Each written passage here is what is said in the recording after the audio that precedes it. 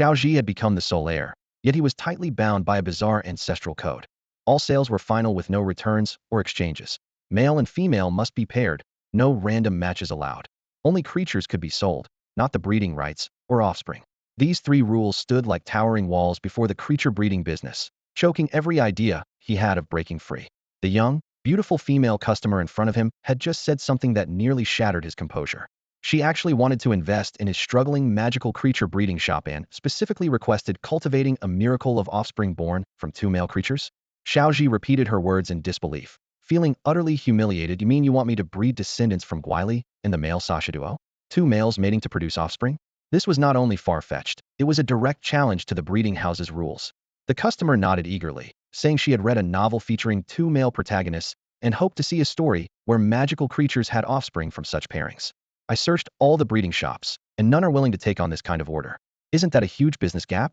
So I decided to invest in a place that specializes in unusual requests to bring some novelty to the world. Xiao Zhi smiled wryly but could only patiently explain, we simply cannot accept orders like that. The ancestral code is clear: male and female must pair, eggs must be from compatible groups, two males cannot produce eggs.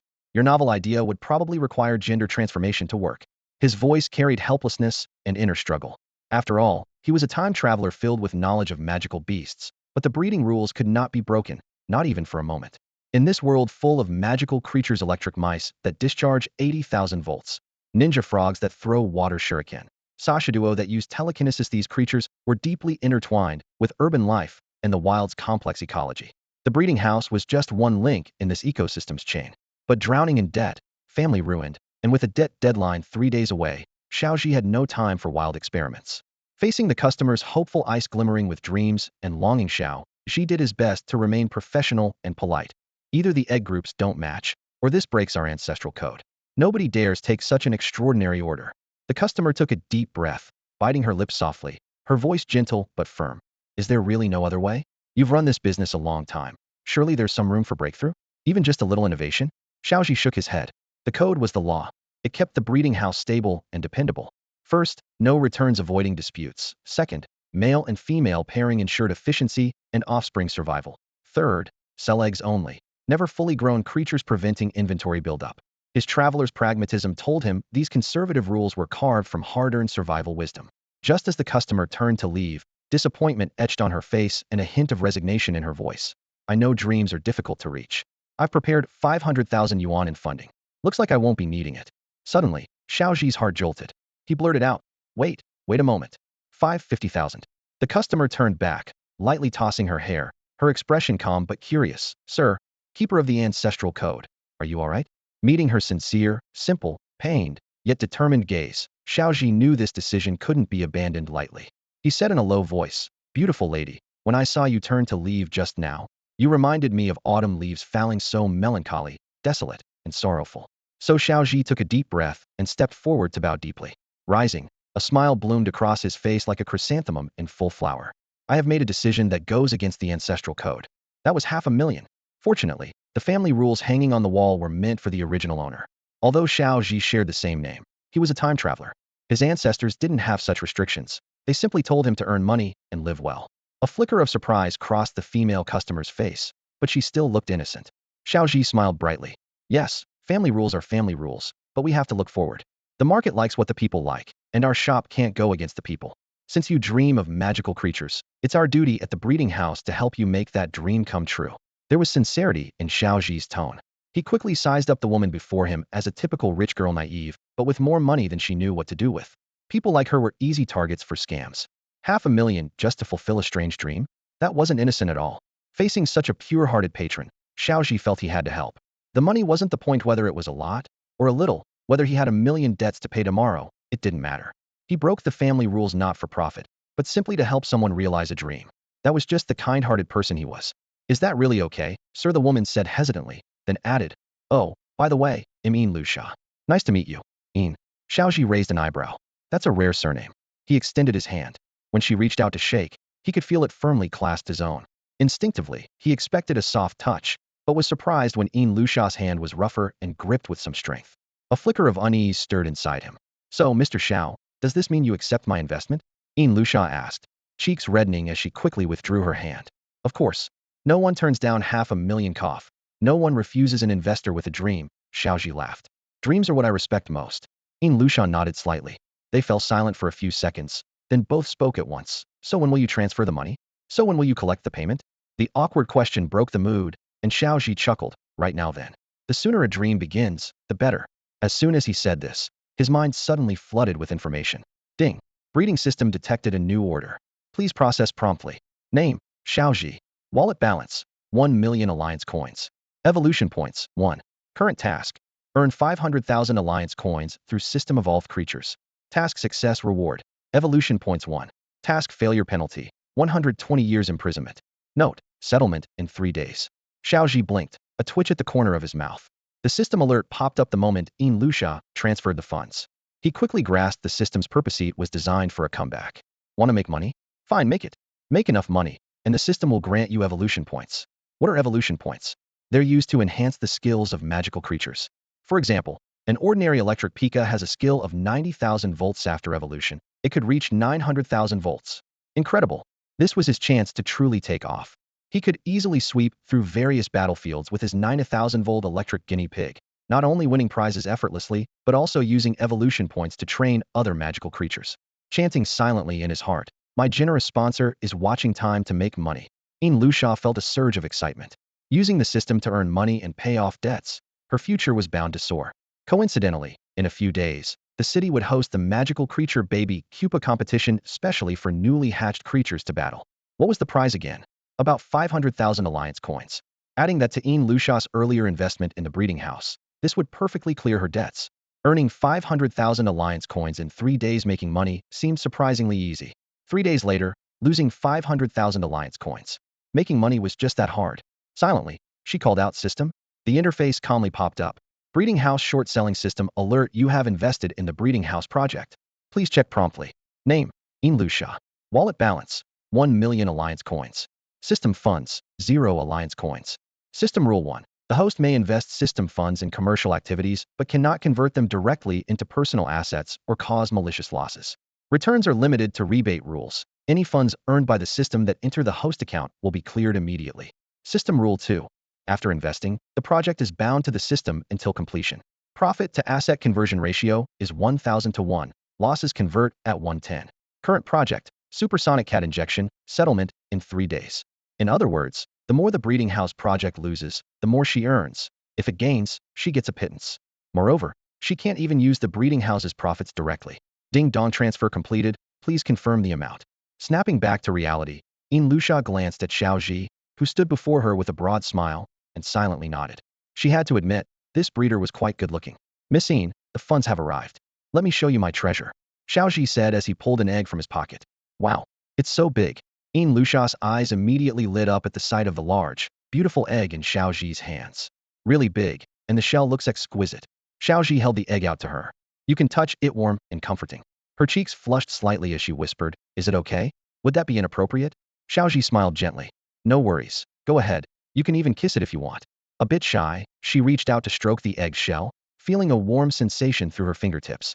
Meanwhile, Xiao Zhi passionately began his introduction beside her ear. Miss Yin, I truly believe this supersonic cat has huge potential.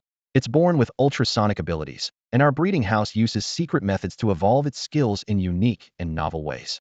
Whether in the glamorous arena tournaments or various battles, it's bound to shine. I plan to put all your investment into this supersonic cat. I'm confident it will become the star creature of our breeding house. Lusha's hand froze on the egg, quickly pulling back as a slight frown appeared. 50,000 invested all at once into a single supersonic cat? Was this breeding house run by aristocrats or fools? Do they take me for an idiot? She thought, but a smile tugged at the corner of her mouth. Lose more, win more, that's exactly what I want. Invest more, lose more, only by spending can you truly earn. What's the matter, Miss Yin? Xiao Zhi's brow furrowed slightly with curiosity, concern evident in his voice. Seeing this, Lusha's eyebrows twitched briefly before relaxing again, her face returning to a shy and somewhat innocent expression. Only 500,000, isn't that too little? She asked softly. As soon as the words left her mouth, Xiao Zhi raised an eyebrow. The surprise quickly faded, replaced by an even brighter smile, and his tone grew enthusiastic. Miss Yin, you really know your stuff. That's just my initial investment. They'll definitely put in more 3 days from now. But when that time comes, they'll be counting on you. Okay. Lusha lowered her gaze slightly. On the surface, She looked bashful, but inwardly she was smiling. This was exactly what she wanted. After all, she was here to lose money temporarily. Once the funds settled in 3 days, the money flow would return, and her loss-making projects would finally find a way forward. Her eyes lingered on Xiao Zhi's face, the rebellious charm in his sharp features growing more appealing with every glance. This guy truly lived up to his reputation. The most indebted, with the rarest magical creatures and the least experience, not to mention a lack of scruples, anywhere within 300 kilometers. Her months of hard searching on a shared bike had not been in vain. Investing in this breeding house, leveraging the system's loss rebate, might actually let her clear old debts in just a few days and earn a profit, reclaiming her former glory. With that thought, a genuine smile curved Lu Xiao's lips. He'll come back after 3 days. You start operations now, and he'll top up the funds then. New funds. Xiao Zhi's smile remained wide. Blushing slightly, Lu Xiao lowered her head and whispered, I'm not sure I'll have to ask my father for some pocket money first. All right. They'll look forward to your good news, Miss Yin. Xiao Zhi stood and said with a smile, I'm off now. I have to accompany my father to play golf this afternoon. Okay, goodbye, honored shareholder. Lu Xiao smiled sweetly. Mr. Xiao, you really have a way with words. Goodbye. She climbed into the extended white Lincoln and slowly drove away, eventually disappearing at the far end of the road. Watching the car fade into the distance, Xiao Zhi finally exhaled in relief. Now that the big investor had spoken, it was time to get to work. The next morning, inside the incubation room, with a crisp crack, the egg finally broke open, and Xiao Zhi let out a long-awaited sigh of relief, ready to sit down and rest. The artificial incubator he was using was ancient and unreliable, constantly losing heat and pressure, breaking down every few seconds. After 7 life-or-death battles through the night, he was physically and mentally exhausted. Fortunately, this egg had survived, finally giving birth to new life. Accompanied by a faint, rhythmic meow meow sound, the eggshell gradually split open. A snow-white short-haired kitten poked its head out, its round little body curled tightly into a ball. On its 2 pale pink ears, each bore a star-shaped birthmark. Its pudgy little paws hadn't yet grown claws, and it occasionally scratched its tiny head. Then, softly whining, it opened its eyes large, round black pupils brimming with curiosity as they stared at Xiao Zhi. The super sound cat softly responded, meow, such a cutie. Xiao Zhi smiled, feeling an almost imperceptible emotional connection with the little creature. The kitten wobbled on its 2 short legs, stretching lazily. But in a moment of carelessness, it tumbled off the table. Despite its round shape, it landed gracefully, flipping midair and touching down firmly on the floor. Wow, you're pretty agile, it chirped as the kitten scampered over to Xiao Zhi and rubbed against his pants leg. He crouched down and affectionately stroked its soft head. The kitten purred contentedly, basking in the warmth. Hey, you're pretty clingy, huh? Looks like we're going to live together from now on, Xiao Zhi laughed. I'm Xiao Zhi. Let me give you a name. You're so creamy white, I'll call you Xuezi. Holding the kitten up, Xuezi seemed to understand, tilting its head and responding with a tiny meow meow Xuezi. Xiao Zhi's face softened with fatherly pride as he petted the kitten's head and exhaled in relief. Xuezi meowed back, their calmed response filling the air with warmth. Suddenly, Xuezi's expression blanked out, as if about to sneeze. Its body twitched violently, then it let out a sharp, loud sneeze. Meow. In that instant, a powerful supersonic wave burst from its mouth, rumbling through the air. The shockwave struck a nearby vase, shattering it instantly. Pieces scattered across the floor. That vase was a family heirloom, a renowned official kiln treasure passed down from the original owner's grandfather. Its market value was over 300 million yuan, and now it was broken just like that by Xuezi. Xiao Zhi scanned the shards on the floor and glanced at the nearly cracked wall corner. His eyes flashed, a chill running down his spine. The power was shockingly intense.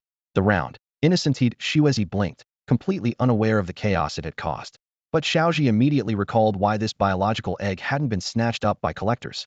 The normal supersonic cats had far stronger sonic powers. Legend says their waves could split gold and stone. Yet Xuezi's supersonic blast had barely managed to shatter a vase, clearly weaker than the norm. Plus, its snowy white fur was unlike the usual gray, black, or yellow breeds on the market. No wonder the debtor hadn't taken it away.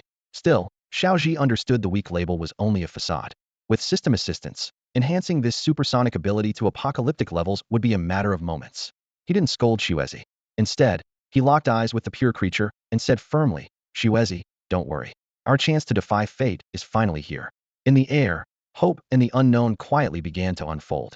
Gurgle just as he was about to say a few impromptu words, his stomach protested loudly. After a whole night of tossing and turning, he was definitely quite hungry. He rubbed his belly and muttered, let's eat first, then talk. Xiao Zhi gently stroked Xuezi's soft head, murmuring, I originally planned to gather some money and run, or maybe rely on the state support inside. Aside from that box of instant noodles, I didn't prepare much food for you. But now that you're here, we have to both eat our fill.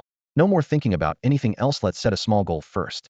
Right now, they were living off the funds reserved by the ugly group and Huabei. He decided to order takeout for Xuezi and charged it to her account, promising to pay it back next month. Once you grow and evolve, they'll take you out for the finer things in life. Although Xuezi didn't understand his words, she saw the excitement in Xiao Zhi's eyes and the gentle wag of her tail, so she nodded enthusiastically. Xiao Zhi smiled in satisfaction and patted her little head. He ordered takeout that included moo milk and several packets of cat food, while he prepared a bowl of pickled cabbage noodles for himself. While waiting for the noodles to soak, Xiao Zhi didn't bother tidying the messy hatchery. Instead, he energetically set about making a temporary home for Xuezi. His movements were brisk yet tender as he hummed a little tune. Using scissors, he cut open one corner of a large cardboard box, washed a plastic bowl, and laid out some old towels, building a simple shelter for Xuezi. The litter box, food container, water bowl, vitamins, cat toys, and a cat castle. All the essentials were ordered online and paid for by Huabei. Xiao Zhi was busy non-stop while Xuezi trotted alongside, occasionally rubbing against his calves, showing how dependent she was. When the delivery arrived, Xiao Zhi's noodles were just about ready. He picked up the noodles and ate while scrolling through the local baby cup competition info on Qian. Do the league's level and a level matches offered tens of thousands in prize money for top ranks. Once Xuezi evolved, those winnings would be theirs for the taking. Before long, Zuiza's belly was round and full, making her movements heavy. She nudged against Xiao Zhi, ready to lean on him and sleep. Xiao Zhi finished the last sips of his hot soup, tidied up the trash, and went over to Xuezi, eagerly calling out, System? System? Come on. Give me a destructive sonic wave evolution skill. Ding. Congratulations, host. Ultrasonic cat has evolved successfully. Evolution points consumed. 1. Evolution skill ultrasonic wave. Post-evolution skill description. Ultrasonic cat can precisely control sound waves. Xuezi showed no visible changes, standing there blankly with a confused expression. Xiao Zhi's heart stirred, deciding to give it a try. He took Xuezi outside to an open space, hid behind a table, covered his ears reflexively, and softly called, Xuezi, activate your skill. Meow. Xuezi looked around as if searching for a switch, but remained still. Suddenly, she took a step forward and walked straight towards Xiao Zhi's calf. Meow. The sonic wave slowly emitted from her body. The ripple was visible as it spread, enveloping Xiao Zhi's leg. Startled, he quickly stepped back 2 paces. Xuezi, what are you doing? I don't want to be disabled. The wave faded in an instant, and he checked his leg was unharmed, but a chill ran through him. Looking down, he saw clumps of fur scattered on the ground. Meow. Seeing that Xiao Zhi hadn't stopped her, Xuezi emitted another ring of sonic waves, shaking fur off his right calf to reveal smooth, pale skin beneath. Smooth and pale? Xiao Zhi froze, staring in disbelief at his now hairless lower leg. At that moment, Zuiza's gaze shifted to his hair on his head, her eyes shining with curiosity. Xiao Zhi flashed a quick movement and kept shouting, Hey, hey, hey, Xuezi, that's enough. He touched his leg. Losing a single leg hair was no big deal, but if he started losing hair on his head, that would really be painful. Lowering his gaze to his smooth, fair leg skin, he frowned slightly. This skill was supposed to be stronger, so why had it deteriorated like this? The words, evolution, evolution flashed through his mind, and his brow lifted in sudden understanding. Evolution isn't just simple progression. While evolution usually means getting stronger step by step, evolution in this context implied random adaptation. That explained why Zuiza's skill had actually become weaker than before. At that moment, Xuezi had just finished using the skill and slowly approached Xiao Zhi, staring at him fixedly, clearly expecting praise. Xiao Zhi hurriedly accepted the reality and turned to look at his smooth, tender leg. Many thoughts crossed his mind. In the end, he reached out and affectionately patted Zuiza's head, saying, Xuezi, honestly, your hair removal skill is pretty impressive. If you worked in the medical aesthetics industry, you'd definitely have huge potential. From the original owner's memories, Xiao Zhi knew there was indeed a medical aesthetics sector in this world, and it was very profitable. He realized he was shrewd enough that he didn't have to rely solely on competitions to make money. Why judge a fish's value by whether it can climb a tree? That would be such a waste. Meow meow, meow meow, Xuezi purred happily, wagging his tail energetically and rolling around by Xiao Zhi's side. Xiao Zhi laughed repeatedly. Haha, we're both gonna make it big. Then he noticed the shattered flower pot on the ground and worried the broken ceramic might hurt Xuezi. Grabbing a broom, he started to clean up. Xuezi, you keep playing. He'll clean this up. His laughter rang out again and again, completely unrestrained and joyful. It wasn't until he picked up the bottom piece of the ancestral imperial kiln flower pot and carefully examined it that he saw the large characters printed on the base, microwave safe. Xiao Zhi was instantly speechless, thinking to himself, seems like great-grandpa really got the short end of the stick back then. After handling a project worth 300 million, Xiao Zhi began seriously considering how to enter the medical aesthetics industry. He deleted his previous search history about baby cups from his phone and retyped types of medical aesthetics business for a fresh inquiry. After reviewing several industry reports and related videos, he noticed that hair removal services had significant potential. First, hair removal machines are expensive, typically costing over 100,000, which is unaffordable for small and medium-sized beauty salons. Only large medical aesthetics institutions can bear the cost. The usual charge for a single hair removal session is in the range of 10,000 yuan, offering substantial profit margins. Second, although small beauty salons offer manual hair removal, the results are poor, hygiene is questionable, relapse is common, and skin diseases can even develop, making many customers hesitant. Most importantly, hair removal services require a high degree of privacy for clients. But existing medical aesthetics providers don't pay enough attention to this, causing shy customers to avoid trying the service altogether. At present, the real experience of offline hair removal is almost synonymous with expensive, painful, and uncomfortable, a double torment for body and mind. Xiao Zhi thought that sending the adorable and skilled Xuezi to handle hair removal could address these pain points with her unique abilities. Instead of spending over 100,000 alliance coins on hair removal machines, Xuezi could simply eat well and apply her skills to replace the machines. This advantage excited him greatly. If this doesn't make money, nothing will. But the question was, how to scale this business? The traditional approach combines online and offline channels. Xiao Zhi glanced around his existing breeding house and briefly considered converting it into an offline store. In theory, it was feasible, but the reality was harsh. No funds for renovations, low efficiency, and at most a handful of customers a day. To achieve fast capital turnover, Xuezi had to break free from unknown service constraints and teach her skills to multiple clients at once. That was the key to explosive profitability. Copying skills. Xiao Zhi furrowed his brow, trying to organize his thoughts. Suddenly, his eyes lit up. Isn't the skill disc perfect? Skill discs are a technology developed by the Alliance, designed to enable magical creatures to learn similar attribute skills outside their innate talents. For example, an electric attribute Electric Digo, which can't naturally learn the Thunderclap skill during growth, can still master it if someone records the skill from another creature and feeds the disc to the Electric Digo provided the attribute type matches. If so, producing a skill disc of Xuezi's hair removal technique could perfectly substitute the costly hair removal machines. Additionally, skill discs have another advantage. Once a magical creature learns a skill from a disc, it cannot learn other discs, creating an invisible intellectual property barrier that prevents resellers from cutting into the market, guaranteeing higher profits. The more Xiao Zhi thought about it, the more excited he became. His fingers flew over his phone as he searched rapidly for medical aesthetics data in City Z. From what he knew, there were over 2,000 beauty salons in City Z alone, with even more throughout the province. Together with a large retail customer base, the market size was considerable. Next, he pondered pricing strategy. Cost-based pricing could be one way. A flash of inspiration made him open Chotuan to check the market price of vacant skill discs.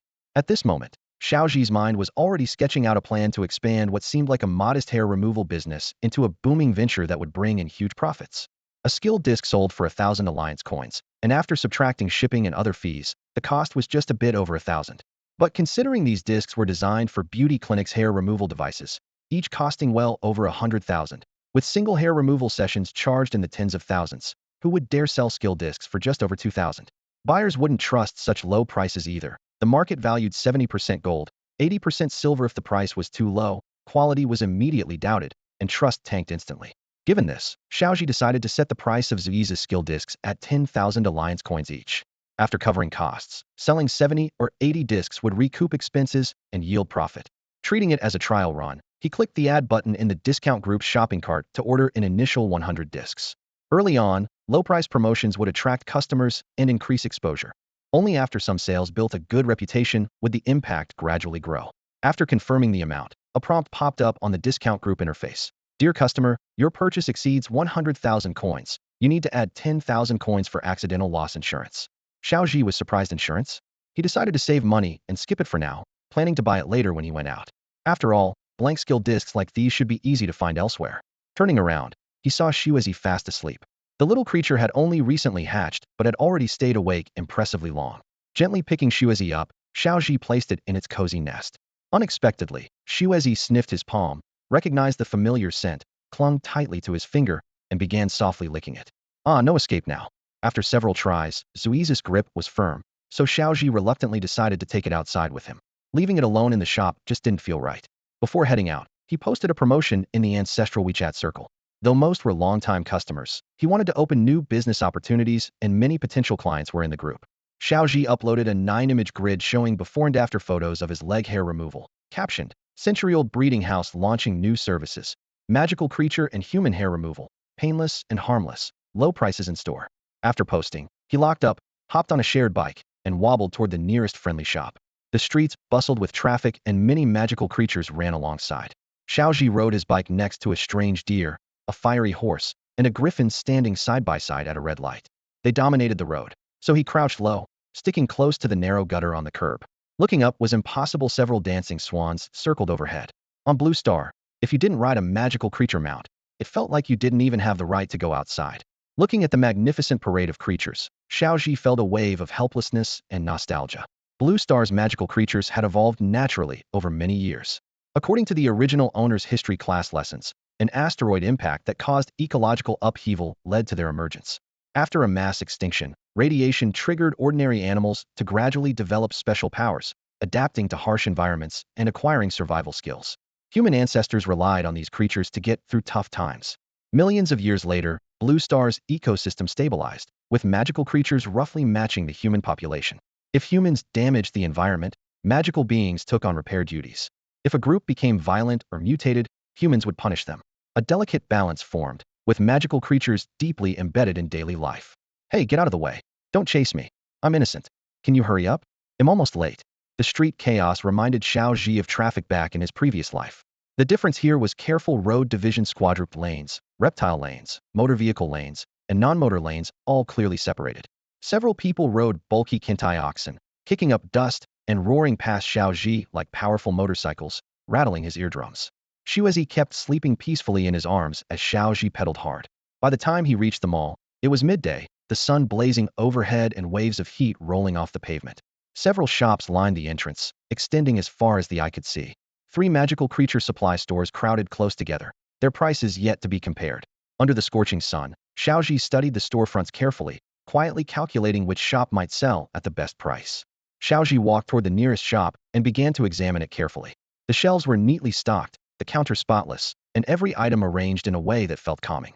Compared to the 2 other stores on the street, this one deliberately highlighted its merchandise, with posters on the walls advertising membership cards, points, and discount promotions.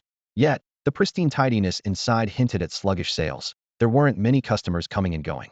In the few square meters of space stood only a wooden chair and a coat rack holding a slightly worn fur jacket. A brightly colored cockatoo perched on the shopkeeper's shoulder called out, "Welcome to the friendly store." The owner was a woman in her 30s, somewhere between youthful innocence and mature charm, carrying a unique allure. She wore a sleeveless red silk cheapao that perfectly accentuated her figure. Clutching a cloth, she bent over to wipe the counter, her jade earrings swaying gently with the movement. Her long hair cascaded over one shoulder, covering her pale collarbone, while her deep red lips chewed on something. The woman glanced at Xiao Zhi from the corner of her eye and asked casually, "What do you want?" Xiao Zhi got straight to the point. "Do you have any unused skill discs?" She straightened up and twisted at the waist, pulling 2 discs out from under the counter and tossing them onto the table. "New ones sell for 1,200, used for 600. Xiao Zhi had done the math. These discs cost less than 600 to produce, and 1,200 was roughly market price. If it weren't for constant failures with secondhand discs online, he might have considered buying.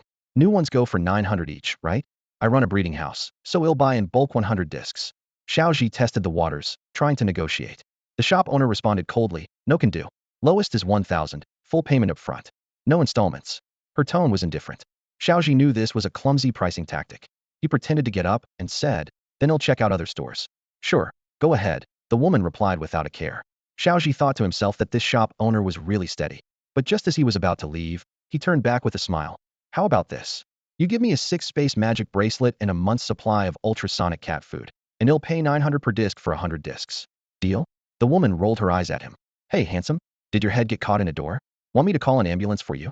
Don't blame Mayor, so charming. No wonder guys get all dizzy, especially a young, energetic woman like me. Xiao Zhi scratched his head. Although she was sarcastic, the blunt compliment stirred something in her. Her lips twitched upward, and even her eye roll carried a trace of amusement. Sensing the moment, he laughed and said, "Haha, just kidding. What I mean is, I can create a marketing plan for you. If it doesn't work, they'll buy your discs at full price." "What do you say?"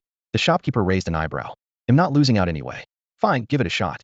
On condition you follow my plan exactly," Xiao Zhi said. "Okay, no problem." They'll listen to whatever you say. Xiao Zhi thought to himself that after a lifetime struggling on Earth, his biggest takeaway was how often had been cut down by capital, so he understood all the tricks and negotiations in this game. As an experienced old hand in the game, he was well versed in all the tricks of capital operation, especially the ways offline stores turn a profit. What surprised him was that his bitter past would actually come in handy here, helping him score something for free in front of these simple, naive Blue Star locals. Xiao Zhi stepped into the landlady's shop and noticed the half-price sale sign had quietly disappeared from the magical creature candy section. The landlady stood silently to the side, expression cold and unyielding. Xiao Zhi casually grabbed paper and pen and wrote a new slogan. First at full price, second at half price, third is free. He smiled, calculating that the price was still basically half off, but made customers feel like they were getting a huge bargain. The landlady raised an eyebrow but remained silent, her eyes showing a flicker of change. Watching closely, Xiao Zhi shook his head with disdain at her membership points card system. You're still redeeming prizes with points? That childish tactic died out 10 years ago where I'm from. Honestly, your approach to capital is disappointing. With that, he tore down the prize redemption sign and tossed it in the bin, replacing it with one he wrote himself. Double top-up for half price, triple top-up for free. Friendly stores bloom everywhere. Franchise shops are countless. Your store makes no money without repeat customers. How can you outperform the rest? The landlady's business instincts told her he had a point. Customers tend to spend when they have stored up funds. Xiao Zhi then stuck a note on the prize cabinet, renaming it the Spend Win Lucky Draw. She nodded but said, nothing special, doesn't really attract me. Predicting this, Xiao Zhi asked, what's your most expensive item? The landlady thought for a moment. The priciest thing here is a rare skill CD, 20,000 alliance coins. Though he hadn't thought much of the landlady at first, Xiao Zhi took the skill CD and placed it in the most eye-catching spot atop the lucky draw cabinet. Much better like this. The landlady looked puzzled. What if someone actually wins it? Wouldn't you just set the odds to zero? Xiao Zhi smiled. Just put a tiny chance on it, enough to spark interest. She gave him a suspicious look, as if thinking he was up to no good, and asked doubtfully, do people really buy in for such a minuscule probability? I don't buy it. Xiao Zhi grinned confidently. Trust me, I've seen tons of cases. A ticket costs less than 10 alliance coins. The jackpot odds are lower than getting struck by lightning. Yet people still go all out, even risking everything for a shot. After all, the hardest thing to kill in this world is hope. The woman was half convinced when two trainers pushed open the door. Boss, do you have any lomizi? My water spitter turtle's digestion's off lately. The landlady nodded. Yes, and today's promotion, the first at full price, second half off, third free. The trainer blinked in surprise. Can that apply to different ones too? Like buying 3 different ones? The landlady replied flatly, sure. Another trainer's eyes lit up. That's a great deal. We'll take 3 too. You've got yay fruit, right? Business suddenly picked up. The shop filled with customers nonstop. The whole morning it was packed. As lunch approached, the mall grew ever more crowded, and the business boomed like never before. Almost every trainer who stepped into this shop found their eyes drawn to the slogans plastered on the walls. The female owner bustled about, sweat dripping down her forehead as she weaved tirelessly through the cramped space. The items on the shelves were snapped up in no time, and what was once neatly arranged stock had become sparse, with no spare goods left on display.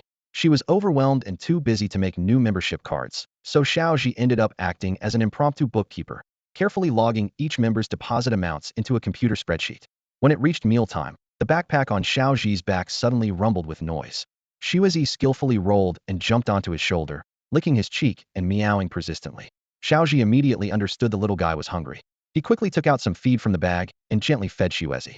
Slowly, the lunch break passed, and the customer flow inside the shop noticeably thinned out. The busy woman finally found a moment to catch her breath.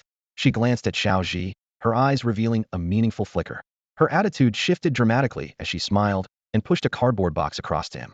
Not bad, little brother. Didn't expect these trainers to be swayed by your approach. Huh? She deliberately leaned in, releasing a soft, fragrant breeze. Xiao Zhi felt an invisible pressure, unable to let his eyes wander, his hands tightly pressed to his sides. Whatever you want, I've got it all right here, she said with an irresistible softness. This magical bracelet, plus a month's supply of supersonic meow meow feed for free. As for the skill discs, I'm charging 800 yuan each, but consider it a friend's discount for you. She then handed over several big packs of crispy little fish treats. These are for your little buddy. Xiao Zhi was taken aback. 800 yuan per disc? Compared to the original price, that saved over 40,000 yuan, which was no small sum. But he also knew roughly that the woman's daily income was about the same amount. Before he could respond, Xiao Zhi had already leapt into the woman's arms, paws pointing eagerly at the fish treats, meowing non-stop. Understanding the message, Xiao Zhi quickly stuffed the fish packs back into his backpack under Ziyi's watchful eyes. Just as Xiao Zhi turned to leave, the owners of 2 other shops approached. One frowned and said, Boss? Didn't you say no selling at a loss? The other chuckled. Or have you taken a fancy to this young guy? The female owner shot them a cold glare. You're still too naive. This kid's no ordinary client besides his business smarts. Have you ever seen a white supersonic meow meow? Xiao Zhi never expected that carrying 100 skill discs would be such a heavy burden. Both he and Xuezi were drenched in sweat, struggling just to push the weighty box into the breeding room. Although Xuezi only lay behind the box, using its short legs to keep moving, its exhaustion was impossible to hide. The moment they got home, it crawled straight into its little nest and fell fast asleep. It was already afternoon. Xiao Zhi had no time to rest. He pulled out his phone and started searching for sales case studies related to skill discs, eager to learn from the experiences of other breeding houses and sell the remaining discs quickly. The most common sales methods mentioned were product launch events, skill disc expos, and online promo live streams. Summarizing the process.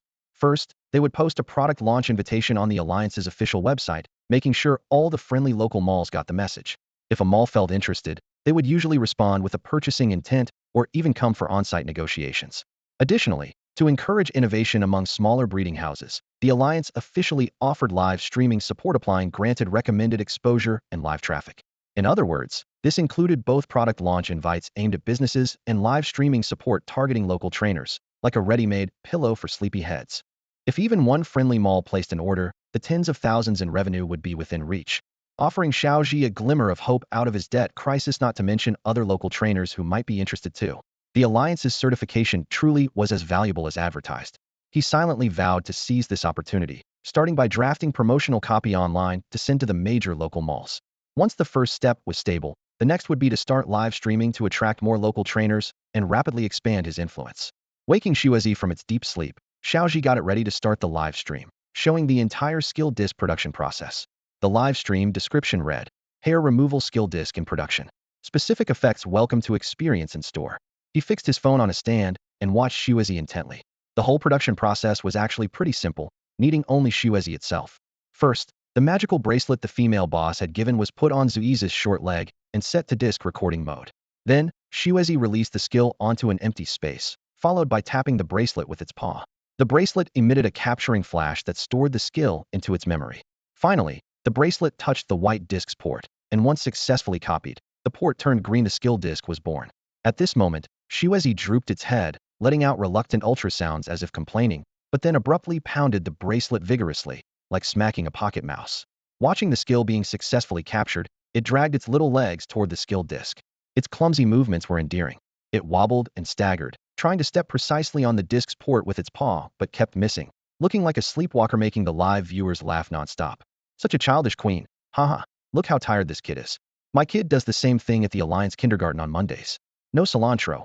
Ozzel. This little guy is just too adorable. Xiao Zhi stood by, watching contentedly, feeling that everything was proceeding in an orderly way, and that he was inching closer to freedom.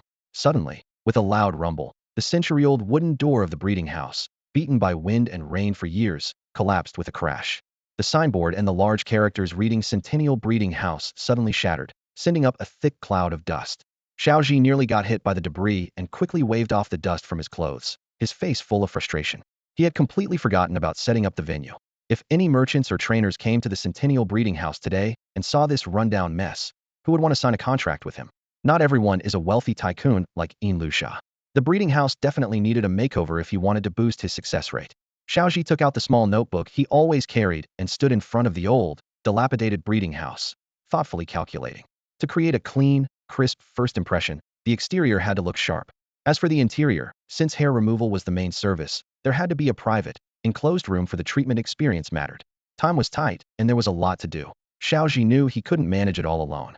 It would be best to find some helpers, ideally skilled painters familiar with design, while he focused on controlling the overall exhibition and the hair removal experience.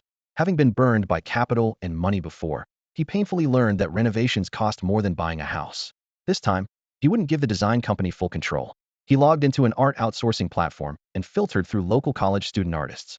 After reviewing their portfolios, he messaged a few he liked to help paint the exterior walls, giving them creative freedom. The platform vetted the artists to ensure quality, and who better than college students to know the latest trends? Xiao Zhi was confident this would work. Best of all, these students charged very little. What should have cost tens of thousands would only be a few thousand with them. Don't ask how he knew, because in a previous life, he was one of those college students. As for the signage, there was no time for anything fancy. A simple banner above the door read, Centennial Breeding House product launched straightforward and clear.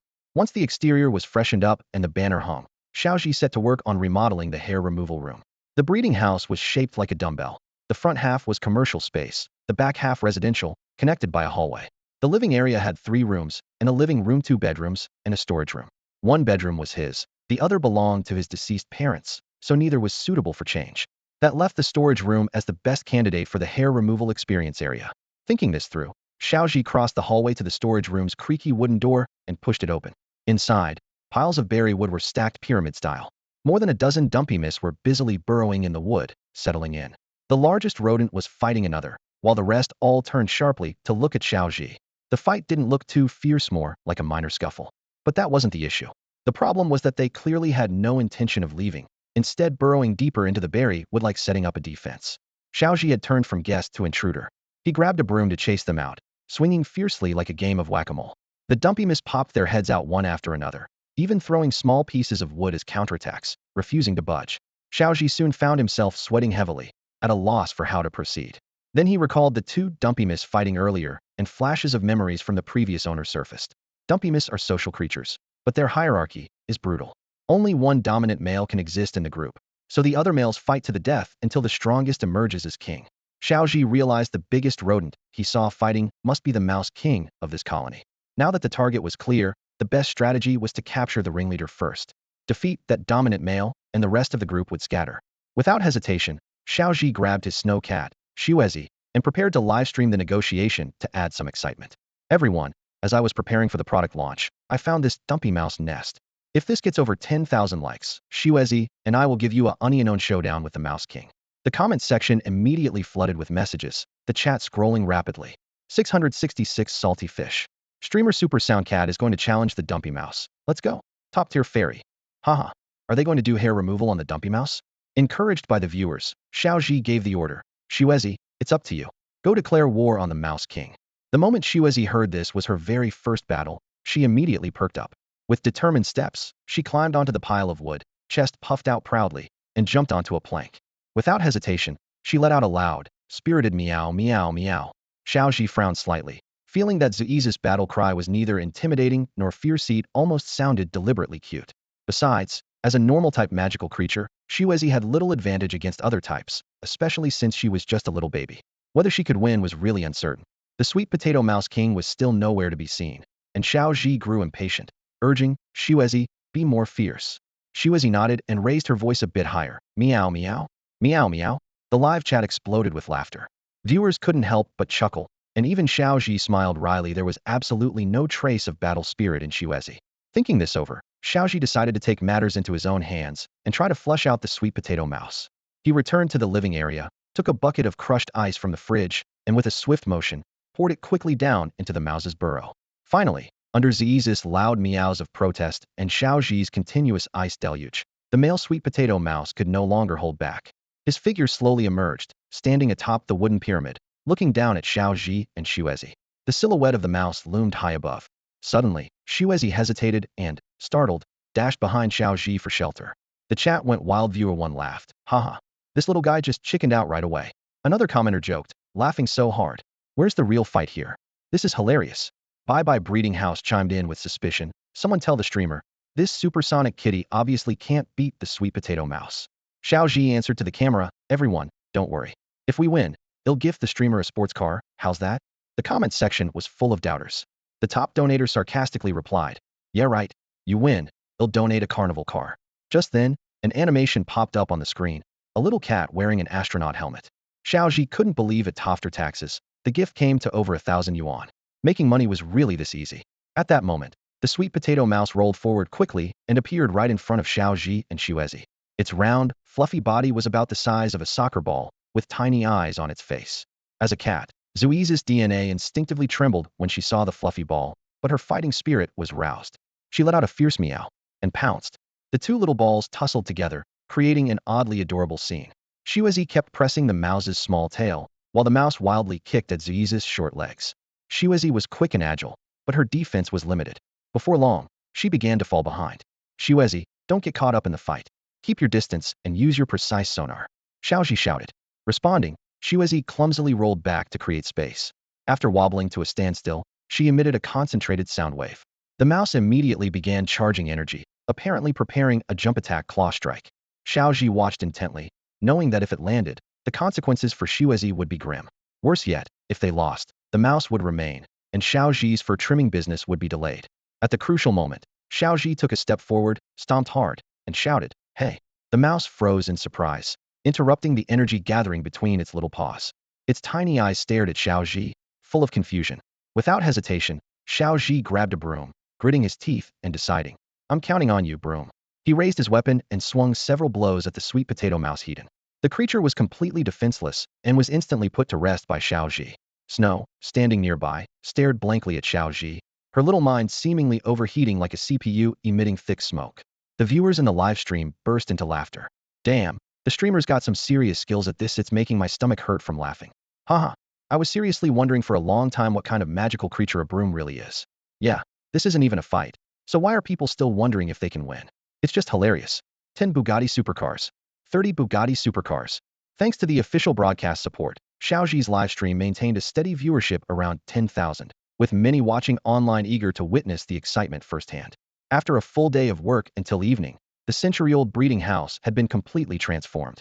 The exterior walls were repainted in a modern-style dopamine-inspired mural, bursting with vibrant and energetic colors. A bold banner announcing the product launch hung over the entrance, and the old furniture in the storeroom had been replaced with stylish pieces that matched Blue Star's current aesthetic trends. However, since it was a weekday, most people were probably at work. Only a few kittens came to visit, and no company representative showed up, falling far short of expectations. Xiao Zhi thought of Lu Sha's promise of a second investment. Only when this second tranche was secured could he repay the first loan without stress. He had to make Lu Sha believe the depilation business was thriving and full of momentum. Meanwhile, Lu Sha was still working assembly line shifts at an electronics factory in Z City. No matter what she did these days, her mind kept drifting to Xiao Zhi's handsome face and that giant egg. She kept wondering how to inspire Xiao Zhi to keep burning with that near-crazed entrepreneurial passion. It was like winning 5 million but refusing to claim it, forcing yourself to tighten screws daily. Anyone would zone out. She found herself randomly giggling at her workstation and even secretly looking at photos of Xiao Zhi and the breeding house, eventually drawing her supervisor's attention. Lu Sha, what are you thinking about again? Your work efficiency is so low, progress so slow. Do you respect yourself at all? Do you respect the company's nurturing and education? If this keeps up, your paycheck gets cut in half this month. Faced with her manager's psychological pressure, Lu Sha frowned and threw her resignation letter in his face. "Sorry, boss, I'm done." Then, amidst envious glances from colleagues, she left the factory without looking back, heading toward blue skies and white clouds. But that was just a fantasy in her heart, only possible after the system calculated tonight. She took a deep breath, forced a smile, and said, "All right, boss, they'll write a self-criticism immediately. Please don't dock my pay." Back at the rented apartment she shared with roommates, she stared at the agreed deadline, heart pounding, starting makeup early. She was determined to regain her peak and become a female entrepreneur worth 5 million. Once ready, Lu Sha headed out, usually relying on public transit or occasional gym trips as excuses to get around. Today was a day of celebration. She decided to splurge and rented a shared bike by scanning the code. Along the way, she kept stopping to check the mileage, determined not to spend extra for going over 10 kilometers. When the odometer neared 9,999 meters, she got off and switched to running, jogging 3 kilometers before reaching the breeding house. From a distance, the building looked completely refreshed. The once peeling and moldy walls were now adorned with a trendy mural of mythical creatures, bursting with bright, eye-catching colors. "This actually looks pretty great. Must have cost a fortune," Lu Sha muttered. Her eyes landed on the banner announcing the product launch. Could Xiao Zhi have actually made some secret money? She approached the entrance cautiously, inspecting everything. The dim and gloomy old lights had been replaced by warm, bright ones. The grimy steps were spotless, and the glass windows gleamed. The century-old breeding house now blended vintage with modern flair, feeling upscale and glamorous. She questioned if she'd come to the right place, double-checked the address, and finally stepped inside. Across the glass, she heard Xiao Zhi's voice snow. "Put some strength into it. We're almost done." Lu Sha raised her brow and glanced through the doorway of the breeding room into the interior. In front of Xiao Zhi stood that round, chubby supersonic cat.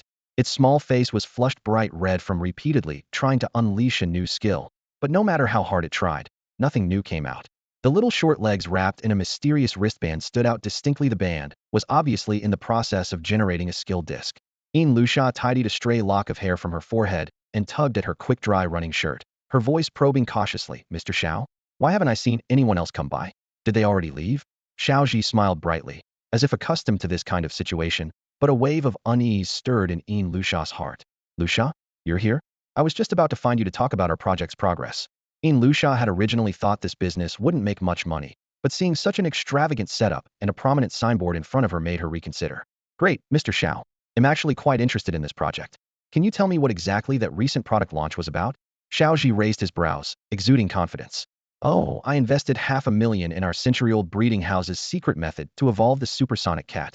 Its skill has changed dramatically from the original earth-shaking supersonic blast to a unique, precise sound wave. This new wave isn't just a destructive roar anymore. It's more accurate, more practical. Next, I want to adapt Ziyi's skill. His tone dropped as he shifted. Following his gaze, Lusha looked at the round supersonic cat inside the room. She glanced down at her own airfield and blushed slightly before hurriedly asking, "Oh, I see. Your breeding house's secret method really is something special. I've never heard of precise sound wave before if that's a fresh name. So far, how much money has this project received?" Xiao Zhi answered directly, "A total of 500,000 alliance credits. That covers the materials for the evolution secret method, the storefront renovation and exterior painting, plus the purchase of skill discs." Lusha nodded, smirking playfully. "You're really throwing money around $500,000 just like that. You're the most reckless boss I've met within 300 kilometers. All this spending dough, you even have any private stash for yourself?" Xiao Zhi paused, then chuckled lightly. "Whether it's embezzlement or corruption, it's that kind of energy that keeps our business alive. It's good for my wallet too." Lusha hurried to respond. "Wait, you said the skill has changed into something new? This new sound wave skill can't be that powerful if you're actually going to sell discs for it, right?" Xiao Zhi grinned triumphantly. "Of course, Liu Sha. Want me to show you a new skill?" He puckered his lips and called out, "Zwazwa, Xuezi, show the boss your moves." Lured by a big handful of small fish snacks, Xuezi finally obediently approached. Yet after a whole day of repeated skill use, Xuezi looked especially exhausted. Her limbs trembled weakly, as if suffering from muscle soreness from overtraining a single group. Lusha watched the flush on Ziyi's face and saw her four short legs gripping tightly to the ground, as if gathering strength. A sharp pang hit her heart. This charge-up took so long. The power must be enormous. Just as her worry grew, an awkward light snap echoed. Ziyi's body emitted layer upon layer of visible sound wave ripples, overlapping fiercely and surging wildly. Lusha's breath caught. The sheer force nearly overwhelmed her. This is it, she thought grimly. There's no way this skill can be casually released for sale. The sound waves rapidly enveloped her backpack like an invisible shield, dense and powerful. The little fluffy ball keychain suddenly burst open in front of everyone's eyes, and a mass of soft white fur fell like snowflakes, scattering all over the ground. Lusha held her breath and waited a few seconds, but saw no further reaction from the skill. Frowning slightly, a flicker of doubt crossed her mind. Is that it? Or maybe her gaze involuntarily shifted toward Xiao Zhi. He was staring at her too, and the two exchanged a silent look, the air tinged with a faint awkwardness. A flush of shyness spread across Lusha's face. She lowered her head and softly said, "Oh my, Mr. Xiao, I've never seen such a rare skill before. It's truly magnificent." Though she spoke with restraint, the smile tugging at the corners of her mouth was difficult to contain. If she hadn't deliberately bitten her lower lip, she might have burst out laughing right then. Maintaining a warm and flattering tone, she continued, "Mr. Xiao, the skill discs we're preparing to sell are from this new skill set, right?" Xiao Zhi nodded confidently. "Yes. Given the current situation, our breeding house livestream has about 10,000 viewers consistently. As long as we keep at it, these discs will definitely sell." Hearing this, Lusha eagerly replied, "That's wonderful." But inwardly, she couldn't help but grumble. You spent 500,000 developing that skill, and all it does is blow up a little crispy fluffball? The effect only gets weaker and weaker. What kind of divine skill is that? These skill discs are no better than throwing trash away. Not only do they take up valuable slots from magical creature skills, but they also treat trainers like fools. Who's going to buy this to use as a razor? This is just unreliable. It's such bad luck that it ended up being you. Yet, aloud she continued showering praise like rapid fire. "Mr. Xiao, you're truly amazing, so capable and responsible. It's an honor to meet you." She gently tucked a few strands of dark hair behind her ear, while a thread of worry lingered in her heart. What if the pricing is too high and we really do sell to a bunch of suckers? Thoughtfully, she asked, "Mr. Xiao, what price are we setting for these skill discs?" Without hesitation and with a trace of pride, Xiao Zhi answered, 11,000 yuan each. "We've stocked 100 copies." Lusha immediately retorted, "That won't work. Over 10,000 yuan for one disc? If a few suckers actually buy them, we'd be in big trouble. That price is just too ridiculous." Xiao Zhi countered, "Lusha, what do you think the right price should be?" She caught on quickly and replied without missing a beat, "I think we should lower it a bit. After all, Our breeding house is just getting started, and selling skilled discs is new for us. A lower price will encourage customers to try them out. Only when they've used the product can we build loyal buyers. At the beginning of establishing a brand, word of mouth is crucial, and it's okay if we take a small loss. So what price do you think is appropriate? Xiao Zhi pressed. Hesitating for a moment, she said 6,000 yuan, silently hoping 5,000 would be out of the question since the system would flag prices too low as malicious losses. Xiao Zhi looked at this innocent and sincere young woman before him, her clear and bright eyes making him briefly waver. He smiled inwardly. This woman will believe anything. I'm already pushing the limits of her trust, and she buys it all. If she hadn't met me, she'd have been eaten alive by business wolves without a trace left. But he comforted himself that he was at least a responsible con artist that'd help her make money.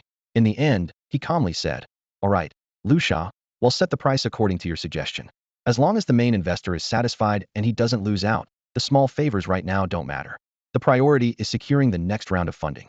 Xiao Zhi adjusted his posture, folding his hands on the table, ready to showcase his achievements in the project. He wanted Lu Sha to see the value in investing. "President Yin, let me update you on our progress." Xiao Zhi cleared his throat. "First, on cost control, I negotiated hard and secured the skill discs at just 30 of market price. For renovation costs, I personally hosted live streams to attract traffic and earned the entire decorating budget within 1 week. As for the wall murals," he paused, a trace of pride shining in his eyes. "I reached out to Art Academy students. They completed the entire exterior mural for only the cost of materials." Lu Sha, who'd been smiling, suddenly raised her hand and lightly wagged her finger. "Boss Xiao, I have to call you out on this." She leaned forward, locking eyes with him. "You're supposed to be the soul of our company. If you do everything yourself, who's actually steering the project?" She stood and paced to the floor-to-ceiling window. "If you want to make a name for yourself, you have to piggyback on some buzz. Bringing in a renowned master from the art world to paint the walls, that's how you make a splash." Xiao Zhi's heart sank. The walls were already finished, and redoing them would mean repainting a not insignificant expense. "But the walls are already done," he said cautiously. Lu Sha turned with a knowing smile, curling her lips. "Mr. Xiao, you need to broaden your perspective." She returned to her seat. "Why not have the master retrace over what the students painted? That way the wall itself stays intact." Xiao Zhi breathed a silent sigh of relief. Had been wondering how to maintain his upright image while using all of Lu Sha's money to pay off debts. It seemed she had it all figured out for him. "Well, then I guess I'm being greedy. I mean, hiring a great artist." Xiao Zhi coughed deliberately to cover his slip. They exchanged smiles, both wordless. Xiao Zhi planned to pay down the debts first. Evolved skills, if applied right, were like a golden ticket. Was confident about making money. Lu Sha chuckled quietly to herself. This fool believed everything she said. Losing money in the future would be effortless. She wondered who would even buy such useless skill discs. Just as they were lost in their thoughts, hurried footsteps sounded outside, followed by a woman's voice. "Boss, are you here? They'll take all your skill discs." Lu Sha and Xiao Zhi walked out together. Standing at the door was a woman wearing an expensive designer pair of sunglasses. Her face was heavily touched up with cosmetic procedures, giving her skin a slightly unnatural sheen. She wore bold, dark lipstick and exuded a commanding presence.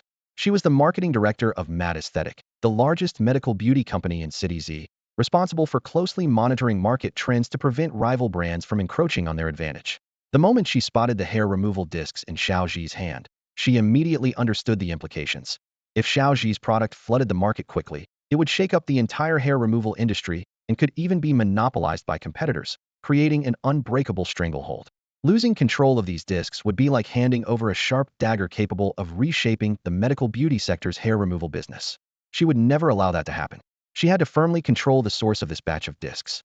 If she succeeded, a transfer to headquarters as general manager would be within her grasp. As she thought this, she raised her voice again. "Is anyone there? I want to buy all your discs." Lu Sha nearly misheard her. He exchanged a glance with Xiao Zhi, and the two stepped out of the living area. Lu Sha spoke first. "Hello, sister. Are you sure you want to buy our skill discs? Could you be in the wrong place?" The woman stepped forward and slowly lowered her sunglasses, her sharp eyes slanting toward Xiao Zhi. "It's him, I'm not mistaken. Bring out all the discs you have." Before Lu Sha could react, Xiao Zhi stepped forward quickly, placing a stack of 100 skill discs on the table. "Beautiful sister, we only have 11 in stock," Lu Sha explained. The woman raised an eyebrow. "Only 11? Already sold out?" Her words stirred a burst of excitement in Lu Sha. Seizing the moment, he said confidently, "Ma'am, not a single one of these skill discs has been sold yet. Their skills are quite unique, so buyers have been sparse. Would you like me to demonstrate?" The woman seemed somewhat relieved. "No need, little beauty. I know what skills these are. It's the sonic skill, right?" Lu Sha hurried to clarify. "No, sister, we don't deceive customers. Our skill isn't an ordinary sonic ability and has no harmful effects at all. The commanding woman froze. Harmful effects? What does a hair removal disc need harmful effects for? Hair removal? Luxia was momentarily stunned. Hair removal discs? He silently cursed himself for being so clueless. How had he never heard of this before? If it was really for hair removal, it would be a bestseller. Had no one informed her? Seeing Xiao Zhi lost in thought and growing anxious, he quickly stepped forward to explain, "Beautiful sister, you must know your stuff. The main function of these discs is indeed hair removal. Did you find us through a live stream?" The woman nodded in agreement. Yes, I'm short on time. No need for small talk, just pack them up quickly. All right, beautiful sister. We only have 11 discs here, each priced at 6,000 alliance coins. The total is 66,000. Wishing you success in your business. Xiao Zhi handed over a plastic bag, satisfaction gleaming in his eyes. Luxia stared at the discs in his hand, unwilling to give up so easily. Just as he hesitated to speak again, the woman suddenly clapped her hands, and a bald man dressed in black, a typical bodyguard, stepped in behind her. He tapped the mystical bracelet, and suddenly, a monkey king with a world-weary expression appeared inside the shop. Both the man and the monkey walked over to the counter together, picked up several skill discs, and started manipulating them. Crack, crack accompanied by the sharp sounds of breaking. The bald man snapped all the discs in his hands right in front of them, then casually tossed the broken pieces on the floor and stomped on them repeatedly. Luxia and Xiao Zhi exchanged puzzled glances, their minds racing. What on earth was this scene about? They hadn't even paid yet. Was this some kind of protection racket, or just a show of dominance? Had Xiao Zhi offended someone? Surprisingly, facing this situation, Luxia felt strangely relieved. Could it be a robbery? If so, that wouldn't be so bad.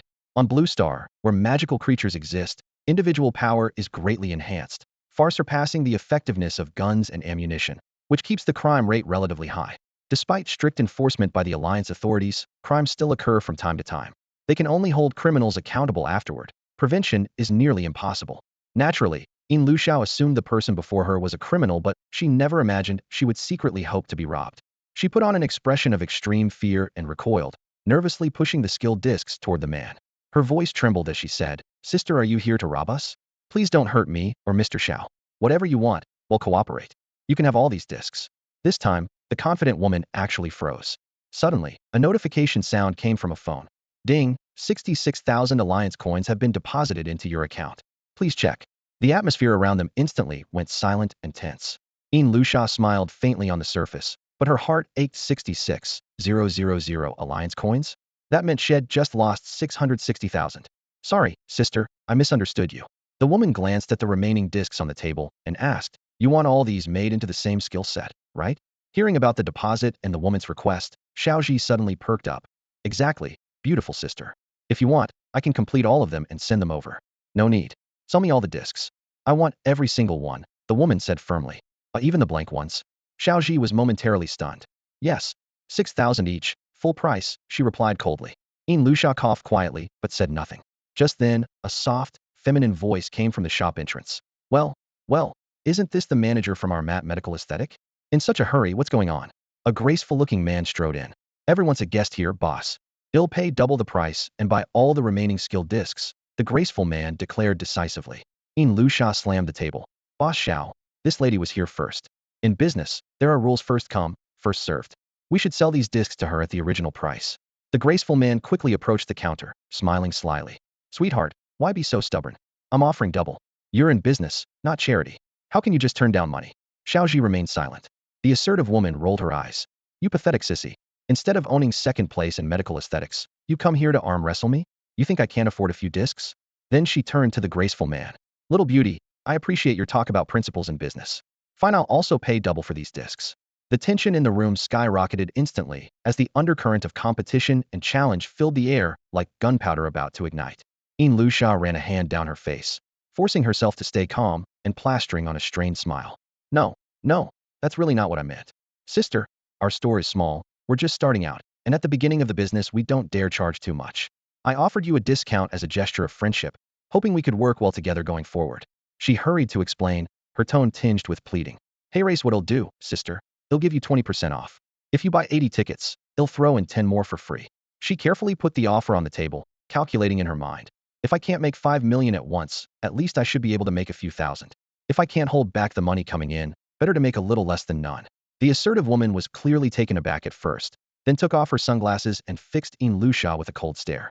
There was a hint of scrutiny in her gaze before she nodded in satisfaction. A bad feeling immediately crept into Lusha's chest. That's good. Young people like you aren't common anymore. You remind me of how I was when I started out, the woman said slowly. Hey, race the deal. Since some wimps are already charging double, as your elder sister, I'll pay triple. Lusha's smile stiffened until it nearly cracked, and her mind exploded with frustration. What kind of people are these? You're the ones who have no problem with money. Why are you giving me such a hard time? Suddenly, the dominant woman seemed to remember something. She pulled a document out of her handbag, almost forgetting the main point. Sister isn't here for a one-time deal today. This is about signing a long-term meal ticket a long-term contract. They'll take all your future discs. Lusha took a deep breath, forcing herself to look in control. She solemnly patted Xiao Zhi's shoulder beside her. Mr. Xiao, sister has just helped you secure this deal. From here on, it's up to you. Since this beautiful sister values our products so much, sell everything to her. But be sure not to charge too high, just write 6,000 on the contract. Xiao Zhi took the contract with a bright smile, though doubt began to creep into his mind. Could it be I misjudged her?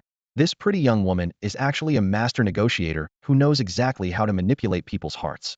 Her tactics of retreating to advance, playing hard to get, and that teasing moral pressure brilliant. The strong-willed woman nodded coldly upon seeing Xiao Zhi, then turned and walked away. When she reached the door, she glanced back and said to the bald man behind her, "You stay here and finalize the contract. If the deal falls through, don't bother coming back." The bald man nodded in agreement without hesitation and took a seat in the waiting area by the door, motioning for Xiao Zhi to sit beside him. Xiao Zhi sat down and scanned the contract in front of him. The contract's core terms entrusted him with producing skill discs, guaranteeing exclusive sales to the Med Beauty Clinic. His control was limited to 3 points: quarterly output, supply price, and delivery schedule. The clauses seemed straightforward but set the crucial bottom line. Through the floor-to-ceiling window, Xiao Zhi caught sight of Xuezi snoring soundly on the counter. Watching this little magical creature sleep so peacefully, a pang of tenderness welled up inside him. He recalled how hard Xuezi had struggled to unleash its abilities initially, sighing deeply. After all, it had only hatched a few days ago and deserved a lighter, less arduous childhood. Xuezi's precise sonic wave skill could be used roughly 10 times before exhaustion, each use draining tremendous energy and requiring 1 or 2 days of rest afterward. This was partly thanks to the dried fish treats gifted by their boss, energy supplements developed specifically for sonic cats by Friendly Store, often used to temporarily boost adult magical creature skill usage during battles. However, Xuezi was still young, with limited skill mastery and stamina. Normally, it could only manage about 5 uses. The healthiest way to increase that limit was feeding Xuezi its favorite magical fruit combined with targeted training. Relying on dried fish treats alone to temporarily raise the skill count actually harmed its body. With this in mind, Xiao Zhi decisively cut the monthly skill disc production in half, from 20 to 10 discs 40 per quarter. For pricing, he set each disc at 4,500 alliance coins. Long-term suppliers wouldn't offer products at retail price. That wasn't business practice. By this calculation, producing 40 discs quarterly would yield close to 150,000 alliance coins in net profit, a substantial return. After confirming all details, Xiao Zhi signed the contract. The bald man gathered the remaining discs and stood to leave. Just as he stepped out, Xiao Zhi's phone chimed. Ding, 534,000 alliance coins have been credited to your account. Please check promptly. Upon receiving the funds, Xiao Zhi immediately paid off the bank loan in secret, not telling Lusha to avoid worrying her. If unpaid by midnight, he would be blacklisted as a bad debtor. Opening the banking app and seeing the successful repayment message, he finally exhaled in relief. Including interest, the debt totaled 520,000 alliance coins, just covered by the current sum. The heavy burden lifted for now. Another 500,000 debt wouldn't be due for 10 days, leaving some breathing room. First, he planned to secure the next investment from Lusha. Back in the living quarters, Xiao Zhi sat beside Lusha and handed her the contract update. Lusha, our project has now reached break-even. Expenses are 600,000, and revenue is 600,000. His tone was steady but carried a hint of satisfaction, with a faint glimmer of hope for the future shining in his eyes. As soon as we sell one more product, we'll finally turn a profit. By the end of next quarter, conservatively estimated, the net profit from the Chaoyin Mau Mau project will reach 148,000 alliance credits. I've already transferred the project capital back to you. From now on, any income will be split evenly between us. What do you think? Lusha slumped weakly against the sofa, her eyes vacant. She nodded numbly. Numbers kept flashing through her mind, leaving her dazed. Breaking even means not making a single cent of profit, right? Big brother, just please don't joke about my remaining lifespan. Xiao Zhi noticed her silence and continued. Of course, now that the project has secured a regular supply contract, future earnings will be stable. It's a satisfactory conclusion. Besides, the contract binds the supply, so our deal is basically settled. Lusha forced a faint smile, but it twisted into something like a mask of pain. She had expected this to be a deadbeat project with no returns, but within just 2 hours, a money-losing venture somehow turned into one with steady cash flow. How naive to even dream of such a thing. Watching Luxia fall silent, Xiao Zhi's face darkened and he frowned. Luxia, are you feeling okay? She forced a smile, rubbed her chest lightly, and her voice sounded weak. I'm fine. Maybe it's just a bit stuffy today, so I feel a little uncomfortable. Xiao Zhi rubbed his own chest, puzzled. But it feels fine to me. Luxia furrowed her brow. It didn't feel right. Just then, a system notification sounded in her mind. Ding. Breeding room short selling system. Name, Luxia. Wallet balance, 1 million alliance credits. System funds replenishing, expected amount, 600,000 alliance credits. Current project rebate amount, 0. Personal assets, 18. Next rebate time, 10 days from now. Please invest in a new project as soon as possible. Bound main operator, Xiao Zhi. Her eyes fixed on the rebate amount, 0, and a cold shiver ran down her spine. Seeing the system had bound Xiao Zhi as the main operator left her completely speechless. She was truly a shrimp with a pig's heart, hard done by and betrayed. Now it was too late to back out. The only choice was to switch projects and continue losing money with a new approach. To convince Xiao Zhi she had financial strength, she had reluctantly used next month's rent to rent a Lincoln stretch for a day. The seemingly luxurious clothes she was wearing were actually bought on borrowed money. She had thought she would get rich soon, but the harsh reality of making zero profit slapped her hard, leaving her worried about whether she'd even have food and a place to stay next month. At the same moment, Xiao Zhi's mind also pinged with a system alert. Ding. Breeding system. Name, Xiao Zhi. Wallet balance, 500,000 alliance credits. Current task, earn 500,000 alliance credits through system evolved creatures completed. Reward, 1 evolution point. Current task, none. The two exchanged glances, both with strange expressions. Their eyes met, and in perfect unison, they said, let's invest in the next project. Let's kick off the next project. Xiao Zhi's attitude subtly shifted. He hadn't expected this woman to be so hard on herself. That frown from earlier wasn't worry, it was him silently plotting the next move. That was 60,000 alliance coins just earned, yet she seemed completely unfazed. Miss Luxia, please go ahead.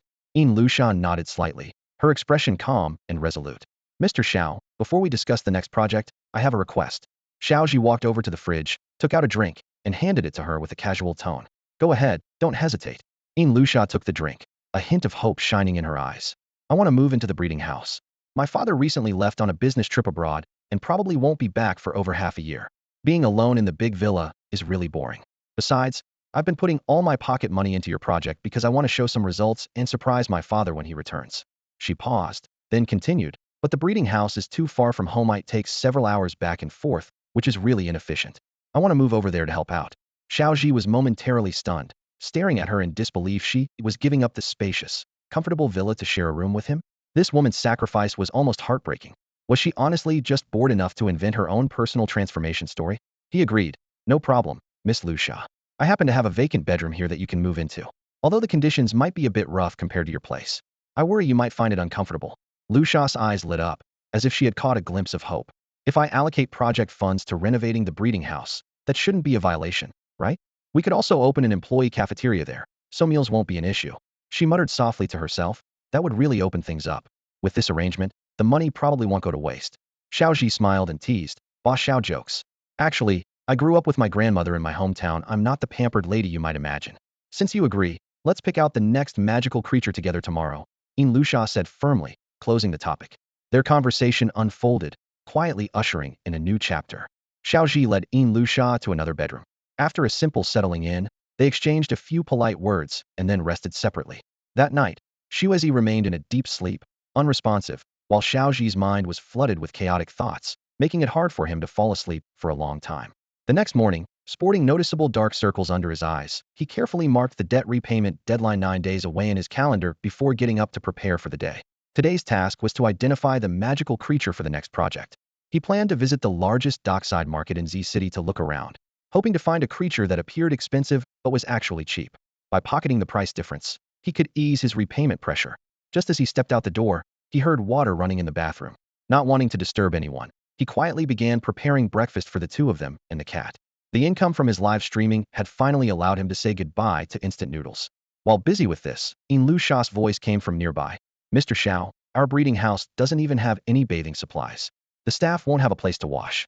Could you help buy a set? Xiao Zhi glanced down at his phone and saw 3,000 alliance coins had just arrived. He thought to himself, How could bathing supplies cost 3,000 coins? Still, he agreed without hesitation. He grabbed a shared bike and headed to the only nearby small supermarket, calling In Lu Sha along the way to clarify which brands of bathing products she preferred, just in case she had special preferences. Lu Sha, which brand of shower gel do you usually use? Xiaoshun's. Shampoo? Also Xiaoshun's. Facial cleanser? Xiaoshun's as well. Xiaozhi searched around, but had never seen any brand called Xiaoshun. Lu Sha, what kind of brand is Xiaoshun exactly? A light laugh came from the phone. Sorry, Mr. Xiao, I misspoke. Xiaoshun is my close friend. I usually use whatever she recommends. It doesn't have to be fancy brands. Common ones from the market are fine. My skin isn't sensitive. Since the breeding house was in a remote location requiring about an hour and a half walk to the supermarket, Xiaozhi decided to buy everything they might need at once before hurrying back. From a distance, several small trucks were parked outside the breeding house. More than 10 pots of green plants with a unique purple clay texture were neatly arranged. The pots had delicate seal script carvings on them, clearly designed with care and at considerable cost. Workers came and went, working alongside In Lu Sha. Curious, Xiaozhi asked, Lu Sha, what are these? These are money trees. Each pot costs 688 alliance coins. It's part of the investment for our second project. More greenery helps improve work efficiency, she explained. Xiaozhi frowned. These trees are hard to maintain. What if they all die when the temperature drops? Wouldn't that be a waste? In Lu Sha smiled. Mr. Xiao, if none of the trees survive, only money is left. Hats an even better meaning. Xiaozhi said no more, realizing the money trees clashed badly with the overall style of the breeding house and looked rather out of place. Still, seeing In Lu Sha's sincere effort, he didn't want to spoil her goodwill. Pushing open the door and stepping inside, Xiaozhi was stunned. The breeding house had been completely transformed. The space had undergone large-scale renovations. Right inside the entrance was a simple front desk made of stone, flanked by two enormous green plants. Behind the desk, a partition wall with gold trim prominently displayed the words Century Breeding House in big characters. Workers were busy everywhere, some painting walls, others laying tiles, and a few dismantling and replacing old lights with grand and elegant crystal chandeliers. Every detail revealed meticulous craftsmanship and care. The original commercial area had been completely cleared out. Xiaozhi saw a dozen or so workstations neatly arranged, each equipped with high-end computers. Around them were all kinds of unusual collectible figurines, each uniquely detailed and lifelike. A faint scent of greenery filled the air, with small potted plants artfully scattered to add a touch of vitality. The sounds of the coffee machine steaming and the microwave humming punctuated the space. Snack shelves were fully stocked with a wide variety of treats. Nearby, a spacious lounge area for breaks and a separate smoking section provided all the necessary amenities. Even some extra little items were surprisingly complete. The private incubation zone had been transformed into a compact conference room, with a long table stretching out of sight. A thoroughly modern setup. Xiaozhi turned to look at Zui's little corner. It was no longer a simple cardboard box. Now it was a lavish cat castle. Soft cushions lined the base, designed both complex and cozy. The imported dried shrimp treats had been upgraded to a more premium brand. Xuezi was happily rolling around inside a food container even bigger than itself, radiating a relaxed, contented vibe as if it had truly stepped into feline paradise. In contrast, Xiaozhi's worn-out small bed looked like discarded trash. Seeing it all, he couldn't help but silently calculate how many alliance coins had been spent. The weight in his heart grew heavier. Back at the entrance, watching the busying Lu Sha, the thought, the lady might as well just transfer money to me directly, became even clearer in his mind. He understood that with so much purchased, there was no way to sell anything off to cover debts. A few hours later, Xiaozhi grabbed several big bags and was ready to leave. In Lu Sha stepped out empty-handed first, giving him a taste of having a female companion. Just as they reached the door, a loud bang suddenly startled Xiaozhi's heart. Outside, there was a huge truck parked about 3 meters tall, 6 or 7 meters long, with a fully enclosed cargo box, very much like the big transport trucks had seen in his previous life. In Lu Sha's voice came from the truck. Mr. Xiao, come on up. This is the company's new vehicle for commuting. She went on. This morning's investments totaled 370,000 alliance coins. I'm handing you the detailed accounts to keep for now. The finance secretary will come by this afternoon, and you can give them to her. Xiaozhi clambered into the truck using both hands and feet, took the account ledger, and felt his mind reel. A girl who can drive a heavy truck?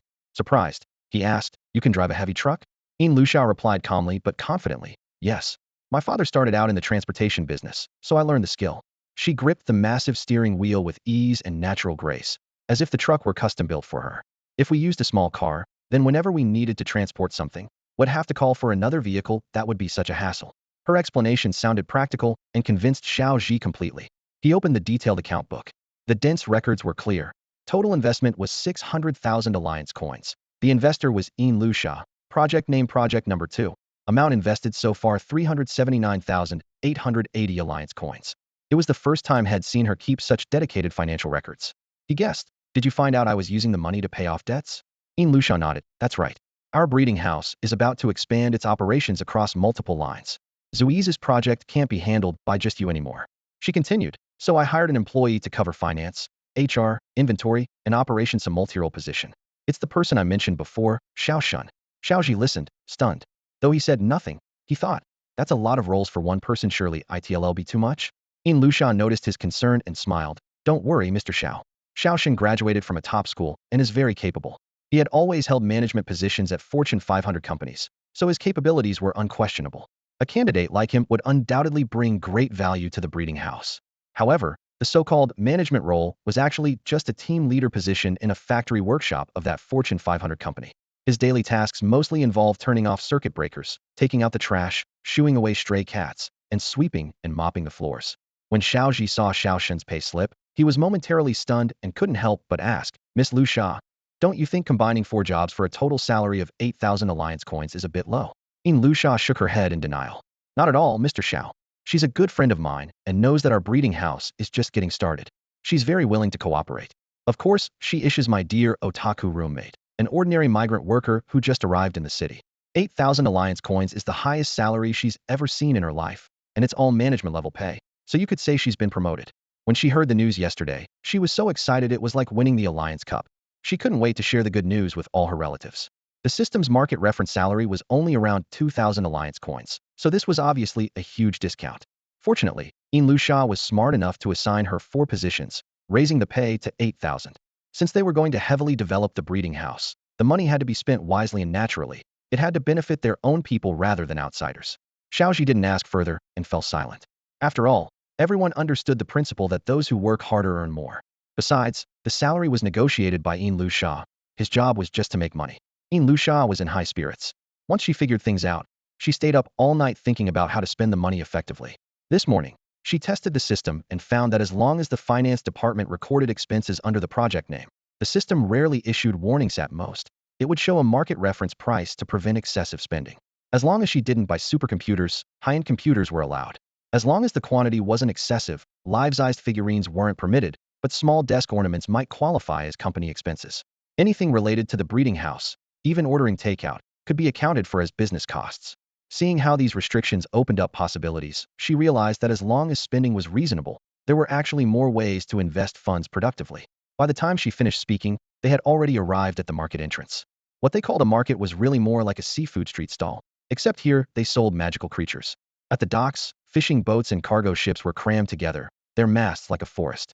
From time to time, shouts from sailors mixed with the eerie cries of fantastical beasts aboard. Along the street, vendors had set up crude iron cages and wooden pens holding all kinds of creatures. They pushed through the crowd, eyes drawn to the strange animals everywhere. A 4-winged praying mantis fluttered transparent wings, each flap dripping blood from its mouthparts that glistened oddly in the sunlight, a hallmark of the sky-type species. Nearby, a raven-like creature huddled in a corner of its cage, topped with a conspicuous tuft of green feathers. Its plumage scraped together with a metallic sound that was a steel-feathered black crow. Most eye-catching was a rocky earth serpent curled like a miniature hill. Many passers-by mistook it for decoration. All adults. Xiao Zhi glanced at the price tags. Anything without skill advantages starts at 500,000. Lu Xia followed silently, showing no interest in the pricey creatures, until they passed a shabby cage, where several scruffy dog-like animals shrank away furtively. They were Gale dogs, renowned escapists in the fighting world, with countless viral videos online of their flashy getaways. Their only skill, run away at any sign of danger, no exceptions. Boss. Lu Xia stopped. How much for the Gale dogs? The vendor looked her up and down, a clean outfit, youthful face, eyes wide with naive trust. A textbook walking target. 50,000 each, no bargaining. He lit a cigarette, indifferent. Lu Xia raised an eyebrow. You're kidding? Think I don't know their worth? Hands on hips, she said. You want 50,000 for these? I'm not buying for less than 100,000. The vendor almost shrugged to explain, but she cut him off firmly. 100,000 apiece. Not a penny less. Smoke dropped from his mouth in surprise, eyes wide, stumbling over his words. Little lady, are you haggling like an ancestor returned, or what? As they stared each other down, a few colorful dreamleaf butterflies flitted over, their antennae trailing flyers, some genius marketing tactic no one could explain. One hovered above Lusha, waiting for the right moment, then plastered a flyer right on her face. Tearing it off, the shiny headline read, "Participate in the challenge. Win a free magical creature." The rules intrigued her. It required signing a wager contract and paying a 200,000 entry fee to guess the weight of the forest Xuanwu. If off by more than 10, the money vanished instantly. Guess right, and win an adult magical beast. Just a scam to soak money, Xiao Zhi muttered nearby. But Lusha's eyes lit up. No system warning popped up, meaning this was legit. 20 grand, just evaporating? What better way to lose money perfectly? Even if she somehow won, so what? Only 60,000 alliance coins left, and they needed to make 600,000 within 3 days, unless the magical creatures laid golden eggs. And since merchants aren't fools, what kind of prize beast would they send? She grabbed Xiao Zhi, still pondering why Gale dogs went for so much, and quickly headed toward the far end of the docks. "Mr. Xiao, look at this." She thrust the flyer into his hand. "Our chance has come." Xiao Zhi frowned. "Guess the weight of a forest Xuanwu." "Impossible. It's the largest ground-type beast, some even symbiotic with mountains, too massive to measure. It's a trap. Because it's so hard, the reward is generous." Lusha's eyes sparkled with excitement. "Fortune favors the bold. What if we win? The owner of that Xuanwu must have rare creatures. High risk, high reward." She patted Xiao Zhi on the shoulder. "This is the spirit a breeding house should have. Don't you get it, Mr. Xiao?" Before he could respond, she interjected. "How can a man say he can't do something? Your difficulty is my happiness." Looking into the girl's eyes, determined and full of wisdom, Xiao Zhi fell into deep thought. That glance from Lusha was meaningful, as if hinting at some crucial detail he had overlooked. Was the reward really that forest Xuanwu? Even if it were, there was nothing all that special about it. That enormous magical creature was a hassle to take anywhere. What could it do? Ecological restoration? Mining? Or serve as a moving sightseeing attraction? No, he had to consider the practical situation right now. Their budget was down to just over 200,000 alliance coins. Xiao Zhi knew well that buying an adult magical creature with a market price close to 500,000 alliance coins was out of reach. Taking home a rejected inferior like Galehound would be useless no matter how well raised. It would never earn money. But if they entered the challenge under the banner of the Centennial Breeding House, it might pay off big. They could win a grown magical creature and still save at least 300,000 alliance coins. From another angle, what sense would it make for an average family to keep a super colossal king turtle? That was only for the rich or noble. If they won, it would make their name known in the high-end magical creature circles, greatly boosting the breeding house's reputation. This was truly a guaranteed, no-loss investment. Xiao Zhi's heart stirred. The unfathomable depth of a spirit rank fighter was truly astonishing. Suddenly enlightened, he laughed and said, "I understand now, Miss Lusha. Let's sign up right away." Following the directions on the flyer, the two arrived at the edge of the wharf where a temporary tent was set up by the shore. A young woman stood with her back to the sea, wearing a white lab coat. The sea breeze whipped her coat around her slender figure. In her hands was a thick magical creatures encyclopedia and a breeding guide, her expression focused like a veteran scholar. The researcher pushed her heavy glasses up her nose and spoke rapidly. "Finally, you're here. This forest Xuanwu was injured and needs medical treatment. But before booking a boat ticket, we must confirm its weight. The Alliance's data has huge errors, and my own calculations differ, so I'm uncertain. That's why I set up this challenge. The rules are simple. Guess the weight and compare answers with me. But you must first put down a 200,000 deposit to prevent wild guesses. The deposit will be returned afterward, and the reward is absolutely real. Don't worry, I'm not one to cheat." She pulled aside the tent's flap. Inside lay a creature unlike any Othera Moo Moo Cow.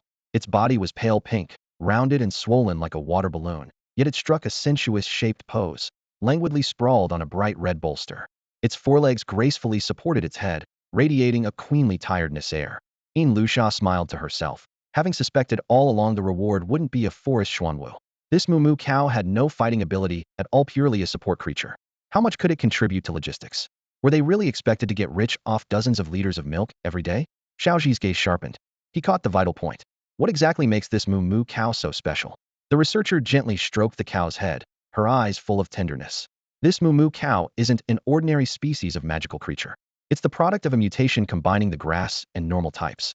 Its innate talent was nutrient selection, allowing it to precisely pick out the effective components in food. Because of this, the flavor of milk from this Moo Moo Cow carried the fresh bitterness of pasture grass or the sweet fragrance of fruits, producing a taste so exquisite it was astonishing. As the researcher spoke, he pulled out some fresh, crisp fruits and freshly cut grass to demonstrate on the spot. Sure enough, in no time, 2 cups of Moo Moo milk with completely different flavors were produced. He first handed the cup infused with the grassy bitterness to Lusha. She took a light sip, and the bitter, tea-like aroma immediately spread across her palate, reminiscent of a well-aged pure tea. It was as if her left and right brain were locked in a fierce battle. To conceal her uncomfortable reaction, she bit her lip and remained silent, nodding repeatedly.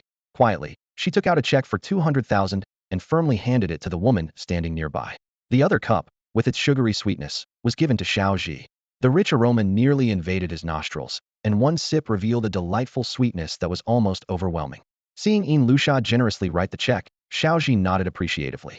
Neither of them expected that they had independently and almost simultaneously recognized the massive commercial potential of the Moo Moo Cow.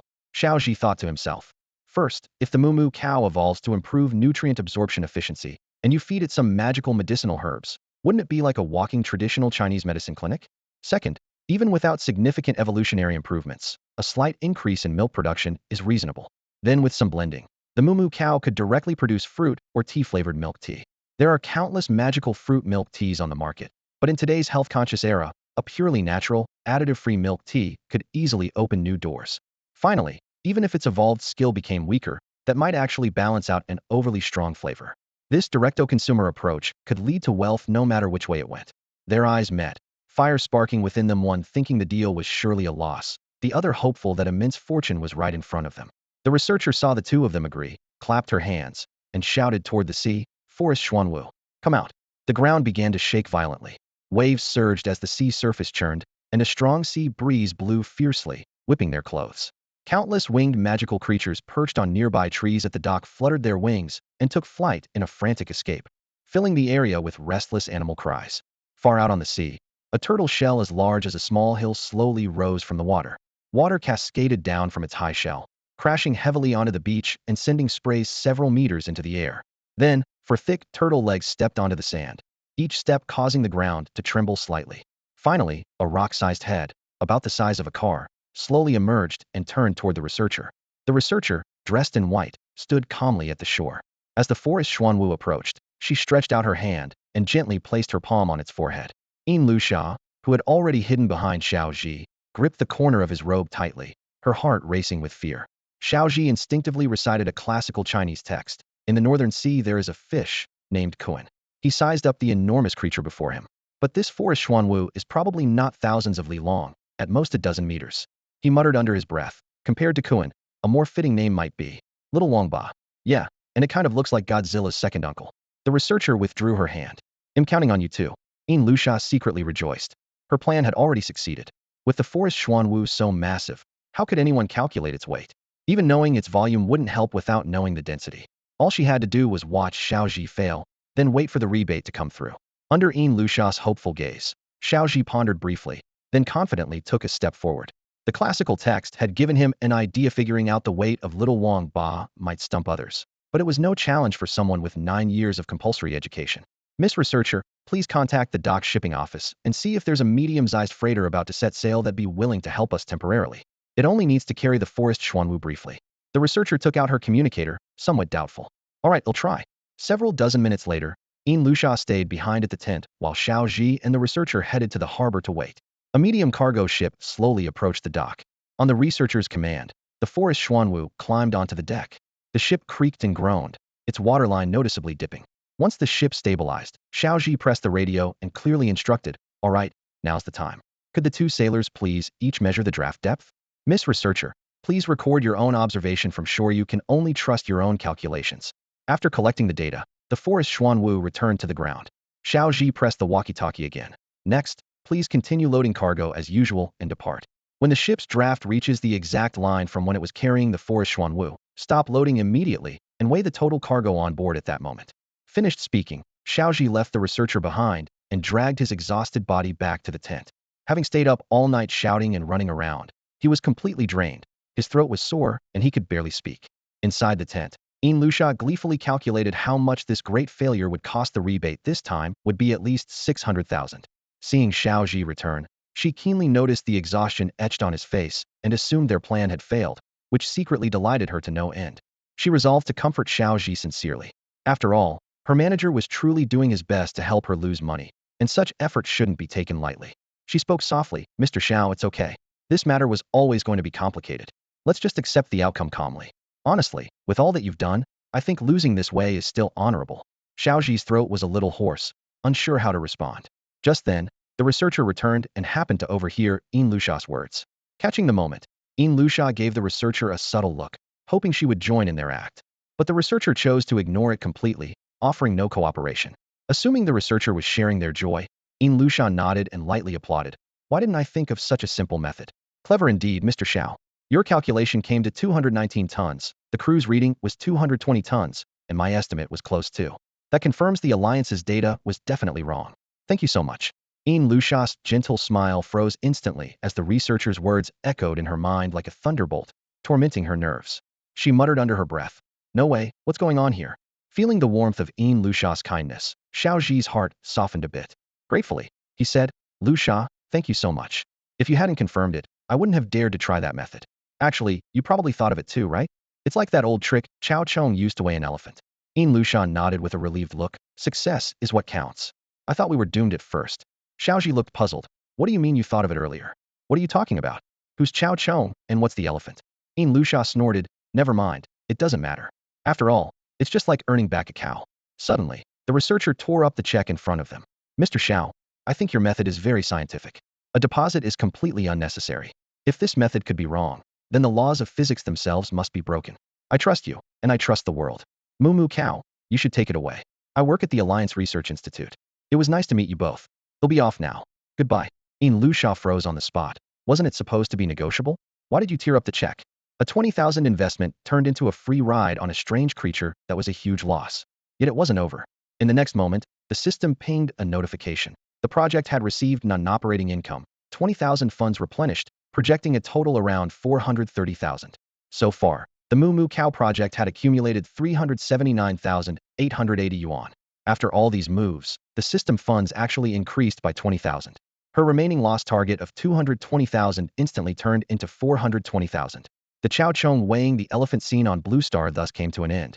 Except for Lusha, everyone present was fairly satisfied. The girl's eyes went blank, her expression distant as she climbed back into the heavy truck. On the way back, the two fell into silence.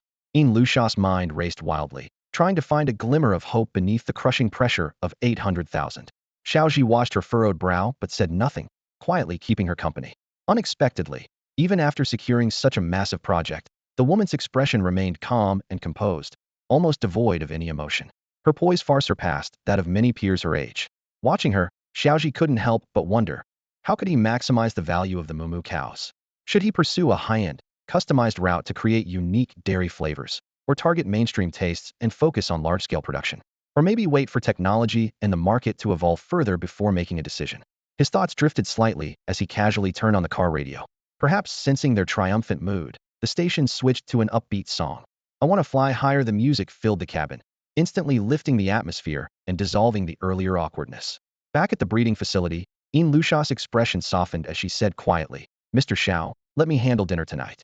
The Moo Moo cows still need you to continue nurturing them here."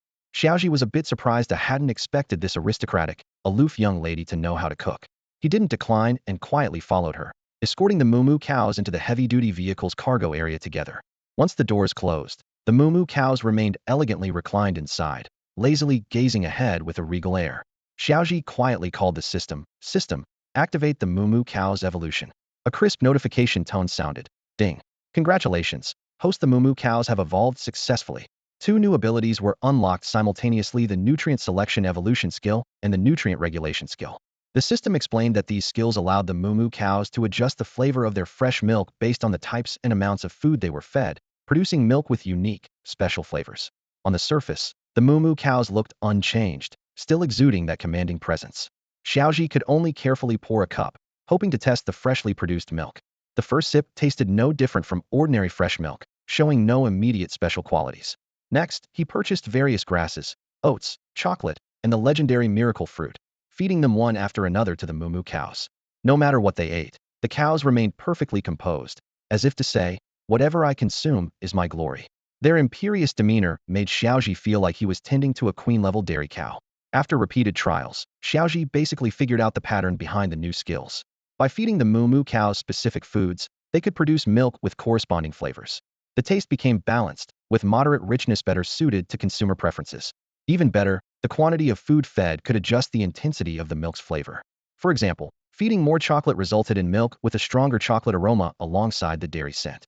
Having grasped the logic behind the new skills, Xiao Zhi packed several bottles of differently flavored Moo Moo fresh milk and entrusted a delivery service to send them to the Alliance's Food Supervision Agency, beginning the application for formal production approval.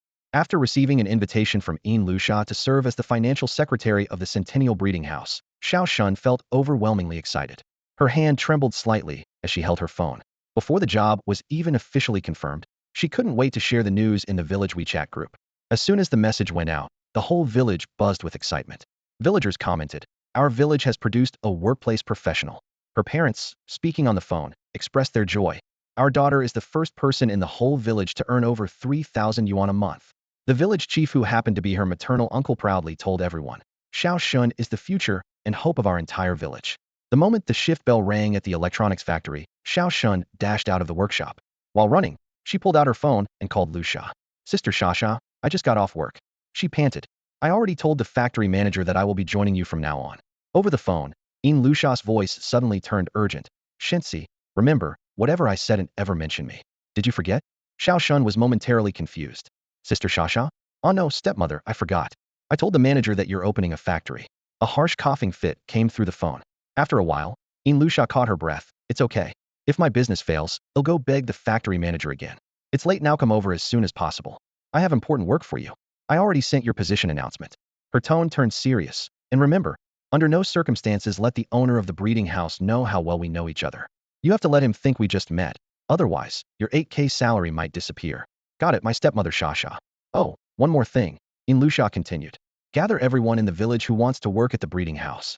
I'm paying all of them a salary definitely more than the factory. I'm entrusting you with this task. You're in charge of the interviews, and we can hire up to 10 people." "Uh-huh. No problem." Xiaoshan jumped excitedly. "When do the interviews start?" "Tomorrow. The sooner, the better. Come by today to get familiar with the place." "All right." After the call, Xiaoshan let out an impromptu shout that echoed across the empty factory parking lot. She hopped onto her pink electric scooter, twisted the throttle, and headed straight for the Centennial Breeding House. As soon as her scooter came to a stop in front of the breeding house, Xiaoshan was stunned by the sight before her. Rubbing her eyes in disbelief, she opened them wide. "No way. Is the breeding house so trendy now?" she muttered while parking. "Look at these dopamine-rich painted walls, all pink, yellow, and blue, just like a rainbow. And the 10 neatly trimmed money trees at the entrance, each shaped exactly the same, a real top-tier aesthetic."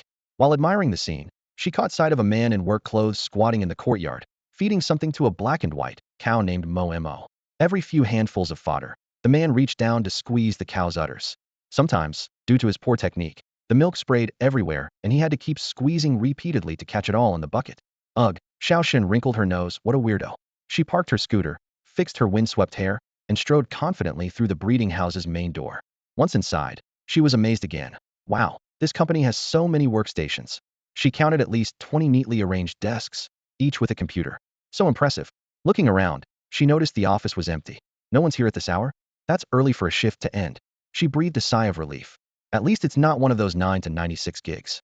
Suddenly, she heard noises and muffled voices from deeper inside. "Not bad, quite a few people here," she muttered to herself. "Managing this place must be tough." "Shasha," she called out louder. "Where are you?" Lusha appeared from a small door leading to the living quarters, her face and hair streaked with dirt. She coughed as she walked over. "Cough, cough, cough. Xiaoshan, you're here?" Xiaoshan hurried up to her, eyes shining with excitement. "Ms. Lusha, what management tasks do you need me to handle?" Wiping the dirt from her face, Lusha said simply, "Cooking." "Huh." Xiaoshan froze. "That's it?" Night fell, and the breeding house's dining hall was brightly lit. A long table was filled with steaming dishes, sweet and sour ribs, stir-fried vegetables, tomato egg soup, all prepared by Xiaoshan. Lusha placed the last dish on the table and pulled out a chair to sit. Clearing her throat, she introduced the two people beside her. "Mr. Xiao, this is Xiaoshan, our new financial secretary. Xiaoshan, this is Xiao Zhi, our breeding house's technical director." After the three nodded to each other, Lusha turned to Xiao Zhi. "Mr. Xiao, how's the breeding progress?" Xiao Zhi put down his chopsticks, smiling with satisfaction. "The breeding process has been very successful." Adjusting his glasses, he explained, "Moo Moo's skills have evolved into nutrition regulation. Now she can produce flavored milk, original, chocolate, strawberry, you name it." He pulled out his phone, showing an email he just sent. "Also, I've sent samples of all the products Moo can produce to the Food Regulatory Alliance. We're just waiting for the license to officially market them." "Hey, race a natural, polished English version of your text. I've roughly planned that our product will need to be sold in several stages. First, we'll distribute it exclusively to specialty coffee shops, creating custom packaging, and registering our brand logo. Next, once the product builds a solid reputation, we'll scale up production and launch it on the market. Finally, we'll partner with other brands for co-branded releases, continuously introducing new products to expand our influence and keep the momentum going. Xiao Zhi casually outlined his basic strategy for the beverage industry. Xiao Shun, wearing an apron, furrowed her brow and watched him cautiously. Suddenly, she murmured under her breath, "Hey, isn't that the weirdo from outside? I never thought he'd actually be the boss. Rich people really do have different hobbies." Nearby, Lusha had just taken a bite of food and cut straight to the point. "Mr. Xiao, although our product is quite unique this time, what makes you think consumers will give up milk and choose our new kind of milk instead?" Her sharp business insight pinpointed the pain point of the alternative milk industry, surprising Xiao Zhi. However, he recalled the rising trend of new milk alternatives on earth oat milk taking off wildly, Vitasoy's rapid growth, and all kinds of milk-flavored coffees flooding the market. He could follow those successful examples. Compared to them, the Century Breeding House's flavored milk was far more natural, and as long as it was properly managed, profits would be solid. Behind it all was a hidden secret weapon: lactose intolerance. Upon hearing lactose intolerance, Lusha's eyes lit up. She immediately realized that this business had potential. Though a niche market, it certainly didn't mean it was unprofitable. Many lactose-intolerant consumers were untapped customers. If Xiao Zhi continued releasing skill discs and marketed them well enough, his influence would steadily grow. Who could predict which industry would next explode with demand for this type of new milk? Once an industry innovated and triggered demand, the path to profit would be astonishingly smooth. Even stitching together small demands from various industries would form a huge market. This low-cost, high-margin model was definitely a success worth emulating. Yet, at this moment, Lusha's real plan was to have Xiao Zhi get involved in a high-cost, low-income industry, so he could learn some valuable success and failure lessons in business. At least in the short term, he wouldn't make real money. Even if he earned profits later, she could capture hefty loss rebates during this cycle and if it failed, she'd switch to another project that might lose money, as a hedge. When Xiao Zhi proposed expanding production, she readily agreed as long as they spent the full 800,000 yuan from the system's funds to guarantee no profit in the first 10 days. She wouldn't lose a penny. "All right, Mr. Xiao, I believe your plan will work. Since we're expanding production, we'll need more staff. Starting tomorrow, Xiao Shun will handle recruitment, hiring about 10 people to assist you. Designing the logo, packaging, promotion, and customer service will be done by employees. As the company's key figure, you, Mr. Xiao, can focus on breeding the magical creatures and product development." Her gaze was firm as she spoke. "I've thought it through. The Moo Moo milk business must grow big. Only by scaling up can we leverage more resources, and our influence will be far-reaching in the future. Additionally, we need to intensify employee training to develop them into independent, decision-making talents. Only by doing so can these employees truly become part of the company's think tank, participating in major decisions and providing solid intellectual support for the enterprise's future growth. After all, they are the very first employees of the century-old breeding house, and their importance in the road ahead is like family. Therefore, I plan to arrange for all of them to spend the first week after joining at the top Human Resources Training Institute in City Z for concentrated learning." When Lusha said this, Xiao Shun felt a slight tightening in her chest and grew restless. On one side was her own plan to recruit people from the village. On the other was Sha's lofty goal of cultivating decision-making talents. These two seemed hard to reconcile. She silently wondered, did Sha really support the villagers so deeply as to invest so heavily in their development? Having finally succeeded in establishing the breeding house, spending money on the village like this was truly admirable. If she were in Sha's place, she doubted she could be so generous. Xiao Shun resolved firmly not to waste this opportunity and decided that tomorrow she must keep her eyes wide open and find the most outstanding talents in the village. However, Xiao Shun never expected that among the three of them, she would hold the largest assets, at least still a positive amount. Xiao Zhi nodded, knowing in his heart that as long as he earned enough to pay off the debt in 10 days, it would be fine. Ding! The breeding system's alert chimed. A system message appeared. Name: Xiao Zhi. Wallet balance: 500,000 alliance coins. Current task: ensure the evolved Moo Moo Cow engages in commercial activities and turns a profit. Task success reward: 1 evolution point. Task failure penalty: 60 years imprisonment. Deadline for settlement: 9 days later. Xiao Zhi frowned sharply as a sudden sense of crisis rushed over him. He said gravely to Xiao Shun, "Let's first reconcile the accounts." After settling the bill, Xiao Shun and Xiao Zhi left the breeding house, each carrying their own worries as they returned to the rest area. The data Xiao Zhi got from Xiao Shun showed an outstanding debt of 370,000 alliance credits, and with his own liabilities included, he needed to earn a total of 870,000 alliance credits to break even. He let out a deep sigh but quietly resolved to stop Lusha from throwing more money into the pit. Otherwise, when the debts piled up, prison might become inevitable. Just as he was lost in thought, Xiao Zhi quietly slipped out from her little cat castle and settled calmly on his chest. Xiao Zhi looked down into Ziyi's big, clear eyes, and memories flashed through his mind the harrowing experience of paying off 500,000 in just 3 days. At that moment, he felt a surprising sense of relief, as if this new challenge might also be surmountable. Before dawn the next morning, Xiao Zhi crossed off another day on his calendar. Only 8 days remained to clear his debts, and time was running out. The pressure drove him to finish product development that very day. He picked up his phone and opened his email. The latest testing report from the Alliance appeared every submitted product had failed, and production approval was denied.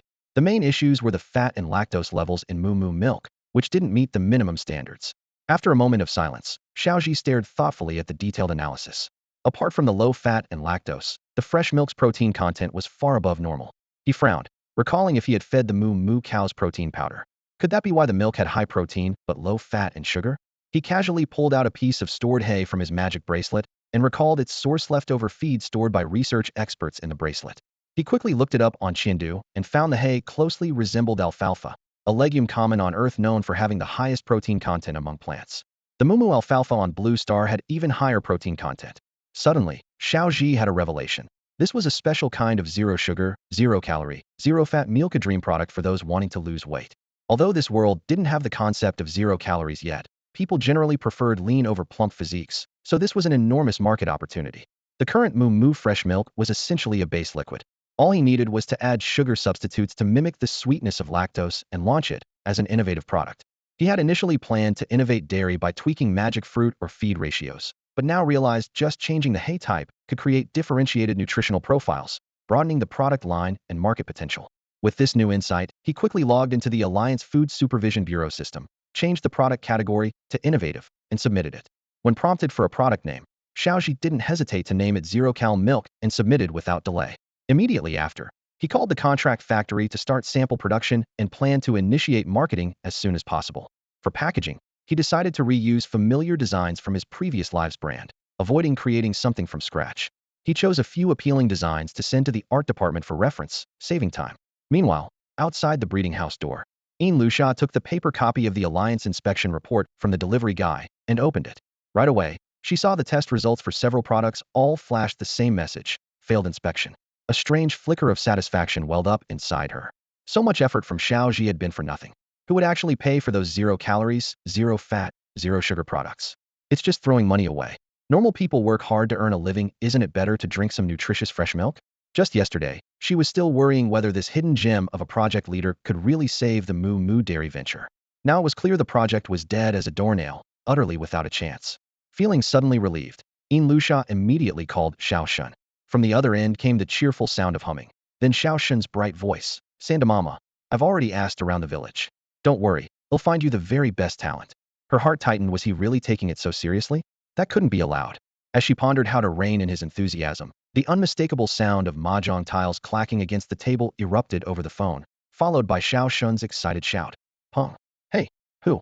Haha." Luxia instantly relaxed and suppressed a laugh as she said quietly, Okay, no rush. We'll take our time and find exactly the right person." "Got it, Sister Xia. I'm trying my best." Xiao Shun's reply sounded exhausted but buoyant. After hanging up, Luxia felt a wave of satisfaction wash over her. Finally, things seemed to be turning around. Since there was no way to get qualified milk from Moo Moo Dairy and talent recruitment was difficult on Xiao Shun's end, the project was at a standstill, but strangely, that gave her hope for a fresh start in life. Now she just had to figure out how to keep Xiao Zhi running the Moo Moo Dairy project. So she messaged Xiao Zhi. "Mr. Xiao, could there be something wrong with this report?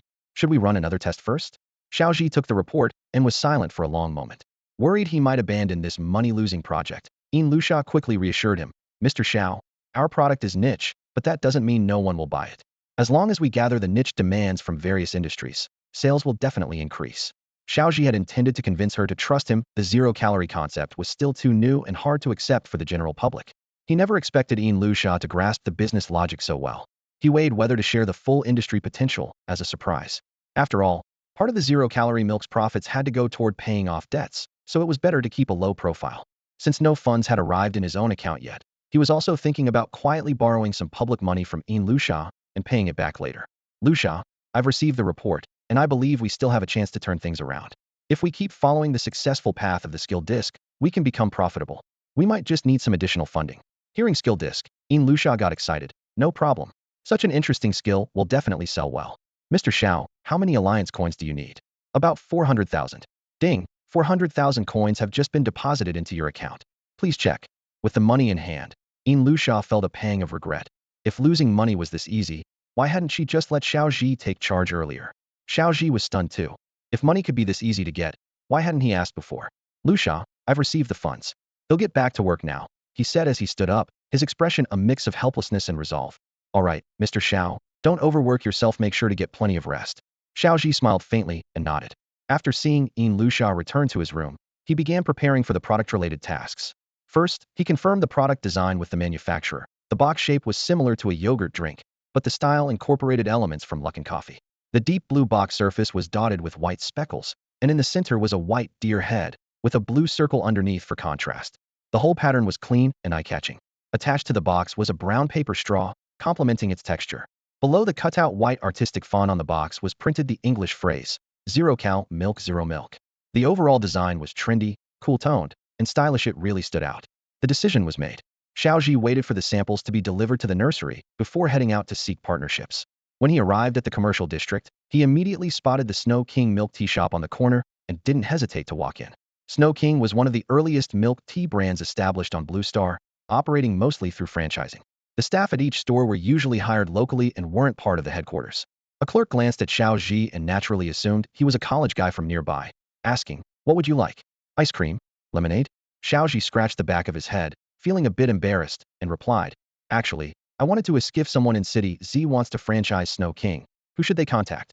The two young employees immediately looked at him enviously. "Just call the number on the wall. I think it's Manager Wang," one said, pointing to the emergency contact phone mounted on the wall. Xiao Zhi smiled in thanks, stepped toward the door, took out his phone, and dialed the number.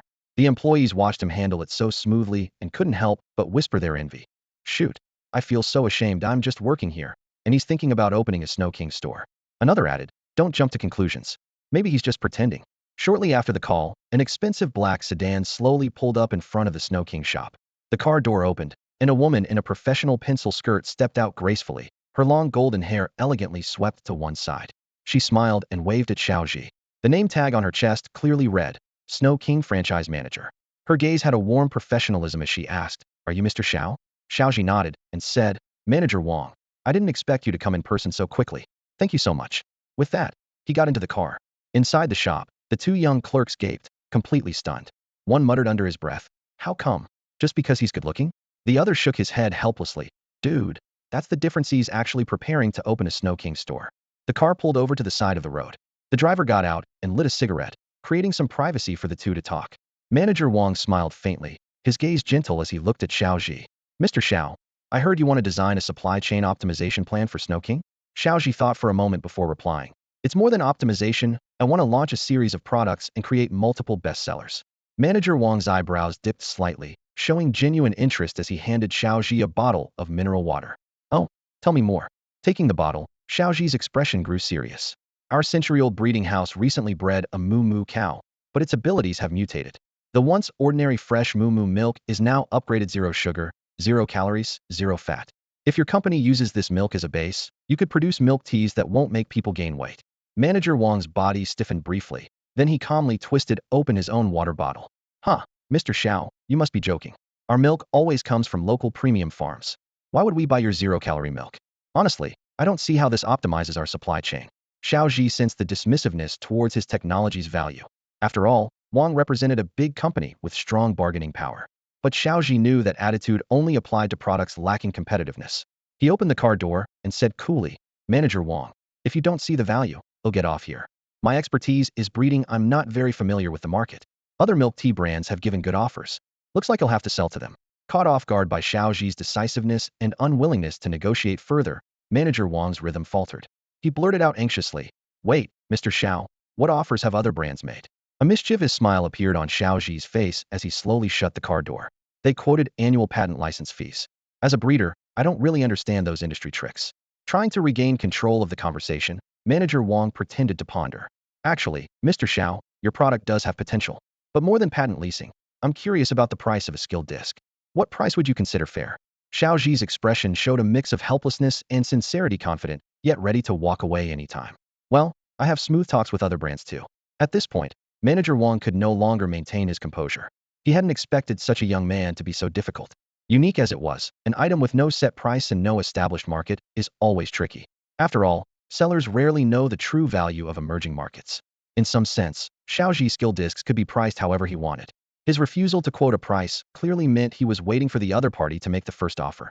If the offer fell short, he'd immediately get off the car, ending the deal. If headquarters never found out, fine. But this guy was very crafty. Once he was called out for a drive, company field records would have proof of where he went and what he did, no secrets. If this market took off with other milk tea brands later on, Snow King's headquarters would investigate, and Manager Wang would inevitably be held accountable. There'd be no escaping responsibility. If the proposal suited Xiao Zhi's own interests but didn't meet the higher-ups' demands, she wouldn't escape unscathed. After all, as the franchise manager, the more money she saved the company, the higher her commission. It was truly a dilemma with no easy way out. The kid on the other side spoke with flawless tact, skillfully dodging any mention of price gunning like a sly fox. Manager Wang casually tucked a stray lock of hair behind her ear, paused thoughtfully, then said, "Mr. Xiao, how about this? I place an order for 10 samples now, pay you a deposit of 100,000. What do you think?" Xiao Zhi knew full well that Shui Wang was still in a growth phase. A newly rising milk tea brand wouldn't let such a huge potential market slip away, so naturally, he favored Shui Wang first. In fact, he was quite optimistic about Shui Wang's future. Without responding to Manager Wang, he dialed a number in front of her. "Hello, is this the franchise department at Xicha? I'm the owner of by Nian Siyu Wu. Please connect me to your manager and tell them that Manager Wang from Shui Wang is right here with me." Sure enough, it worked. The franchise manager at Xicha quickly came online. "Hello, sir. How may I help you?" Xiao Zhi was straightforward. "Our by Nian Siyu Wu has a skill disc that enables Moo Moo cows to produce 0 calorie, 0 sugar, 0 fat fresh milk. You can verify the Alliance's testing report at our matching store on Taomi website. Now, Manager Wang intends to order 10 samples with a 100,000 deposit. I'm reaching out to see if you're interested in cooperating." Both Shui Wang and Xicha's managers found themselves in a bind. Xiao Zhi didn't give them much time to decide, but the presence of competitors pushed both sides to raise their quotes. This standoff resembled a mini-auction, inevitably heading toward a bidding war. Manager Wang quickly opened Taomi to check by Nian Siyu's store and test reports to confirm Xiao Zhi's claims. She immediately reported to her superiors. From Xicha's side came similar news. "Sir, please hold on. This business may need to be transferred to my superior." After a moment, a man's voice came through. "Sir, the 100,000 Alliance coin deposit from Shui Wang suggests a unit price of about 10,000. We at Xicha will buy directly 30 samples, no deposit, at 15,000 Alliance coins each." Back with Manager Wang came a female voice. "Manager Wang has informed me. You can absolutely trust Shui Wang. We offer 30 samples at 18,000 each. Oh no, 20,000 each. How about that?" Xicha, hearing Shui Wang suddenly raise the price significantly, but without time to fully assess the disc's real value, knew they couldn't lose out. Their next offer was 25,000. Wang's superior's voice sounded dispirited. "Manager Wang, handle it yourself and give them a reasonable counteroffer." Clearly, he wanted no part of this and backed out. Manager Wang was speechless, her throat tightening. "President Wang?" Then, looking at the calm Xiao Zhi gripping his phone, she bit her reddened lip and said, 30,000. "Mr. Xiao, 30,000 Alliance coins per disc, and it can only be sold to our Shui Wang." Xiao Zhi hung up on Xicha's side, noticing tears welling in Wang's eyes, and felt a warmth in his heart. He only wanted to settle debts and make a profit, not to make life harder for this struggling worker. 30,000 per disc was already enough. "Manager Wang, I admire your courage. Since you made this offer, I'll give you a chance." Wang shot him a furious glare, angry but too afraid to show it. Lowering her head with a feeling of injustice, thinking, "It's over. If this 0-calorie milk doesn't deliver a million return, my career is finished." "Sir, tell me, what kind of chance are you offering?" Her voice was low but tinged with quiet hope. Xiao Zhi smiled. "I'll give you a song. This song can boost milk tea sales in Z City by an order of magnitude. Once the results come in, submit the song to headquarters and you'll definitely get promoted." As he spoke, the melody naturally played in his mind, and he softly sang, "You love me, I love you." Manager Wang frowned and shot Xiao Zhi a sideways glare, exasperated. "Mr. Xiao, please show some respect." After Xiao Zhi finished singing the entire song, Manager Wang stood frozen in place. "Mr. Xiao, are you saying you want to use this song for sales promotion?" His tone was filled with doubt. Xiao Zhi had anticipated this reaction long ago. He replied calmly, "Exactly. I don't want to explain much. Anyway, here are the lyrics. How you use them is up to you. You'd better find a girl with a sweet voice to sing it. You're not really suitable, your style is too mature and commanding." Manager Wang hummed along to the lyrics Xiao Zhi handed him and found the song oddly addictive and catchy. After a moment's thought, he said, "Maybe it really could work. But I'm still a little uneasy. How about this? Mr. Xiao, they'll take you to X City's biggest Shui Wang milk tea shop. There's a recording studio nearby in the business district. You can give some live guidance, and we can sign a more formal contract. Xiao Zhi understood well that although the 9,000 deal was substantial, the money wasn't in hand yet, so signing a contract was necessary. On the other hand, he didn't want manager Wang to lose his job over this after all. If the woman tried to dissociate herself via the contract, Xiao Zhi would also have to assume some responsibility. After weighing the situation, he slightly nodded to show his agreement. Seeing this, manager Wang immediately stuck his head out of the car window. Driver, let's go to the busiest street in X City. Several hours later, they arrived at the recording studio and the partner talent agency. When the agency learned that the Shui Wang manager personally requested a singer, they immediately assigned their only provincial award-winning artist. Manager Wang glanced at Xiao Zhi and asked, Mr. Xiao, do you think this singer's level is enough? Xiao Zhi seemed casual and handed over the pre-written sheet music and lyrics. As long as the voice is sweet, nothing else matters. Just sing according to this, you won't go too far off. The singer had expected the theme song for a milk tea brand to have some class, at least sound fancy. But when she saw the lyrics, she squinted and sang the few lines along the sheet music repeatedly. You love me, I love you Shui Wang milk tea so sweet. You love me, I love you Shui Wang milk tea so sweet. The singer couldn't help but ask, that's all, just these 2 lines? Xiao Zhi nodded. Exactly. A hint of dissatisfaction showed on the singer's facade was like getting a lead role from a famous director, only to find the script had just 2 lines. Manager Wang began to sweat listening to this, especially since this singer's fee wasn't cheap. Xiao Zhi thought for a moment, then added, you can rearrange those 2 lines, adjust the pitch, sing again. If that doesn't work, add some Chinese-English translation, it's fine. The simpler the better, sing it like a nursery rhyme, so everyone can sing along and it'll show off your vocal skills better. Manager Wang felt her knees weaken. A nursery rhyme style could showcase vocal skill? She couldn't help but laugh. Mr. Xiao, why don't you talk with the singer to add some lyrics? Maybe something about Shui Wang milk tea's industry ambition or corporate culture. Xiao Zhi cut her off quickly. Enough, Manager Wang. I'm not responsible if the song is changed. Helpless, Manager Wang shrugged and took the contract from her bag, sighing deeply. All right, Mr. Xiao. He'll take responsibility for this cooperation too. If there are problems later, he'll share the blame. Throughout the scene, the interaction between Xiao Zhi and Manager Wang was full of friction, but also a realistic sense of caution and pragmatism in business dealings. The 9,000 contract stood in stark contrast to the simple, straightforward lyrics, yet it perfectly reflected the bittersweet realities of life. Since this is a partnership, let's split the project profits 80-20. Xiao Zhi ignored Manager Wang's workplace theatrics and quietly flipped through the contract clauses. He knew full well that the so-called 80-20 split really meant he'd be shouldering 80 of the losses while only getting 20 of the gains. The contract's cautious tone was unmistakable, especially the clause prohibiting him from selling the skill discs to other companies, with a penalty of clawing back 50 of the transaction if breached. Besides that, the contract clearly stated this was a pure business collaboration between Shui Wang and the Century Breeding House, and Shui Wang bore no responsibility if the project incurred losses or illegal actions occurred. Xiao Zhi had seen these terms countless times. They were straightforward and unremarkable. After swiftly signing his name, he patted the contract and said, all right then, he'll produce the skill discs for your company. If it's 30 discs, they'll be shipped by tomorrow afternoon. Manager Wang took the contract, beads of sweat appearing on his forehead. Wiping them away, he smiled. Mr. Xiao, you can ride with me back. Okay, Xiao Zhi replied without much thought or pretension. But instead of going straight to the breeding house, he asked Manager Wang to stop at the nearby friendly store. He planned to buy the skill discs on site and start work immediately. Manager Wang looked a bit hesitant. Mr. Xiao, please wait a moment, I still need to buy a few things. Before he finished speaking, Xiao Zhi was already heading into the friendly mall. A few minutes later, he emerged carrying 30 skill discs along with several banana fruits gifted by a lady boss. Manager Wang, let's head back to the breeding house. Here, try this banana, he said easily, handing over the fruit. Manager Wang accepted it, a little embarrassed. Banana?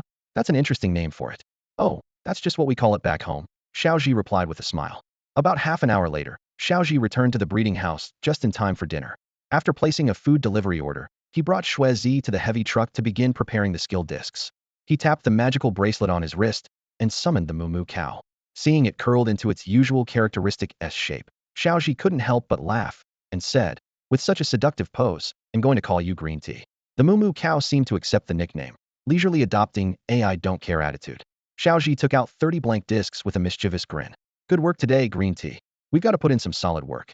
He laid some fresh grass in front of Green Tea to lure it. Tempting. Come on, they'll give you some fresh grass each time you use your skill. How about that? Green Tea blinked innocently, pretending not to notice. Xiao Zhi intentionally placed extra grass, to which green tea showed satisfaction, mooing and raising a hoof as it began activating its skills. After several hours, Xiao Zhi finally had 15 skill discs, the maximum limit for Moo Moo Cow skill usage. Green tea was also full in content. After sending off the discs, Xiao Zhi sat down and began devouring his now cool takeout. Seeing this, Xuezi stopped making his own skill discs and lay down on the floor, mimicking Moo Moo Cow's posture. Xiao Zhi chuckled, "You little rascal Xuezi, have some fish snacks as a reward." Xuezi lifted his eyelids in mimicry and then pounced eagerly. That night, Xiao Zhi fed the Moo Moo Cow plenty of fresh grass and spent 5,000 alliance coins on a supplement to ensure it could replenish its skill usage. Only then did he go to sleep peacefully. The next day, Xiao Zhi climbed back onto the heavy truck and gently called to the Moo Moo Cow, waking it after a night of rest. Now it looked vibrant and alert, its eyes shining with a determined energy, as if it sensed its owner's resolve. He was sworn to break free from the suffocating debt weighing him down and vowed not to betray In Lusha's simple, if naive, trust. In contrast, the green tea cow lay inside the trailer like a limp rag doll, utterly exhausted and motionless, its expression screaming, "I'm about to die." Xiao Zhi used every trick he had to urge the Moo Moo Cow to start working. It groaned, but managed to produce 5 skill discs before collapsing completely. No matter how loudly Xiao Zhi called or how much extra forage he gave, the Moo Moo Cow showed no response. Fatigue seemed to crush its fighting spirit in an instant. What was he supposed to do now? Xiao Zhi's anxiety mounted. He had just prepared 20 skill discs, hoping for the Moo Moo Cow to use its skills multiple times without tiring. The key was to raise its skill usage limit. There were 2 ways. First, practice over and over until the skill use became as strong as muscles. But with the Moo Moo Cow lying around most of the time, how could it train itself? Time was tight, and the debt deadline loomed. Second, find its favorite magical fruit. Usually, the Moo Moo Cow loved Xian Chui Gua, a strange fruit resembling a greenheart dragon fruit. But it was off-season, and no ripe fruit could be found in the wild. Xiao Zhi had no choice but to buy online, anxiously waiting. Just like that, a whole day was wasted, leaving only 6 days to repay the debt. The next day, fresh Xian Chui Gua arrived. Xiao Zhi eagerly fed it to the Moo Moo Cow. Sure enough, its weak body gradually recovered, and the drooping, tired look visibly improved. With Xiao Zhi continuously adding more forage, the Moo Moo Cow managed to produce the last 10 skill discs in one go. After a full day's work, Xiao Zhi barely finished this batch, exhaustion hitting him hard. The workload was truly intense, making him realize that working alone would soon be impossible. He had to build a team to work more efficiently. After all, the Snow King's matters still awaited him. Handling everything alone was never going to be sustainable. After sending all the skill discs to Manager Wang, it wasn't long before his phone rang. On the other end, Manager Wang's voice carried a hint of urgency. "Mr. Xiao, our product design team in City Z has completed the pilot product designs. Please take a look at the design spreadsheet. It's shared, so you can edit and add your suggestions directly." Hearing this, Xiao Zhi already had a sense of what was going on. This shared spreadsheet would obviously track all the modifications. Manager Wang's move was clearly a way to give himself an exit strategy. Xiao Zhi thought to himself that on one hand, this approach would spread the blame for any losses and help Wang keep his managerial position. On the other hand, most of the financial burden would fall on Xiao Zhi himself, allowing Wang to wash his hands of the matter in the records later. "All right, got it," Xiao Zhi replied. "He'll make the changes and send it back. But please remember your management responsibilities and our agreement. Make sure the payment is transferred as soon as possible." His tone was firm, with no trace of politeness. This wasn't just collaboration, it was a cautious step by someone far from home, quietly setting up protective measures for the future. Opening the shared design spreadsheet, Xiao Zhi began reviewing each item. Seeing the creamy milk ice cream priced at 5 alliance coins, he raised an eyebrow and smirked inwardly. Clearly a joke. He immediately adjusted the price down to 2 coins, sticking to Shui Wang's principle of small profits but quick turnover. Then he froze. Fresh lemon iced water had vanished, replaced instead by fresh orange juice. He shook his head helplessly. What kind of clueless product designer would arbitrarily replace our best-selling lemon water with orange juice? As he edited the design sheet, he scrolled through the top bubble tea brands on his food delivery app. Any breakout bestseller missing from the spreadsheet, he added in. After all, who wouldn't want to sneak a bit of their own preference in, making their favorite drink the crown jewel of Shui Wang? Many up-and-coming tea brands had risen to fame thanks to 1 or 2 blockbuster items. After finishing the revisions, Xiao Zhi took a deep breath, feeling as if he'd just filled out a wish list. Budget-friendly ice cream at 2 coins, refreshing lemon water at 3, juicy grape tea, Bo Ya's stringless chin, coconut latte. These classic Blue Star drinks stirred a long-lasting nostalgia in him. Secretly, he hoped that once these items launched, Shui Wang could finally leap beyond being just a new brand and grow into a bubble tea giant. After hitting send, he patiently waited for a response. Moments later, the phone rang again. Manager Wang's voice sounded puzzled. "Mr. Xiao, aren't you in breeding? How do you have so many bubble tea recipes? Xiao Zhi hadn't expected that the experience he gained scrambling through various bubble tea shops after graduating jobless would become such a valuable asset now. He chuckled quietly and answered, well, it's a long story. Manager Wang sounded a bit troubled. Your ideas are quite radical, but right now we at Shui Wang can't adjust so many supply chains at once. He'll adopt some parts. I've sent you the detailed implementation plan, and the sections you need to be involved in are marked in red. Please check when you have time. Xiao Zhi didn't mind. How much he'd earned now depended on Shui Wang's fortune. But his attention quickly pivoted to a different detail. There was no confidentiality clause in the contract or implementation plan. Raising an eyebrow, he called back, Manager Wang, don't we need a non-disclosure agreement for this project? He had to clarify this. If Wang had overlooked confidentiality, any leak of company secrets during the project could have serious consequences. Xiao Zhi definitely didn't want to get entangled in a harsh legal showdown with Shui Wang's legal team. That was trouble he was keen to avoid. Manager Wang responded quickly, Mr. Xiao, our company has always been open and fully transparent. The technical side isn't complicated at all, so you don't need to worry. On the contrary, you high-quality suppliers shouldn't be poached easily. Understand? If there's nothing else, I have to get back to work. Xiao Zhi knew very well that open and transparent really meant this project was up for grabs. If Shui Wang Company underperformed, other interested companies could take over. That was the true logic behind transparency. Since that was the case, he decided to do a live stream right at the ranch. After all, many people still wanted to see how the milk they drank every day was really produced. The project allowed live streaming, so why not use the opportunity to draw some attention and leverage Zhu Wang's reputation for his own publicity? Once his account had enough followers, his future products and projects could rely on fan support without complicated partnership deals. After hanging up, a message popped up on Xiao Zhi's phone. Your account has been credited with 900,000 Alliance coins. Please check promptly. He opened his business bank account and stared calmly at the number 181, 388. Yes, he was just a temporary millionaire. With over $1 million in balance, minus 550,000 owed in principal and interest, plus over 790,000 invested from Yin Lusha, the net difference on paper was less than 150,000, a significant sum. The system clearly required profits to unlock the next evolution point, a pressure weighing heavily on Xiao Zhi. The revolution was far from over. He had to work even harder. He started reviewing the implementation plan, wading through a pile of long-winded text and clauses. Company grew big. Things were indeed complicated. Finally, he found the key points outlining the overall strategy in just 3 steps. Pilot in one store, then another district, and finally citywide promotion. Next, submit the collaboration scheme to headquarters for nationwide coordination. His share only extended to the district pilot stage. In other words, although he was the fall guy invited to carry the blame, if he wanted to earn enough returns, he had to ensure one store and one district pilot succeeded, or that 150,000 would be lost. Unless next month's accounts receivable from Shuezi had Yin Lusha getting 90, and he only 10, but that was a condition he would never accept. Continuing to review the plan, Manager Wang had even broken down what to do hour by hour. Though Xiao Zhi's tasks were few, the timing and assignments were clearly scheduled. The 4-day plan ahead was orderly, with concrete targets, when to go where, what to do, all spelled out. If he failed to meet the requirements or standards, 50 of the transaction amount must be clawed back. Following the dates, today's plan was to wait for Xiao Zhi to deliver the skill discs, then take them to Shuang Ranch in Z City to select 30 high-yield Moo Moo Cows, study and apply the skill discs. Xiao Zhi's job was to ensure all discs functioned properly. If any were faulty or expired, he had to replace them unconditionally. No way around it.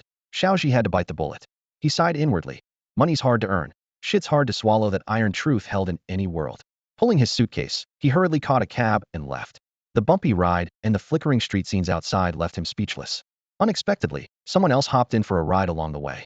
There was only one road to Snow King Ranch, so it was clear they were heading the same way. With a bit of curiosity, Xiao Zhi nodded in agreement, and the man sat in the back seat. He was a young guy wearing glasses, carrying a shoulder bag packed full of camera gear, lenses spilling out, and had a pen clipped to his shirt pocket alongside a small notebook, as if ready to jot down notes at any moment. Hey, handsome, are you heading to Snow King Ranch too? Xiao Zhi asked. Yeah, same route. The glasses guy glanced at Xiao Zhi, then noticed the selfie stick in his hand. Looks like you've got a selfie stick too. Are you a reporter? Oh, I'm planning to live stream the ranch, Xiao Zhi replied. But before he finished, the glasses guy suddenly slapped his thigh excitedly. I knew it. I'm not the only one sensing something off about Snow King. There's no way their milk tea is both expensive and cheap at the same time. They must be hiding some dirty secrets. Xiao Zhi nodded along smoothly. Exactly, I thought it was strange too. Let's split the work. You handle filming, I'll do the live broadcast. We'll dig up the truth about Snow King. It's our duty to serve justice, no fear going into the tiger's den. That's what reporters do.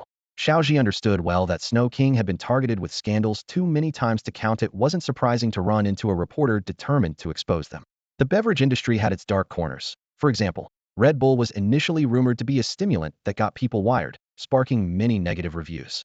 The kind of bad buzz often ironically meant the brand was still popular. Snow King's real strength lay in its supply chain advantages and highly standardized store design, which shortened payback periods and attracted lots of franchisees. But with many outlets, some bad actors were inevitable, providing competitors opportunities to spy and monitor. Skepticism was standard for startups. Not wanting to miss a chance to expose the truth, Xiao Zhi went along with the act. Bro, since we're on the same boat here, we need a plan. If we just say we're reporters, they probably won't let us in. The glasses guy nodded. Good point. So what should we say? Xiao Zhi smiled. He'll say I'm your assistant, and you're in charge of the breeding house.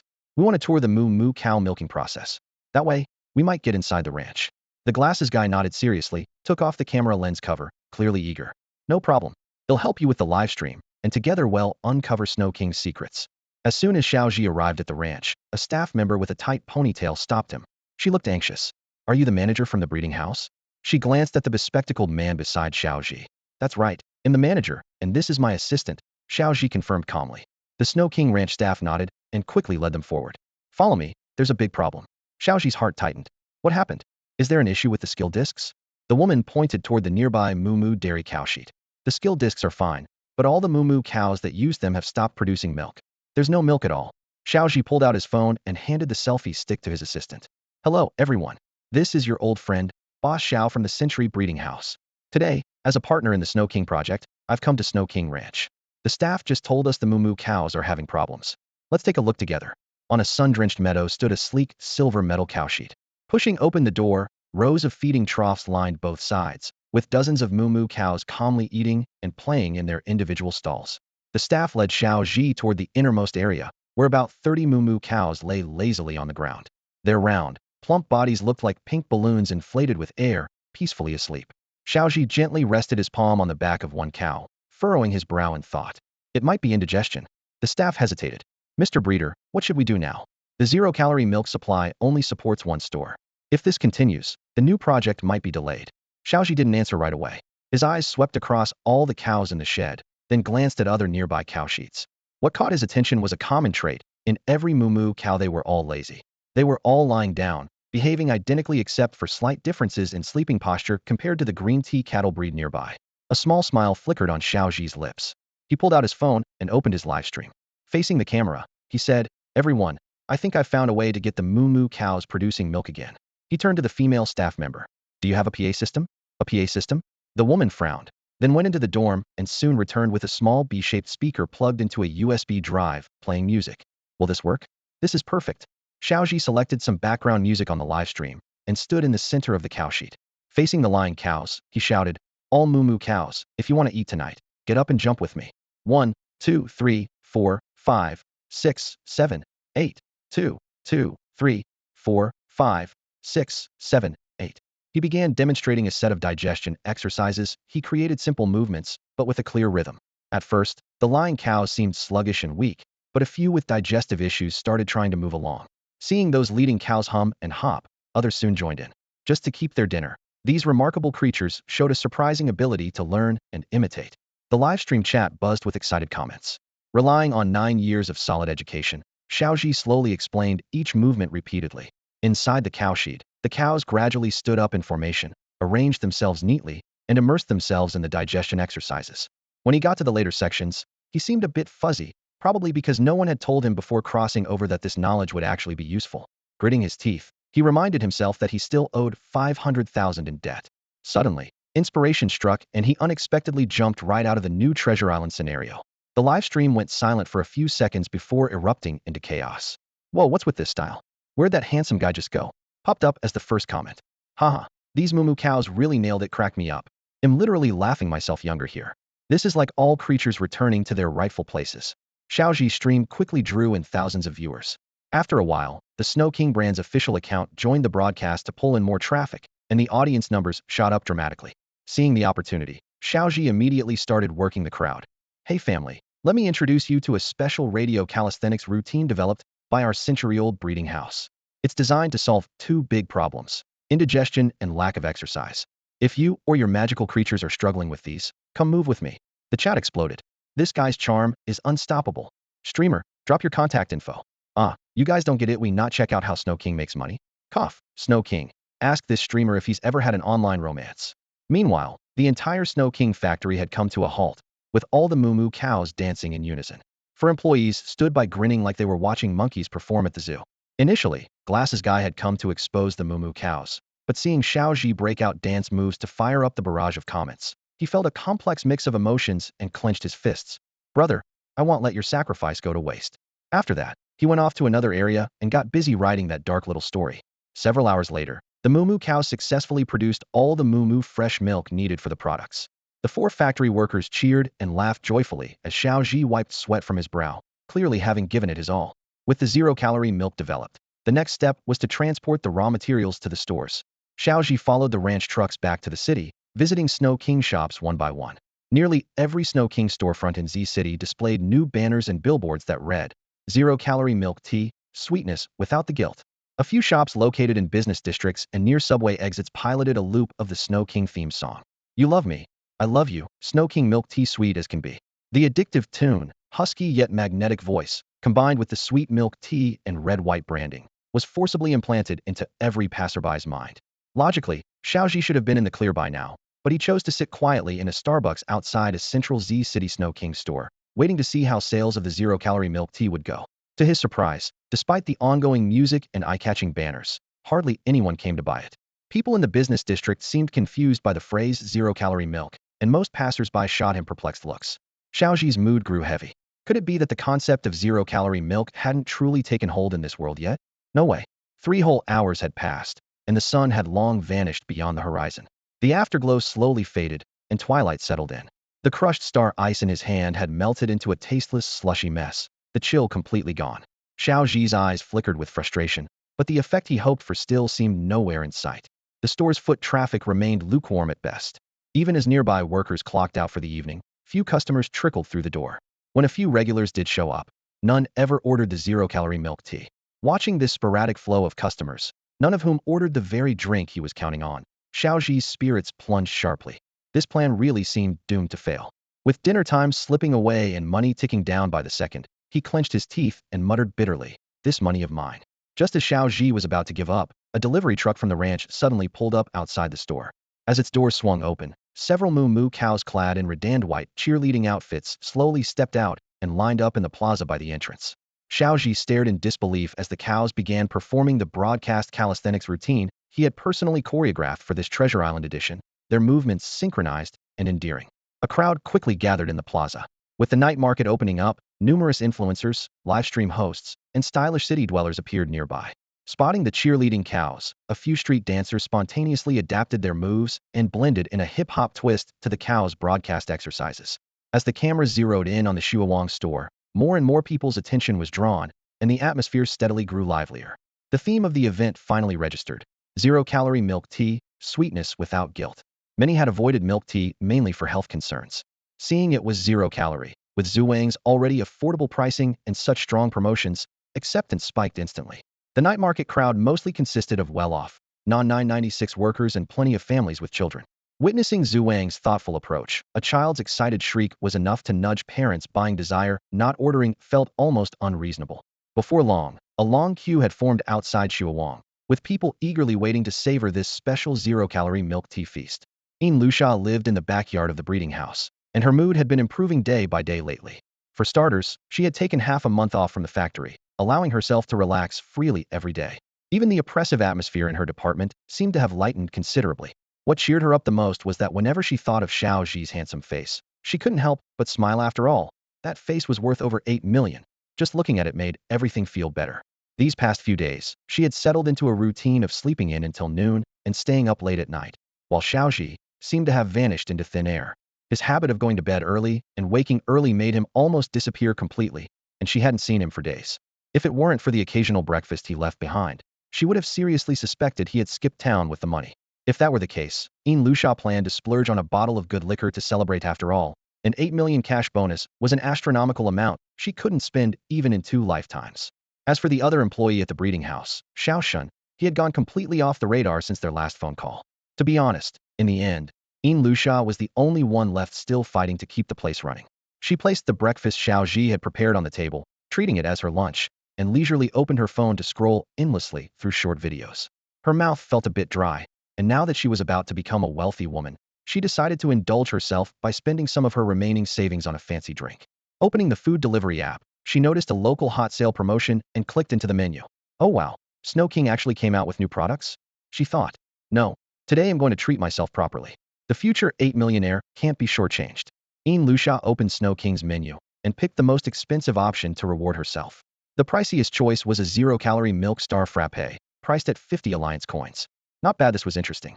Scanning through the reviews, everyone was raving about the new drink. Just wrote my pancreas a will yesterday. Didn't expect zero-calorie milk tea today. The secret to zero-calorie milk tea? Buy an outrageously expensive zero-calorie drink. Post it on your moments, then throw it straight into the trash.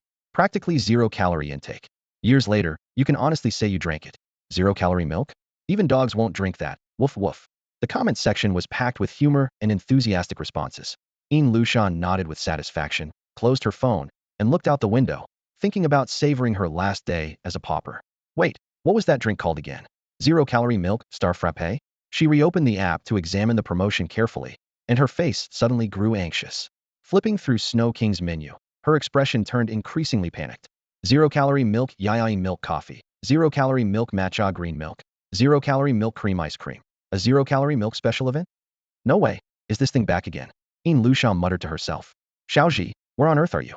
The next moment, she came across Snow King's promotional video. A handsome face led a group of mooing cows performing a Taiwanese-style radio calisthenics routine. The catchy music and upbeat rhythm triggered laughter all across the comment section. Snow King had even launched a Snow King dance campaign, encouraging users to upload imitation videos, sparking a wave of zero-calorie milk-themed Snow King dance challenges across major social media platforms. Luxia cursed inwardly. Damn it, could this zero-calorie milk be that fake fresh milk scam from our breeding house again? Wow, how on earth did this get so popular? Xiao Zhi really crossed the line this time. Luxia was furious, practically seeing red, and immediately rushed to the short video platform to fiercely search the keyword zero-calorie milk. The hottest video was by a reporter nicknamed Glasses Bro, which had already racked up over 500,000 views. The guy had gone to Zhuang's factory and stores, filming a lot of footage.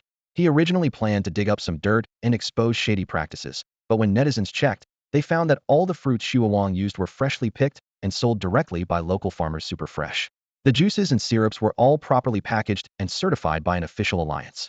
This reverse expose didn't reveal any major scandals, except that Glasses Bro insisted on focusing on their use of overnight lemons in stores, which ironically only made Shuowang blow up even more in popularity. Luxia's face turned purple with embarrassment, feeling like needles were stabbing her heart. Big sales. Huge buzz. Absolutely flying off the shelves. Words jumped out from the screen, striking her fragile nerves. She slammed the table so hard she nearly dented it. It's like the heavens are against me. She roared. Why would anyone want to drink this nutritionally useless milk? Making money is so damn hard. How can it be ruined like this? And that reporter, how could someone be that foolish? If you're going to bash us, why bash us in a way that just makes us hotter? Over at Shuowang, they were utterly confused too. Those so-called skill discs from Xiao Zhi seemed useless, yet somehow they were turned into a whole product line. Restless, Luxia paced back and forth in the breeding room, her mind a complete jumble. This was disastrous. Not only hasn't the 8 million investment turned a profit, but what about the debt? She felt short of breath and hurried to the window for a deep inhale, afraid she might faint if she didn't catch her breath. Just then, she heard the food delivery guy calling outside. Hey, whose zero-calorie milk star shake is ready for pickup? Like grabbing a lifeline, Luxia dashed out to take the cup. She stared at the tiny print in the corner of the packaging. This zero-calorie milk skill disc is jointly launched by the Century Breeding House. It was Manager Wang's disclaimer. Her heart clenched tight, almost pounding out of her chest. This move was so sneaky, she didn't see it coming. She had been agonizing over losing money, buying all these ingredients, renovating the breeding house, even buying fortune plants by the kilo. What else could she do? Just as she felt ready to explode with frustration, she forced herself to calm down. Wait, what if the zero-calorie milk just tasted bad? Maybe it was all hype and viral videos, and no one was truly buying it. That would be a relief. She took a sip of her own ordered matcha star shake. After all, that flavor was their bestseller.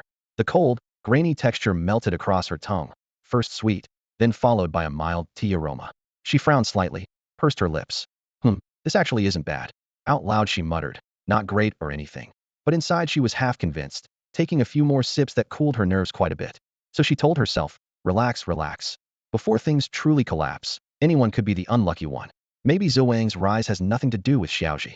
Xiaozhi probably just sold some skill discs. 800,000 investment doesn't mean instant profit. Let me just call and check maybe Xiaozhi didn't even make those skill discs. She dialed the number, voice cautious but hopeful. Ahem. Mr. Xiao? It's me, Lusha. On the other end, Ziota's voice was steady and clear, obviously indoors. What's up, Miss Lusha? I'm busy with our project. She asked anxiously, how's it going? Oh, I forgot to ask, these past few days have we hit our targets yet? Xiaozhi chuckled. Yeah, we have. We launched a zero-calorie milk campaign in cooperation with Xua Wang, and it's selling really well. Hearing this, Lusha felt a flicker of joy. Is that so? Mr. Xiao, you really came through. How many skill discs have you sold? 30 in total. Lately, I've been focusing mostly on events tied to milk tea. Hearing only 30, she relaxed a bit. 30 discs meant around 3 or 400,000, still short of breaking even, but the pressure wasn't so crushing. What puzzled her was why Xiaozhi was so involved with Xua Wang. Mr. Xiao, what exactly is the cooperation with Xua Wang? Miss Lusha, the project with Xua Wang is a revenue-sharing deal, so I have to take care of some of the details too. Her heart tightened at that revenue sharing. So they were collaborating that deeply? She tested, how's the revenue sharing arrangement? There was a brief silence on the other side, which sent a bad chill through her. Just as she was about to push for an explanation, Ziota's voice came from the breeding room. Lusha? I'm back. Just the right time to settle accounts with you. Xiaozhi returned to the breeding house carrying a stack of documents, which he handed to Lusha without hesitation. In his other hand, he held several cups of zero-calorie milk tea, moving with swift precision. Lusha, I've already received the revenue share from Snow King and the payment for the skill DVDs. The total income is 831,298 alliance coins. After deducting the 779,880 cost investment, the net profit stands at 51,418 alliance coins. Lusha took the files with a polite smile, though her expression remained calm and almost expressionless. She glanced down and flipped through the papers, her finger quickly stopping at the income column for the skill DVDs. Her brow lifted slightly. 30 DVDs sold for 630,000? That matches my market expectations exactly. She murmured this with a tone tinged with approval. Mr. Xiao really has a sharp business mind turning rotten fruit into something magical. Magical, my foot. The alpaca emotions surged inside her, grumbling silently. Who told you to be so good at making money? Who taught you this zero-calorie milk concept? And each DVD priced at 21,043.2 alliance coins? Who in their right mind would believe anyone sets a price like that? She cast a glance at the price section, noting clear signs of edits anyone could spot. Yet the real question gnawed at her. Why bother altering the price at all? Compared to the last batch of hair removal DVDs which sold for 11,000 each, this one's price topped 21,000, clearly an exaggeration. The cost of these DVDs was barely over 800, and the customers were modest spenders. Who could possibly justify that kind of markup? Could Xiaozhi be inflating revenue to cheat her into covering losses? Did he think she was short on funds? Or worse, that she was greedy? Lusha's eyes never left the document as she stared at the figures for a long moment. Meanwhile, Xiaozhi watched her blank, hollow gaze and felt puzzled. They had made a profit, so why did Lusha look as if she'd seen death? He recalled that he had never told anyone the DVDs sold for 30,000 each. Instead, he had used correction fluid to cover the contract price of 30,000 alliance coins and rewritten it as 21,600. Although restamping the company seal would blur the effect, if handled carefully, tweaking a few digits was no problem. Moreover, the selling price line was handwritten by him, making it easier to adjust. This way, the difference between the true and reported price, plus the extra 400,000 plus that Lusha invested, was used to pay off debts. Xiaozhi pointed to the page numbers at the back of the file. I've placed the cost controls and financial data at the end, Miss Lusha. You can see that we've already turned a profit. The skill DVDs generated 620,000 in revenue, and the event share brought in over 200,000. Lusha's face showed no reaction. Her stiff smile looked pasted on. Assuming she was dissatisfied with the project's earnings, Xiaozhi continued. Our project's profits could still improve since the pilot runs until next week. Crossing 100,000 isn't impossible. If we want to sign a new contract later, we'll need Snow King to ramp up production. Lusha immediately rejected that with a firm no. Although she had invested based on the project, letting the system earn more money now would only double her losses. This feeling of debt weighed on her more heavily and painfully than she had imagined. Xiaozhi was surprised by her response. Mr. Xiao, I think we shouldn't be short-sighted. Lusha lowered her voice. After all, we're a breeding house. If we tie ourselves too closely to a milk tea brand, it could create a fixed impression among consumers. Though vague and somewhat rambling, Xiaozhi caught a hint of meaning beneath her words, and his expression shifted from confusion to wariness. Damn, this woman is so easy to fool in daily life. She's completely indifferent to money, but in business, she's incredibly sharp. It's like if you've always been selling herbicides and suddenly start selling food. Who would trust that? Ding, your account has been credited with 779,880 Alliance coins. Please check promptly. What's missing? This was capital from the second project. Xiao Jiqing cleared his throat, feeling the weight lift off his shoulders now that his debts were cleared. Maybe he could even enter the Alliance Cup or something in the future. After all, had miraculously traveled through time once, and now he had a profitable system, might as well play the capitalist role properly. Yin Lusha paused thoughtfully and said, Mr. Xiao, I think that profit-sharing ratio isn't fair. Xiao Zhi had expected her to object.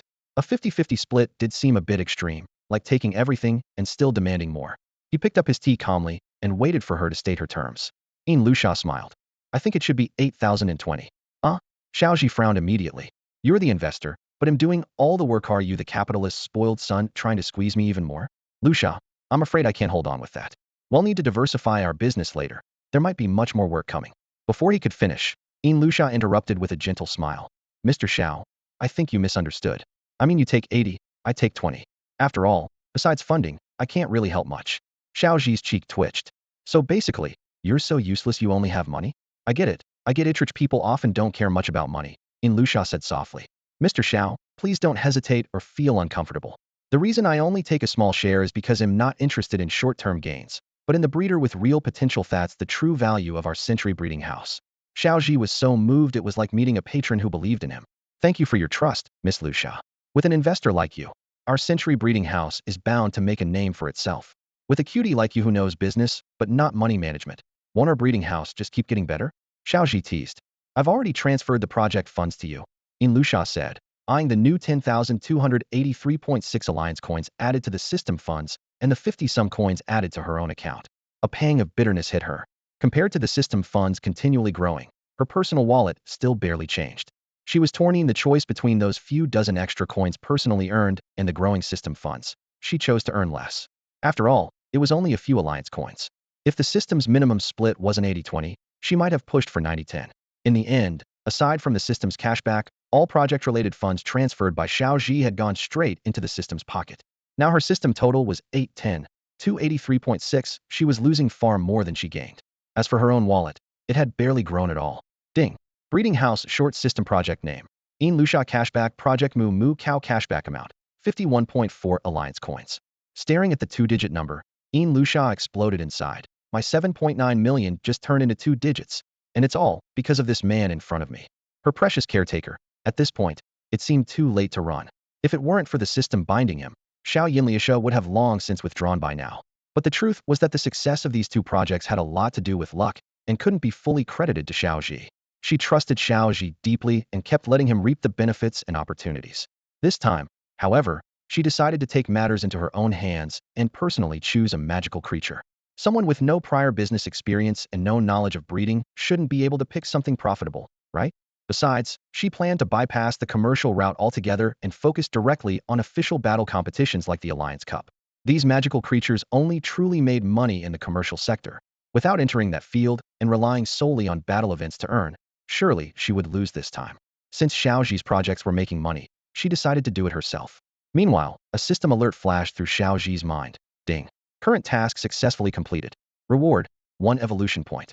Due to host exceeding task requirements twice, bonus reward, 1 additional evolution point. System upgraded to level 2. Evolution exploration function unlocked. Usable during next task. Seeing the extra evolution points, Xiao Zhi felt a surge of excitement. He hadn't expected to gain an extra point this time, giving him more options and more room for error. More importantly, each evolution point could unlock unexpected evolution skills. These seemingly useless points held the key to opening doors to commercial success if he just shifted his perspective. It was truly a lifeline in his moment of crisis. He believed that with the system's continual evolution, his dream of walking the path of capital was within reach. Setting aside everything else, how empowering it was to have a clear small goal. He had to give it a try. In his past life, he worked like a beast of burden. This life, he'd be a capable caretaker making his own chicken cutlets and steadily walking his own path. That, too, was a skill. For now, Xiao Zhi resolved to enter the alliance-level competitions and focus on the magical creature battle scene. This was the most lucrative business in this world. Yin Lusha spoke up first. Mr. Xiao, after thinking it over carefully, I believe our future direction has to focus on the battle track of magical creatures. After all, this path is both mainstream and highly visible, and almost every well-known breeding house is deeply invested in it. Xiao Zhi was momentarily taken aback, hadn't expected Yin Luxia to share the same idea. He quickly nodded in agreement. That's great. In this world, ordinary high school students choose the magical creature battle route when taking the college entrance exam, which reflects how massive this market is. Since we intend to pivot and develop new businesses but haven't yet wrapped up the old ones, Mr. Xiao certainly can't handle everything alone. Yin Luxia continued with a suggestion. How about this? He'll take charge of planning the upcoming project. Once the plan is finalized, you, Mr. Xiao, can focus on implementation. Xiao Zhi felt more at ease hearing that. That works perfectly. I can take a bit of a break. Then he shifted gears and asked, wait, you're doing the planning? What about my existing system? What if I can't execute your plan? Yin Luxia smiled and replied, you actually don't need to get involved in the detailed planning. We'll work together to decide which magical creatures to select, and you can fully handle the implementation details. No, Yin Luxia said earnestly, our breeding house already has some scale. For the next investment round, we have to keep up with market trends. Deciding the species of magical creatures is just one part. The real key is how to implement the plan and build the reputation of our century-old brand. That's what matters most. Hearing that it was about investing capital, Xiao Zhi immediately went silent. As long as the other party was willing to put up the money, he had no objections. Besides, Xiao Zhi was still a traveler from another world and might not be fully familiar with the knowledge or cultural environment of magical creature battles. Although he retained the original owner's memories, his perspective was still limited. Having someone like Yin Luxia, a native Blue Star resident, making decisions might actually better meet market demands. All right, it's settled then, Luxia. This time you take charge of the projects you care most about. He'll wrap up the previous two businesses first. You have full planning authority on the new project. If there are issues, he'll help adjust the plan, Xiao Zhi said. Yin Luxia responded enthusiastically. Thank you very much, Mr. Xiao. After packing up the contracts and documents, Xiao Zhi suddenly recalled a detail. Since we're entering the battle track, where should we start? Yin Luxia thought for a moment and suggested, I think we can begin with next week's Baby Cup. It's the lowest level magical creature battle event in the league, usually open to high school students. The competition's requirements for magical creatures aren't high, and management is relatively lenient. Our entry barriers will also be lower. Xiao Zhi replied, right? High school students don't have a lot of financial strength. Those who join the Baby Cup usually bring juvenile magical creatures. Buying skill discs is a problem. Is anyone willing to buy skill discs for newborn babies? They might even turn out defective. Why not just buy for adult magical creatures? That's more cost-effective. He nodded, showing he understood. Okay, let's participate in the next Baby Cup. He'll place an order for a batch of skill discs in advance. Because the Baby Cup generally targets new trainers without a professional trainer's license, it allows them to compete with freshly hatched juvenile magical creatures, aiming to hone their battle skills and gain experience like an internship. Its entry-level nature means a broad audience and natural demand, which can generate many derivative products. After a brief exchange of pleasantries, the two returned to their rooms to prepare. That night, Yin Luxia began gathering information and conducting research, her eyes burning with determination. She had to come up with a plan so utterly useless that Xiao Zhi wouldn't even have a chance to turn things around.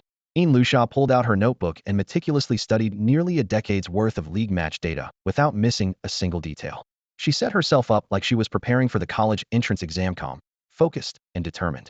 After a sleepless night, she collected and organized all the skill discs provided by the major breeding houses for the Baby Cup trainers into a comprehensive spreadsheet. Which skills sold well, which didn't, and why, all clearly marked. She kept pondering, what kind of Pokemon skill would be impossible to sell? Just then, she stumbled upon the strict regulations for the Baby Cup. Opening the dry, tedious rules, her eyes lit up. Wait a second, what if I sell some skills that are banned outright by the tournament? Nobody would dare buy those. Excited, she quickly scanned the Baby Cup skill restrictions. Searching skill, the very first rule made her chuckle. To ensure the healthy growth of baby Pokemon, the league prohibits one-hit knockout skills as well as those causing excessive damage. Though not an expert breeder, Yin Luxia knew well that Pokemon rarely faint easily in battle afterward. As long as their magical wristbands recharge energy, they recover quickly, with injury severity merely affecting the time spent resting in the band. The league set these rules to protect young Pokemon from psychological trauma, preventing them from developing tournament fear. A clever idea struck her. Since the tournament banned one-hit KO and high-damage skills, she could purposely sell exactly those illegal skills. If a skill could be lethal, it would be completely misplaced in the market, targeted at the wrong audience.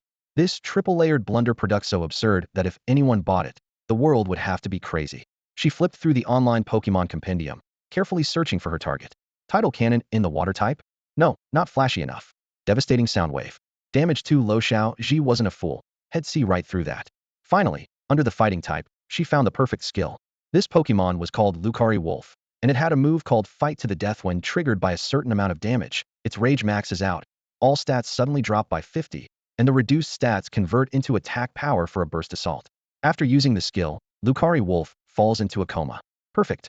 Fighting moves are already rare, and this one was a one-time burst. Who would seriously pay for that? The next morning, Xiao Zhi flipped happily out of bed, his eyes landing on a calendar marked furiously with crossed-out days. What a relief to finally clear that debt. He cheerfully noted the Baby Cup event 7 days away. Since arriving here, he needed to earn some money, maybe travel the world, and see how different this place was from before. After washing up, Xiao Zhi emerged refreshed. Luxia was already smiling, waiting for him. Mr. Xiao, I've chosen the new project. This time, we'll sell fighting-type skills. Xiao Zhi instantly felt defeated. He thought, it's not that he feared challenges, but this felt like picking on honest people. Selling fighting skills at the Baby Cup was like selling weapons in a kindergarten, insanely risky. Just as he was about to protest, Luxia grew more excited, completely ignoring his objections. The investment cap is 800,000. The money's already in the company account. All expenses will be tracked. Don't worry. Hearing the sum, Xiao Zhi thought it was manageable. Even if obstacles arose, they could handle them. Smiling and patting her shoulder with a hint of helplessness, he said, Luxia, this kind of thing it's fine.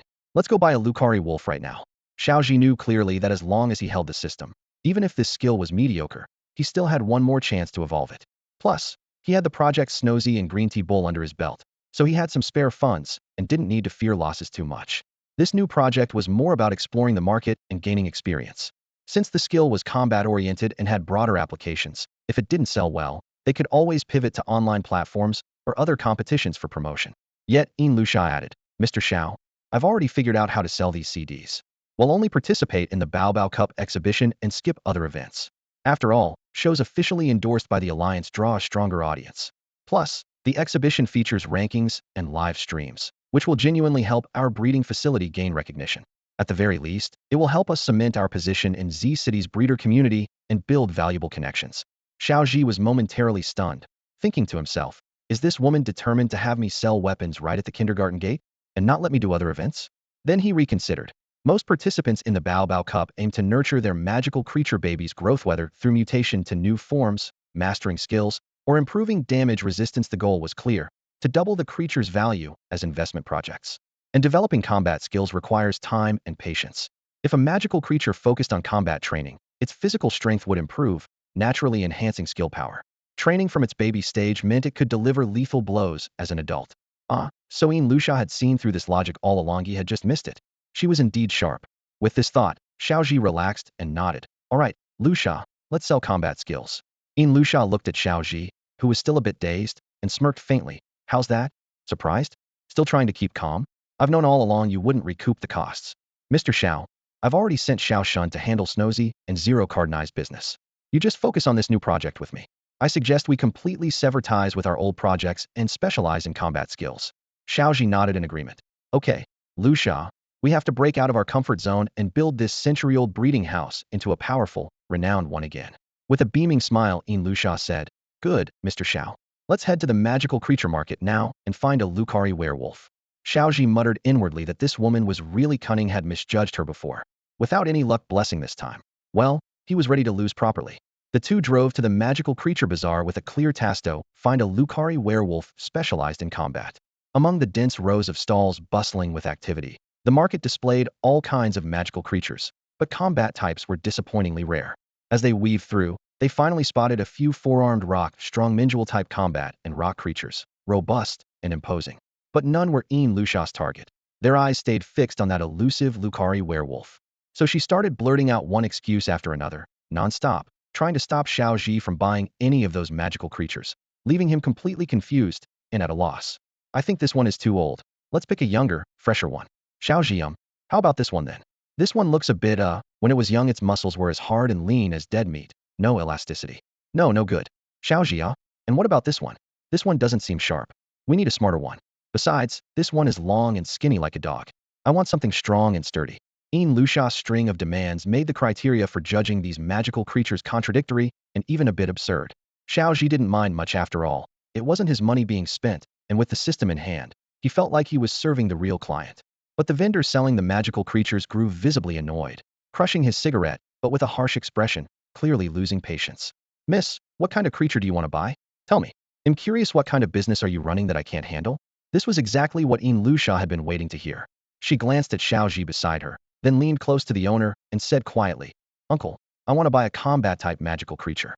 We run a breeding house and mainly sell skill discs, so this creature needs to have a rare and novel skill, something with almost no reputation that normal trainers in tournaments wouldn't buy. The skill must have extremely high attack power, so much that it's banned from baby cup tournaments. But at the same time, the creature should be able to appear at the baby cup exhibitions, ideally showcased during events. Also, the price can't be too low, but it shouldn't be overwhelmingly powerful. Small and slender is best. The price should be above 500,000 alliance coins. For example, the Lucari werewolf's fight to the death skill would be perfect." After hearing this, the vendor took a step back, lit another cigarette, and studied the girl's lively yet sincere eyes thoughtfully. Internally, he muttered, "This girl is really out of her mind. I can't do this business. If she wants to give up, better just sell it straight up. She wants high damage but no popularity, legal but not really legal. Apart from fight to the death by the Lucari werewolf standing in a gray area, what else is there? Girl, do such contradictory skills even exist? Even for a Lucari werewolf, you can't just buy one anytime you want." Xiao Zhi overheard that Lu Sha wanted to buy a Lucari werewolf and couldn't help but say, "Lu Sha, the Lucari werewolf you want is one of the hottest magical creatures right now. It performed well in provincial alliance cups, and it's almost impossible to find one in a small market like this." The vendor waved his hand dismissively. "The young man's right. You guys are from the Centennial Breeding House, right? I saw you before. Even watched the video of you dancing with the Moo Moo Cow." Xiao Zhi nodded awkwardly. Lu Sha was thrilled. Since the Lucari werewolf was so rare, it had to be expensive. Seeing the vendor was still Xiao Zhi's fan, she seized the opportunity to get more info. "So, uncle, where can we buy a Lucari werewolf? Is 800,000 alliance coins enough?" The vendor sighed. "You can check out the alliance tournament venue in Z City. They have an alliance auction house there with auctions every month end. There should be one today too. Recently, some old Pro League magical creatures have retired and everyone's scrambling. Just a few days ago, an old Lucari werewolf was sold for a bit over 100,000, but it was an old one." Hearing this, Lu Sha smiled to herself, calculating that before Xiao Zhi even realized, and before their current project inevitably failed, shed by the Lucari werewolf. This time, she wouldn't let Xiao Zhi use the secret art money to buy it, so the creature wouldn't evolve and she could put on her project 3 glory show. Xiao Zhi didn't really care. A Lucari werewolf was a Lucari werewolf after all, especially since it was Lu Sha's money being spent. Besides, he had 2 evolution chances this time and didn't need to launder money, just focus on raising the creature. There's nothing a couple of evolutions can't fix, so why not go for both? The two of them drove straight to the venue for the Z City Alliance competition. The building looked grand, resembling a golden Roman Colosseum, with huge metal columns sculpted into classical, elegant shapes that exuded luxury. Along the top edge of the stadium's walls, pale searchlights cast beams of light, illuminating half the sky. After walking a full circle around the venue, they discovered that to enter the main hall, they had to climb several hundred stairs. It was said to be the tradition of the 8th House of Honor Gully. Xiao Zhi and Lu Sha gritted their teeth and panted as they climbed step by step. Whether it was truly honorable or not, both were gasping for breath like huskies that had just finished a marathon. They searched everywhere but couldn't find the auction. Instead, a few kids were kicking a soccer ball inside the venue. Just as Lu Sha was about to complain out loud for her social media post, Xiao Zhi's eyes caught sight of a hidden small room at the bottom of the stadium. People kept coming out of it, each wearing strange animal masks. Judging by the luxurious atmosphere, this had to be the leopard room. Again holding their breath, they hurried down hundreds of steps to the venue's lower level. A well-dressed man in a suit blocked their way, wearing a fox mask. "You two need to wear masks to enter the auction. Each costs 50,000 alliance coins," he said, pointing to a box filled with bulk-produced plastic masks from the Yiwu wholesale market. Lu Sha froze. What kind of masks are these? Did some celebrity wear them? Xiao Zhi picked up a griffin mask, the familiar plastic smell touching his nose, and smirked inwardly. If this were on Bink60 platform, they'd probably have discounts and cashback deals. But he quickly realized this was probably just the auction house's cover charge, something like an entrance ticket. So he suggested, "Let's look at the auction brochure first to confirm that the retired Lucari were actually at the event before we go in." Lu Sha didn't wait for whether or not, and waved happily. "Fine, let's get 2 of them." The label read Centennial Breeding House. Xiao Zhi was about to flip through the brochure when Lu Sha stepped inside. A waiter behind her raised a pig mask waiting for her. He couldn't help but smile wryly as he put on the griffin mask and followed. The scene felt oddly familiar. He silently resolved to have Lu Sha spend less on upfront costs and save more for later promotion to avoid causing himself headaches. As they entered, a curvy sales assistant noticed the 2 mask-wearing young people dressed like college students and frowned, clutching her leopard mask nervously as she quickly stepped aside, muttering, "Ugh, here comes another batch trying to show off. If I don't close a sale, my commission is toast this month." Unexpectedly, Lu Sha called out to her, "Miss, We're from the Centennial Breeding House. Could you take us to see the battle-type magical creatures? The sales assistant closed her eyes and took a deep breath, relying on her experience in this industry. All right, I guess they at least know how to pose. Saying that, she hurried them toward the combat creature display area. Meanwhile, Xiao Zhi opened the brochure and found all the auction information.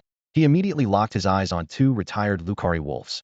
A Lucario werewolf stood there with a strong, muscular build, his physique solid and powerful, an image of health and athleticism.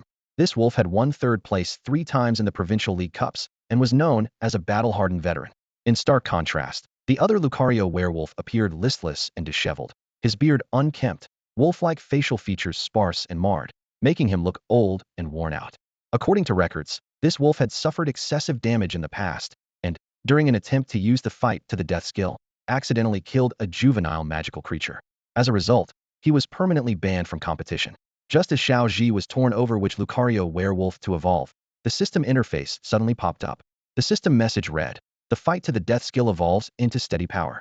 The trigger condition for fight to the death is when the Lucario werewolf receives significant damage, accumulating rage points. When rage reaches 100, a desperate attack is unleashed. Upon activation, all attributes temporarily drop by 50, and these attribute points convert into attack power. After the attack, the Lucario werewolf falls into a coma. The steady power evolution, by contrast, builds rage as damage is taken. When rage is full, a desperate strike is triggered which increases all attributes by 1 and converts 30 of attributes into attack power. The two wolves' skill evolutions had very different effects. The downtrodden one's original skill damage was 70 of his total attributes, so after evolution, his overall attribute increase reached a remarkable 5. In other words, each time he used the skill, his attributes received a permanent 5 boost. This showed that evolution effects varied individually, and appearances alone couldn't determine superiority. Xiao Zhi couldn't fully grasp the system's intention in that moment. Was this evolution truly an improvement, or merely a way to avoid coma and damage reduction? There was no time to ponder further, so he decided to study the system's hidden meaning carefully after returning. Overall, the surprising takeaway was that evolving the seemingly weak-looking Lucario werewolf might yield greater benefits. While Xiao Zhi was still in thought, Lusha and the sales clerk had already approached the two Lucario werewolves. Lusha politely asked, "Miss, are these two Lucario werewolves for sale? Our Century Breeding House wants to buy one." The clerk flipped through the price list and replied apologetically, "Sorry, these two have already been sold to another breeding house. They paid 210,000 and 160,000 alliance coins respectively." Hearing the numbers, Lusha's mood immediately brightened. The starting bids had been 200,000 and 150,000, so though the final prices were a bit lower than she expected, the bidding excitement was palpable. Comparing the two, she was more inclined to buy the stronger, more robust Lucario werewolf. After all, a higher price meant fierce competition, and others would surely raise the bids. She was ready to take the loss without hesitation. The clerk, thinking her question was just casual, didn't expect Lusha's glowing expression and charming smile to make him slightly uneasy. "They'll buy this strong one for 310,000, Lusha shouted. The clerk froze and stammered, Ma'am, the starting bid is 200,00031, 000 won't buy it. I said 310,000, she insisted without backing down. His hand trembled slightly. He thought, a single 100,000 jump. This was the first time had seen such fervor. Could he be facing the legendary big spender? He tried to stay calm and warned, "Ma'am, payment must be in full, no installments, and no refunds," hinting that he didn't want a college student to get into debt trouble. Xiao Zhi had already caught on to Lusha's style. Hearing that both wolves came from the same club, a plan formed in his mind. The clerk pulled out his phone and dialed. A lazy male voice answered, "Which one?" "I offer 350,000. Lusha caught the chance and didn't want to miss this bargain. She immediately responded with rallying enthusiasm rivaling a top streamer's cheer.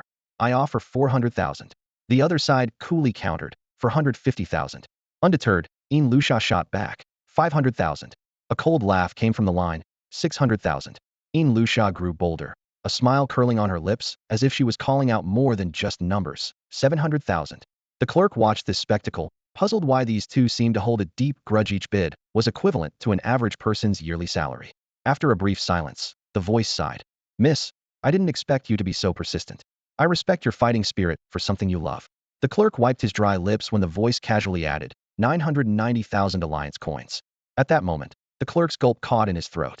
He thought to himself, even if this wolf was raised on pure golden kinkala, it's not worth that price. Lusha heard the offer on the other end of the call had already reached the system's maximum allowable limit. The system prompt popped up, clearly showing the highest bid for the Luckily werewolf was 700,000 alliance credits. Her heart sank. It seemed she had no choice but to withdraw from the auction this time. Her exit apparently didn't surprise the other party, who let out a scoffing laugh through the phone. Thought I finally found a real challenger, but it turns out to be just another Karami. How boring. A wave of regret washed over Lusha. If only Shed had Xiao Zhi deposit more funds into the system earlier, the auction could have been smoother, letting her absorb the loss all at once. Just as anxiety began to mount, Xiao Zhi suddenly spoke, his voice low and steady. The century-old breeding house, bidding 990,001 alliance credits. The unexpected figure stunned both Lusha and the sales assistant, clearly catching them off guard. Xiao Zhi waved his hand, signaling Lusha not to worry. He was simply waiting for the other side's response. In this free auction format, theoretically there was no upper limit on bids, and adding just one alliance credit was a reasonable tactic. Silence stretched for a few seconds before a mocking tone echoed back. What? Sending a protector to add a single alliance creditus that's supposed to insult me? They'll go up to 1.1 million. Xiao Zhi's voice dripped with sarcasm, unfazed. Huh. Don't pretend to be rich if you're broke. What's the point of putting on a show? Miss Lusha here isn't someone you can mess with. 1.1 million plus one alliance credit. Lusha watched in confusion. Xiao Zhi, usually calm and composed, suddenly seemed sharp and aggressive. Was he losing his temper or playing a strategic move? She couldn't help but wonder. The rival shot back without hesitation. Miss Lusha? Who's that? Never heard of her. Fine, 1.2 million alliance credits.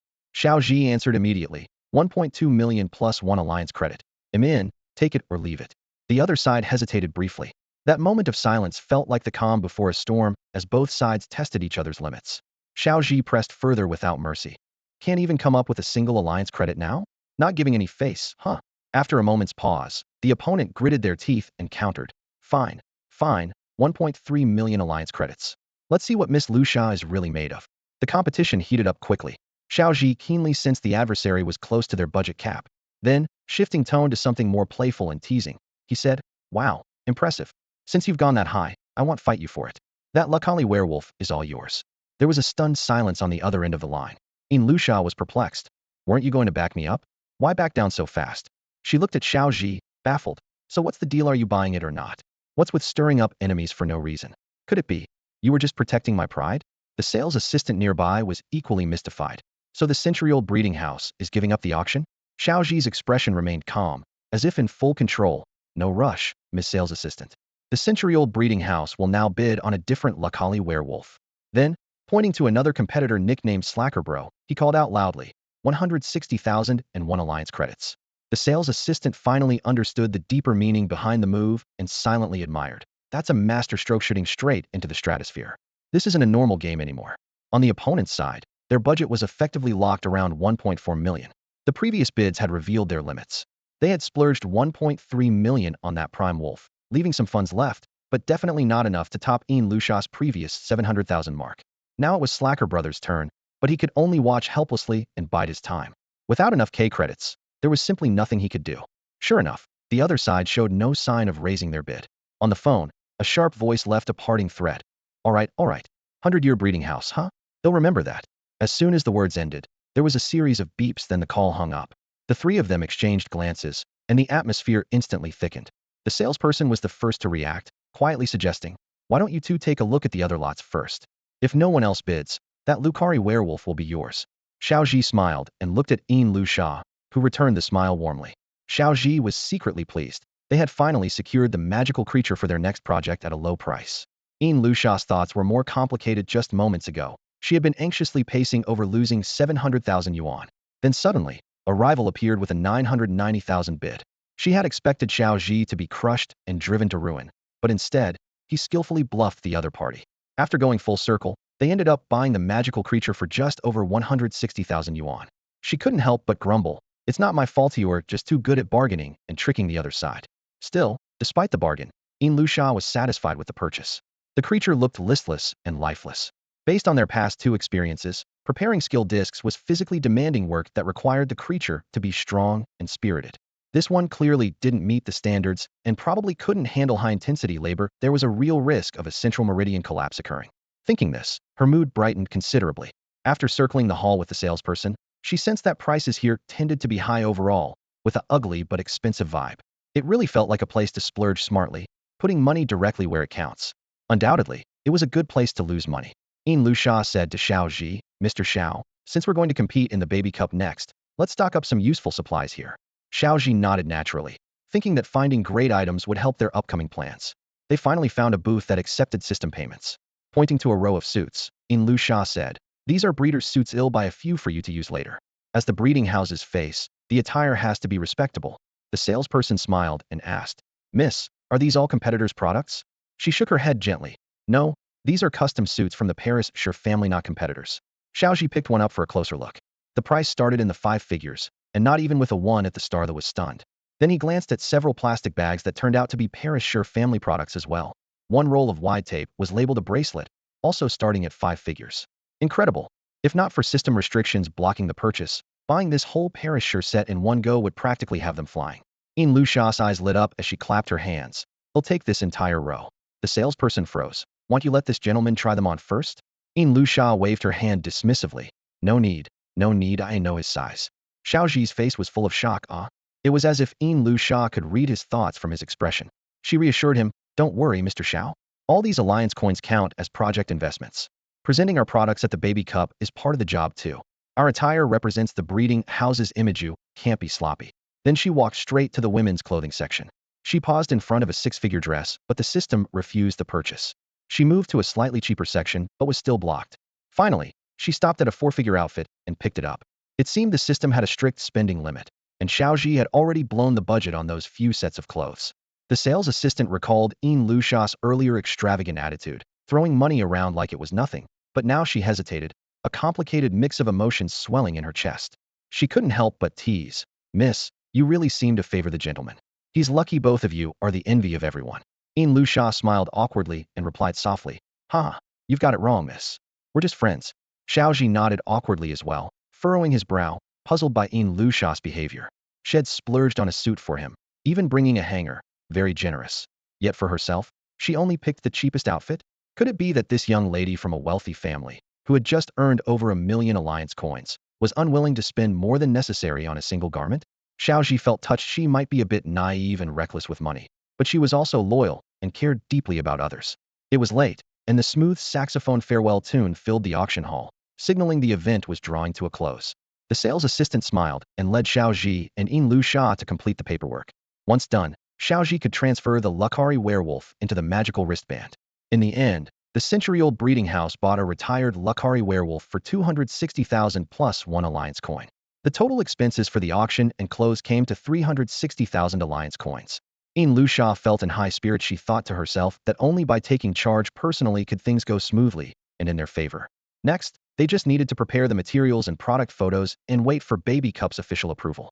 She had made up her mind to invest more effort into the exhibition setup and use up all the system funds. She believed that the harder she bet, the higher her chances of success. Spend boldly, earn fiercely. By the time the two returned to the breeding house, it was already late at night.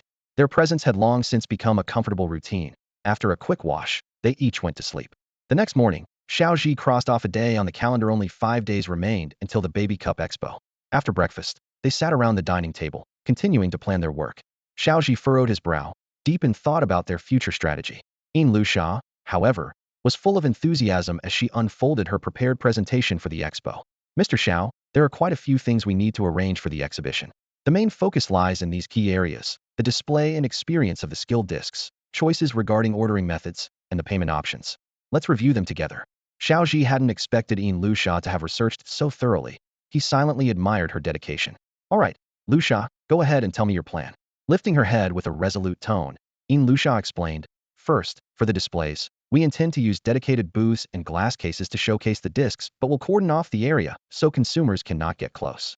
There will be no temporary demo discs on site. Trying out the products will be strictly forbidden. Her brows knit slightly, a hint of helplessness flickering in her eyes. But I can already picture it at the expo opening, dry discs sitting behind glass like museum artifacts. Who would dare buy anything? If people can't even touch or try them, what's the point of the exhibition? Xiaozhi pictured the scene as well, thinking to himself, attending a product show, but not letting people experience the goods? What kind of nonsense is this? He asked sharply, Lu Sha, what exactly is the goal with this approach? Rubbing her forehead in exasperation, Lu Sha replied with a trace of teasing, why do you ask? Clearly, it's to scare customers off. If we still manage to sell under those conditions, that'd be strange. Then she turned serious. Mr. Xiao, our craft is professional and rare. The experience is actually a form of screening. The techniques we've inherited over a century at the breeding house aren't demos for casual use. Cheap products rely on demos because their quality varies. But if our product is a masterpiece, would you let people casually handle it? True connoisseurs judge with their eyes, not by trying it out. We're positioned as high-end, with refined techniques. We shouldn't lower ourselves to cater blindly to consumers. Instead, we must screen our customers, not let them judge us casually. Xiao Zhi picked up his drink, sipping slowly as he pondered her words. Without waiting for his response, Yin Lusha continued, regarding ordering methods, we won't offer online sales, only offline, and all purchases must be cash. Plus, we'll limit sales to just 10 discs per day, no more. This is to find the right customers, making it a matter of fate. You miss it, you lose it. She added, there's also a time restriction. The expo is open 9 hours daily, but will only sell during the first 2 hours and last 2 hours each day. The rest of the time, visitors can only look, no buying. This creates a sense of ceremony and rarity, making customers feel the product is truly exclusive. This tight sales window forces quick decisions and instant purchase pressure, she concluded proudly. It leaves no room for hesitation or second-guessing, so customers just pay up right away. Xiao Zhi set down his glass, his mind racing. What is this woman thinking? Cash only, strict time limits, cap on purchases, and offline exclusive? Might as well just blow up the breeding house and save the trouble. But then he laughed bitterly to himself. Had seen all sorts of tricks in his past life. If Yin Lusha really went with this strategy, it might just work after all. It was reminiscent of the pre-transformation model of Formula One racing, catering exclusively to aristocrats and elite car brands, focusing on cultivating a high-end image and targeting only the most affluent consumers. Even with massive expenditures, the world's top automotive companies still threw everything they had into securing a place in Formula racing to prove to the world that their technology was superior, their luxury unparalleled, and their brand power unrivaled. With that thought, his mind calmed once again as he awaited Yin Lusha to verify his hypothesis. Xiao Zhi remained silent, his expression growing more serious, though a hint of pride gleamed in his eyes. Quietly, he rejoiced inwardly. How's that? Stunned, right? With this strategy, those who want to buy can't, those who don't have enough time can't, and those without cash are equally out of luck. I really am a genius. Of course, Mr. Xiao, the pricing can't be too low, Yin Lusha said firmly. I suggest setting it higher than the previous 2 times 30,000 alliance coins per skilled disc, fully in line with positioning it as a luxury product for the high-end market. Upon hearing this quote, Xiao Zhi immediately understood her intent. This was about creating an artificial scarcity. Just like those luxury goods crazily hyped in his previous life, sometimes the quality wasn't even top-notch, but they became symbols of aristocracy and extravagance, effectively a money laundering tool for big families. Yin Lusha's unorthodox order methods were exactly the same. She was manufacturing a sense of ceremony. Converting online currency into actual cash transactions was partaking in that ritual. Daily purchase limits amplified that scarcity feeling. Furthermore, the skills granted by the system were inherently unique and couldn't be duplicated. Experience had already proven that if you could tell a good story and maximize product scarcity, you could trick a whole bunch of people into scrambling for diamonds. Since they chose the path of high-end customization, they had to make consumers feel premium and exclusive, giving them the sense that every penny spent bought top-tier quality. Thinking this through, Xiao Zhi shook his head, feeling Yin Lusha's approach wasn't forceful enough. Lusha, your approach lacks impact. You should sell only 5 discs a day, and each priced at 50,000 alliance coins, not a penny less. And the event venue must be extravagantly decorated to guarantee the highest quality atmosphere. Yin Lusha was stunned, not expecting Xiao Zhi to increase the price for her and even call for lavish spending on venue setup. All right then, that's the spirit I want. No problem, Mr. Xiao. They'll do exactly as you say. Xiao Zhi hadn't expected Yin Lusha to grasp the business logic so thoroughly. To create a bunch of Veblen goods, the key is to put in extra effort on the service side, which might even require additional staff to pull off. Yin Lusha didn't quite understand. I just simply don't want to sell it. Mr. Xiao, why did you suddenly bring fabric into this? Yin Lusha was confused. Xiao Zhi laughed awkwardly. Oh, never mind. In any case, if this plan is decided, the investment scale will exceed all previous projects. Yin Lusha felt so thrilled she could have screamed. No problem, Mr. Xiao, it's settled. Fantastic. Heaven is watching me. Treasure Steward has finally woken up, huh? At the very moment the plan was finalized, the system's voice sounded in Yin Lusha's mind. Ding. The breeding house short-selling system detected your investment in the breeding house project. Please check it promptly. Name, Yin Lusha.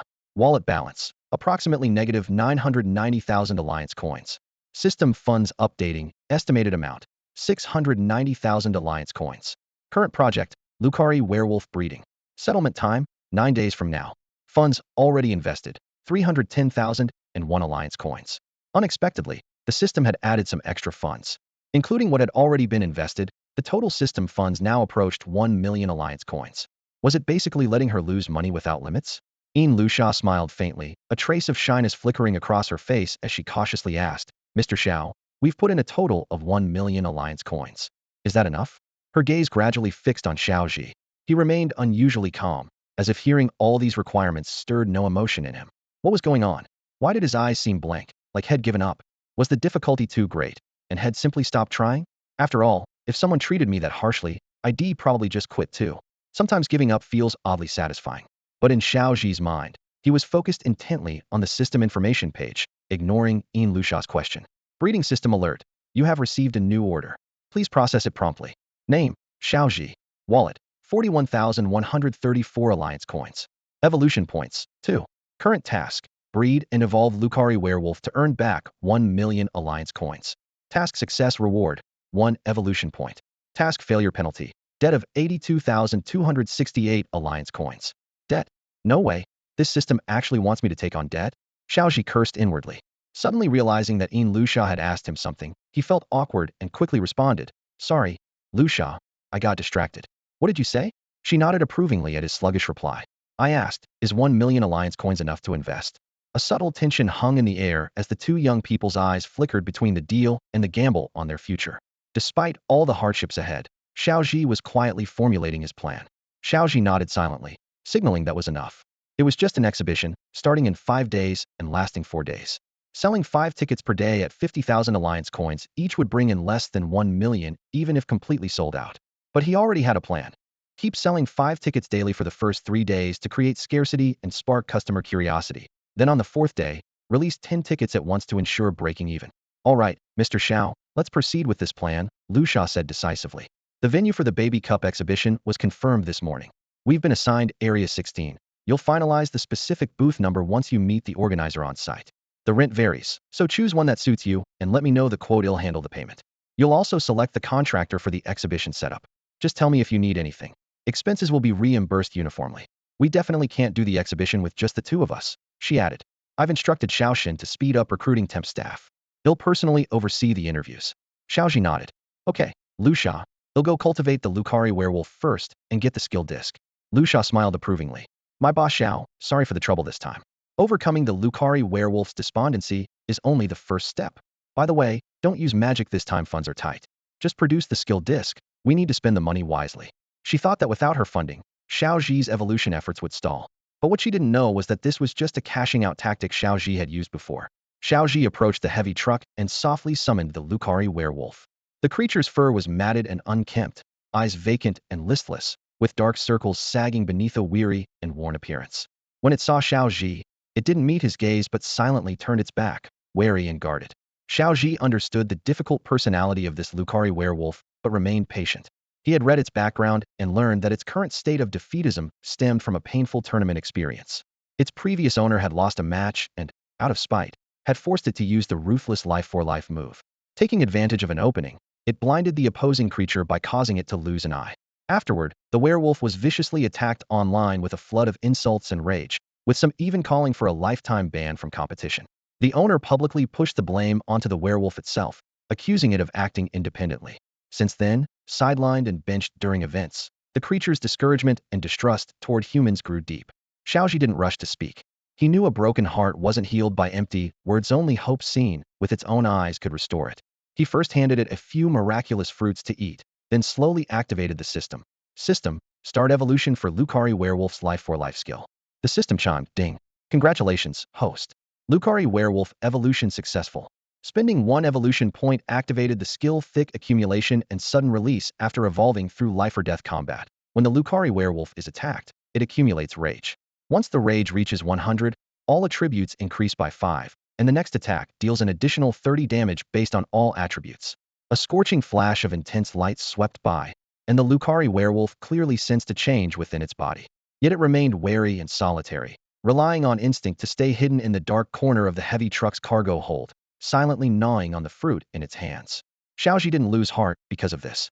He stared blankly at the skill description for a long time, pondering. The details that had remained unclear during the auction were now gradually becoming clear. A 5 all attribute increase. There was no mention that this was temporary, meaning this Lucari werewolf could gain a permanent attribute boost simply by continuously taking hits and accumulating rage. In other words, being attacked genuinely made it stronger. This was an absolutely broken, game-changing skill. Xiao Zhi felt a mixture of excitement and shock. Imagine if it were continually tempered and trained from a young age. By adulthood, it could sweep through any obstacle with ease. Although there's a limit to its ability based on the creature's inherent attributes, once the rage explosion state triggers, the 30 all attribute damage burst could instantly kill opponents with low health, even against powerful fantastical beasts with attribute values in the thousands. With these thoughts, Xiao Zhi took out a protective suit from the breeding room and put it on. This set of armor had been specially prepared by his father for capturing magical creatures thick and highly defensive. It gave a strong sense of security. Fully geared up, he returned to the heavy truck. The Lucari werewolf still faced away from Xiao Zhi, unmoving, seemingly intensely fixated on some inconspicuous scratches on the mottled iron walls of the truck. Xiao Zhi approached and stood before it, blocking its view. He took a deep breath, a serious expression settling over him as if making up his mind, then beckoned with his hand. "Come on, hit me with a punch." The Lucari werewolf glanced at him sideways, eyes full of suspicion and mockery. Was this new owner crazy? It turned its head back, clearly unwilling to engage. Xiao Zhi didn't flinch. He crouched in front of it, holding his position without moving. As a former university boxing club captain, though his current Botus muscle coordination was far from before, wearing the protective suit gave him confidence to move and dodge nimbly. He spoke softly. "I know your previous master always treated you like a tool, even a puppet burdening you with unjust blame, making you angry and hurt. But I'm not that kind of person. I see us as equal partners. I want to train with you, grow stronger together. I want to have a boxing match with you, just the two of us, in it to tie down other magical beasts." Still, the cold sarcasm on the Lucari werewolf's face didn't fade. It hummed its own name, "Luca, Luca." Clearly, it was wary and disdainful of human words. Xiao Zhi remained calm, keeping his crouch steady. This was a unique fight etiquette among Blue Star boxers, a sign of respect and sincerity. Time quietly passed. 30 minutes went by. The Lucari werewolf thought Xiao Zhi had given up and was about to turn away, only to be surprised to find he was still patiently waiting in a crouch. It turned back again, and Xiao Zhi spoke. "Come on, just think of this as a conversation. You were trained as a warrior from a young age. Don't you want to return to the public eye and reclaim the respect you deserve? Now, in a new place, your old master is gone. No one will blame you unfairly. No one will let you suffer, and no one will chain you. What reason do you have left to give up on yourself and not fight? How much bitterness do you really feel? Or are you just one of those strange creatures who's naturally inclined to give up?" "Luca." Xiao Zhi's voice sank into the air again and again, carrying an undeniable challenge and determination, cutting through Lucas werewolf calm like a sharp blade. His figure stayed close, pressing in so tightly there was no escape. Luca shifted slightly, turning his back to Xiao Zhi, expression blank, but inside he felt as if struck suddenly by several heavy stones, ripples silently spreading across his mind. Seeing this, Xiao Zhi's tone sharpened further. "I'm completely different from your previous master. You can't even face this reality? Are you really willing to be a worthless piece of trash?" Before the words finished, Lucas' werewolf form suddenly flared like a lit fuse, fists clenched tightly as the scarred skin glowed dark red. He spun around wildly, pent-up humiliation exploding into fury with a roar. "Luca!" His fists thundered toward Xiao Zhi like crashing lightning. Bang! Bang! Bang! Although Xiao Zhi wore heavy protective gear, the blows still pushed him back step by step until he crashed down, chest aching fiercely. But gritting his teeth, he scrambled up quickly, couldn't waste this fleeting chance. Adjusting his stance, Xiao Zhi locked eyes with Luca and whispered slyly, "Yes. That's good, keep it up. Let all your resentment out." His steps were light and nimble, weaving left and right to dodge Luca's fierce punches, but the attacks only grew more violent. With every roar, Luca lunged, clawed, and slammed like a raging storm pouring down. Xiao Zhi, however, didn't fight back awkwardly but deliberately blocked each strike. The glowing red marks on his suit intensified, as if his blood were boiling. Suddenly, he shouted, "Come. Use that skill that's ruined half your life, knows your chance." His voice no longer desperate for survival, but full of probing expectation. The dull impacts echoed through the empty arena. Confusion and struggle flickered in Lucas' eyes. Why wasn't this human fighting back? Why? In the next instant, without hesitation, he unleashed the very punch wind he had hated all his life, flashing fast toward Xiao Zhi's chest. But then the unexpected happened. The punch wind hit, but caused no real harm. Luca felt his attributes quietly rise by 5%. His eyes narrowed sharply, and his attack rhythm involuntarily slowed down. The Lucari werewolf sensed something unusual within itself as it stared at Xiao Zhi, who remained completely unharmed. A clear look of confusion appeared on its face. What on earth was going on? When it confirmed that its skills had truly been updated, a subtle hesitation crept into its eyes, an unreadable doubt. Xiao Zhi noticed this slight change in expression and knew the werewolf's mindset was shifting. He waved his hand, signaling to continue with another round. And so, for several days, Xiao Zhi and the Lucari werewolf sparred back and forth in the training hall, repeatedly practicing their boxing techniques. When they grew tired, they took breaks. When hungry, they casually snacked to replenish their energy. Xiao Zhi wanted to use this time to conduct system training for the Lucari werewolf, both to awaken its former fighting spirit and to prepare for the upcoming alliance tournament. The tournament organizers had strict quality requirements for magical creatures. Even beginner-level events like the Baby Cup demanded attribute values above average. But since the Lucari werewolf hadn't trained in a long time, its attributes had regressed to a mere 443 points, far below the standard. Xiao Zhi understood that time was tight, and he had to give his all over the next 5 days to help it break through this bottleneck. To create skill discs, Xiao Zhi also needed to train boxing alongside the werewolf, but obviously couldn't hit it for real. So their cooperation deepened gradually over time. As training progressed, the Lucari werewolf adapted to its new owner's rhythm, and the skill improvements noticeably boosted its attributes. Before they knew it, its stats had risen to 512, enough to compete at the city level. For ordinary magical creatures, getting this far was a huge milestone. Going further was nearly impossible. But the Lucari werewolf, combined with its steadily improved skills, saw this as a manageable challenge. Xiao Zhi himself endured some initial discomfort and muscle soreness, but soon adapted to the high-intensity routine. His physical condition improved day by day. His cardiopulmonary function strengthened remarkably, and his movements became more agile and powerful. After several days, his control over his body reached a new peak. Not only had his fitness improved, but he could also perform complex boxing techniques from his previous lives competitions. On top of that, he taught the Lucari werewolf many advanced moves that didn't even exist in this world. The werewolf felt Xiao Zhi's dedication, and the distance between their hearts slowly closed, their trust and tacit understanding growing stronger. In the blink of an eye, only 1 day remained before the Baby Cup. With the Lucari werewolf's help, Xiao Zhi had already produced 20 skill discs. He only needed to make 5 more at the exhibition to meet the full supply demand. He had also designed the competition venue layout and prepared all necessary materials in advance, setting a price of 500,000 alliance coins. After training that day, the Lucari werewolf took the initiative to prepare meals for Xuezi and even supervised the little one's work. Xiao Zhi returned to the breeding room, intending to check on the progress of recruitment efforts sent by Yinliasha. Meanwhile, Xiao Xin arrived back at the breeding room.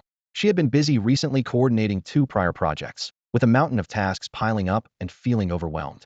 She was longing for someone to share the workload. But Yinliasha insisted she recruit helpers from the village.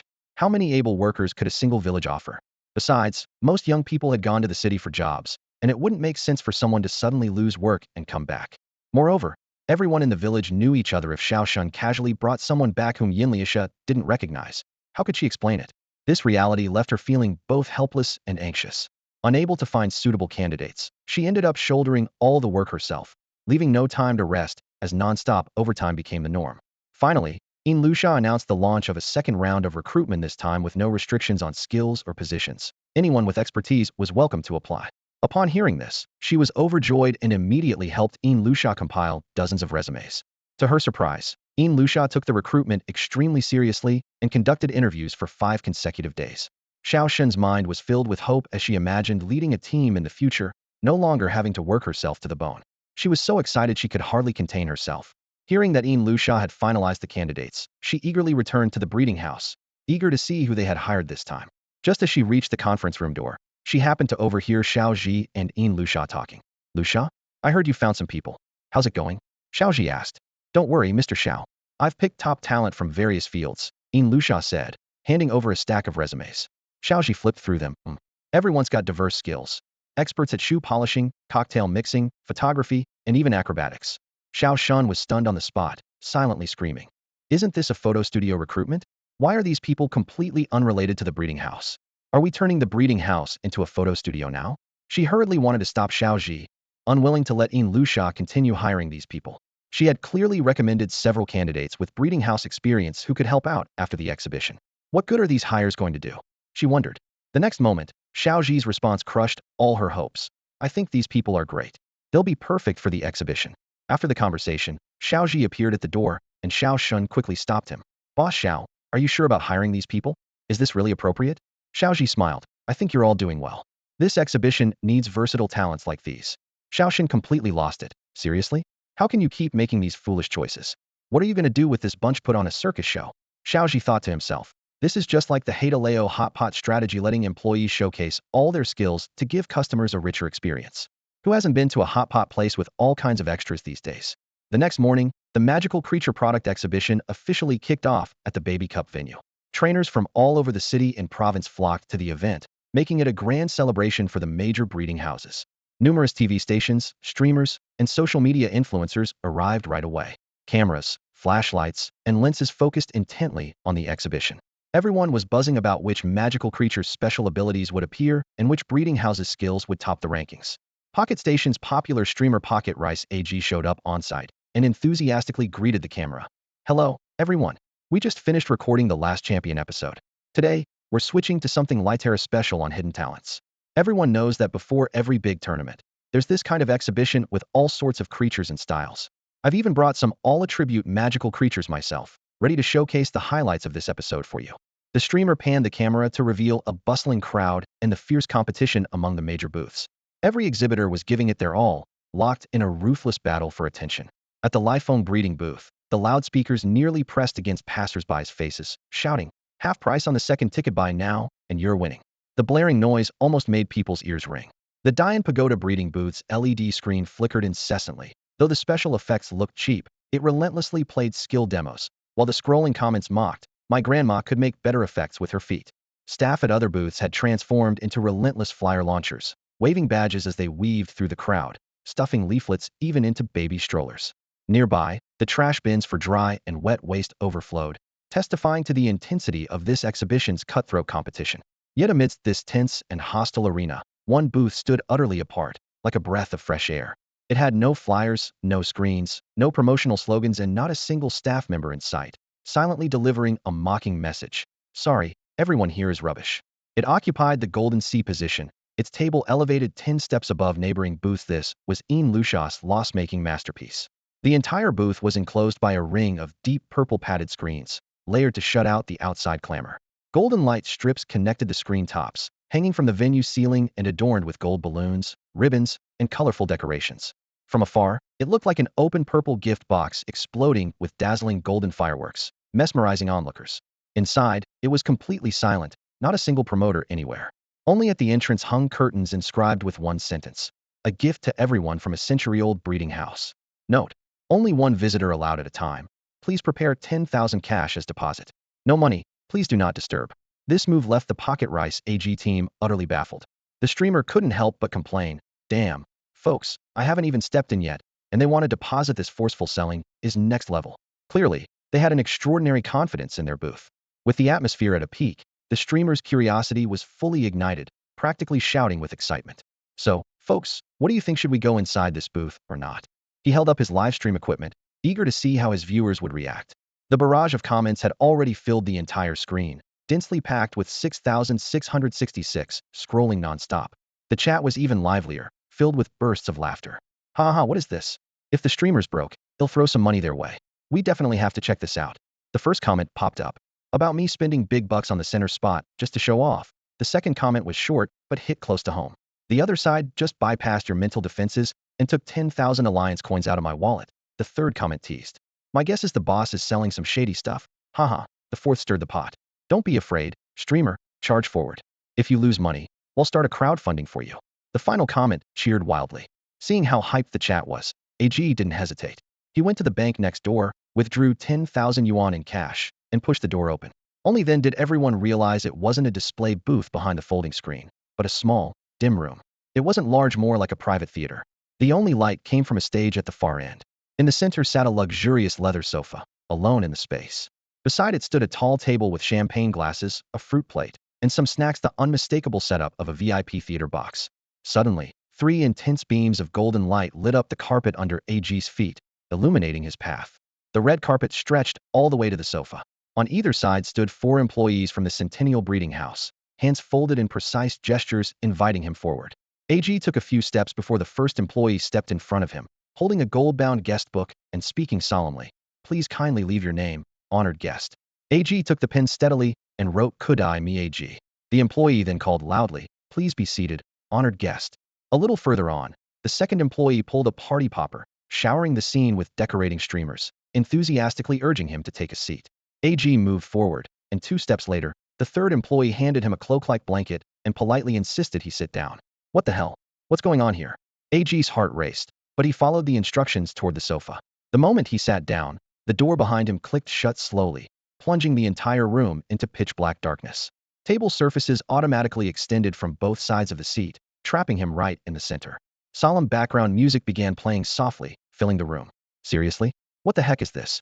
AG shivered involuntarily as the camera shook slightly along with him. The chat exploded instantly. Haha, is this the streamer's coronation livestream? Centennial Breeding House really has talent. Streamer muted? Is the next part going to be pay to watch? Stay strong, streamer. He'll report this after I finish laughing. Just as AG was about to struggle free and look for an escape, a spotlight suddenly pierced the darkness, illuminating the area in front of him. The fourth employee stepped forward slowly, pushing a silver trolley with his right hand. In his left, he held a gleaming dagger. He expertly spun an empty wine bottle, which clanged down and dripped a few drops of liquor into a glass. Then, he deftly tossed another bottle in the air behind the counter, skillfully mixing the liquid into the glass again. Next, he pulled out a strangely shaped ice cube from an ice bucket and slammed it onto AG's table. His colleague swiftly sliced the ice cube into perfectly even squares with the dagger. Around the table's circular edge, clear liquor was poured, and a match was tossed onto the table center, igniting a brief flame. The resulting drink, its color shifting gradually from dark to bright crimson, was pushed toward AG. This is your drink, honored guest. Please enjoy, the employee said softly. The air fell completely silent.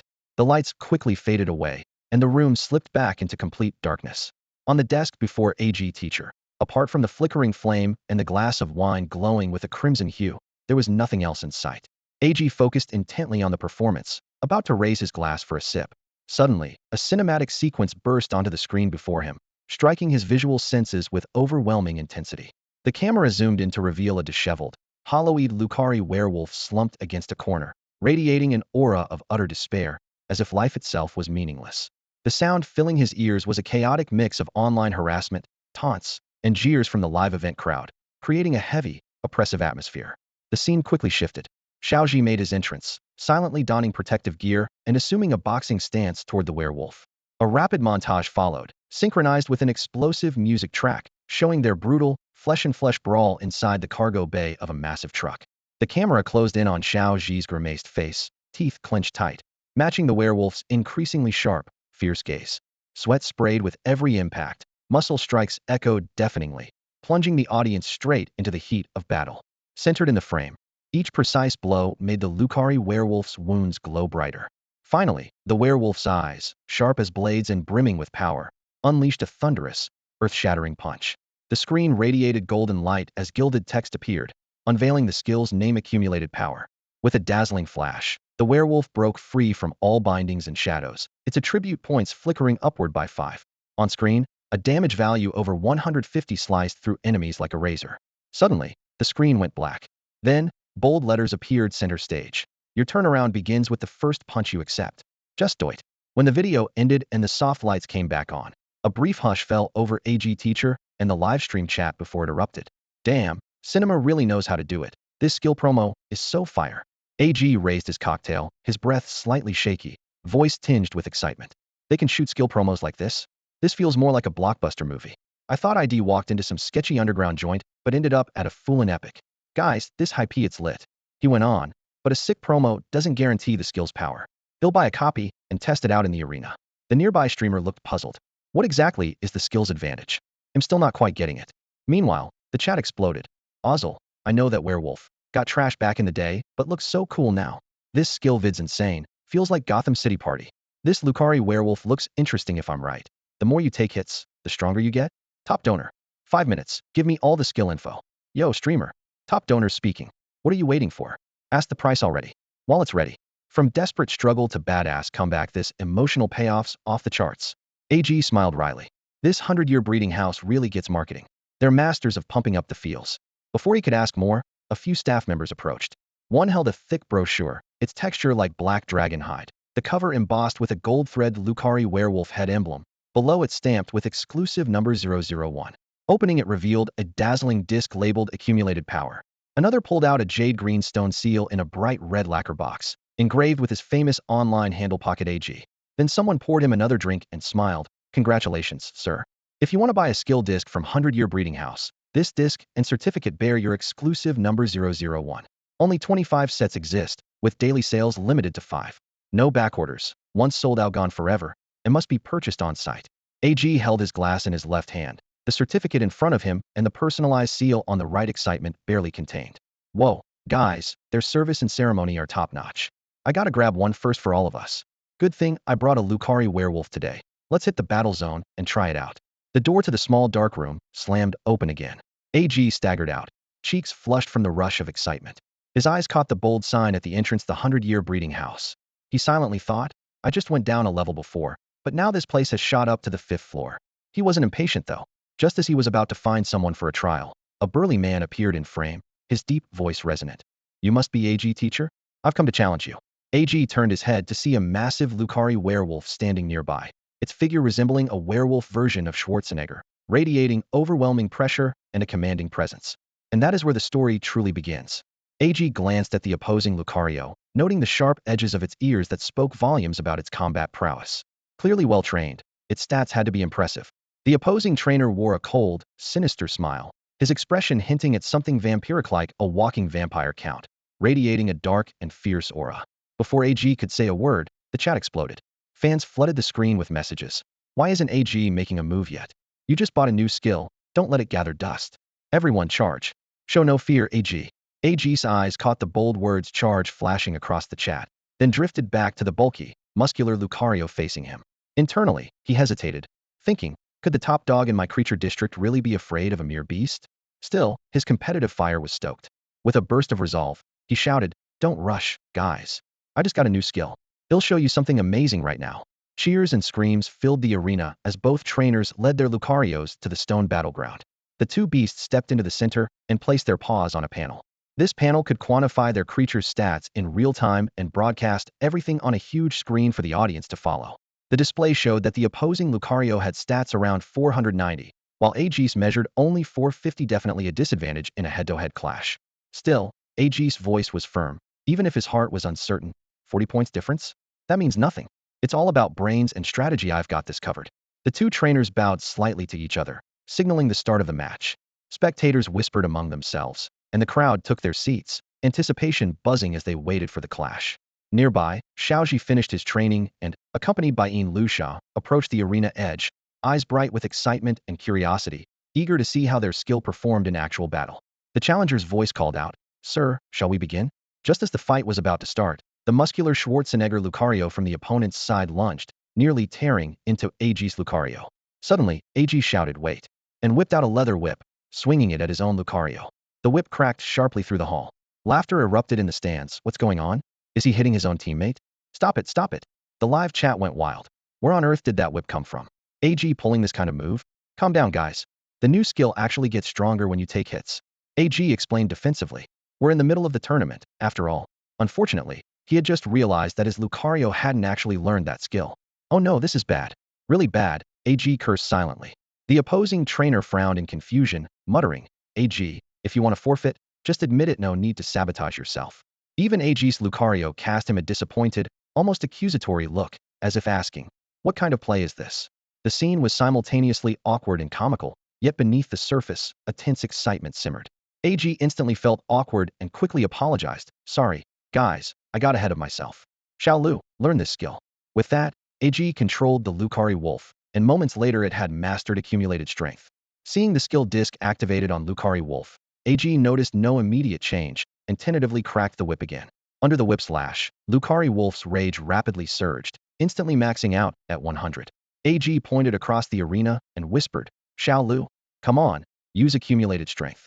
As soon as the words fell, Xiao Lu blinked and reappeared before the bulky wolf, unleashing a lightning-fast strike, dealing 135 damage. Yet the bulky wolf remained unfazed, losing less than 70 health. Grabbing Xiao Lu's neck with one hand, it followed up with a devastating burst fist. Xiao Lu's health dropped by half instantly, and with a gentle kick, the bulky wolf sent him flying to the ring's edge. Fortunately, the next moment, Xiao Lu's wounds began healing rapidly, and his stats increased by 5, going from 450 to 472.5. The chat exploded with excitement, flooding the screen with comments like awesome skill, and whip him more, hit the black creature, and send it back to the American farm. AG laughed, took out his small whip, and started lashing Xiao Lu again. Crack, crack. The whip flickered as Xiao Lu's rage mounted once more. But the human whip struck no real harm against Lucari Wolf's tough armor, no damage at all. Burning with fury, the wolf's eyes blazed fiercely, while the opposing trainer narrowed his eyes, clearly realizing the fight was far from simple. Come on, Xiao Lu. Use accumulated strength again, Ag urged. Xiao Lu seemed to feel the surge and cried out, Lucari, Lucari. A blade-like attack flashed again, with damage numbers now up to 140, boosted by increased agility. Xiao Lu skillfully dodged the bulky wolf's counterattack and quickly moved behind it, landing multiple burst fists to the back of its head in a rapid, punishing combo. Xiao Lu's stats went up another 5, from 472.5 to 495. From the audience and AG's fans came cheers of awesome. An epic. But Sharpie fans noticed this increase was slightly smaller than before, suspecting that 495 might be the limit of Xiao Lu's stat growth. One more try to see if he can keep going, or it might be the stat cap, someone suggested. No time to test further. Although Xiao Lu's stats now matched or slightly exceeded the opponent's, the early damage left him low on health. The bulky Lucari wolf's eyes glinted with cunning as it sensed Xiao Lu's attack from behind. Suddenly, it leaned back heavily, smashing its weight onto Xiao Lu. Xiao Lu was forced to release his grip and hit the ground hard, groaning softly. Immediately, the bulky wolf grabbed Xiao Lu's head, bearing 2 sharp fangs. It activated a life-drain skill, and the missing health instantly surged back upward. In an instant, it clamped tightly onto the weakened Xiao Lu, sinking its fangs in once more with ruthless force, dragging Xiaola's state down to near freezing. Xiaola's consciousness blurred, and his body went limp with exhaustion. Seeing that Xiao Lu had completely lost the ability to fight back, the sturdy Rukari werewolf let out 2 disdainful howls before violently hurling him out of the battle boundary. Xiao Lu traced a helpless arc through the air before crashing beyond the combat zone, losing the match by default. Beep, the red warning light suddenly flashed. The official scoreboard on the baby cup displayed. Strong Rukari werewolf 1 point. Teacher AG was utterly defeated. The sharp-faced vampire on stage laughed loudly and triumphantly proclaimed, Everyone watch closely, this is our Nightingale Breeding House's forced blood-sucking skill, utterly crushing the Century Breeding House. Victory is the loudest badge of honor. Humph, Ziggo, you're up next. A stir erupted among the crowd below. Using the forced blood-sucking skill repeatedly skirted the edges of the competition's gray area of fairness, carrying some shades of winning dishonorably. While many spectators felt disappointed by such a sneaky tactic from the opponent, Xiao Zhi quietly gained valuable battle insight. He realized that if he inflicted light but painful damage on the Rukari werewolf, it would steadily build up its anger meter. Although this abusive tactic wasn't exactly clean, its results were tempting. Who would pass up a chance to continuously boost their attributes? Besides, he was eager to see just how far the down-and-out guy could push his limits.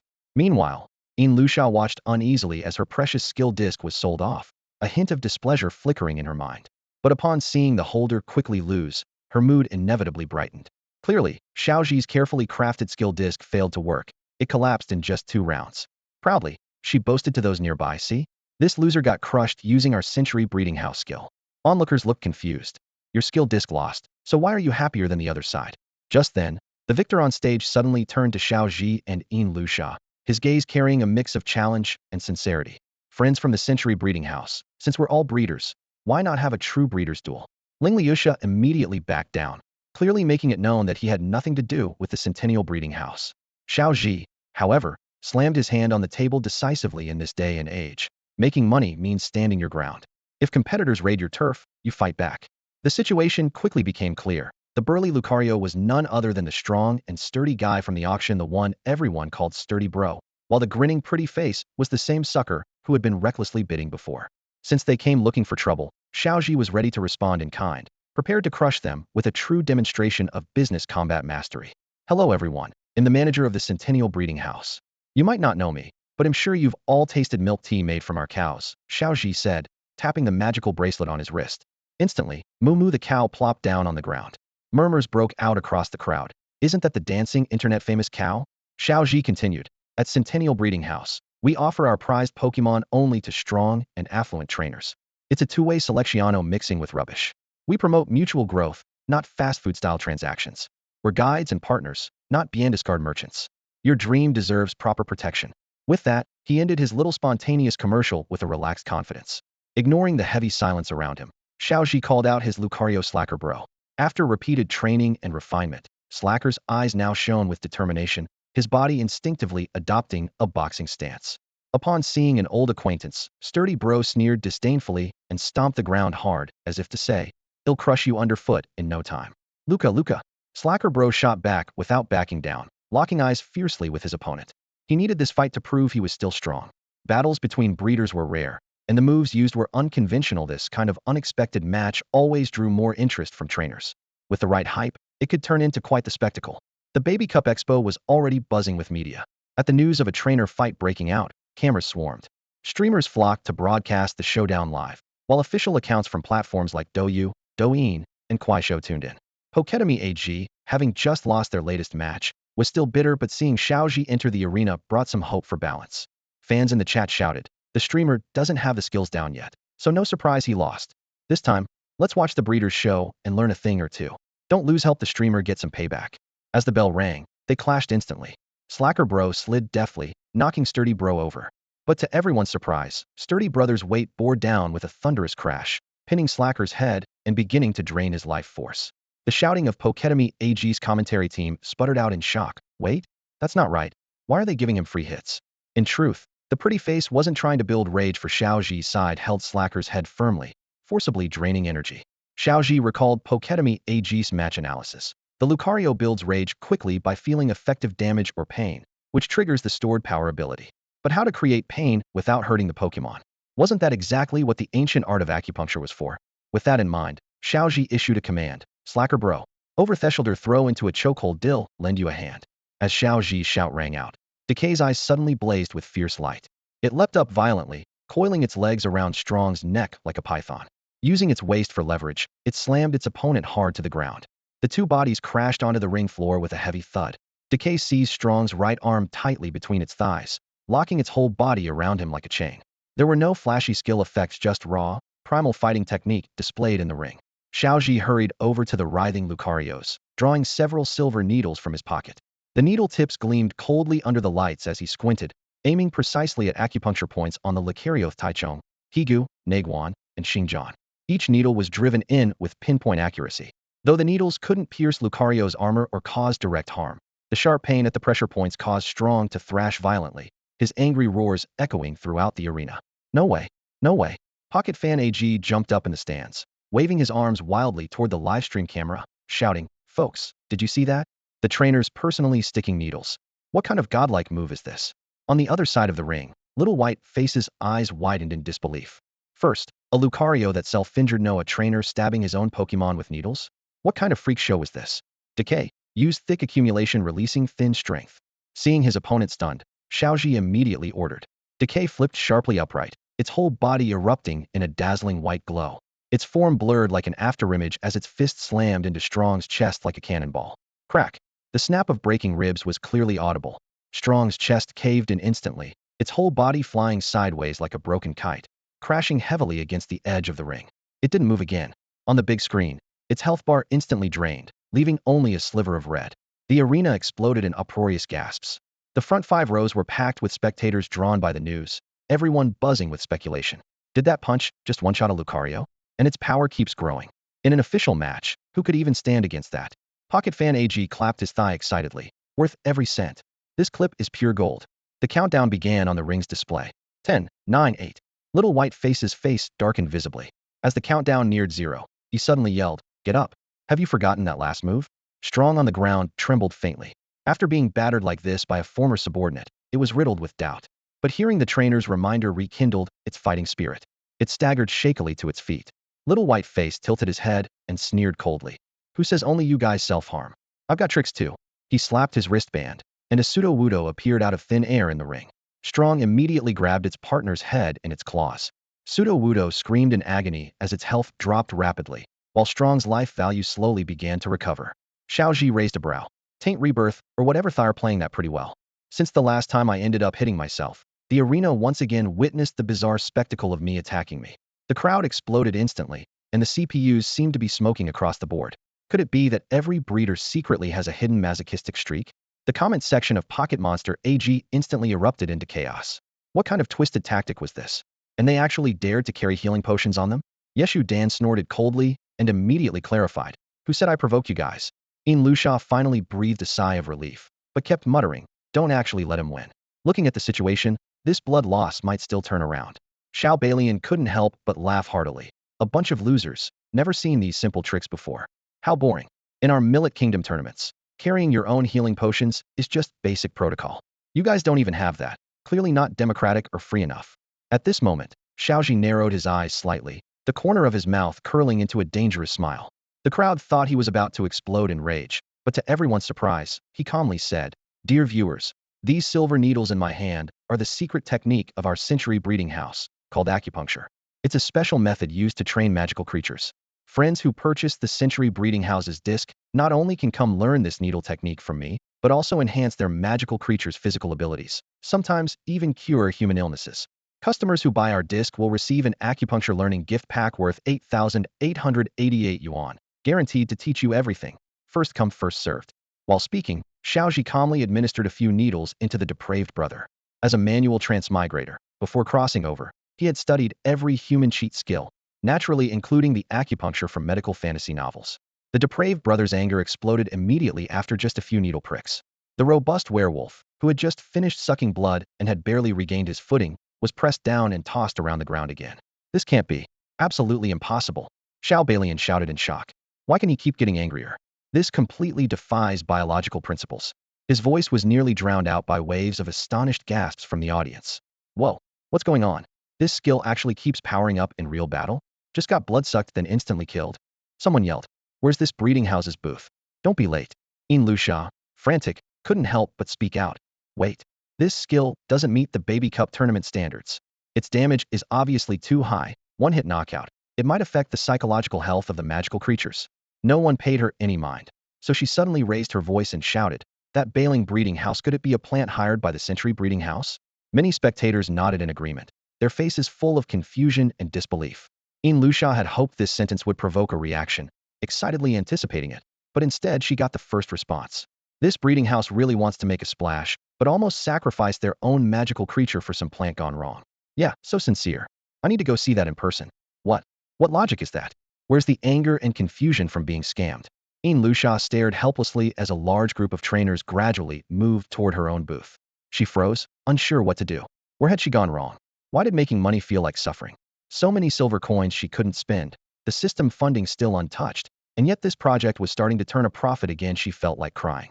In this era of economic downturn, she was exhausted from burning through funds every day. She was genuinely tired. It seemed Xiao Zhi had no intention of throwing in the towel, while she only wanted to put on a show of respect for now and cope with whatever came next. Where exactly had these projects gone wrong? Could it really be yes? It had to be Xiao Ziwang. There was something off about his feng shui. Yin Lusha's gaze swept over Xiao Zhi, who was surrounded by reporters and fan group leaders from major platforms. It felt like knives were cutting into her heart, making it painfully hard to breathe. She silently told herself that since she couldn't fix this through conventional means, she might as well put her faith in the scientific superstition of quantum mechanics. The root of the problem had to be Xiao Zhi, the person in charge. Next time, she absolutely had to take personal control of business planning and only let Xiao Zhi handle breeding duties, which would at least minimize the risk of losing money. Suddenly, she recalled Xiao Zhi's famous slogan, "Just do it." She resolved to promote the brand spirit of the century-old breeding house's comeback and devise a plan for saving resources and opening new channels. The first step was to cut off Xiao Zhi's expanding influence. Yin Lusha strode through the crowd to Xiao Zhi's side, grabbing her to pull her away for a private talk. But Xiao Zhi grabbed her hand in return and shoved her directly into the spotlight and camera framing. "This is Miss Yin Lusha, our strategic investor at the century-old breeding house. Without her foresight and financial support, the century-old breeding house could never have established its brand image or developed such unique promotion methods and a vivid corporate culture." The camera locked onto Xiao Zhi, who spoke confidently. Yin Lusha forced herself to smile weakly. "Thank you for the kind words, Mr. Xiao. That's really too flattering. To be honest, I didn't expect such a strong public response to our century-old breeding house. What a flight. What a big-head ghost." She cursed herself silently, feeling suffocated just staying there. "Mr. Xiao, let's get down to discussing the next steps," Yin Lusha urged anxiously. Xiao Zhi nodded reluctantly and finally withdrew from the camera's focus. At that moment, the pale-faced young man from the bailing breeding house twisted his expression in almost unbearable frustration. He should have been at the center of the crowd. He should have been the one to buy the promising stock, the decadent one. It was all because of that man named Xiao Zhi.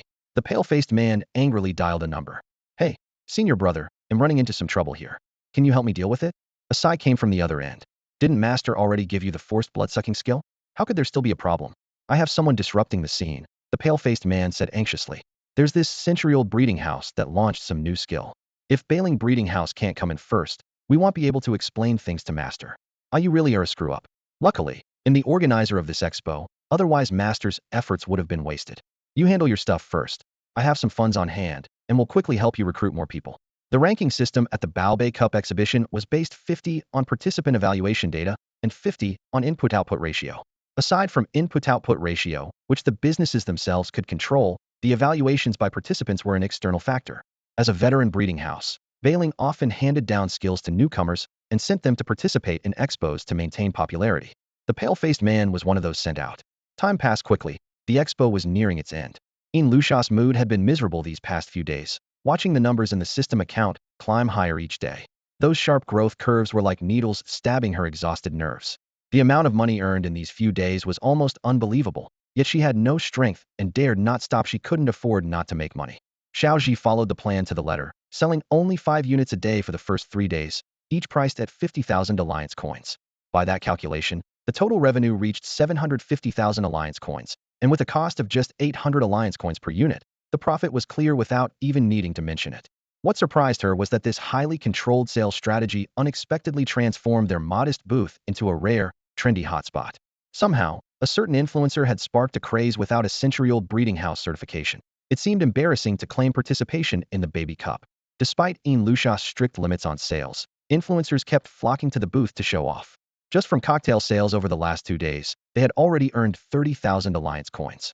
Lucia rode around on her ears, asking around daily, hoping to find other areas at the expo that might be losing money. After all, it was both her and Xiao Zhi's first time exhibiting. So many details had yet to be figured out.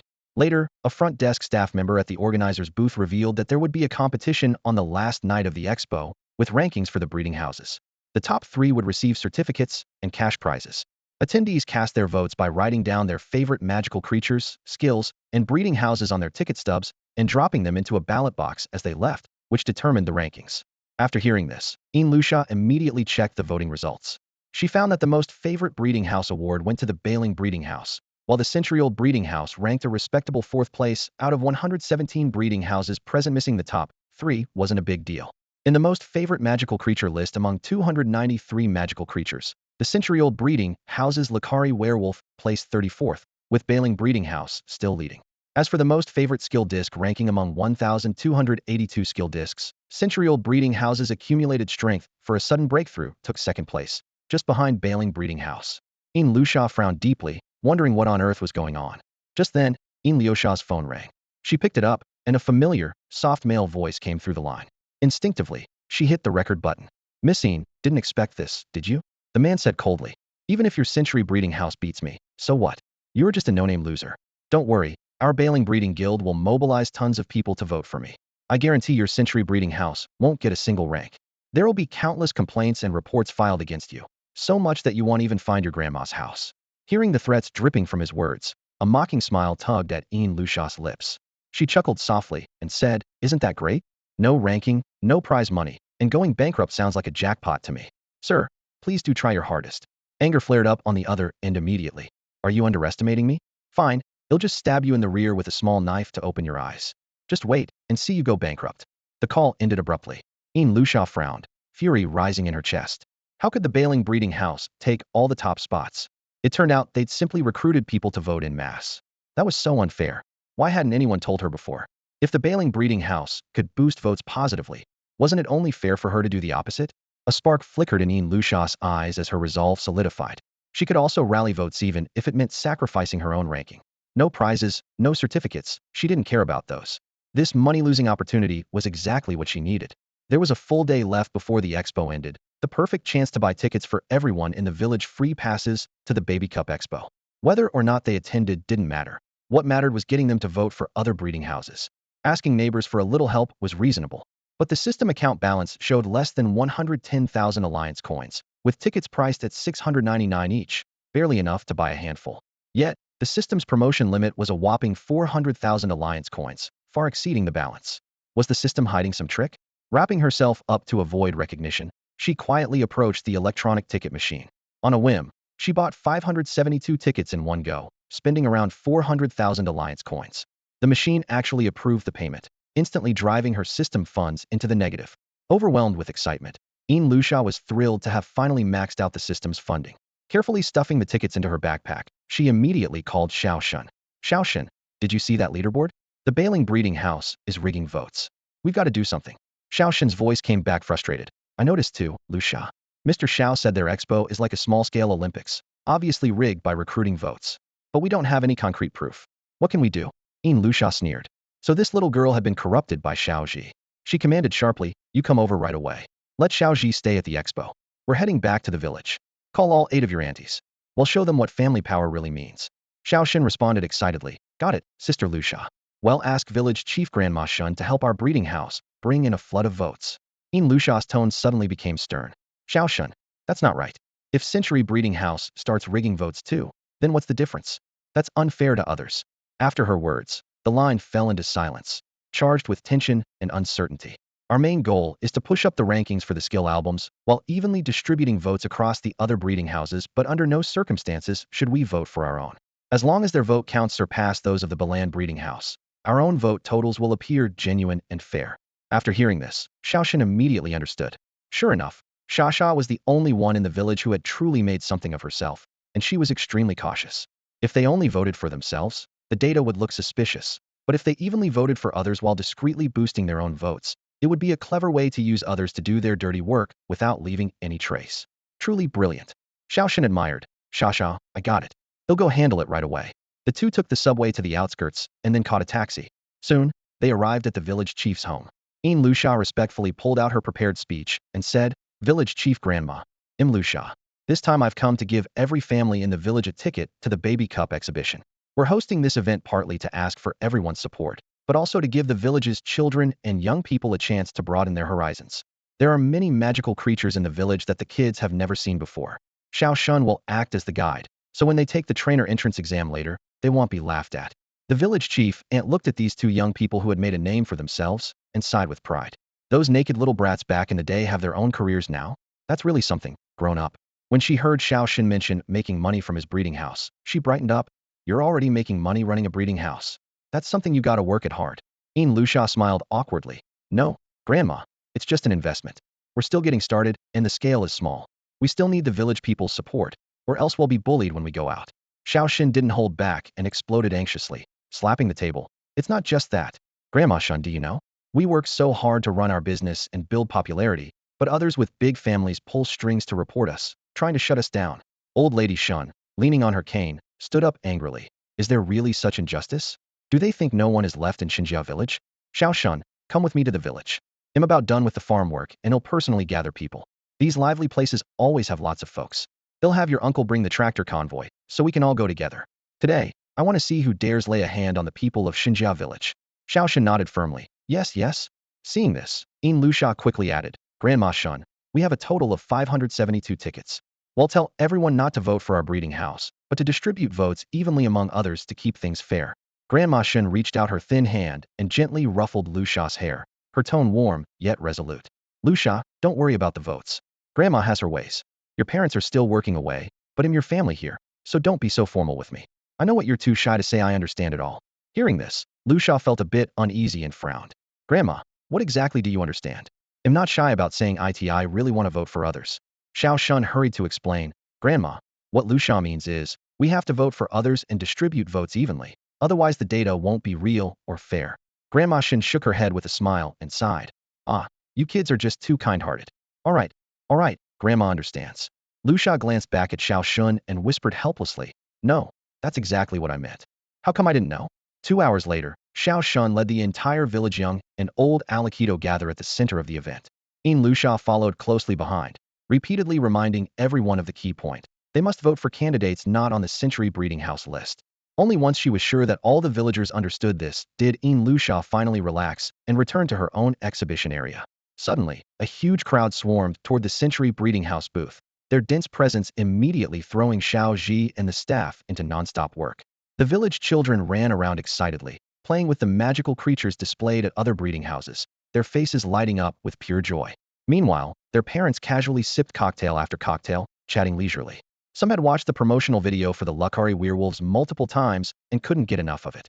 With the surge of visitors, Xiaoji ended up increasing the number of sofas in the black room from a few to 10, yet it still wasn't enough. The villagers made themselves at home, moving chairs from around the venue to squeeze inside the black room. This place, once a popular social media hotspot, had transformed into a lively gathering spot and playground for the villagers of Xinjia. The surrounding promotional materials shifted from polished marketing to an atmosphere brimming with everyday warmth and human connection. Hours passed, and the exhibition finally neared its end. Grandma Shun, leading a large group of villagers, lined up at the entrance to cast their votes. A few young people ran over and asked, Grandma Shun, we can write 3 names this time, who should we write for the other 2? Grandma Shun shook her head with a smile. You kids are so silly. Don't just ask, learn from Lu Xia and Xiao Shen instead. Then you wouldn't need to ask who to vote for. As soon as she finished speaking, she wrote Century Breeding House on her ballot. The young people pressed on. Grandma, what should we write in the complaint and suggestion box? Without a word, Grandma Shin picked up her pen and wrote Bailing Breeding House. A few participants nearby, curious, asked, are you here supporting Bailing Breeding House too? Grandma Shun's hearing wasn't good, but she caught the words by something breeding house and nodded. Yes, the exhibition is almost over. Stop wasting time, come vote with Grandma now. The lights in the venue gradually dimmed, filling the entire hall with a tense yet expectant atmosphere. The owners of the major breeding houses gathered together to attend the closing ceremony. Xiao Zhi and Yin Luxia sat side by side in the front row, enjoying prime seats. Yin Luxia wore a relaxed, confident smile as she frequently nodded in greeting to several house owners nearby. Then she leaned in quietly and asked Xiao Zhi, Mr. Xiao, how well do you think we did at this expo? Xiao Zhi shook his head slightly, a trace of certainty in his tone. Miss Luxia, I believe your booth design and marketing approach are definitely worthy of first place. If you don't get first, it's more a flaw of the competition system than the quality of your work. Just then, the spoiled-looking young man from Bailing Breeding House swaggered over, chin raised arrogantly. Sitting down between them with a triumphant smirk, he taunted, oh really? Then Bailing Breeding House is going to disappoint you. Inside, the young man was quietly thrilled, fully convinced that Baiyin Breeding House had lost and that their ban from the Baby Cup competition was inevitable. Xiao Zhi mentally calculated that with their current popularity and buzz, Baiyin Breeding House should at least make the top 3 and hold a spot on the skills leaderboard. Yin Luxia thought to herself that while topping the skills chart might be tough, Bailing Breeding House wouldn't pass through easily, and dragging them down a notch wouldn't hurt. Just as the tension thickened, the female host appeared on stage wearing a shiny sequin dress, her crisp footsteps echoing. She swayed her hips lightly and commanded attention in a magnetic voice. Distinguished guests, at this exciting moment, we will now announce the rankings of this expo. Breeding houses with outstanding results will receive official certificates of recognition. May everyone continue striving to nurture more excellent magical creatures and contribute to our magical cause. As her words fell, a huge silver screen slowly descended from above the stage, displaying the competition's ranking data front and center.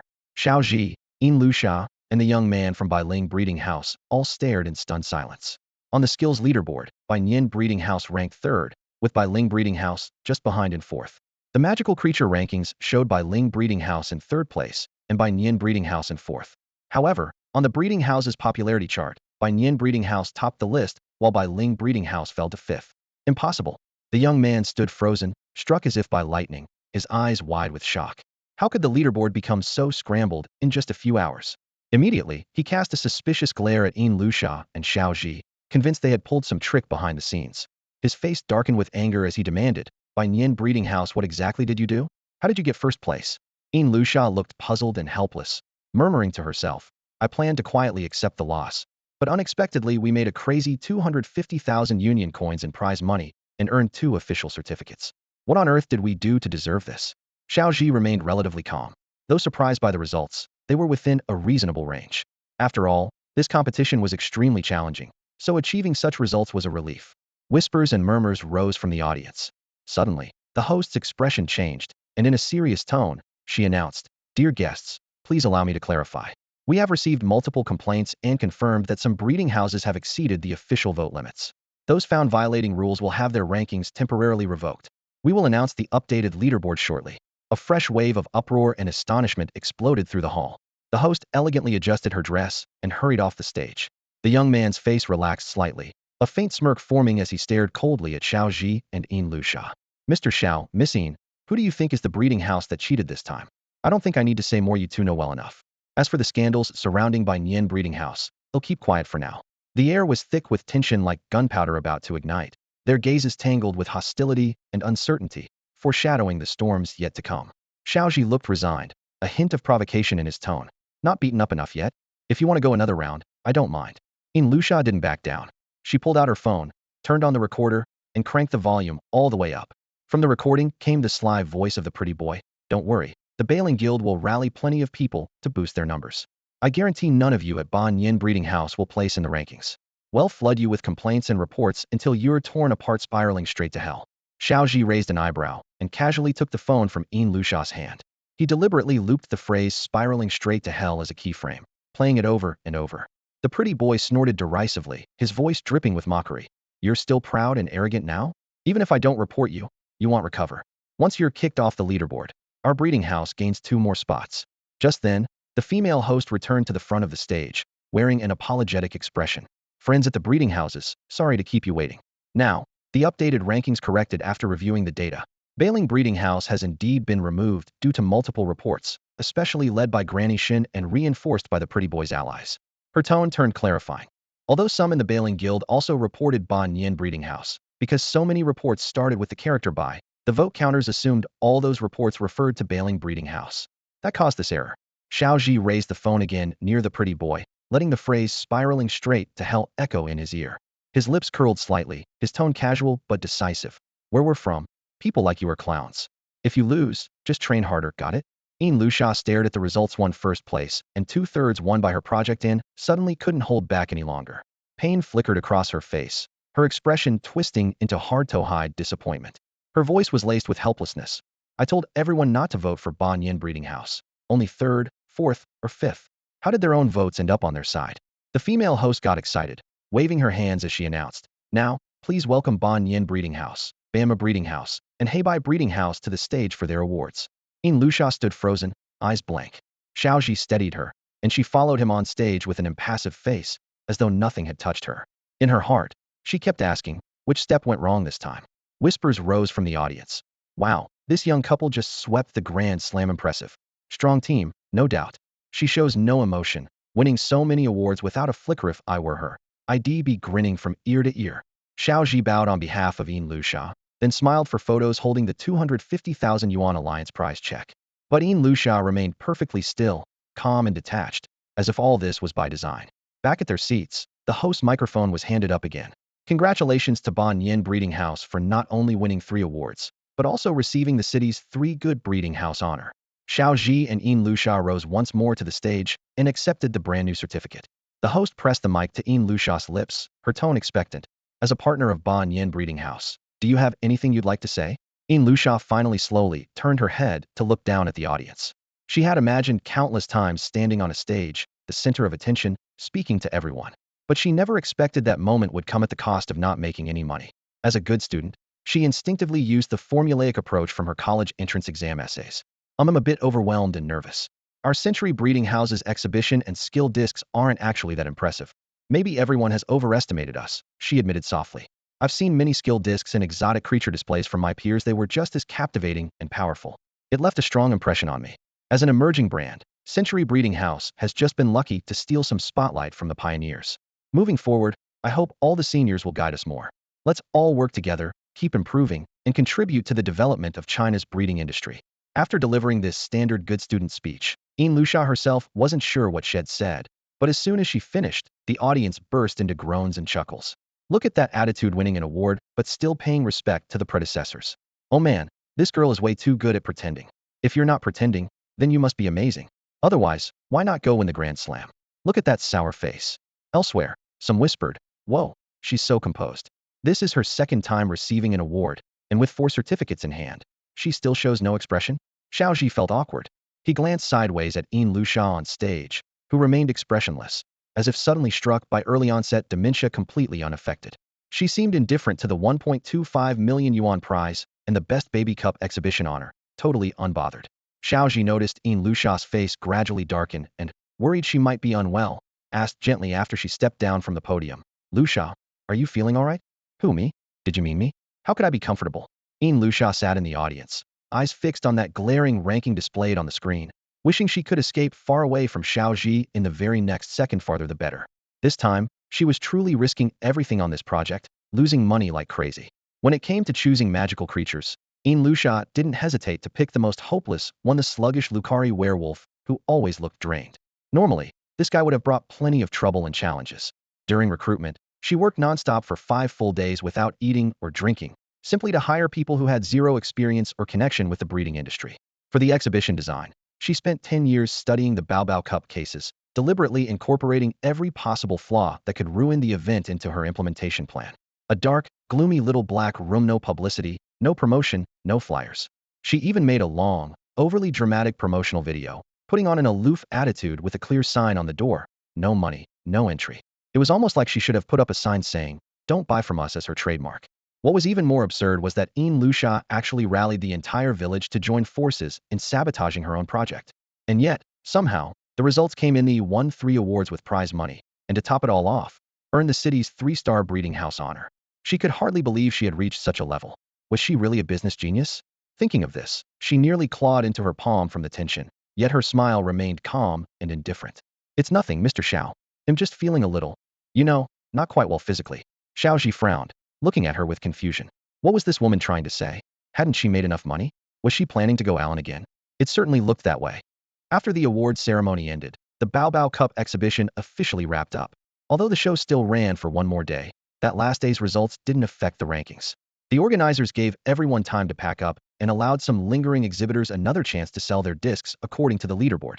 Xiao Zhi planned to make a big sale tomorrow, but for now, he needed to send Luxia back to the breeding house so she could rest. As he stepped onto the street to hail a cab, a black official car slowly pulled up in front of them. The window rolled down, and a middle-aged man wearing a black jacket reached out his hand in greeting. "Friends from the Centennial Breeding House, care to join me in the car? I'm very interested in your skill discs." Xiao Zhi was about to refuse, but out of the corner of his eye he noticed Luxia gently nodding, thinking the two must know each other. Meanwhile, Luxia was daydreaming, hoping some kind of white knight would show up and save her losing project, making her rich overnight. The car door opened. Xiao Zhi got in first, seating himself opposite the man in black, with Luxia right beside him. The cabin was spacious, with just 4 seats facing each other and a small table between them. From her past experience, the more compact the official car's seats, the higher the rank of the passenger. A 4-seat car like this meant the black-clad man across from her was no simple character. The man looked over the 2 silent young people, smiling kindly. "Come, don't be shy. Have some tea." Xiao Zhi accepted the cup and passed it to Luxia. "Drink something warm." The man smiled again. "Where do you two live? I can have the driver take you home." Xiao Zhi furrowed his brow. Although the man before him was a stranger, there was an undeniable force in his words that instinctively commanded respect. "We are currently at number 69 Qianqian Road, the Century Breeding House," the middle-aged man said calmly. His demeanor carried an aura that Xiao Zhi couldn't ignore, as if he radiated an invisible pressure. This made Xiao Zhi recall the one who wanted to eat Fishan, unforgettable impression from the past. In the next moment, Xiao Zhi glanced at the driver with growing suspicion. Could this man be reporting to Lao? The man turned his head and spoke with a familiar tone. "Ahem, Lao?" Xiao Zhi's hand trembled slightly as he held his teacup, but the tea remained perfectly still. The driver lit a cigarette and rasped, "Understood. Officer Gao." The middle-aged man continued. "Take us to number 69 Qianqian Road." The car started and headed toward the destination. Xiao Zhi's eyes fell back on the teacup on the table. The water's surface was perfectly calm, without a ripple. The driver's steadiness and composure silently conveyed more than words could. "Hey, race the situation, friends," the man said bluntly. "We are from the Z-City Alliance Corps. The skill discs you've been selling have nearly reached military-grade performance." He got straight to the point. "That's why we're here today to discuss militarizing this project." Luxia's first reaction was to refuse. She instinctively felt this was just another ploy by the Corps to buy out their work. But the man's next words gave her pause. "Of course, if you don't cooperate, the Corps will not allow you to continue selling this set of discs. Previously sold copies may also be recalled. We hope you will cooperate with returns." Xiao Zhi frowned deeply, pinching the bridge of his nose in frustration. Anger boiled in his heart. "Are you here to rob us or negotiate terms? Honestly, sir, what compensation do we have? Why should we accept this without payment? Even if we agree, can the customers accept it?" Luxia's heartbeat raced as images flashed through her mind. The Century Breeding House forcibly shut down, its former glory instantly shattered under the Corps' heavy hand. "Why must we accept this?" she challenged. "Sir, since you represent the Alliance, our Century Breeding House naturally cannot shirk its responsibilities." The middle-aged man smiled faintly. His gaze softened as he looked at Xiao Zhi. "Ha ha ha, young friends, don't be so quick to jump," he said. "Our Corps tends to be direct.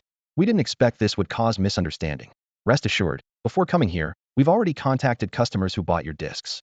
They have agreed to cooperate and accepted triple the purchase price as compensation. Meanwhile, we will fully reimburse your shop for the actual losses incurred in this project." Luxia felt like she might break down. She could hardly help herself from snapping. If you'd said you'd pay earlier, I wouldn't have refused in the first place. Seeing Xiao Zhi's expression gradually soften, the man continued, the awards you won at the exhibition remain valid. We do not dispute that. However, you will simply no longer be allowed to sell the discs to the public. This does not mean abandoning the project.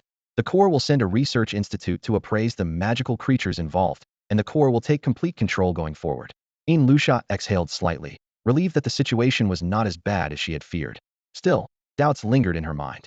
Those customers fought tooth and nail to buy these discs. Scalpers sold them at marked up prices. How could they all just agree so easily? Are they really so shallow and greedy that triple compensation bought them off without a fight? She pressed on stubbornly. Then, sir, does the Century Breeding House just have to accept the core compensation? No, that's not allowed. So, can we skip going through the Legion to hold an exhibition and just have the units who actually need the skill discs come directly to us to place orders? No, the middle-aged man answered firmly, leaving no room for argument. He went on to explain, the price of 50,000 Alliance coins per skill disc is just our initial pricing strategy. It will be adjusted downward later, probably to around 10,000 Alliance coins. Lusha looked at him, still smiling, and stayed silent for a moment. Her expression seemed thoughtful, as if waiting for him to speak first. After a brief pause, she finally said, the most we can offer is 20,000 Alliance coins per disc. Her tone was calm, but carried an unmistakable bottom line. We have regulations stating that even if merchants voluntarily lower their prices, they cannot reduce them by more than 60, the man added. Lusha tried to push further. If we don't accept this price, does that mean you won't pay us anything and will just hand all the skill discs over to the Legion to deal with? She probed cautiously. The man still wore a smile and waited patiently for a while before replying slowly. Even in that case, we will fully reimburse your exhibition expenses. Then the discs and magical creatures will be destroyed on sight. Such ruthless tactics, Lusha sighed inwardly. Although she was prepared to sacrifice some profit, she hadn't intended to give up the chance to save Brother Sweet Life. She fell silent, conflicted, knowing that refusing the offer clearly meant no way out. Time was tight. The system settlement was approaching quickly. Every moment of delay lowered the chances of receiving the rebate. After weighing the pros and cons, she signed the agreement without hesitation.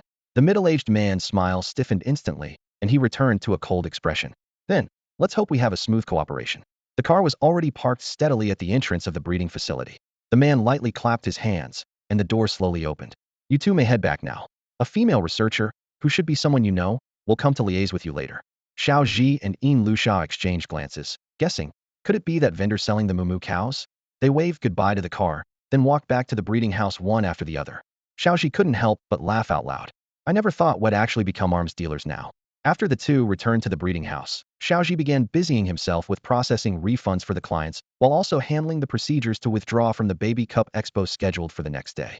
Lusha took out her phone and started recalculating the accounts. The 750,000 Alliance coins from the disc sales, the 250,000 prize money, and the 30,000 from cocktail sales added up perfectly to 1,030,000 Alliance coins, but all 750,000 had now been refunded. Still, the project's overall cost remained above 1.3 million. Obviously, the fact that votes had been bought could never be revealed to anyone in the Army Legion. That 400,000 was a secret to keep forever, so the compensation amount did not include the cost of buying votes for the entire village. In other words, Lusha held an undeniable advantage, something Xiao Zhi was completely unaware of. He had no reason to keep pushing to earn more money to fill the system's funds, mistakenly believing that earning 1 million was sufficient. Moreover, the last day of the expo offered no opportunity to participate, meaning nearly 300,000 in losses remained unrecovered. Before receiving compensation, the overall loss was approaching 1 million. Although the situation seemed grim, it also held a hidden opportunity. After all, tomorrow was the final settlement day, and the rebate amount was close to 10 million. The thought sparked a last flicker of hope deep in Lusha's heart. The outcome hinged entirely on this one day. Based on what the middle-aged man had said, she only needed to stall the researcher lady, delay the settlement, and wait for the rebate to arrive. Once that happened, however the project turned out financially, it would no longer concern her.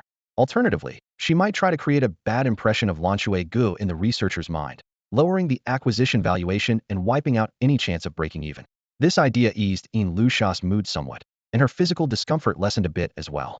Meanwhile, Xiao Zhi stood nearby, staring at the refunded money with a heavy heart. He saw the money he had earned was enough to complete the system task, but now he had to start over. The uncertainties and risks meant the project was still some distance from breaking even. Clearly, the unexpectedly strong skill had become a burden, forcing him to sell the Luckali werewolf prematurely. Only one day remained before the system task's final settlement. Although Xiao Zhi's current earnings could easily repay the 80,000 Alliance coin debt, who wanted to lose 80,000 just like that. Fortunately, this official acquisition complicated the situation but also offered a slim advantage. If he could leave a good impression of the Lakali werewolf on the researcher before settlement, improving its valuation, he could flawlessly complete the system task, clear his debts, and possibly earn more to move closer to his dream of traveling the world. With this in mind, Xiao Zhi went into the kitchen to prepare dinner for himself and Yin Lusha. The next day, the two spent long hours in silence. Xiao Zhi racked his brain, trying every angle to win the researcher's favor and boost the valuation, while Yin Lusha schemed quietly to leave the researcher with a deeply negative impression of Lakali werewolf. Both were distracted, going through the motions, time seeming to stretch but also tense. At last, a car with a white license plate pulled smoothly up in front of the breeding house. The car door opened, and a pair of long, graceful legs stepped down. Then a familiar face slowly came into view. It was the researcher lady they had met that day. She still wore a simple, clean white coat, her aura calm, yet resolute. Wearing thick glasses, she wore a calm and restrained smile. She reached out her hand and spoke gently to Xiao Zhi. "Hello there. Didn't expect it would be me, did you?" Xiao Zhi stepped forward first, grasping her extended hand with a touch of sincerity in his eyes. "Hello, Ms. Researcher. Thank you for coming all this way. Your time must be valuable. Shall we start the handover promptly?" Yin Lusha wasn't one to back down. Taking advantage of her gender, she linked her arm through the researcher's with a bright smile. "Miss Researcher, who would have thought we'd be so destined to meet? Since we're all here, why rush into work? Let me treat you to a meal first. I know a fantastic restaurant nearby." Xiao Zhi quickly shook his head. "Sorry, Miss Researcher, I didn't think it through. We'll go to Lusha's restaurant afterward. Work comes first. Only after finishing formalities can we relax and eat." Yin Lusha's eyes twinkled mischievously as she added, "Actually, we can talk while eating if we just have the Lakari werewolf wear his mask." The researcher smiled slightly, tinged with apology. "You're too kind, but it's a pity I already ate on the way from the institute.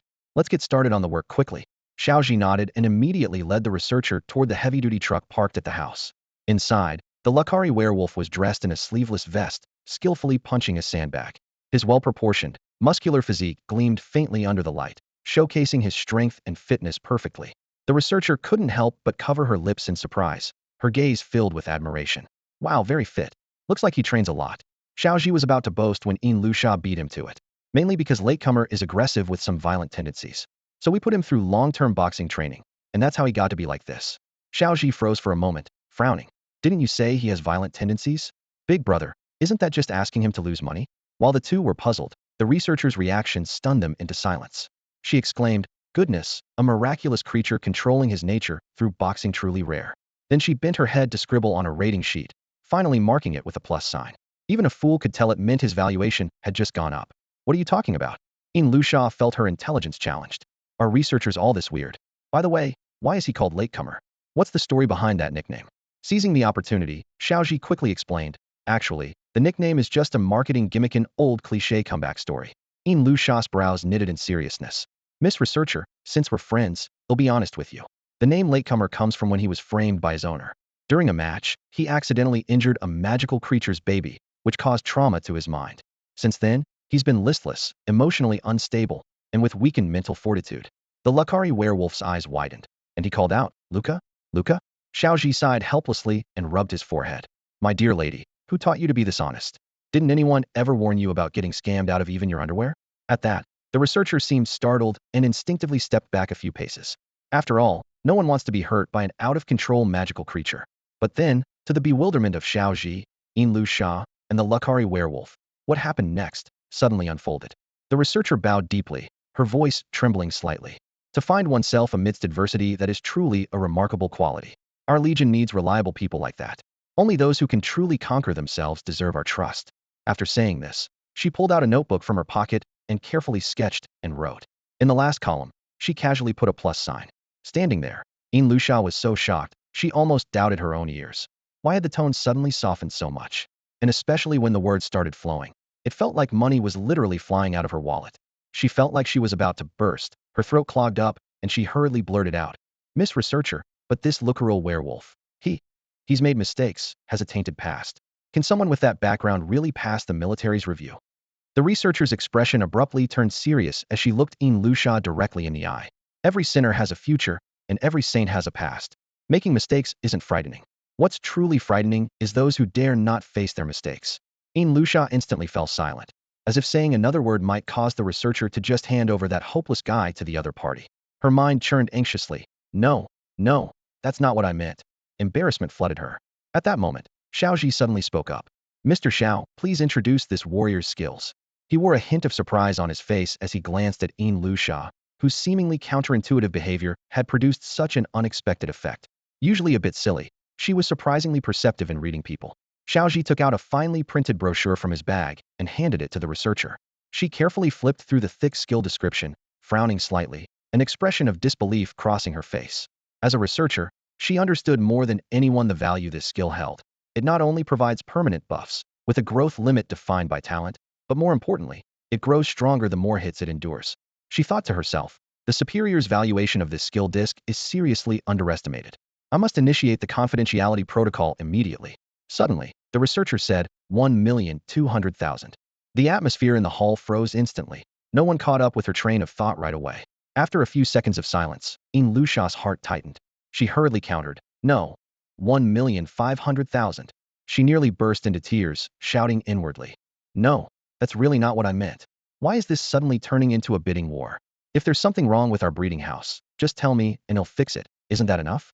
Yin Lusha saw that the researcher was still trying to bargain, so he immediately stepped forward and firmly grasped the other's hand.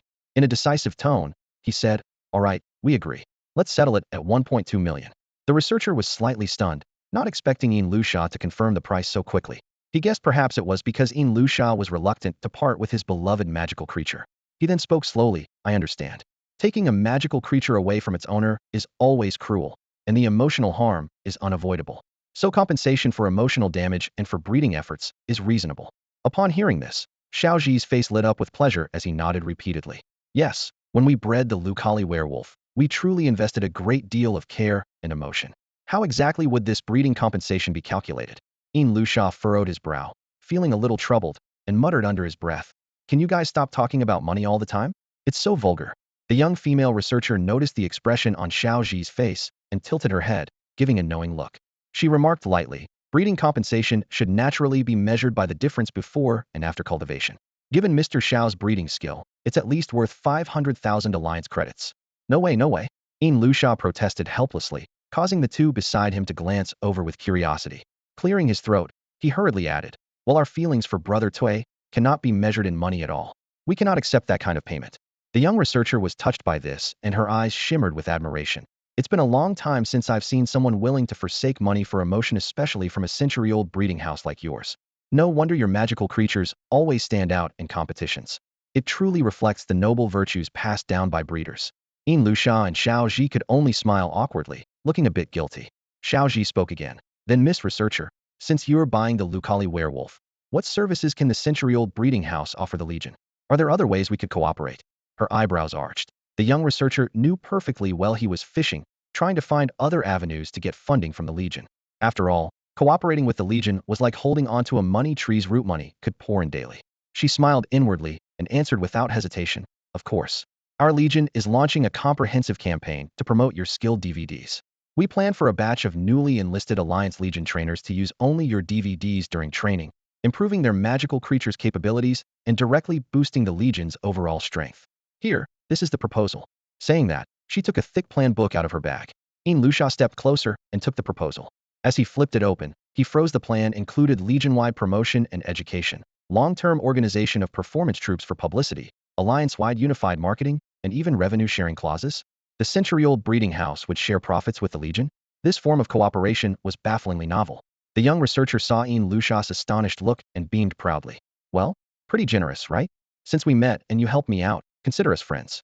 I'm just returning the favor. This proposal is also a publicity combo I specially designed for the century-old breeding house. Every so often, a new batch of rookie trainers would enlist in the Legion, bringing with them fresh demands. It was precisely this cyclical need, combined with the cultural troops' constant promotions, that guaranteed you a steady stream of profit sharing. More importantly, it gave you an opportunity to check in on Down and Out Bro. Yin Lusha almost wanted to slap herself and say, why did I have to agree to this acquisition? Why not just be ruthless and let the military deal with him directly? But now, things had turned out for the better. Not only was Down and Out Bro still operating instead of being shut down, he was making money on a stable, regular basis. To counter this cunning profit model, Yin Lusha had no choice but to get used to losing money. She really was an unlucky money-losing machine, and it was only getting worse. You already buy enough from the Legion. Why are you organizing publicity stunts on top of that? What happened to the Legion's seriousness? The hardworking, thrifty spirit? How come none of that shows up when it comes to me, in Luxia? You're spending money like it's going out of style. Xiao Zhi from the breeding house forced a somewhat awkward smile. Miss Researcher, could we perhaps forego the profit share from this project? As your friends, we actually want to help lessen your burden. If you come every time to collect the earnings, it really interferes with your work. The researcher was completely baffled. She truly considered these two from the century-old breeding house her friends, but isn't helping friends about helping them earn more, not less? Besides, what did the alliance's money have to do with her? Was it a cash flow concern? The leadership had already approved it, and many legions were disciplined with their own accountants, so there was no reason for them to worry. Inside, Luxia was silently screaming no way. She wanted to argue, but couldn't find a proper point. I still don't want this share. Xiao Zhi lost his patience and showed his helplessness. What kind of person is this? In a world full of capital sharks, how can there be such a naive lamb? With money in her hands, how can she be so careless? Even a little caution would have her less foolish than this. Luxia, since the researcher treats us as friends, why shouldn't we accept it? Xiao Zhi urged.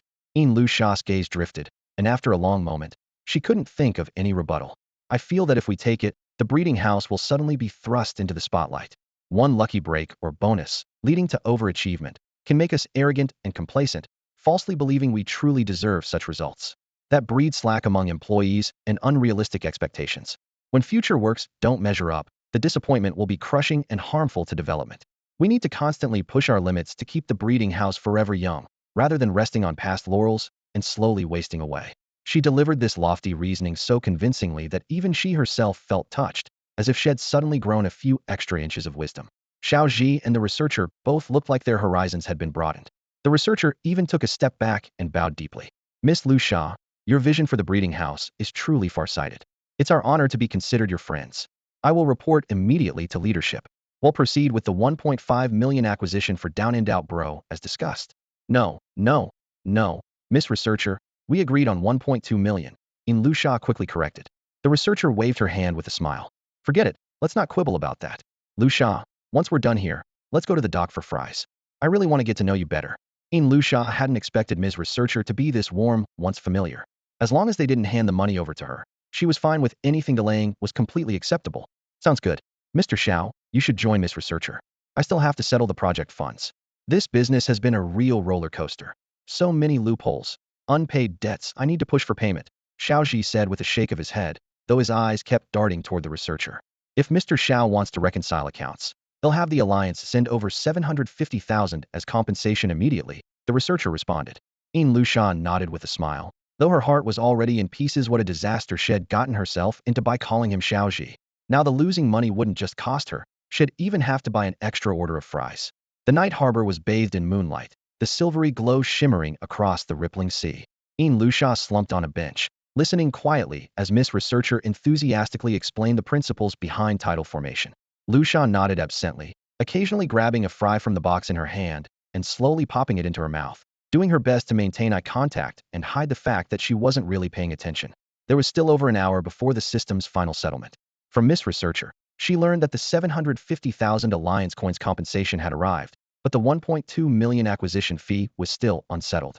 The Alliance Legion was still reviewing the claim through multiple channels, so the risk of losses remained. Secretly, Luxia prayed that the Alliance's bureaucracy would be slow enough to delay and pass the responsibility around any stalling tactic would do. She even hoped they might become dead weight, throwing up every possible obstacle, or maybe sabotage someone under the table. Just please don't send the money.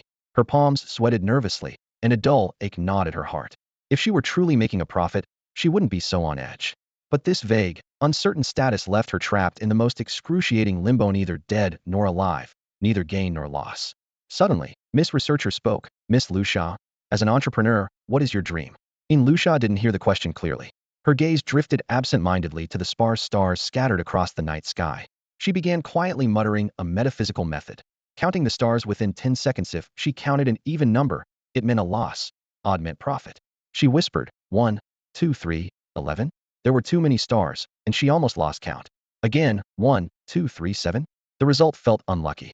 Noticing Luxia's lack of response and her fixed stare on the night sky, Miss Researcher watched her fingers trace slow, delicate patterns on her knee, as if rearranging the stars' paths above. She wondered if this entrepreneur secretly carried the heart of an explorer. Who would have guessed that such a market leader harbored grand ambitions for humanity's cosmic exploration? This lofty ideal explained her knack for innovation and resonated deeply with Miss Researcher's own philosophy. She smiled warmly. Lu Xia, we're so alike, dreamers of the same kind. Snapped back to reality. Lu Xia blinked in surprise. Oh, did I say something? Really? That's wonderful. I thought I was the only one like this. Lu Xia showed a hint of excitement. Miss Researcher embraced her warmly. From now on, we're sisters. Whatever difficulties arise, we'll help each other. Lu Xia paused, then suddenly asked, wait, why didn't you ask for your own opinion? With your knowledge, you must know plenty of ways to lose money on purpose. After a moment's thought, she said, Miss Researcher, actually, there's something I want to ask you. Go ahead. What sister's business is mine? But first, let's return to the breeding house. It's getting late. We can talk on the way. They stood and left together. Lu Xia began, so, hey, race the thing. A friend of mine runs a breeding house too, and she's got a problem. She took on a research project about how to make a breeding house operate at a loss, but she's a business genius. No matter how hard she tries to lose money, she always ends up making a profit. How does that even happen? The researcher's eyes lit up instantly with excitement the moment she heard this was a research project.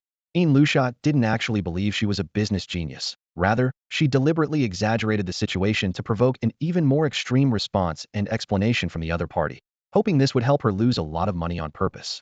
While the two were talking, in the Alliance Legion headquarters on the outskirts of City Z, a document was silently slipped onto the desk of a middle-aged man dressed in black. He blew on the tea leaves swirling in his cup, furrowed his brow, and his gaze slowly scanned the papers before his expression grew increasingly serious. Lalamo, this project is pretty good. I didn't expect those two youngsters to be so naive, he muttered quietly. It's level skill, and they want 1.2 million just to sell it to us outright, no profit sharing. The budget expenditure is far below what we expected. The driver responded immediately, understood. The budget will be reallocated across departments to strengthen capabilities and clean the books. The man nodded with satisfaction. Quick and decisive, don't let them back out. The deal has to be sealed and cleaned up thoroughly with no traces left. Whoever handles this, make sure the hush money is ample. The driver took the document and headed toward the office. In a low voice, he issued orders to the departments. Everyone, there's a payment that needs to be cleaned off the books. Total amount is 5 million Alliance coins, but only 1.95 million shows on paper. I've sent detailed info to encrypted Group 11. I want you to execute this at 120 efficiency. This is all for our Legion's profit, no slacking. Standard procedure. Draft a plausible account type first. The Alliance's finance system refreshes at midnight. The few seconds before refresh have the loosest audits, so report all accounts within that window. The tech team will help hack the firewall and delay system response. Once approved, report immediately. If it fails, trigger the backup plan right away. Speed is crucial. Do this well, and you'll be rewarded 2 extra chicken drumsticks per meal and 1,000 magical feed vouchers per person. Plus, as my personal gift, 50 extra hours of esports time and all-night instant noodles freely available. Discipline inside the Legion was strict and the training grueling. No one could resist the temptation of chicken drumsticks and gaming privileges. Everyone straightened their backs and answered respectfully. Understood. Remember, this is a top-secret project, no leaks allowed. Anyone who leaks will bring down the wrath of the whole Legion. Anyone who screws up will be forced to run 10 kilometers cross-country every day next week. Meanwhile, after Lu Xia raised her question, the researcher fell into deep thought. She muttered under her breath occasionally, as if engaged in an intense internal debate. Lu Xia paid no attention, instead fixating on the time, silently urging it forward. Less than half an hour remained before the system settlement, and the 1.2 million payment had yet to come through. It looked like Lu Xia was closer to victory. Perfect, it's already this late. The Alliance Legion must be off work by now. Who's going to care about a small breeding house application at this hour? Lu Xia murmured to herself. Suddenly, the researcher seemed to figure something out. She stopped abruptly and grasped Lu Xia's shoulders tightly. Behind her glasses, her eyes gleamed with a strange light. I get it now, Lu Xia. Your friend found herself caught in a cognitive paradox. Lu Xia stared intently at the clock, then suddenly jumped in surprise. Huh? A paradox? That's right. The researcher smiled with satisfaction at Lu Xia's astonished look, her tone brimming with academic passion as she spoke faster. She claimed to be a business prodigy, and that the losing projects were all carefully designed countermeasures, right? But from the perspective of behavioral economics and reverse innovation thinking, a truly sharp business genius actually follows a fixed path dependent on her talent when running a business. This path is unique to her and impossible for others to replicate, which is precisely why success is possible. Yet she applied reverse thinking to operate, which gave rise to disruptive innovation and led to entirely new products that meet needs completely opposite to the mainstream traditional demands. The researcher paused and said, everything is contradictory, and so are demands. Wherever there is positive demand, there naturally exists counter-demand. In other words, if a business genius relies only on her original way of thinking, she will naturally create products that fit the market. E-commerce and online platforms act like magnifying glasses, greatly amplifying the exposure of these products. Those originally scattered budding demands converge on these platforms into an ocean that's the embryo of a blue ocean market. Listening so deeply, Lusha felt her head buzzing, as if struck by a heavy blow. Can you put it more plainly? She couldn't help but interrupt. The researcher smiled, clapped her hands, and pulled out her phone to display a mind map. Simply put, she should never deliberately lose money. What? Though she understood the surface meaning, Lusha was still confused. The researcher patiently explained, look, by pushing herself to lose money, she forces herself to use all her intelligence to avoid the conventional routes. The more she avoids the usual paths, the more she must focus on every detail. The finer the details, the more perfected and unique the product becomes. This actually makes it easier to discover new blue ocean markets. When the details are spot on, the market recognizes it, and naturally, it becomes profitable. Lusha felt like she'd been struck by lightning, her mind roaring. So the harder you try, the worse your luck? Ms. Bingo, the researcher, felt quite proud of her thoroughness. She believed the right approach was to drop that deliberate mindset, just go ahead and do it, create something utterly ordinary. Only then could she be like everyone else, buried by mediocrity and replaceability. Or better yet, find a partner in the industry and let them run an ordinary, normal project following conventional thinking. That way, the risk of losing money would be at a normal level. Then, when the partner made decisions, she could compare the results with her own approach to figure out exactly how the daycare was losing money.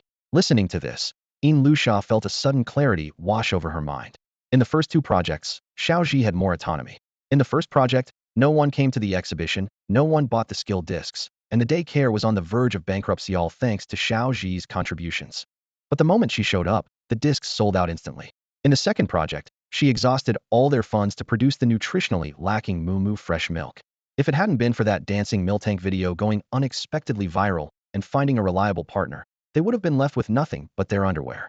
Compared to those two projects, Xiao Zhi had meticulously guided and intervened in this new project, working himself to the bone, yet still lost money. After all that trouble over several days, Xiao Zhi had somehow pulled it off effortlessly. What if? A thought struck her. What if I just completely let go, give all the money to Xiao Zhi, and let him figure it out himself? A fresh college graduate with little work experience, what could he possibly pull off? The market would teach him a lesson real quick. Ms. Researcher analyzed to herself. Besides, a lot of people like to chase trends when starting businesses, running after whatever's profitable, only to end up with nothing and become cannon fodder in the economic tide. Lusha's head buzzed. That's right, chasing trends had the highest failure rate. Ms. Researcher, I'd like to ask, what are some recent startup trends in the daycare industry? The kind that's easy to lose money on. Ms. Researcher thought for a moment and replied, magical creature farms, magical creature farm stays, and magical creature wellness centers. These are projects that keep coming in waves, but never make a sound. Lusha found them somewhat familiar. I've heard of magical creature farms. That industry's pretty hot right now, using magical creatures' skills and abilities to run farming operations. Usually it's small towns trying to boost their economies. Magical creature farm stays and wellness centers are actually different directions within the same trend. Time was down to the last 10 minutes before the system settlement.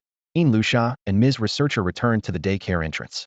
She nervously glanced at her account. The 1.2 million still hadn't arrived. Dry ice lady. Could it be? Am I, Lusha, actually going to win? She was nearly moved to tears of joy. No, there are still 10 minutes left. Please don't let anything go wrong now. Anxiously, she asked, where did Xiao Zhi run off to? Just then, Xiao Zhi walked in through the daycare's back door. They locked eyes for a moment, and Xiao Zhi pulled out a cup of brown sugar tea and handed it to her. Lusha, drink it while it's hot. It's good for you. Lusha stood frozen in place, suddenly remembering she was on her period. Oh right, I almost forgot. Thank you, Mr. Xiao. Out wandering around this late.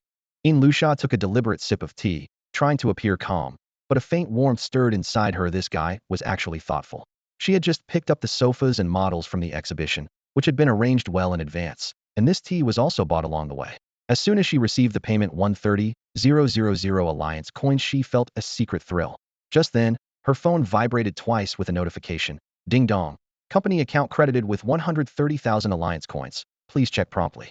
Lusha nearly choked on her tea, coughing a few times before reacting. You just made me think you were starting to look better in my eyes, and now you pull this? She wanted to take back the word look better, but deep down she knew that the easy 130,000 shed just earned came at a heavy price. She had lost 1.3 million Alliance coins behind the scenes. Fighting the urge to throttle Xiao Zhi, she set down her cup and murmured softly, sorry, it's a bit hot.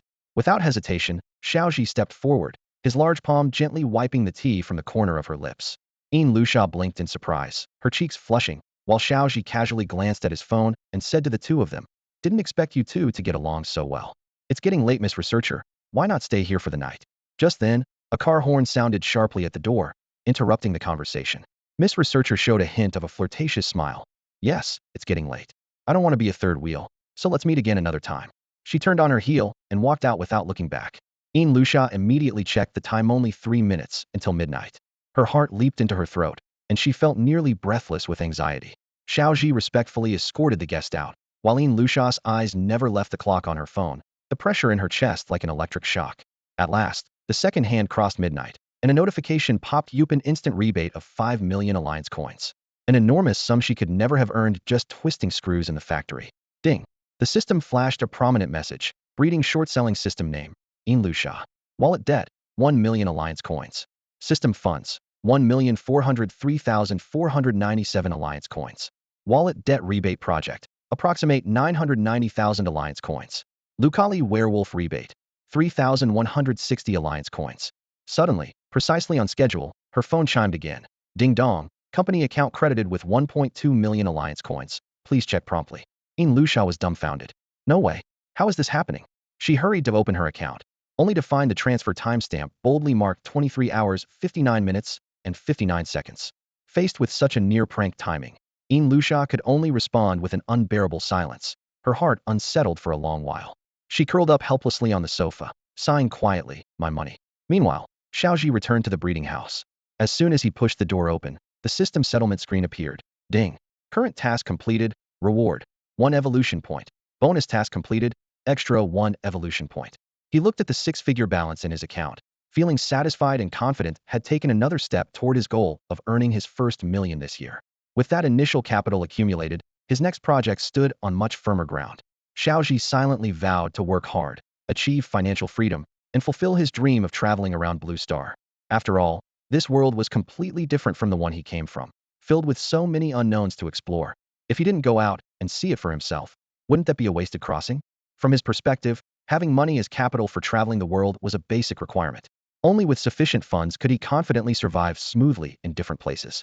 The dangers in this world far exceeded what he had known in the peaceful times.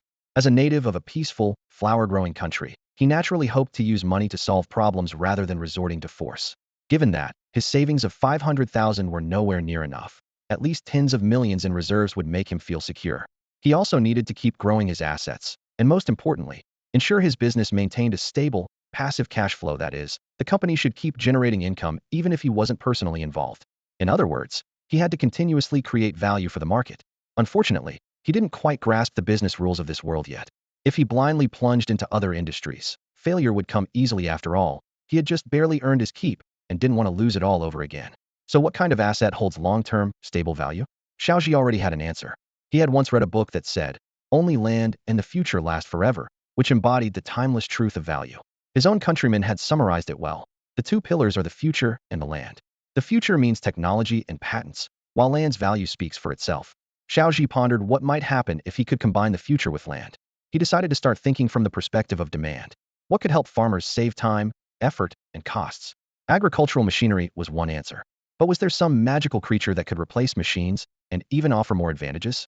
After researching online, he found that with growing health consciousness, the concept of miraculous farms relying on magical creatures to grow crops was gaining popularity, labeled zero pesticides, zero fertilizers, and highly nutritious.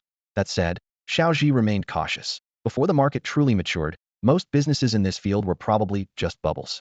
Still, during any gold rush, there were always those selling shovels. If the agriculture-related sector was booming now, why not sell the supporting magical creatures? From what he knew, the Meow Meow Seeda kind of magical creature could generate seeds by photosynthesis. After further evolution, it might even become a fully automated planter. His eyes lit up. He had found a whole new direction. So, he decided to talk to Lusha. He walked into the room and saw her curled in a corner of the sofa, looking unwell. "Lusha, are you all right? I want to start a new project. Should we consider buying some land?" Lusha felt a jolt in her heart as she recalled the researcher's words. Weren't all those money-losing projects started by buying land? Could it be that Xiao Zhi had finally seen the light? She, a critically ill patient, suddenly sat up straight, her eyes sharp as she fixed Xiao Zhi with a steady gaze and asked, "Mr. Xiao, why do you want to buy land?" Xiao Zhi took out his phone and held it up to her. The screen displayed an article. Its eye-catching image showed several meow meow seeds growing in a field, and the headline boldly read, "The Rise and Fall of the Magical Creatures Farm."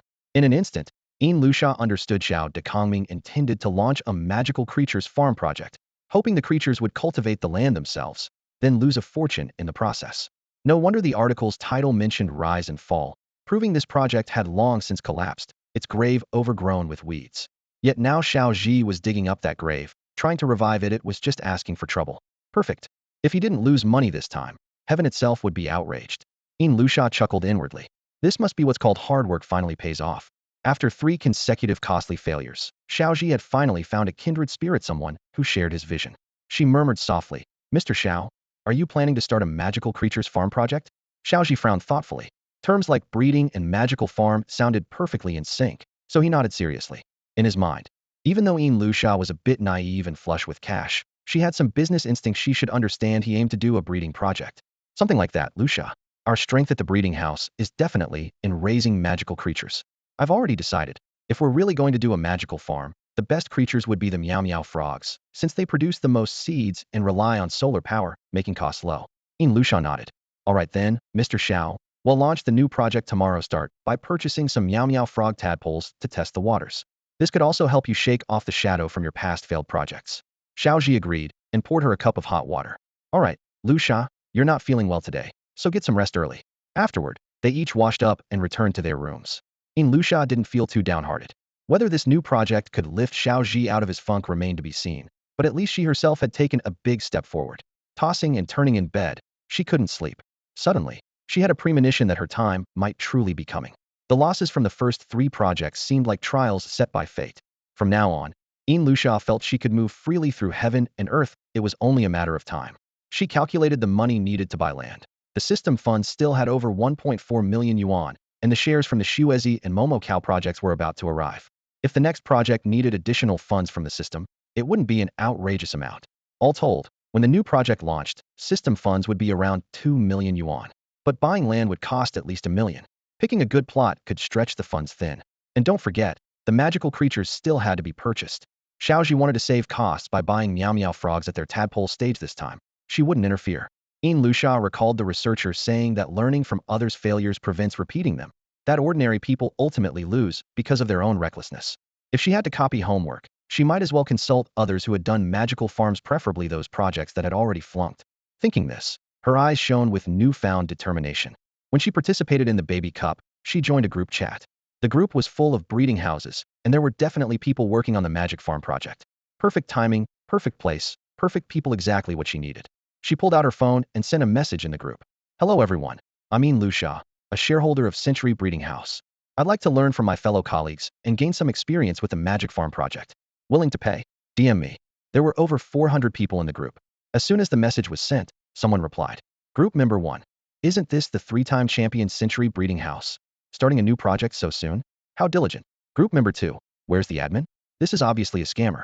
Look at her moments. How could a girl in her early 20s be a shareholder? Don't get fooled. Group member 5. Right, if you get pulled into some gang, you'd better watch out. Group member 3. Damn, thanks for the warning. I almost met her. This scammer deserves to rot. Group member 1. Admin, Yin Lusha, what's your deal exactly? Yin Lusha was stunned. It's not that I'm not old enough. I'm just a bit young. How was she supposed to prove she was actually herself? Just then, a helpful guy spoke up. Group member 4. I remember the girl who went up on stage to receive the award was her, wasn't it? Admin. The admin came out to reply. Good evening to all breeding house managers and shareholders. Our group is an official account, and everyone was verified with real names when joining. There is no fraud. Please rest assured. The group suddenly went quiet. Group member 2 retracted a message and left behind a dir. Group member 3 retracted a message. Big bro, I was wrong. Group member 4 joked. Young lady, there's some free magic farm experience here. Want it? Uncle won't let you learn for nothing. Yin Lusha looked and saw the message was from someone with the ID, AAA Building Materials Lao Wang. She replied, sorry, I really love cilantro. Group member 2 immediately jumped in. Miss, you're amazing. Take me along on your project. Group member 1. Me too, me too. Group member 3 changed the subject. Little Ian from Century Breeding House. Our place happens to have a magic farm project. We can sell it directly to you. The topic shifted, but suddenly the atmosphere became hostile. Whoever from Bailing Breeding House dares to help her, our Bailing Guild will immediately target them. The Alliance admin promptly removed Bailing Breeding House from the group chat. Group member 1, huh? Why is there an Alliance admin here? Group member 5, you guys don't know yet? All the magical creatures from Century Breeding House have been recruited by the Alliance Legion. Group member 4 dropped a bombshell. So that's why they didn't show up on the last day they were taken away by the Alliance. Group member 2 said admiringly, impressive. When we deal with the Alliance Legion, it's to collect debts. When they deal with the Alliance Legion, it's to make money. The group fell silent again. Lucia stood there, feeling like she was being ignored like air, as everyone chatted about this right in front of her. But she didn't have the energy to care. Group member 3 had already met her. She clicked to accept the friend request and saw the other person had sent several photos of Bulbasaurs and plots of land. Those little creatures had round, plump bodies supported by 4 short legs, with 2 pairs of pointy ears growing from their foreheads. Their mouths were open in a grin, revealing 2 little fangs that looked adorably dorky. These few creatures were clearly not well cared for. The buds on their backs were shriveled and weak, as if frostbitten, hanging limply.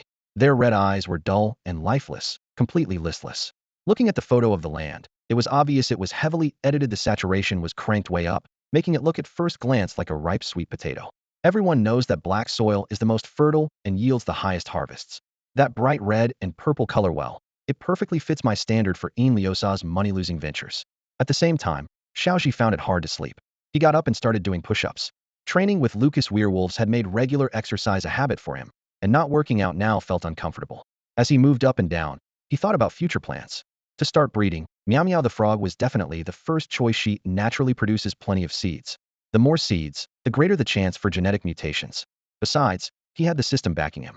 After acquiring multiple evolution points, Xiao Zhi realized that different magical creatures evolved in different directions, meaning he could carefully select the best breeding traits. If Meow Meow could reliably produce seeds, she had essentially become a walking breeding machine.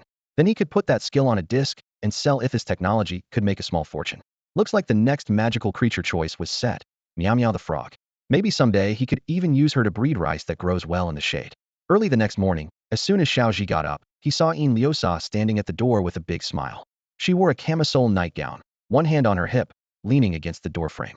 Morning light streamed through the window, casting a clear and radiant glow on her fair, delicate facade, was like a crystal warmed through by sunlight. Xiao Zhi quickly looked away and greeted softly, Liusa, good morning. She shrugged playfully and teased, hey, where did this woman come from? I was sick before, but now I've been working out. Fitness achieved. Don't you treat me like a man, Xiao Zhi? But he had come to see through Liusa. She was the kind of person who couldn't hide her thoughts. Her entire face told the story. That expression clearly meant she had gotten good news about a big project. Whenever she planned to take on a big task, she always looked this cheerful. Seeing that, Xiao Zhi couldn't help but ask Liusa, did you find the place to start the magical farm? Lucia brought her phone closer, and a faint, pleasant fragrance drifted over. Xiao Zhi frowned. This woman was clearly determined to unsettle his resolve. Mr. Xiao, yesterday I received a private message in the Baby Cup Expo group. Someone is willing to sell us a fully developed magical creature farm directly. Xiao Zhi took the phone. The screen showed several pictures, 3 Meow Meow frogs, deep red soil, and a few honest, sturdy farmers. Acidic soil? Perfect for test fields, Xiao Zhi quickly calculated in his mind. After all, the most direct way to prove that magical creatures can be bred effectively was to cultivate superior varieties. Besides the usual fruits and vegetables, this world had many mutated magical fruits with abundant choices. Moreover, many high-end fruits like blueberries, strawberries, and dragon fruit thrived in acidic soil. Profitable fruit varieties have already been proven in my previous life. People's demand for fruits won't change much this time around, Xiao Zhi mused thoughtfully. Since that was the case, he could directly apply the breeding strategies from his past life. Great, Lucia, let's choose this place. As they discussed, Xiao Zhi's phone dinged with a system notification. Breeding system detected a new order. Please process promptly. Name, Xiao Zhi. Wallet balance, 511,000 Alliance coins. Evolution points, 3. Current task, obtain 2 patents through Meow Meow frogs, and earn 2 million Alliance coins. Success reward, 1 evolution point. Failure penalty, debt of 1.02 million Alliance coins. Settlement in 40 days. Xiao Zhi's face darkened. Anger clenched his chest. This stupid system was always stingy with rewards, but threatened crushing penalties for failure. I don't want to make money either, but the system won't let me not try, he muttered bitterly. Fortunately, this world's environment was superior, energy was abundant, plants grew fast, and secretions from magical creatures could be made into rapid growth fertilizer, nicknamed Golden Kila, which greatly expedited crops. In his original world, this mission would have been nearly impossible in 40 days. If not, what's the point of trying? Might as well give up, Xiao Zhi thought wryly. At the same time, a system window popped up for Yin Lusha. Breeding house short selling system detected a new investment. Please check promptly. Name, Yin Lusha. Wallet balance, approximate negative 990,000 alliance coins. System funds, replenishing, expected 2.5 million alliance coins. Current project, Meow Meow Frogs. Settlement in 40 days. Alright, 40 days it gives me enough time and capital, Lusha said with determination. I'm confident I'll lose all this money. She planned to secure the land and magical creatures today, making sure opponents thought Xiao Zhi was immensely wealthy and never short of funds. Only then could she force the other side to offer exorbitant prices, crushing them financially and settling the score once and for all. She personally selected outfits for both of them. For Xiao Zhi, a sleek black bespoke suit paired with leather shoes. A mechanical watch gleamed coldly on his wrist, and his hair was neatly styled with gel. Thanks to his diligent workouts, the suit emphasized his broad shoulders and narrow head, giving off the powerful aura of a tycoon. Yin Lusha wore a form-fitting white blouse, fresh and elegant makeup, her hair pinned up, and gold-rimmed glasses, embodying the sharp, capable secretary beside a big boss. Of course, all these appearances were just a facade to reinforce Xiao Zhi's confident image. Mr. Xiao, you'll be in full charge of this project. I'll just take notes and learn from the side. Although Xiao Zhi's mind was full of doubts, he didn't dare ask about Yin Lusha's plan.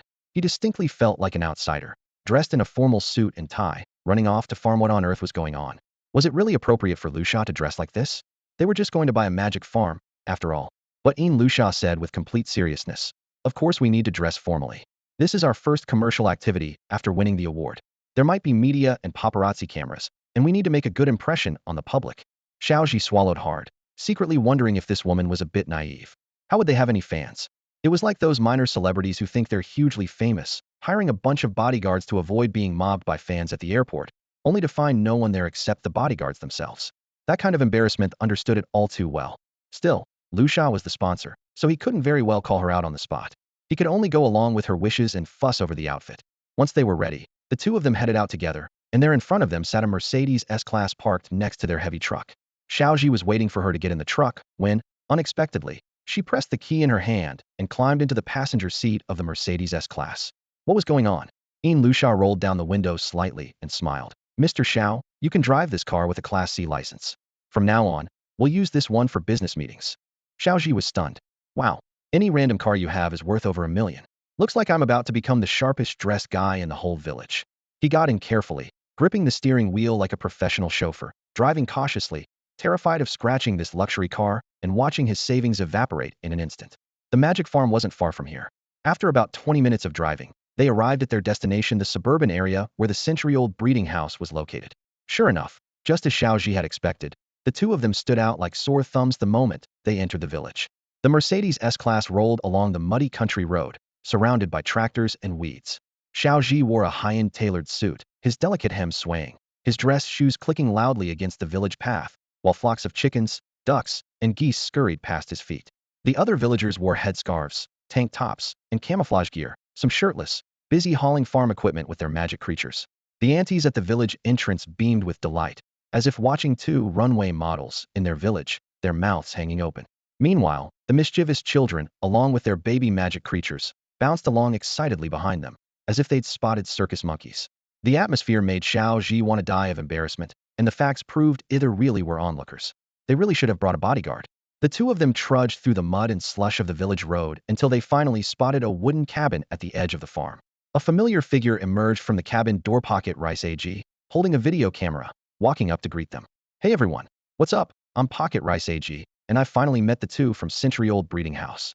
Took quite a bit of effort. Can't miss this meeting, folks can't postpone it again. He greeted them cheerfully. You two are here to purchase the magic farm, right? Yin Lusha recognized him. Knowing this man had once made the Luca Wolf project go viral, and she was especially wary. She thought to herself, what a small world. He used to be a breeding house owner too, and by the looks of it, he was carrying quite a bit of debt. This trip seemed to be about paying that off. Yin Lusha planned to learn from Pocket Rice AG's experience, especially from his failures. Xiao Zhi surveyed the surroundings. The farm wasn't nearly as dilapidated as he'd imagined, just temporarily abandoned, overgrown with weeds, with a few vegetable seedlings scattered here and there. He stepped forward and asked, Sir, why would you sell your own magic farm? It's not just to meet us, is it? Pocket Rice AG put down his camera and smiled. No wonder they say so. I really should thank you too. After you held that baby cup exhibition on the last live stream, my follower count doubled. Plus, Those skills of yours that had long disappeared from the public, me, little Lou learned them too. The military didn't plan to reclaim the skills, and now I'm making good money from live streaming and advertising. I'm living pretty comfortably, so there's no need to keep running this farm. Yin Lusha froze on the spot. So what you're saying is, you're selling the farm not because you can't make it work, but because you're too rich and don't need to farm anymore? Then what experience am I supposed to learn? Xiao Zhi sneered inwardly, secretly suspecting the other party was deliberately creating a false impression to drive up the asking price. If your business is doing so well, why are there only weeds and a few scattered vegetables in the field? Don't your orders require advanced planting? Xiao Zhi planned to turn the tables, using the flashy packaging of the business to create some smoke and mirrors for the other party. Oh really? That's a bit of a pity. Selling me this profitable project is like a huge bargain, Pocket Rice AG said with a slight smile. The corner of his mouth twitched as his eyes darted around, then settled on the two young men who looked inexperienced and somewhat foolish. They dressed flamboyantly, clearly concerned about appearances. Such people dislike haggling. Pocket Rice AG thought to himself, these two are definitely my cash cows. So he put on a warm, respectful smile and said politely, it's lucky we've crossed paths. My financial freedom relies on your support. Selling this farm to you makes me truly happy. As he spoke, he pulled out the invoice. 3 Meow Meow frogs at market price cost 210,000 alliance coins, 5 acres of land priced at 750,000, and 100 genes of fast-growing waste material valued at 150,000. Altogether, that was 1,150,000. On top of that, the contracts and wages for 8 experienced employees were already paid through the end of the year. Just consider that a gift. Head take a loss and charge them 990,000 total. Xiao Zhi raised an eyebrow, recognizing the classic combo of bundling and reference pricing. Bundled sales and benchmark pricing, huh? You came here trying to fool me, but I'm not so easy to fool. He understood perfectly that Pocket Rice AG's seemingly low price was a trick to make buyers feel like they were getting a steal for so many valuable assets. But a little calculation revealed the real catch. The value of the land hinged on its type. Before arriving, Xiao Zhi had already studied insider info from major landowners displaced by alliance demolition. Dry land was cheap, about 50,000 to 60,000 alliance coins per acre. Paddy fields cost more, around 90,000. Land for growing vegetables was the priciest, about 150,000 per acre. But this was dry land with excessive acidity, hardly worth even 50,000 per acre, so 5 acres maxed out around 250,000. Did they really think Xiao Zhi was a sucker? The Meow Meow frogs were magical creatures. Adults sold for 100,000 to several hundred thousand each. But their value was a gamble. It was uncertain if the young ones would mature and what price they'd fetch. Besides, what talents did these farm-bred frogs have? Judging by their lethargic look, 2 or 3 10,000 coins each was generous, maybe 120,000 total for all 3. There was easily a 500,000 gap between asking price and actual value. Then the 8 experienced employees, it was their incompetence that doomed the project. Why was Xiao Zhi forced to take them on? Payroll was unpaid for some time. Whether there were stock options or severance was unknown. Buying the business meant inheriting the employees. He couldn't just fire them without penalties and compensation. The opponent's seemingly low price was a trap, using employee contracts to bind Xiao Zhi to hidden burdens.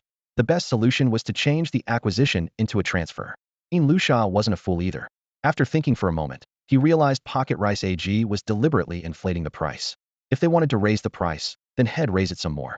Xiao Zhi smiled inwardly and, without exposing their bluff, feigned delight. Wow, your employees are actually willing to work with us? Our century-old breeding house has been struggling to find experienced staff. You have no idea, AG brothers, we've been recruiting for months without luck. We offered high salaries, but no one showed up. Those with some experience have gone off to start their own breeding houses. The inexperienced ones are just fresh graduates, and I have to train them myself. If you're willing to hand over all 8 of your employees to us, that would be incredibly generous. Miss Lusha knows how rare experienced breeders are right now. When Yin Lusha heard this, her heart lifted with joy. Knowing Xiao Zhi was working hard on this loss-making project gave her both anxiety and reassurance. Of course, these employees understand how to care for those wondrous creatures, what they eat and drink, how to handle illness.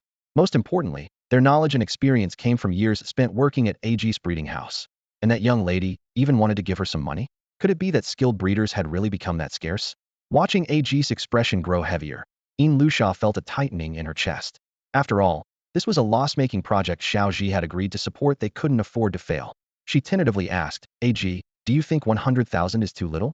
How about 200,000? No, 150,000 instead. When the system immediately popped up with a warning about malicious losses, she reluctantly lowered the offer, since the time cost of 8 employees over 2 months was quite substantial. Hearing Yin Lusha was actually willing to raise the price, AG was convinced these 8 employees were valuable and not to be released easily. He could sustain himself with live streaming for now, but streaming depended on traffic, and who knew if one day had returned to breeding. Finding staff of this caliber again would be very hard. With that in mind, he calmed down and didn't want to transfer the contracts easily. Oh, so you guys didn't really plan to take the employees from the start? Sorry then, I won't make things difficult. These staff have a strong bond with me, and they don't seem too eager to move to another breeding house. Before Lusha could respond, Xiao Zhi cut in. I see. It's all right, AG brothers, we understand. It's a shame, but we won't push you. AG considered that backing out like this was technically his fault, but he couldn't let that affect prices for other assets. Taking the initiative, he made a new offer. All right then, since you'll have to restart recruiting anyway, that'll cost money too. They'll give you these 8 employees for 900,000. Lusha was left speechless, silently slapping herself in the face. She had just tried to raise the price and hinted at how valuable these employees were, only to see the price jump this high. Why would they suddenly be unwilling to transfer the employee contracts? Xiao Zhi muttered to himself, realizing his deliberate strategy of taking a loss needed adjustment. Only a moderate loss would do. Hearing the price soften, Xiao Zhi's eyes brightened, and he leaned forward slightly. This piece of land is really something. I truly want to buy it. He paused deliberately, tapping his fingers lightly on the table. But my budget's tight. I might need a few more days to arrange the funds. Lusha noticed and quietly tugged at Xiao Zhi's sleeve, leaning in to whisper, Mr. Xiao, just so you know, I've prepared 2.5 million for this project. Without turning, Xiao Zhi glanced at Lusha from the corner of his eye, his look clearly saying, I'm well aware. Seeing Xiao Zhi's genuine intent, Pocket Rice AG patted his chest confidently. No worries, brother Xiao, take your time. You have until the end of this week. I'm leaving next week. What? Xiao Zhi feigned surprise, raising his voice. Brother AG's leaving? Then I'm afraid I won't make it in time. Pocket Rice AG was momentarily stunned. You want to have it ready within a week? Xiao Zhi shook his head, worry etched on his face. It's not the money. I heard that the Alliance Legion will be requisitioning land in this area the next week. He spread his hands. If they take it, my project's doomed. Then he turned to Lusha. Check the official purchase price for the Alliance's acquisition of dry land, will you? AG's heart pounded suddenly. Xiao Zhi was revealing 2 key things. He knew this was dry land, but didn't know the official government price, and he had insider knowledge of the Alliance's plans. Could the rumor that the Century Breeding House was cooperating with the Alliance Legion be true? Were they working together on this project? Beads of sweat appeared on AG's forehead. If Xiao Zhi found out the official price, the inflated charges AG had been adding might be exposed. Stop investigating. AG hastily cut off Lusha, his voice quickening. Looks like this land really carries some risk. Hey race, what it'll do? 10,000 per moo, so 10,000s for 5 moo, plus other fees, total 640,000. Xiao Zhi's expression grew even more troubled as he slowly shook his head. Brother AG, how can you bear all that risk alone? Brother Xiao, you're wrong to say that. Taking on the risk for you is my honor. Pocket Rice AG knows this all too well. He's fully aware that these losing ventures in his hands are just money pits that keep burning cash. Right now, with the wave of magic farm closures and breeding houses flooding the market for sale, holding on to these projects can only lead to bigger losses. If he doesn't sell the Xiao Zhi quickly, where else could he find such a fool buyer? If someone else snatches them up, Xiao Zhi would surely regret it deeply. Besides, Xiao Zhi understands these lands' true value better than anyone. The Alliance plans to acquire them at about 60,000 yuan per moo, so there isn't much profit left to make. What's more, Pocket Rice AG privately thinks, if the Alliance is going to buy these lands themselves, and this deal falls through, who knows if the next buyers won't be even tougher to deal with. Realizing this, he smiled openly and said, besides, if the Alliance takes the land, you guys might end up losing out. Nobody can say for sure. His eyes gleamed with some calculation. Xiao Zhi gave an awkward smile and nodded. It's just, we only have 600,000 yuan on hand now. We really can't gather the rest within a week. By the time I get all the money, it'll probably be a week later. Pocket Rice AG had just pretended he would be gone in a week, hoping to pressure Xiao Zhi into raising the funds quickly without delay. But Xiao Zhi's words revealed a flaw in his plan. If he says he'll be around a week later, the Alliance might have already taken the land.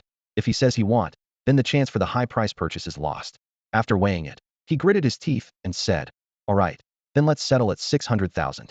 Consider it the start of a friendship. In the future, if you have any product promotions, feel free to reach out to me. But I have one condition. I want to interview you live once, with the theme the next project of the century-old breeding house. Xiao Zhi nodded eagerly. Sure, no problem. Looking forward to working together. Pocket Rice AG laughed heartily and shook Xiao Zhi's hand. Thank you so much. Your offer is truly generous. Let's call this acquisition the century-old breeding house's personal favor to you. Yet in his mind, he was planning. This fool got scammed out of his money but still thinks it's a favor owed. Youth is really something, getting duped without bitterness. Xiao Zhi's face broke into a broad smile as well. The so-called Alliance land acquisition was a lie he fabricated entirely. He couldn't even sell a single Alliance skill disc and knew nothing about city planning. But without this story, how else could he have gotten brother Ag so desperate to offload Magic Farm? Moreover, after all the price cuts, the other party had long forgotten the initial bundled sale. This 600,000 actually bought 3 Meow Meow seeds, 5 Moo of land, 100 gene of fast-growing fertilizer, and of course, the right to live in a small wooden house located right on the land. Xiao Zhi had full control to use it as he pleased. If it turns out later the land wasn't acquired by the Alliance, and he says, I'm not even sure if the Alliance will really buy it. Who can say for certain either way? The collaboration between him and the Alliance was indeed real, and this kind of blurry half-truth was the most dangerous. The two of them were pleased, but Yin Lusha was biting her teeth in anger. A plan worth over $1 million had just been ruined. She stared fixedly at Kong Dai Mi Ag's smug face, wishing she could tear his smile apart. What made her even more furious was that this guy actually wanted to make a video presentation for the new project. No way, Yin Lusha silently vowed. I have to stop this. But the words of the young researcher echoed in her mind. If Xiao Zhi just followed routine projects step by step, the chances of losing money would be even higher. Forget it. Let Xiao Zhi decide for himself. She sighed, swallowing her frustration. Yin Lusha dragged Kong Dai Mi Ag inside to sign the contract, while Xiao Zhi got straight to work. He circled the wooden cabin and quickly found his target. 3 Meow Meow seeds were curled up in a small cage outside, looking as thin as twigs.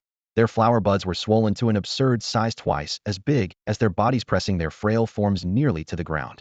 Typical malnutrition, Xiao Zhi frowned. The buds greedily absorbed nutrients, but their bodies were stunted. From afar, they looked like 3 discarded green flower buds.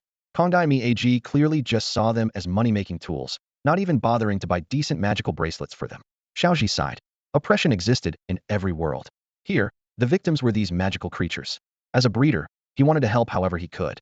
He scooped the 3 Meow Meow seeds into his magical bracelets to rest, then ordered specialized grass-type creature feed online. Next, he opened the system to study their evolutionary paths. As expected, all 3 had learned the seed machine gun skills, pitting out 2 to 5 enhanced seeds at opponents in a short burst. These seeds were coated in a thick nutrient layer, making them highly viable for planting, which was why they were used as sowing tools. Meow Meow seeds had 2 seed sources, those produced by the buds during spring sunbathing, and those filtered and stored from their food. The latter contained life energy and were similarly coated in nutrients, giving an advantage in both attack and planting. All 3 Meow Meow seeds looked dumb and indistinguishable, but the system scan revealed clear differences. The first was evolving toward quantity, seed count skyrocketing from 25 to 2050 per burst. The second focused on production speed, the number of skill uses per day doubling from 15 to 30. The third was the most interesting. The system called its evolution atavism, which supposedly made seeds more primitive and powerful. Each path is valuable. Xiao Zhi stroked his chin thoughtfully. All of them can enter the market as seeding machines. What? He had to choose. Xiao Zhi glanced at the system interface, 3 evolution points quietly waiting. And he was an adult. Adults don't just make choices, they seize every opportunity to avoid leaving regrets behind. He decided to let all 3 Meow Meow seeds fully evolve, and then select the one best suited to be the sour, though that term felt a bit outdated. Nowadays, seed banks sounded more fitting. After a thorough screening, he would keep the most outstanding magical creature to produce skill discs, apply for a magical creature skill patent, and make it a permanent asset for the century-old breeding house. The other 2 would be sold off. Xiao Zhi believed there were still plenty of buyers interested in evolved Meow Meow seeds. After all, even the second best evolved seed produced at least 30 more seeds than ordinary ones, clearly offering greater value. With enough evolution points on hand, he decided to go all in and make some quick money. Once he saved enough funds, he could finally embark on his first journey. In his mind, Xiao Zhi silently commanded, "System, evolve all 3 of them." With a crisp ding, the Meow Meow seeds successfully evolved, gaining the new skills: seed machine gun, seed gatling, and large seed bomb. Xiao Zhi quickly skimmed through the detailed descriptions of these new skills. Although they were initially hard to grasp, experience told him the best way was to put them into practice and test them directly. He summoned the 3 Meow Meow seeds and immediately felt their condition had improved noticeably. Just then, his food delivery arrived. Xiao Zhi busily divided the feed evenly into each creature's feeding box, grabbed the 3 meals, and returned to the wooden cabin. He planned to eat first and continue studying the skills in the afternoon. Inside the cabin, the space was divided into 2 main areas. On the left was a long dining table that could seat a dozen people, and on the right, a circle of sofas with a TV. At that moment, Yin Lusha sat on the sofa, deeply absorbed in studying various failed magical farm cases online, focusing on a ranking list of the most costly projects in agriculture. Meanwhile, Pocket Rice AG was buried over a computer, typing intently, working on an article for interviewing the 2, waiting for Xiao Zhi to finish his tasks and begin the interview. Everything was orderly and filled with a sense of anticipation. Xiao Zhi set 2 large boxes of noodles on the table, and expertly helped Lu Sha open one, pushing the other box toward Teacher AG. Pocket Rice AG, too hungry to eat right away, quickly pulled out his phone and switched on the camera, aiming it at Xiao Zhi and Lu Sha. He was the first to appear on screen and announced excitedly, "Hey everyone, we're coming to you live from the vacation interview site.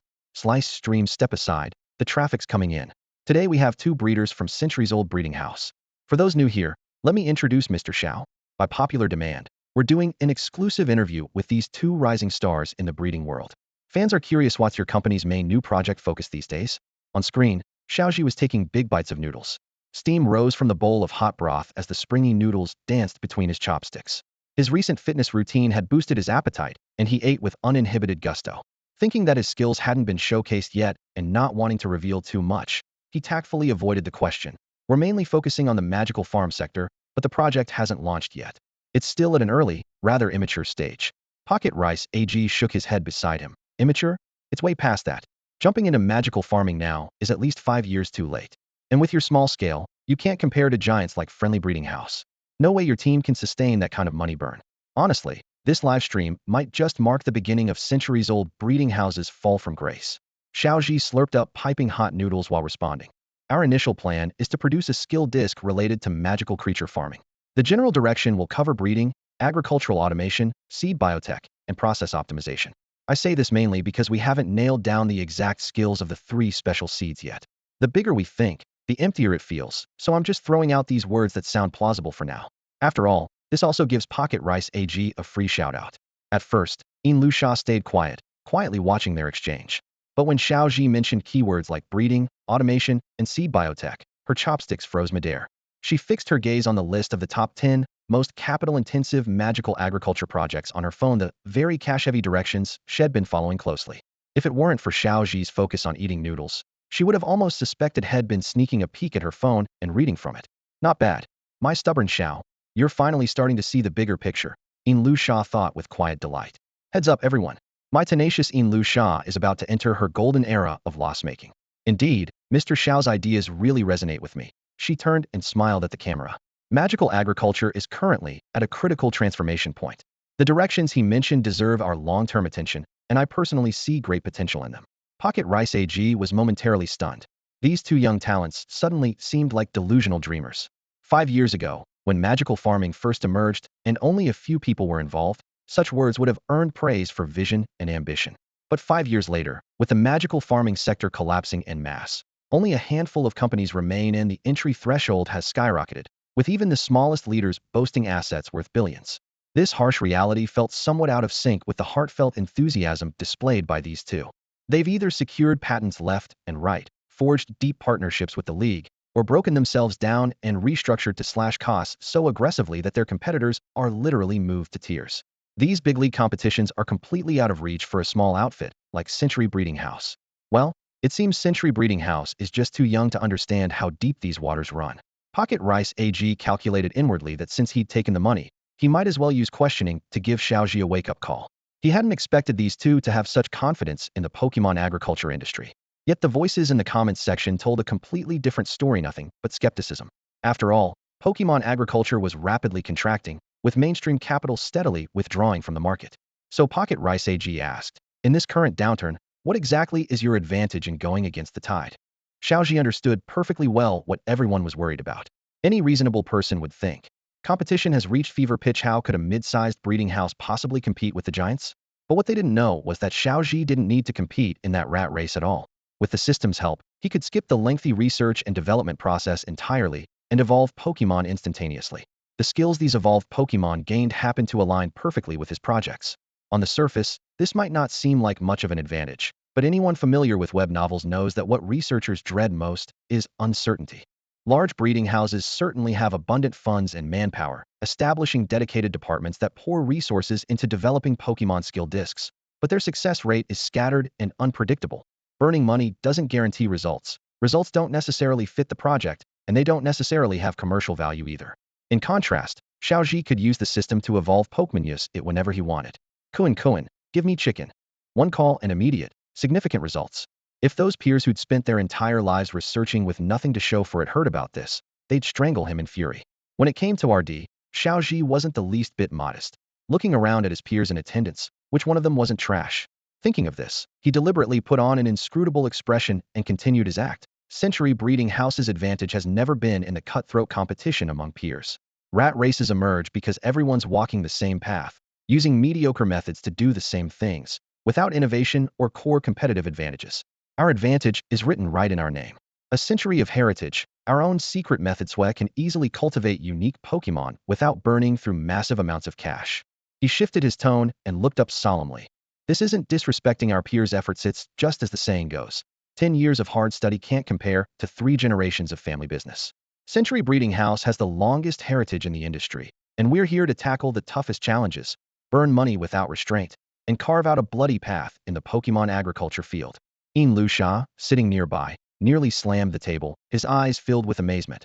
Worthy of the man I rode a shared bike with a lantern to bring back. This wise and arrogant demeanor truly lives up to his heroic spirit from back then. He exclaimed excitedly. Beautifully said, just the right amount of swagger. The project hasn't even launched yet, and he's already this audacious. Me business partner has definitely had an awakening this time. Not just an awakening's practically cheating. Xiao Zhi didn't rub his hands to acknowledge it, but Lusha excitedly added, that's right, Century Breeding House will invest 2.5 million as startup capital this time. We look forward to more ambitious people joining. User salaries are above market standard, and benefits are generous. Pocket Rice AG instantly fell silent, inwardly shaking his head speechlessly. He'd kindly tried to remind Xiao Zhi not to get carried away, but the more he reminded him, the more inflated Xiao Zhi became. You could say Xiao Zhi was being foolish, but Lusha was right there egging him on. 2 fools, one willing to hit, one willing to take the beating. Who didn't know that Pokemon agriculture was high risk right now? The questions Pocket Rice AG had prepared were meant to ask about risk mitigation and competitive response strategies, but now he could only use them to question normal people. Helplessly, with viewer numbers already breaking 20,000, he had no choice but to press on. He cleared his throat and said, I didn't expect both shareholders of Century Breeding House to have such passion and drive, truly role models for young breeders. We look forward to you bringing more unique Pokemon skills in the future. So then, which patent licensing platform have you two chosen? As soon as the words fell, Lusha and Xiao Zhi exchanged awkward glances. This was their first foray into the Pokemon agriculture industry, and they had no clue what a patent licensing platform even was. Seeing their expressions, Pocket Rice AG was completely speechless, thinking, these two don't even know about patent licensing? Originally, he was about to reward his fans based on the 2 of their answers, but these 2 rookies didn't even know what patent affiliation was. They had to realize that in the magical agriculture industry, long development cycles and massive investments are standard, yet patent leaks are all too common. Unlike a skill disc that can't be copied or inherited easily, what about seeds? Agricultural technology is crucial. A tiny seed containing core patented technology can save countless lives, but if not protected carefully, it can be stolen by those with ill intentions. Not to mention, a spy can snap a photo of a blueprint in an instant with no difficulty. The industry's emphasis on patent security speaks volumes. Typically, breeding houses secure patents and authorize only select unified platforms to sell their products, avoiding small platforms that could cause leaks. This has long been an unspoken rule in the field. Right now, since he was live streaming, he couldn't embarrass Xiao Zhi and Lusha in front of the audience. Looks like the hole he dug himself was one he had to fill personally. So he paused his initial plan and instead explained the concept of patent affiliation to fans who didn't know it. Patent affiliation means that in the magical farm industry, breeding houses authorize a sole sales platform to protect and promote patented products. Common platforms include Taoji Network, Bing Shishi, Alifafa, and the official website of the United Alliance Legion. With a shift in tone, he teased, let me leave a little suspense here. If you follow my private messages and reply with the word Century, we'll send you the latest updates and discounted links for the Century Breeding House's new skill discs. Listening nearby, Xiao Zhi nodded in silent approval. Pocket Me AG really earned its reputation as a rising star in the magical creature district. With this clever move, not only did they save him and Lusha from awkwardness, but also served fans a big promise. Though Xiao Zhi's product wasn't officially released yet, the discount links were already posted early. After the stream ended, Pocket Me AG closed the channel and immediately clipped the best moments, uploading them across more than 10 highlight accounts. They managed putting them in the league of top-tier streamers. Finishing his tasks, he looked up and said, since my fans have accepted Century Breeding House's skill disc discounts, they'll be your guide to help everyone pick a trustworthy patent-affiliated vendor. But that depends on the type of skill disc you choose, so it's best to decide soon. They'll also record a video to share with my followers. Hearing this, Xiao Zhi was quietly pleased. This was a classic example of layering popular streamer content over discount links, a masterstroke of free promotion. Since you're willing to help, let's give Meow Meow Seed skill a try. He'll borrow AG's expertise, and please, Take a look and share your advice. Xiao Zhi's words subtly expressed his hope to get an experienced hand to inspect the product, aiming to foster mutual understanding and gain fresh perspective on the project. Lu Sha blushed slightly, overwhelmed with excitement. Inviting a seasoned failure-experienced expert even if Pocket Mage was just a streamer made total sense. Failure happens even in magical farms. With such a valuable learning opportunity, how could Lu Sha not jump at the chance? Suddenly standing up, he said, "Then let's go check it out right now." Xiao Zhi, who had just finished eating, nodded in agreement and followed closely behind. The two of them ignored the fragrant steam rising from the just-opened rice box that Pocket Rice AG was holding and headed straight for the door. Pocket Rice AG's face showed a tinge of bitterness. "You've finished eating, but what about me?" With no better option, he held the rice box in one hand and used a cloth to pick up the food with the other, while the camera on his head was effortlessly fixed onto his forehead. Xiao Zhi first carefully observed the condition of the 3 Meow Meow seeds. After confirming that they were well-fed and had clearly regained their energy, he gave the order. All 3 Meow Meow seeds lifted their heads simultaneously, their eyes filled with confusion. Xiao Zhi was momentarily at a loss for words, then chuckled wryly and muttered to himself, "Looks like I have to name you, or I won't be able to tell you apart." Looking at the 3 adorable and goofy seeds, he smiled gently. "You're 2 males and 1 female. One male is darker, the other lighter in color. Well then, you're Mianjiang, Xianjiang, and Fiangiang. The female will be Mianjiang. The light green one is Xianjiang, and the dark green one is Fiangiang." The 3 Meow Meow seeds heard these strange names and still looked bewildered. Lu Sha and Pocket Rice AG appeared even more puzzled. "What kind of weird names are these?" Lu Sha pointed at a nearby plot of land and said, "Mianjiang, show everyone your gun, your big machine gun." Pocket Rice AG hurriedly put down his rice box and activated his camera to record. Mianjiang stepped forward blankly, murmuring seed, seed. Then 2 green vines sprouted from the sides of the flower buds on its back, like 2 nimble little elephant trunks. As it moved, the vines abruptly shot out 3 fist-sized seeds, which thudded into the soil. Pocket Rice AG frowned. "That's it. I don't see anything unusual." Noticing his expression, Xiao Zhi explained, "This magical creature can use its skill up to 30 times, far beyond a regular Meow Meow seed. Also, look, Mianjiang is still producing seeds. We'll come back to check later." Sure enough, Mianjiang kept shooting seeds into the soil continuously, in a smooth and efficient rhythm. Then Xiao Zhi led everyone to the second plot of land and issued a new order. "Xianjiang, use your seed, Gatling gun." Xianjiang stepped forward, body trembling slightly, and extended 2 green vines.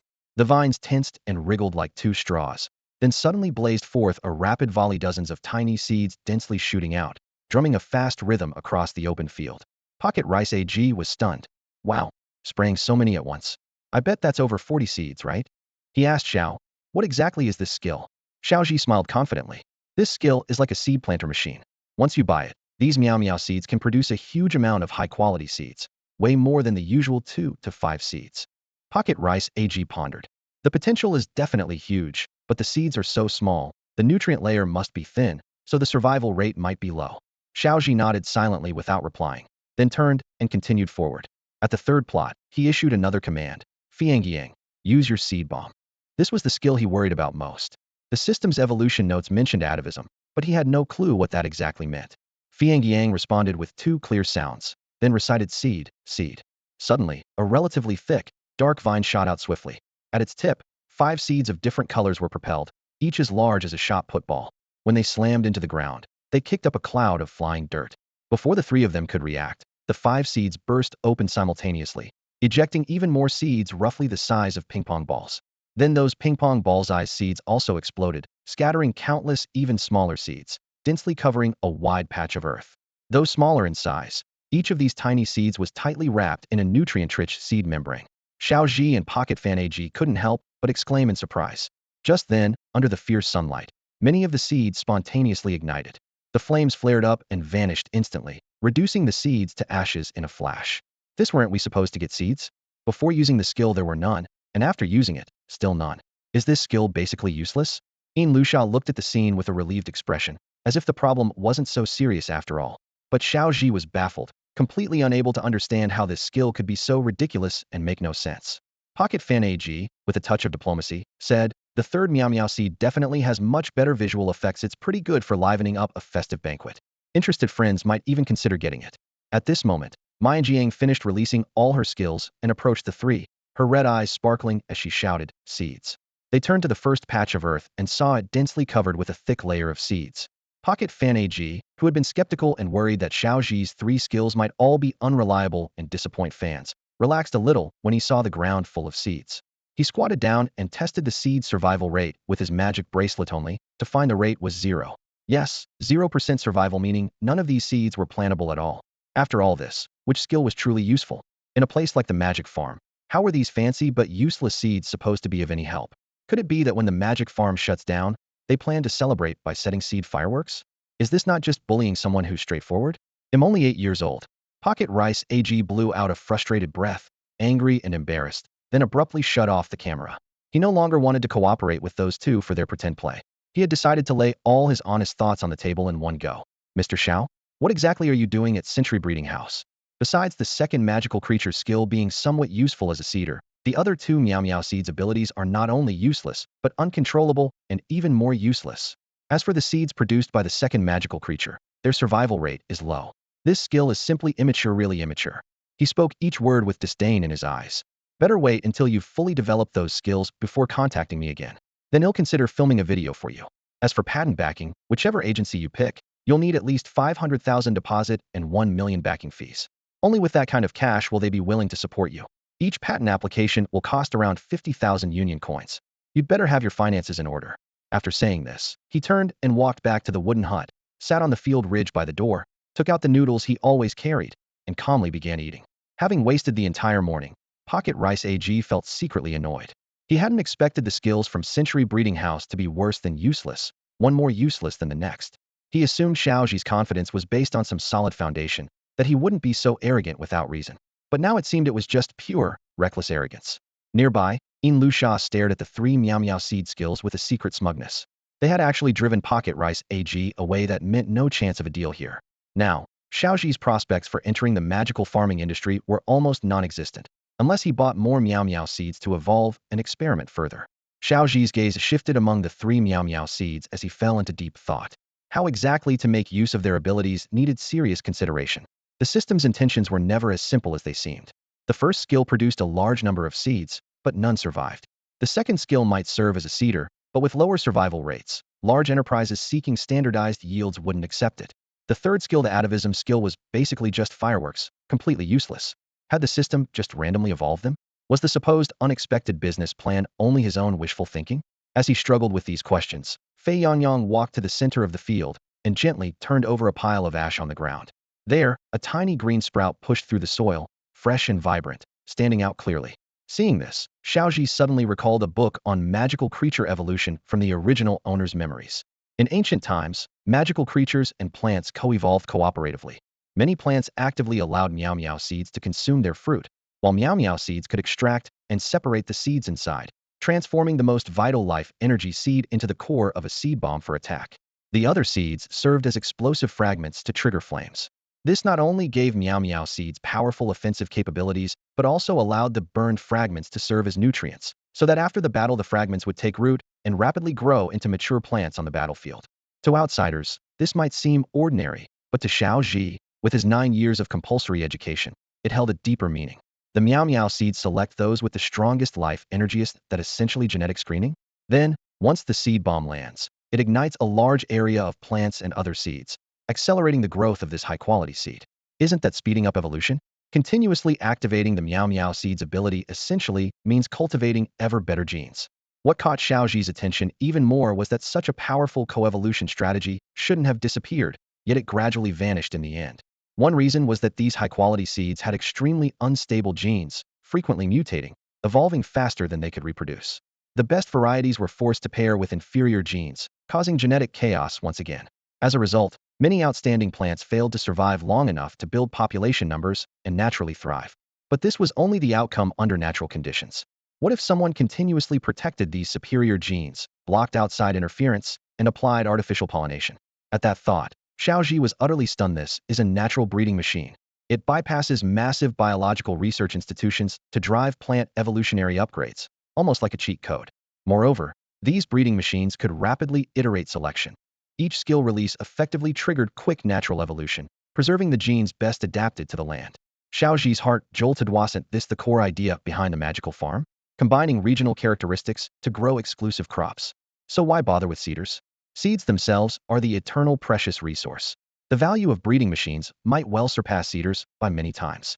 At that moment, Xiao Zhi was overwhelmed with excitement. The best way to prove his theory was to cultivate several top-tier varieties and demonstrate the true power of the seed bomb skill to the world. Beside him, Lu Xiao watched Xiao Zhi silently for a while, feeling uneasy. Mr. Xiao, you're not getting depressed just because of setbacks, are you? What do we do next then? Xiao Zhi turned, smiling calmly. Lu Xia, even 2.5 million won't be enough for this project. Lu Xia almost began to cry. Mr. Xiao, you mean? After a moment's thought, Xiao Zhi said firmly, I want to fill all the plots, but we can't plant the same crop everywhere. Lu Xia frowned. That only leaves 5 types of crops, and after paying association fees and deposits, would have at most 400,000 left to spend. Xiao Zhi shook his head, determination clear in his voice. I mean, every plant must be a different species. Given that Fei Yangyang can release seeds 25 times a day, each acre should be planted with at least 5 different crops. What? Lu Xiao's head spun. 5 crops per acre? That's so little yield. Who are we supposed to sell to? Mr. Xiao, are you crazy? And each crop needs tending, meaning would have to hire 25 temporary workers. Xiao Zhi took a deep breath, his eyes shining with resolute passion. Lu Xia felt her mind go completely blank when she heard Xiao Zhi wanted to recruit so many people, as if the whole world around her suddenly turned unreal. This was Xiao Zhi's treasured leader in her heart, assembling a huge team. What could her little system possibly argue against now? There was simply no room for debate. She quickly did the math in her head. Even with a base salary of 3,000 yuan per person, 25 people would cost 75,000 yuan. The finances just didn't add up. Yet Xiao Zhi spoke without hesitation. Also, these 25 crops have to be the expensive varieties. We can't pick the cheap ones on the market, or else the new breeds won't have any edge. Expensive? The word echoed through Lu Xiao's mind. She almost shouted, good heavens, Xiao Zhi, no? Dear Xiao, you're spoiling me too much. You're doing exactly what I've always wanted but couldn't afford. She complained half-jokingly, but couldn't hide her excitement. Losing money doesn't matter, I'm sold on you. This is solid. Now I'm just waiting to see you go bankrupt. But then a new idea struck her. We definitely have to buy items that wear out quickly, like those that easily rot. After a moment's thought, she suggested, Mr. Xiao, why don't we pick fruits? They have a high unit price and a broad market. It's a good direction. Xiao Zhi nodded thoughtfully, his gaze clear and determined. Indeed, fruit is the way to go. It's time to bring down the so-called aristocrats of the fruit world. I'm the one to do it. Right now, he was already planning to become the Shakespeare of fruit, with half of the fruit varieties on Blue Star eventually shaped by him, Xiao Zhi. Of course, the shopping list also included skill discs, not just buying them, but linking patents to them. He sighed. Besides, our 100-year breeding house's patent applications will likely be more than one. Lu Xia nearly lost her mind hearing this. Wait, patents? We have to apply for patents on 3 different skills? Does he really think someone will try to steal his skills? The patent fees alone totaled a staggering 150,000 yuan, which pushed the budget way past its limit. As for the system's negative balance ceiling, she was completely clueless. Breathless, she replied, is that all the money we need? Her words carried a surreal self-mockery, but also hinted that a wild adventure was quietly unfolding. Just this little money? Rich kids really are terrifying. Holding the financial report in his hands, Xiao Zhi had initially worried that this round of investment might be too heavy. Yet, sitting opposite him, Lu Xia folded her hands calmly, her eyes shining with a confidence even stronger than his. Could it be she saw straight through the commercial value of the seed bombs at a glance? Xiao Zhi set the report down and leaned slightly forward. Lu Xia, don't worry. They'll find a way to sell the other 2 Meow Meow seeds. That way, we can recoup part of the investment and avoid letting the project run over budget. He didn't want to burden Lu Xia too much. She was generous, but a bit naive. Unlike him, who only sought extra funding before to pay off debts, now that was settled, there was no need to keep bluffing her. Lu Xiao's fingers paused lightly on the table. Mr. Xiao, are you planning to sell Mei Yangyang and Shi Yangyang? I'm keeping Fei Yangyang. He shook his head. She blinked in surprise. Keeping just the one that sets off fireworks? Didn't you say all 3 needed patents? Leaning forward with a raised voice, she asked, Mr. Xiao, is Fei Yangyang the budget alternative to the seed bomb? Yes, it's the seed bomb, he replied evenly. The other 2 will sell. Hearing he intended to sell 2 somewhat useful seeds, Lu Xia straightened up and commented, that's a losing strategy, digging your own grave. She shook a finger with a teasing smile. But you still need practice when it comes to wasting money, old Xiao. Standing, she placed both hands on the table. Mr. Xiao, we may be a rising breeding house, but we have to be realistic. These Meow Meow seeds don't do much in the artifact farming sector. Her expression grew serious. We can't fool consumers with false marketing. You should keep them and just acquire new Meow Meow seeds for evolution. Xiao Zhi tilted back in his chair, a relaxed smile on his face. Relax, Lu Xia.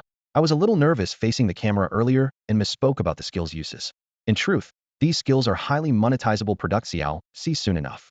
At that moment, Pocket Rice AG pushed away an empty bowl, wiped his mouth, and was about to stand. He intended to say goodbye to the two unlucky men, but was stopped by Xiao Zhi. Brother AG? Xiao Zhi's eyes lit up. Want to help fleece the fans one more time? AG halted and turned with an exasperated look. He sighed heavily, sounding like a weary elder statesman. Brother Xiao, the Alliance closes patent applications for a month every year at year-end. There are only 2 months left, so really, you have just 1 month left. Better act fast. He waved dismissively. Since you bought my farm, don't have other ideas. Xiao Zhi's smile was warm and gentle. You've got me wrong, Brother AG. I want to use your help to sell Mei Yang and Shi Yang at a low price. Pocket Rice AG's eyes widened at the notion of severing ties like that, selling off his old Meow seeds. Despite himself, he couldn't let go of the potential benefit and crouched down to whisper in Xiao Zhi's ear, as if afraid fans might overhear. You'll give me a 10 cut, right? Xiao Zhi's gaze flickered briefly as he nodded slightly in agreement. Immediately, AG's shoulders relaxed and his tone softened. So how cheap are we talking? He stroked his chin thoughtfully. My fans shouldn't be cheated. These 2 skills are indeed new, but not worth much. Just give me a fair price. Xiao Zhi slowly held up 3 fingers. AG's eyes brightened. 3,000 Alliance coins? He shook his head. A bit low, isn't it? Xiao Zhi held the gesture, silent. AG frowned and guessed again. 30,000 then. Tilting his head, he mused. That's not too cheap, right? Finally, Xiao Zhi shook his head calmly and firmly. No, 300,000 each, and not negotiable. Pocket Rice AG's eyes nearly popped out as he stumbled back a step. Who taught you to sell so cheaply? Aren't you trying to protect yourself? Who could possibly afford to set the price so high? Meow seeds are just magical creature babies, after all. Xiao Zhi cocked his head and stared at Pocket Me AG teacher with a teasing tone. So, what about your 10? Still want it? If you do, then hurry up and start the live stream. Pocket Me hesitated between losing fans' money and getting scammed himself, but in the end, he chose to extort Xiao Zhi. Give me 20. Xiao Zhi nodded without hesitation. No problem. To Xiao Zhi, the official profit split didn't really matter. What he hated were those people who smiled to your face but devoured you behind your back. Pocket Me gritted his teeth, ready to try shooting a video first to test the waters. If it didn't work out, he wouldn't even want that 20. He adjusted the camera to focus on Xiao Zhi, but Xiao Zhi just smiled and said, I told you, start the live stream. Pocket Me hesitated for a moment, thinking this guy was really stubborn. Reluctantly, he turned on the live broadcast. He imagined Xiao Zhi's sales pitch in his mind. First on stage is Happy Lamb, which produces a lot of nutritious tier seeds, but unfortunately, the survival rate is low. Better buy it as a decoration. Second is the cedar, but its seed survival rate isn't high either. Think of it as a seed blind box. The third one is the fireworks machine. Take it home and let the kids play with it.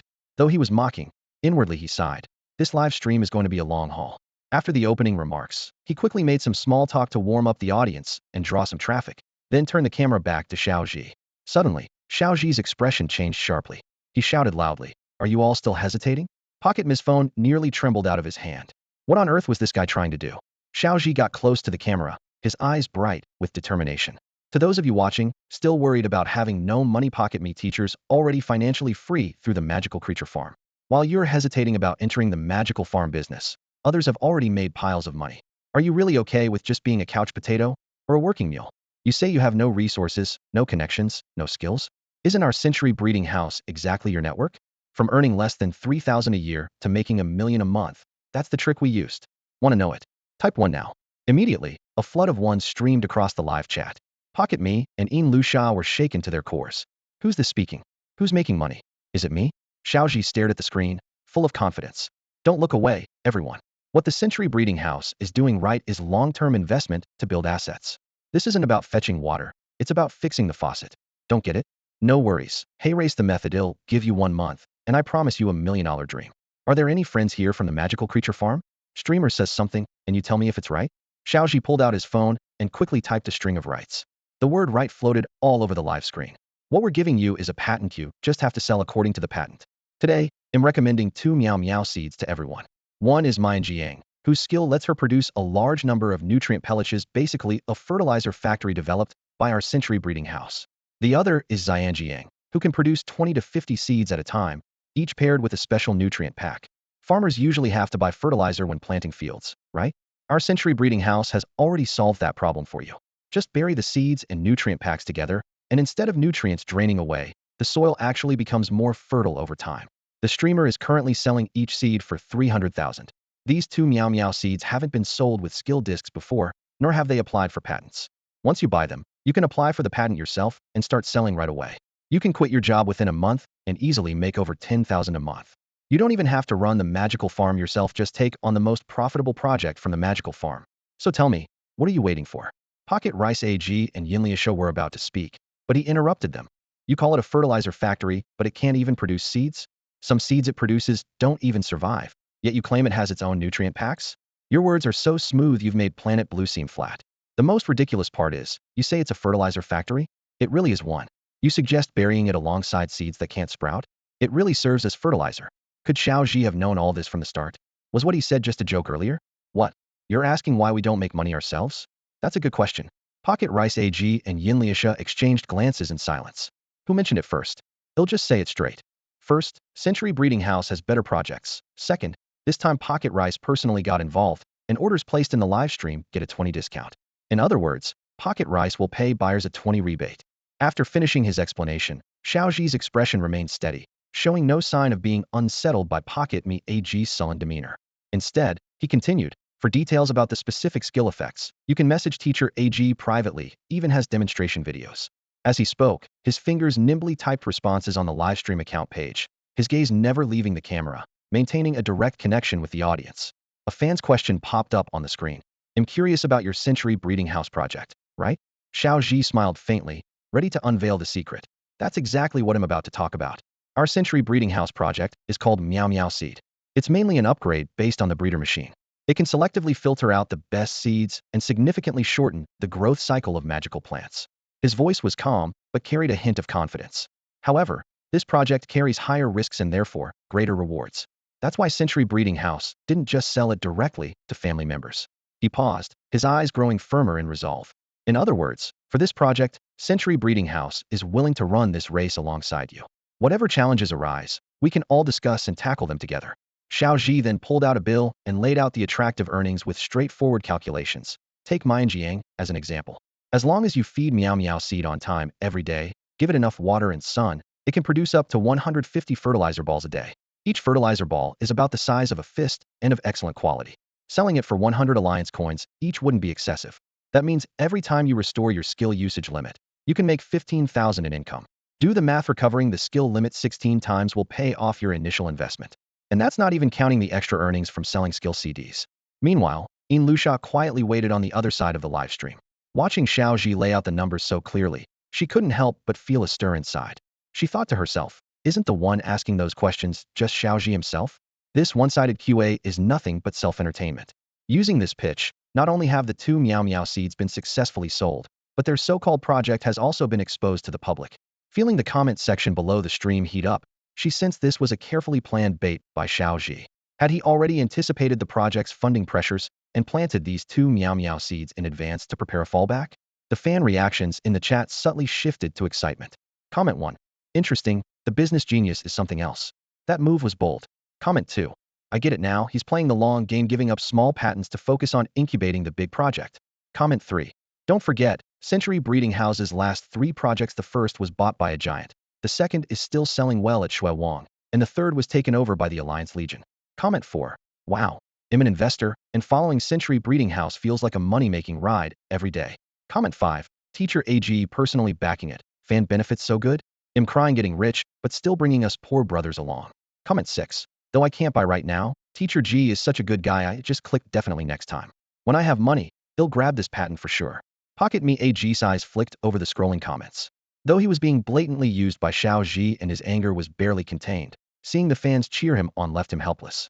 After all, most of these new fans came from the Baby Cup Expo, already eager to find business opportunities. With such a can't-lose deal staring them in the face, who wouldn't be tempted? His phone buzzed relentlessly as private messages flooded in, overwhelming all livestream platforms.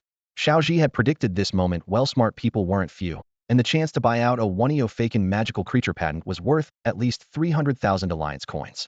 Less than an hour later, the livestream ended.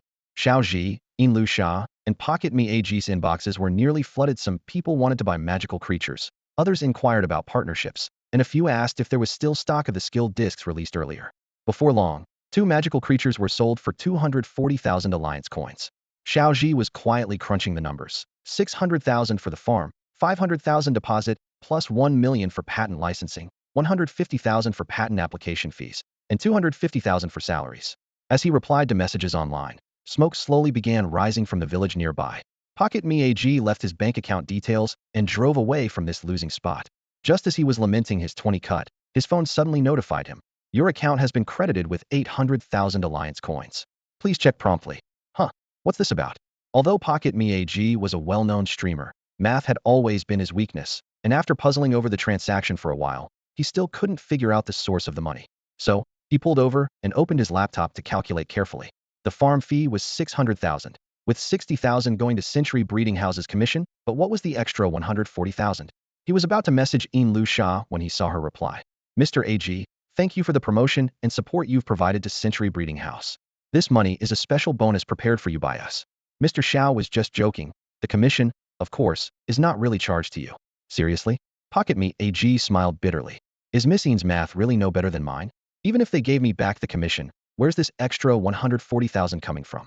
He tried to convince himself. It's just 140,000 more, probably just a miscalculation, no big deal. My math is famously bad anyway. If they gave it, then that's that. Feeling relieved and happy, he thought he could drive on without worry only to find the journey full of setbacks. Bright headlights blinded him. A car suddenly cut in front causing him to stall, and soon after he almost collided head-on with a drunk driver. Pulling over again, he quietly asked himself, could this be some kind of karma? What does Lu Shao really mean? Did she sneak a curse into the money? He stared at his phone, pondering her motives. After all, Century Breeding House was busy with new projects, any startup would be tight on cash. Why would they give him an extra 140,000 for no reason? Nobody was foolish enough to hand out money like that. But their cooperation had just started to gain momentum, had promoted for them. Before using baby cup products, maybe this money was a bonus. And Miss Ian was just too polite to openly express wanting to continue working together? If that's the case, why not just say so? Pocket Me AG asked himself. The answer was obvious. It had to be that arrogant Xiao Zhi, who, riding on some talent, played jokes on him and purposely drove off partners. Such a lack of social skills. He sighed. Miss Ian is really considerate. Not only does she clean up after Xiao Zhi's messes, but she also knows how to comfort people. Plus, she's kind and beautiful. Xiao Zhi's a lucky guy. If I had a partner like her, I'd have made it big long ago. 140,000 remains quite an attractive sum for Pocket Rice AG nowadays, enough to keep him from taking any more gigs for at least half a year. Since Miss Ian trusts him so much, this time he has to give it his all. Selling off Miracle Farm was all about focusing on streaming full-time. Now that he's fully committed as a streamer, he'll treat the Century Breeding House project as his official debut. No matter what skill discs they release later, he'll go all out to promote them. Thinking this, he replied to Lu Sha with a message. Don't worry, Miss Ian. I understand what you mean, and I won't forget the support from Century Breeding House. At that moment, Lu Sha was calling Xiao Zhi from the fields to come inside for breakfast. Seeing that Pocket Rice AG had accepted the money, all those strange words seemed irrelevant. The system caps free funds at 140,000, but that's not Lu Sha's limit. She took another step closer to depleting all her money. After the stream ended, she had already submitted a patent application for the seed bomb to the Alliance officials. Now it's approved, and she paid the 500,000 deposit to ensure the patent's legitimacy and social safety. All that's left is to choose the affiliated organization. According to Pocket Rice AG, the affiliation fee is around 1 million, part platform service charge, part cost for promotion materials like ads, mall traffic, and homepage banners, including the rental for a Mercedes S-Class and labor costs. Lu Sha is confident she'll burn through the full 2.5 million. Just then, Xiao Zhi came into the house and noticed a big box of egg fried rice on the table. He was eating egg fried rice himself and paused for a moment. Seeing the receipt on the ugly club order said 8 Alliance coins, plus 200 points deducted and a delivery voucher used, he said in surprise, Lu Sha, we had a good start today, made 600,000, and you're still eating this? Why not get something better? Lu Sha looked down at the under 3,000 remaining in her wallet, feeling a bit sheepish. The 140,000 earlier had already exhausted the system's free funds limit, so she paid for this delivery herself. Her eyes darted around before she apologized. Sorry, Mr. Xiao. I heard from locals that the egg fried rice here is the best, so I just ordered it. Xiao Zhi half believed her as he scooped up a spoonful and took a bite. The strong smoky flavor mixed with a faint burnt taste immediately filled his mouth. That night, the two of them drove their Mercedes S-Class, bringing Fei Yangyang back to the breeding house. To celebrate this small breakthrough, Xiao Zhi took the initiative to suggest having some drinks. At first, Lu Sha held back, wanting to maintain her image and feeling a bit shy as they nudged each other lightly. But eventually, she raised her wine glass. As the atmosphere gradually warmed up, and with Lu Sha already in a good mood, the two chatted about work while drinking, unknowingly downing several glasses in a row. Afterward, they started browsing posts on a certain website about experiences with patent hosting. Xiao Zhi focused on comparing which platform was more cost-effective, while Lusha was more concerned with avoiding pitfalls following other users' warnings about which platforms were scams. Soon, she noticed that most people considered the official Alliance patent hosting platform the least worthwhile. Surprisingly, Lusha decisively chose that one because it was expensive, with an extremely high commission rate and hosting fees as high as 890,000 Alliance coins, leaving almost no profit. Xiao Zhi found this choice hard to understand at first, but he accepted it. In his mind, as long as the Meow Meow seed could become a genuine breeding machine, the business value couldn't be measured in Alliance coins alone. He saw the long-term brand effect and expected the market valuation for skill discs would eventually return to a reasonable level. By then, the century-old breeding house might even have a chance to go public. For now, he wanted steady progress and a long-term plan. Choosing the Alliance's official patent protection gave him peace of mind, since the bigger they grew, the more capital they could attract from potential suitors. Lusha didn't expect Xiao Zhi to so readily accept what looked like a losing deal and marveled that he had truly gone dark, turning into her perfect partner for losing money. As night deepened, bright moonlight streamed into the room. Xiao Zhi lay on the bed, starting to plan the next steps. With patent hosting and applications settled, the next move was to launch patent-related products. Selling skill discs directly would have limited effect, and he didn't dare to set high prices. It would be better to first use Meow Meow seeds to cultivate some special varieties for sale, building fame quickly. He opened the internet and browsed through this world's trending fruits. Mimi fruit. Isn't that just a bigger blueberry? Ingzi fruit? That's just a cherry, right? Jiaoxiang fruit. Clearly a banana. Longhua fruit. A version of dragon fruit. Xiao Zhi used his own familiar frame of reference to understand these fruits. Indeed, their flavors were very similar to the fruits he knew, though the plants looked a bit different. These fruits weren't cheap, for example. Mimi fruit sold for dozens of coins per box because blueberry plants had relatively low yields and delicate skins that required manual picking, making costs high. Even harder was that Mimi fruit, like blueberries, was prone to bruising, damage, and dehydration. Transportation was a major challenge. Since this world mostly relied on magical creatures for transportation and had an imperfect cold chain system, preserving delicate fruits was even more difficult. This kept Mimi fruit prices high for a long time. Well then, it's decided you. Mimi fruit, Xiao Zhi thought to himself. They'll cultivate a new variety to completely break that price barrier. He planned to first buy a batch of Mimi fruit for experiments and immediately placed an order for 100 boxes, each 100 grams. The selling price was set at 100 Alliance coins, which meant the price of 10 gene of Mimi fruit would be as high as 10,000 Alliance coins, far more expensive than in his previous life. Having just escaped poverty, Xiao Zhi felt a pang of tenderness for himself before sinking into a deep sleep. After a full day's hard labor on the farm, he was completely exhausted, both in body and spirit. Meanwhile, in a nearby room, Lusha eagerly picked up her phone and dialed Xiao Shen's number. Hello? Xiao Shen. Her tone was light and cheerful. Shashajia, came the lazy voice from the other end, as Xiao Shen reclined comfortably in a massage chair, sounding content. I'm at the Matte Beauty Clinic. Isn't Zuiza's skill disc about to be handed over soon? After a few exchanges, she had grown familiar with the staff there. Even the cleaning lady would take breaks after work, and naturally, she also wanted to experience it. The phone buzzed softly. Lusha pursed her lips with a teasing smile. Oh, it's nothing much. Just help me recruit some folks in the village, about 25 will do. Xiao Shen stayed reclined, basking in the chair's comfort, uttering a few relaxed moans of pleasure.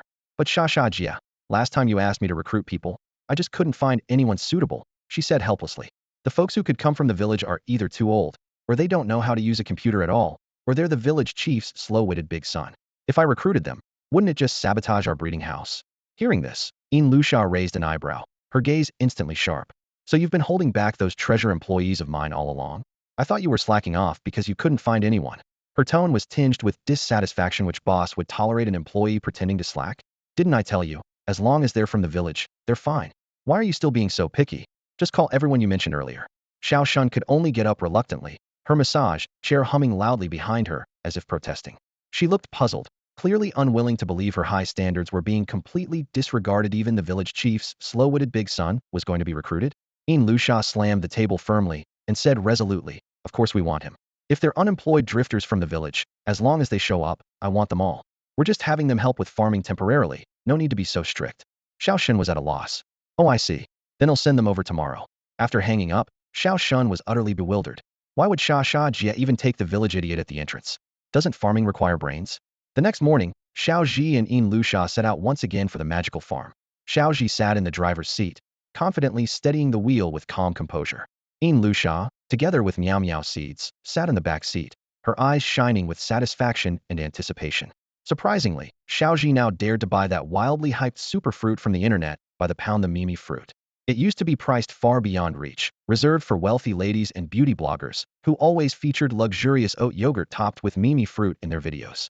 Ordinary people earning a few thousand a month could only splurge occasionally for a small taste. No one was as bold as Xiao Zhi. Just as the delivery arrived, a clumsy bibbard accidentally damaged a pound of Mimi fruit, equivalent to 1,000 yuan loss.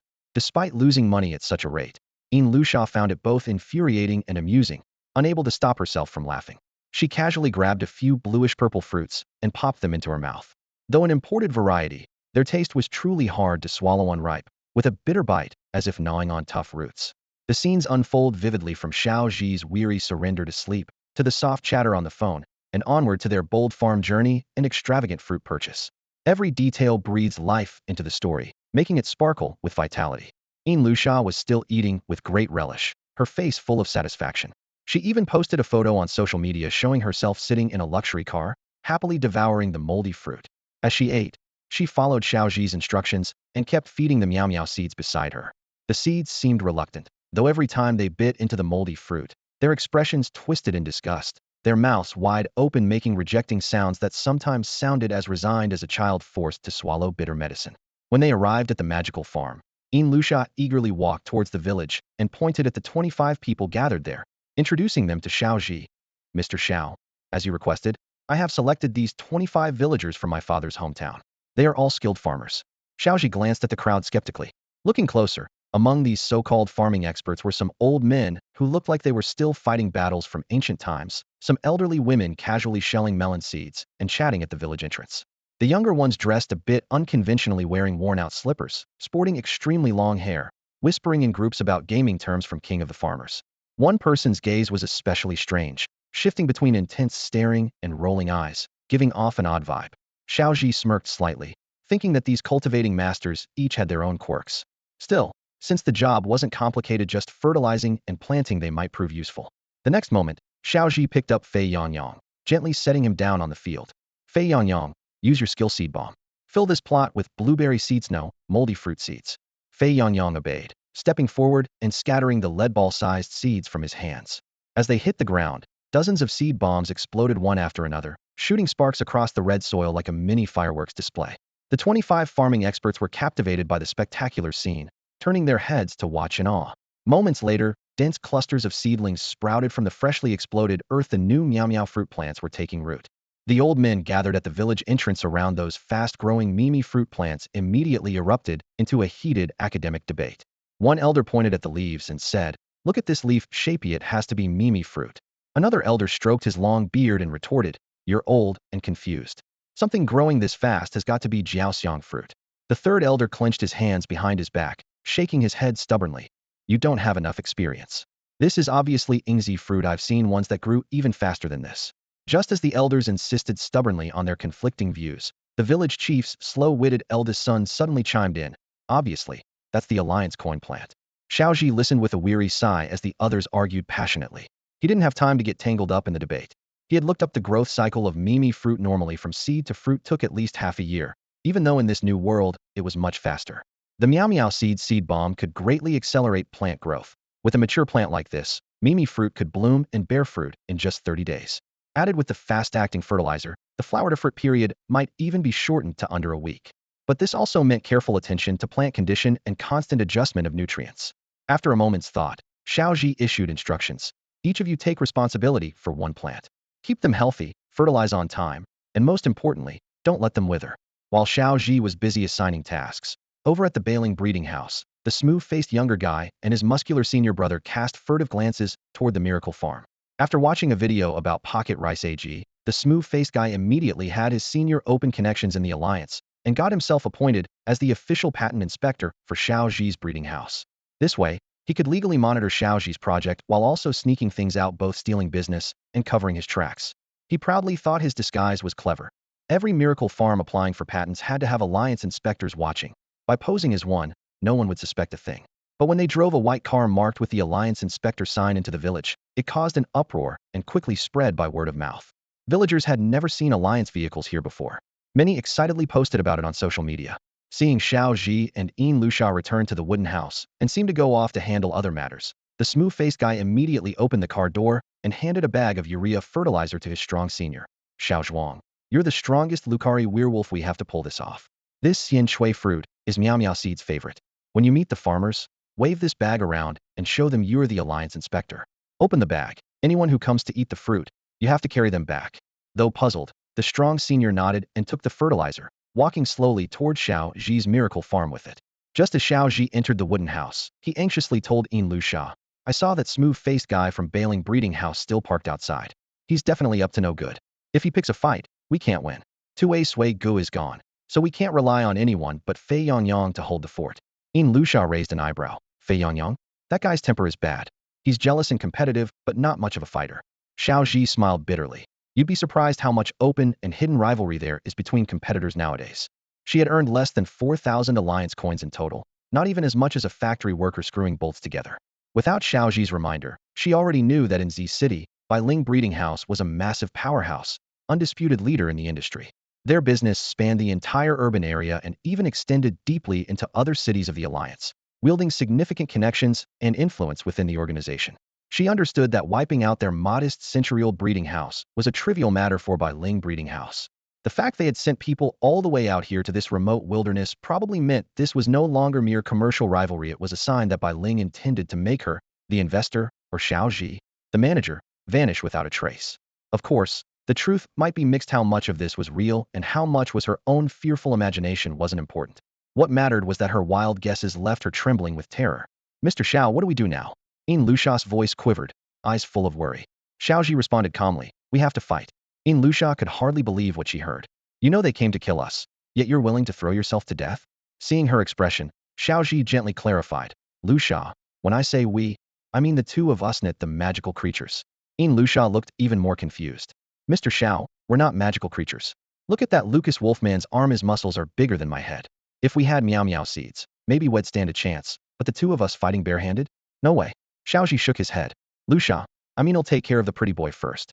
As the saying goes, capture the ringleader first.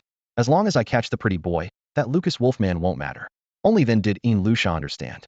That makes sense. I heard you've been working out lately, got a lot stronger. Taking down the pretty boy should be no problem. So what do you need me to do, Mr. Xiao? She asked nervously. Xiao Zhi pointed at the Lucas Wolfman by the door. Lusha, you lead everyone to stall the Lucas Wolfman. If he comes back while I'm dealing with the pretty boy, he'll be in danger. Lusha nodded solemnly. Don't worry, Mr. Xiao. I'll do my best to hold him off. You be careful. Xiao Zhi slipped quietly out the back door of the cabin and circled around slowly, approaching the Alliance vehicle. At the same time, Lusha stepped out the front door with a wary expression, ready to draw the enemy's attention. The Lucas Wolfman approached a ridge by the fields, trying to hand a note to an old man. The old man was arguing heatedly with another old man. I told you, you can't dig fertilizer with a shovel, that'll ruin its effectiveness.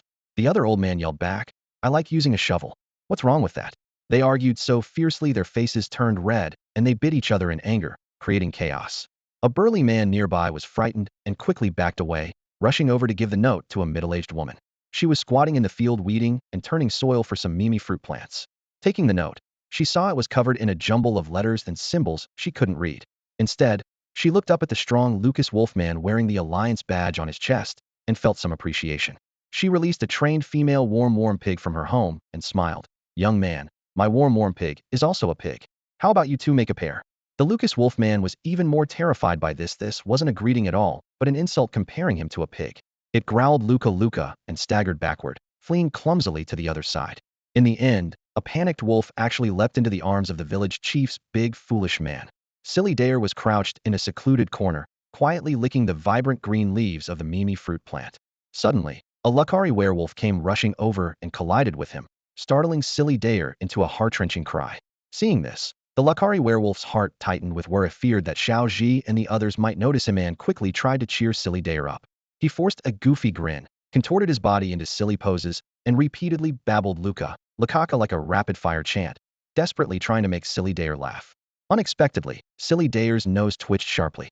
He caught sight of a urea sack lying on the ground, scrambled over to it, and dove headfirst inside. Inside the sack, a fresh, crisp fruit gleamed softly. Silly Dare's eyes lit up, and he happily began to nibble on it.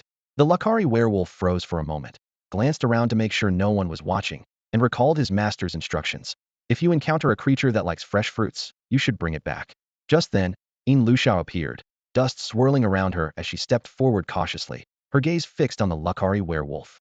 Suddenly, she shouted loudly, "Folks, that magical creature stole our seedlings." Her words immediately drew the villagers' attention, and they all looked toward where she pointed. A fierce fighting instinct ignited deep within them. "Get him! Hey, there are so many of us, how dare he steal?" The battle cries rose, and soon came the shout, "Retreat! Retreat!" Several village women quickly darted from the fields and surrounded the Lucari werewolf, fully armed and ready to attack. A few older men grabbed farming tools, showing an unexpected solidarity. Stealing vegetables in the village might be a minor offense, but stealing seedlings was a grave taboo punishable by extermination of entire clans. The Lucari werewolf panicked and bolted with all his might. Meanwhile, nearby, a vain young man saw the werewolf had targeted the wrong person and anxiously prepared to intervene, but before he could act, a sharp pain throbbed at the back of his head. With a heavy thud, he lost consciousness. Xiao Zhi swiftly pulled a fertilizer sack over the pale-faced man's head, moving with sharp efficiency. Without hesitation, he launched a barrage of punches and kicks, as if giving the poor guy a full-body massage. Yet even after the beating, Xiao Zhi wasn't satisfied. He clamped his hand over the man's mouth, his voice low and threatening, like a masked stranger coldly warning, "Listen, everyone in our village has their eyes on that centennial breeding house there, the village's cash cow. If you dare mess up this project again, there won't be a good outcome for you." Covered in bruises that bloomed purple and red across his skin, the pale-faced man tensed from head to toe. Sounds muffled through the sack triggered a jittery reaction deep in his nerves. In this world of magical creatures, there was always a risk of falling into a gutter and capsizing. The other party said the centennial breeding house was their cash cow.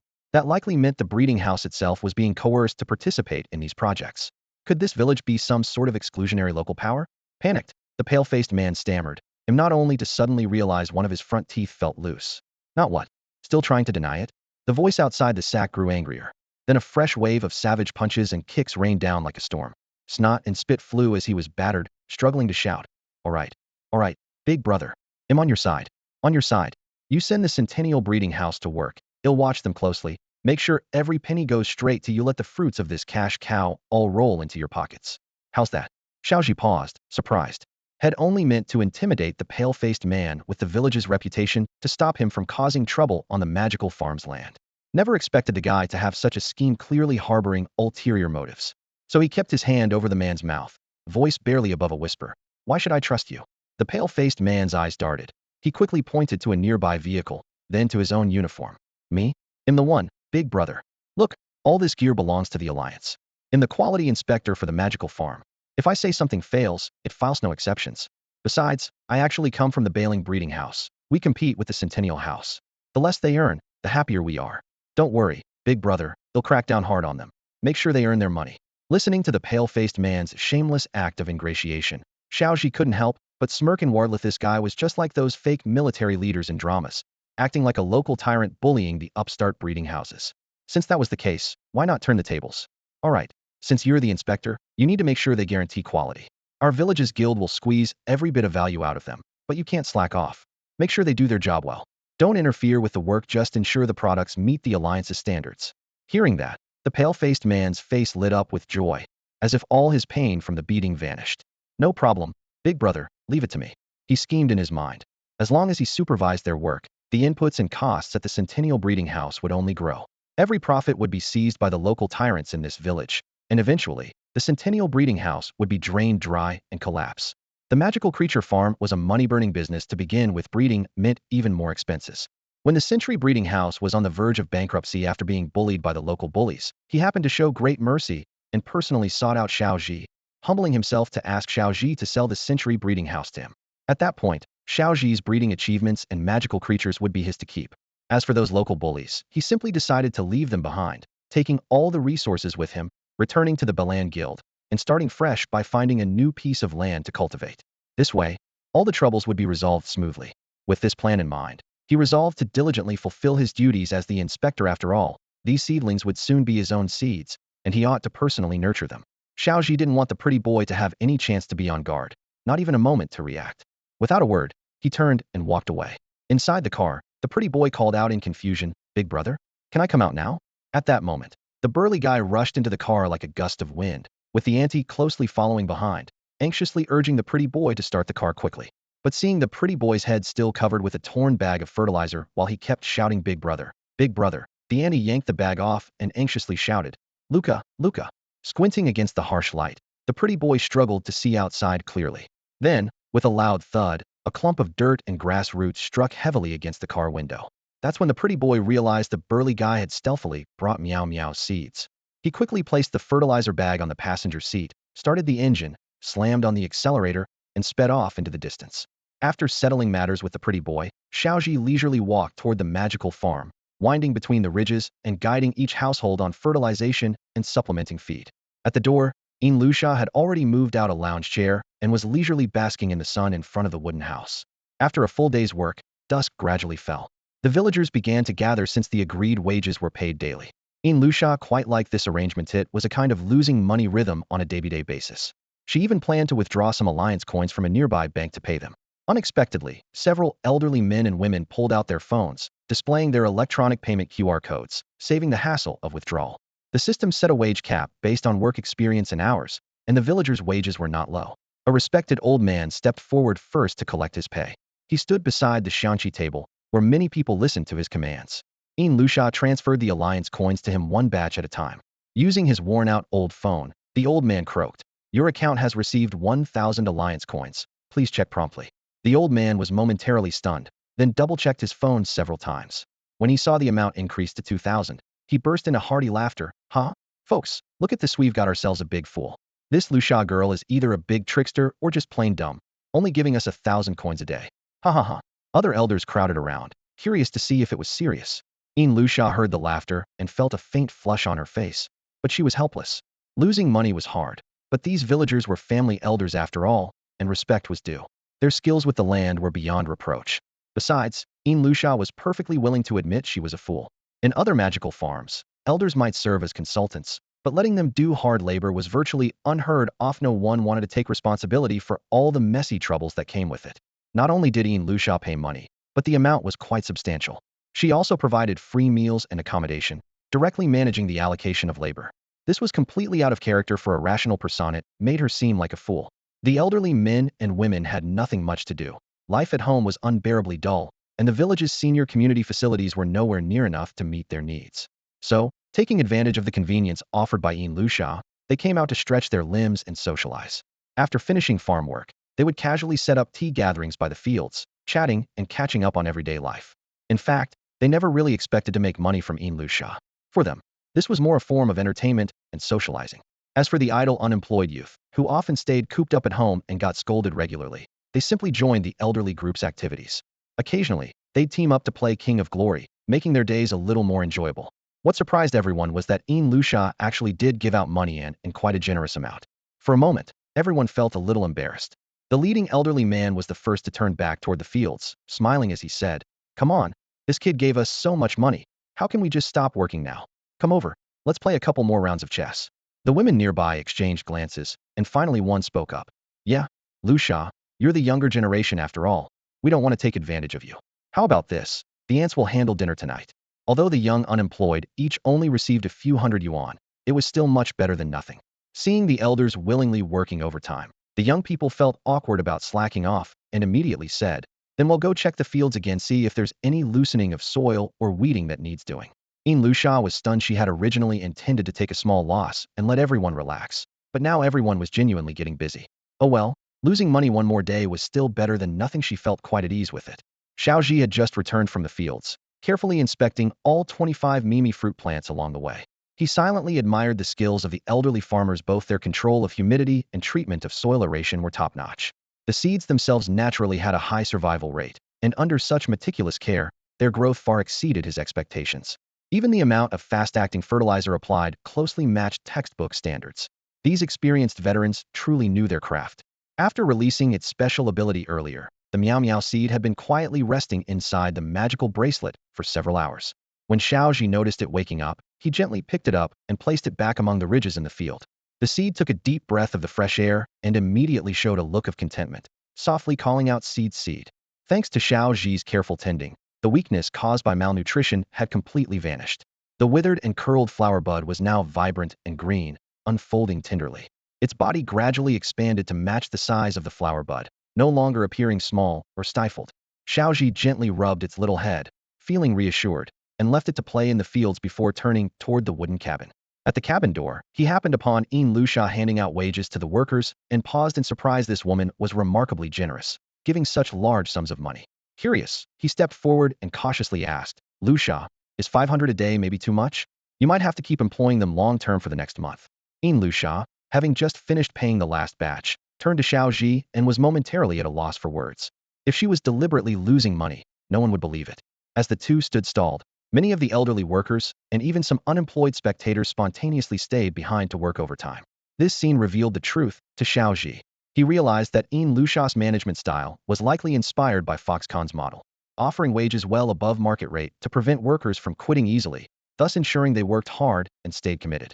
The job's technical barrier was low, but competition was fierce, resulting in relentless internal pressure. The century-old breeding workshop was exactly like that now.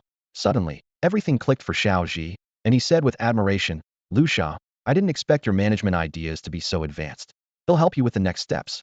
As he spoke, he uploaded photos of the wage distribution and screenshots showing daily salaries of 1,000 yuan onto the recruitment platform, clearly stating, 25 positions available, priority given to early applicants.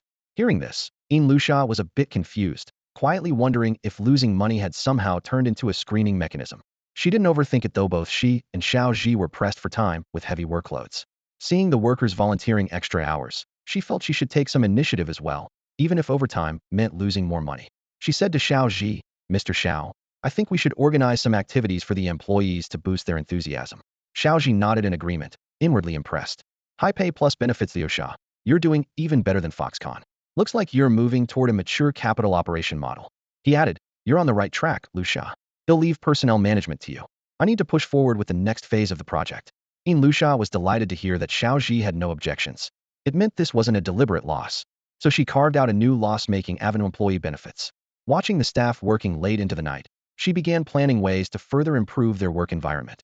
Meanwhile, Xiaobalian sped all the way to the Balan breeding house with Meow Meow seeds. As soon as the car stopped, he slapped the steering wheel excitedly. Nice job, Roadblock Wolf. You'll definitely get some jerky as a reward.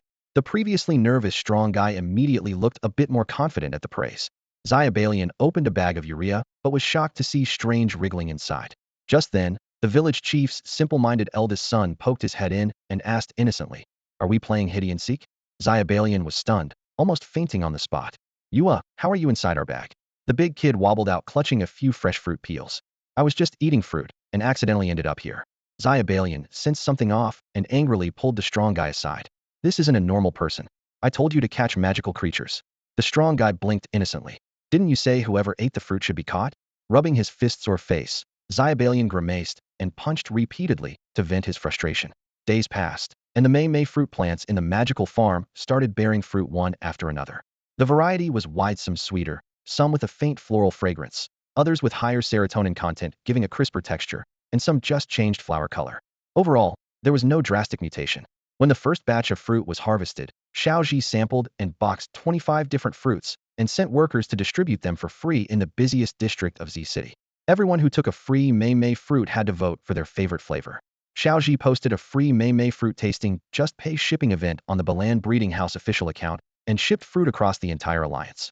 He had two goals in mind: to let the Blue Star people pick their favorite tastes and get genuine feedback, and to boost the reputation of Balan Breeding House. At first, Luxia thought Xiao Zhi was just dabbling in the magical farm.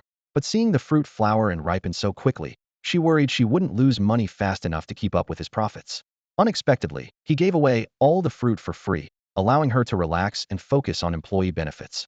She had practically turned the wooden lodge into a private employee retreat: pool tables, loungers, swings, coffee machines, tea rooms, nap spaces, snack shelves, bonfires, everything one could want for relaxation, all for just 60,000 alliance credits. Watching Xiao Zhi distributing the Mei fruit for free, she felt truly relieved, thinking these people running her money-losing venture were both reliable and thoughtful. Xiao Zhi's free Mei fruit event quickly stirred up quite a buzz, drawing big crowds. Who wouldn't want to try a free, novel fruit? Workers flocked to the scene eagerly. Knowing the Balan Breeding House was backed by alliance patents made it seem trustworthy. People eagerly shared their taste experiences. With the data pouring in, Xiao Zhi began deep analysis using various models. He divided the samples into categories and performed multiple rounds of manual regression, linking Blue Star residents' preference for Mei fruit to novelty, texture, color, appetite appeal, and anthocyanin levels. Based on this analysis, he adjusted cultivation strategies, focusing on several key traits. After selecting 2 varieties that best matched popular taste and scientific criteria, Xiao Zhi fed all the fruit to Miao Miao seeds. The new seedlings from crossing these varieties were directly grafted onto existing plants, sharply shortening growth cycles and accelerating variety improvements. Hard work paid off. On day 18, Xiao Zhi cultivated a brand new Mei fruit whose white floral leaves at the tail refused to wither, instead hanging like a deep blue fairy's skirt. He named it the floral blueberry. By day 20, the first batch of floral blueberries was successfully harvested in bulk. Luxia had been completely thrown into a panic over the past few days. She watched as Xiao Zhi and his team energetically kept iterating new varieties of Mimi fruit, turning all the village elders into what felt like breeding experts. Everyone threw themselves into the work wholeheartedly, white lab coats becoming the standard outfit. Even the usually sleepy elderly stayed up past midnight, lights blazing as they debated breeding details. If Darwin himself had traveled through time to witness this, he might have been moved to tears. Efficient new cultivation methods emerged one after another, generating enough knowledge this round to fill half a university's collection of papers. The village women weren't far behind in enthusiasm. Armed with outrageously high wages, they boasted about their achievements everywhere, treating the results like treasures. News and rumors quickly spread from the village entrance to the back alleys, eventually spinning into wild gossip. Particularly around the century-old breeding house, which had recently been busy with coalition army affairs, outsiders began speculating that they were breeding some kind of dragon cub to intimidate rival factions. Gradually, Luxia began to see through Xiao Zhi's true intentions. His focus was always on proving to the outside world that this steaming sheep creature could indeed serve as a breeding machine, in other words, to sell that skill disc. As long as the new varieties opened up sales channels and demonstrated commercial value, the seed bomb skill disc would create unprecedented buzz, finally ending her own streak of losing money. Once she realized this, Luxia started to closely monitor all of Xiao Zhi's moves. One day, noticing had developed a new fruit variety, she approached and asked, "Mr. Xiao, should we apply for a patent on this new variety?" Xiao Zhi was carefully sampling one of the freshly harvested Mimi fruits, nodding slightly as he replied calmly, "Luxia, don't rush. Patience is essential in breeding. Once a patent is secured, the variety becomes standardized and can be promoted through the platform. But I have some doubts about this new breed.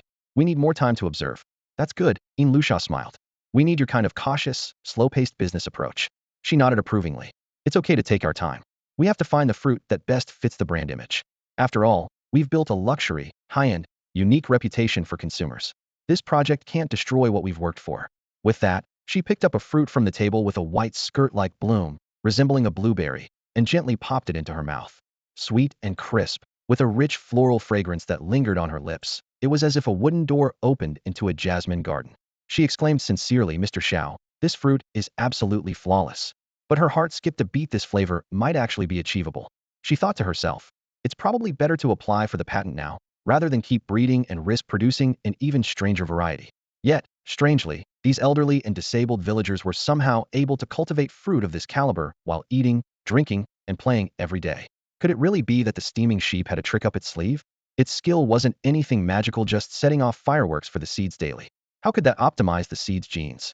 Luxia couldn't help but joke in her mind. Maybe if we played some music, it could even grow alliance coins? She asked again, "Mr. Xiao, why not apply for the patent sooner? I think this variety is nearly perfect with stable yields.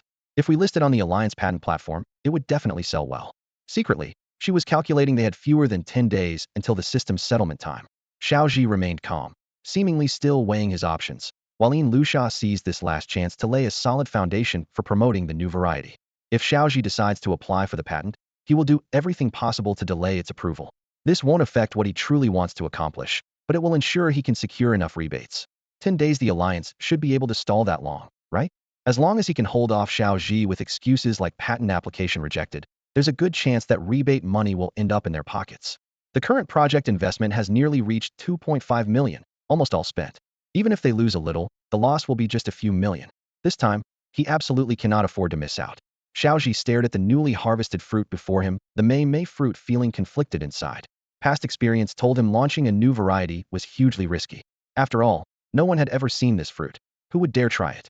It was like when genetically modified crops first appeared: total public rejection, fears of sickness, or even freak offspring with tails. Marketing accounts would never miss the chance to whip up panic with endless negative stories. Even if the biggest celebrity stepped forward, it wouldn't save the sales. No matter how good the product, the claim that quality determines sales was just empty talk. Only a successful marketing campaign combined with solid quality made the perfect formula. So how do you break through public fear? What draws more attention than negative press? Just open any app or news site, and it's clear. Gossip, scandals, and rumors are the top traffic drivers. What mattered most to Xiao Zhi now wasn't making money from the Huaxiang blueberry variety itself, but quickly spreading the news that Century Breeding House owns the breeding skills on disc. The key was virality, not profitability. If the patent got approved, that fruit would become restricted. Ordinary farmers and farms couldn't buy or grow it. Consumers who weren't habitual browsers would never see the creation of Huaxiang blueberry, which would then remain a niche, obscure fruit. How could he promote the results of countless efforts and costs to as wide an audience as possible, without limiting the reach? This stumped others, but Xiao Zhi found the answer almost instantly. Just compare it to celebrity gossip. If Huaxiang blueberry was the star, then faster spreading gossip was buzz, and the fastest spreading was scandal. Affairs, cheating, dirty deals with top influencers and less stories. For a breeding house known for high-end, luxurious, and disruptive innovation, scandals like patent leaks and patent theft were natural traffic magnets. No need to spend money. Everyone would flock to see it. With this in mind, Xiao Zhi smiled at Lu Sha and said, Lu Sha, you're right. We have to apply for the patent. But not really apply, we have to fake it. And it's best if the patent never gets approved. The longer the application drags on, the better. Lu Sha froze, wondering if Xiao Zhi could read her mind. How did he say exactly what she was thinking? Xiao Zhi didn't stop. He continued, not only that, we have to leak the patent news as widely as possible. The more people know, the better. We'll also get major exotic farms and other breeding houses to get seeds for Huaxiang blueberry. The patent absolutely cannot be approved during that time. They'll hire a bunch of marketing accounts to smear Century Breeding House, saying we want to monopolize the May fruit market and wipe out competitors. Lu Sha's expression went beyond shock. She doubted her ears. Did Xiao Zhi have mind-reading powers? Was he already aware of her system? Was this him helping her lose money on purpose? Sabotaging themselves, exposing themselves, leaking the patent that was ruthless. In terms of a talent for losing money, she and Xiao Zhi were simply in different leagues. Lu Sha felt incredulous, yet strangely happy. She looked into Xiao Zhi's eyes and answered firmly, all right, Mr. Xiao, we'll do exactly as you say. He'll apply for the patent right away and find ways to delay the approval. You handle the patent leak. Xiao Zhi waved his hand and said to Lu Sha, don't overthink it. I've already figured out how to delay the alliance's patent application, but he'll need your help with it. He paused briefly before continuing. Gather all 26 varieties of May fruit, the previous 25, plus the new one, and organize them into a single folder. Then send it all at once to the Alliance for patent review. Don't forget to include the patent materials for the Miao Miao seeds as well. He added, once the Alliance approves the review, we will only claim the patents for the Huaxiang blueberry and the Miao Miao seeds. No need to spend extra money on the others. Hearing this, Lu Sha was so moved that he couldn't speak, his eyes full of admiration and respect. That's the charm of a strategist. Mr. Xiao, you're really clever. I think this plan is solid. Let's do exactly as you say. The two immediately found common ground and sprang into action. Lu Sha had finally uncovered the key to delaying the patent application, while Xiao Zhi had already laid the groundwork behind the scenes for a patent leak. Meanwhile, the fields were still bustling. A group of veteran farmers gathered around the young, handsome salesman, eagerly debating. The salesman commented on each of the 26 May fruit varieties, sparking intense disputes over the differences between the varieties Xiao Zhi selected for mass production and the rest. No one wanted to back down, and the scene almost felt like a lively forum from the Warring States period. What the old farmers didn't realize was that the salesman's heated arguments were all part of his calculation. After he bought the century-old breeding house, he planned to pick certain varieties to hype and profit from. The farmers, themselves, weren't innocent in the scheme. They wanted to take some varieties home to cultivate and sell at a good price next year. None of them suspected that Xiao Zhi's plan was perfectly airtight. His strategy had 3 steps. First, list the Huaxiang blueberry on the century-old breeding house's official website with a price far above the regular market blueberries, building a luxurious, high-end image, backed strongly by Snow King partners and the Alliance. Once the May fruit new varieties were jointly launched, the brand's reputation would naturally soar. Second, coordinate with the farmers and the Bailing breeding house to fully expose the patent details. When everyone saw how rare and high quality these varieties were, the first batch of May fruits would flood the market from the Magic Farm. As supply outpaced demand, the price of Huaxiang blueberries would inevitably drop. When consumers compared the market prices to the official site's premium prices, they'd feel like they were getting a bargain. Influencers and bloggers would amplify this by flooding social media with stylish photos and morning vlogs, quickly boosting Huaxiang blueberries' fame and encouraging consumers to embrace this novel fruit. Finally, the most brilliant move, deliberately spark a patent lawsuit to create a patent infringement dispute between Huaxiang Blueberry and Bailing Breeding House. Leveraging public opinion and official media coverage, everyone would realize the Mei fruit involved such advanced technology and massive R&D investment. People following the scandal would gain respect for the century-old breeding house's breeding expertise. At that point, its market position would be firmly established. This was Xiao Zhi's masterstroke, satisfying the hidden wishes of all parties while truly launching the Mei fruit onto the market stage. With that in mind, Xiao Zhi hurried forward, swiftly carrying out all the freshly picked fragrant blueberries in just a few quick steps. As he counted the faces of the elders before him, he began distributing the fruit. Dear masters, thank you for your hard work. Take these home and let your families enjoy something fresh. Because Yin Lusha operated a high-wage selection system, many of these 25 people had previously worked at the breeding base. Seeing Xiao Zhi publicly handing out seeds to employees left them stunned. Was this boss crazy? Everyone knew how vital the seeds were. They were the foundation of the breeding house. If they leaked, the base's future would be destroyed. Some worried silently, hoping at least to earn their wages for the month. But now Xiao Zhi was giving the seeds away freely, sparking a fierce seed tug-of war between employees and boss. As tension stalled, Xiao Zhi changed tactics and started handing out plenty of fragrant blueberry seeds to Xiaobalian.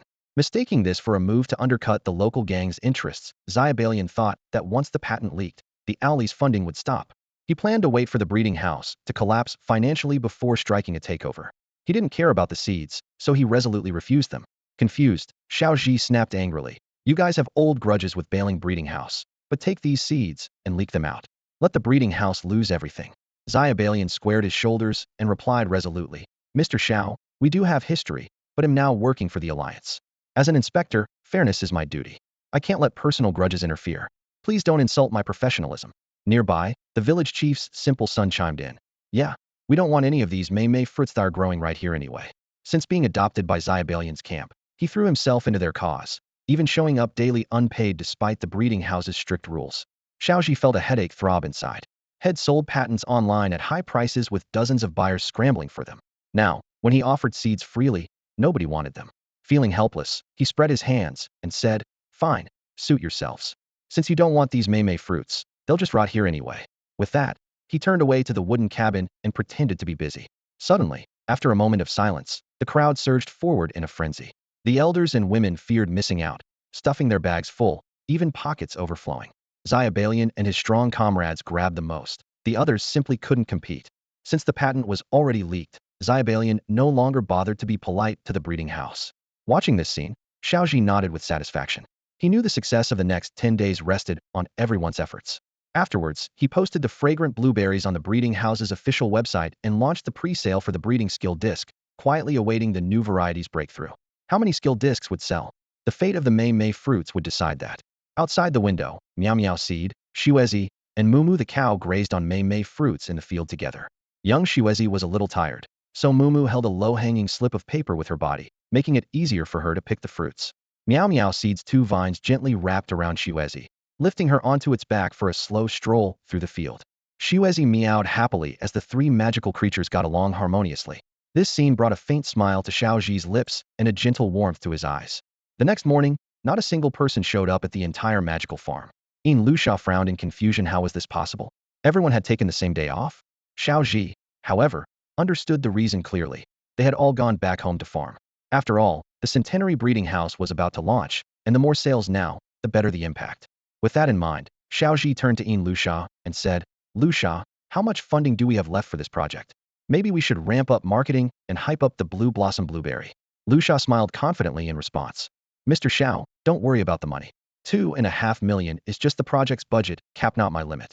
Xiao Zhi nodded. All right, then let's go big. A faint blush touched Lusha's cheeks as she thought to herself. Is Xiao Zhi planning a major move? Hiring a famous ad agency would cost tens of thousands.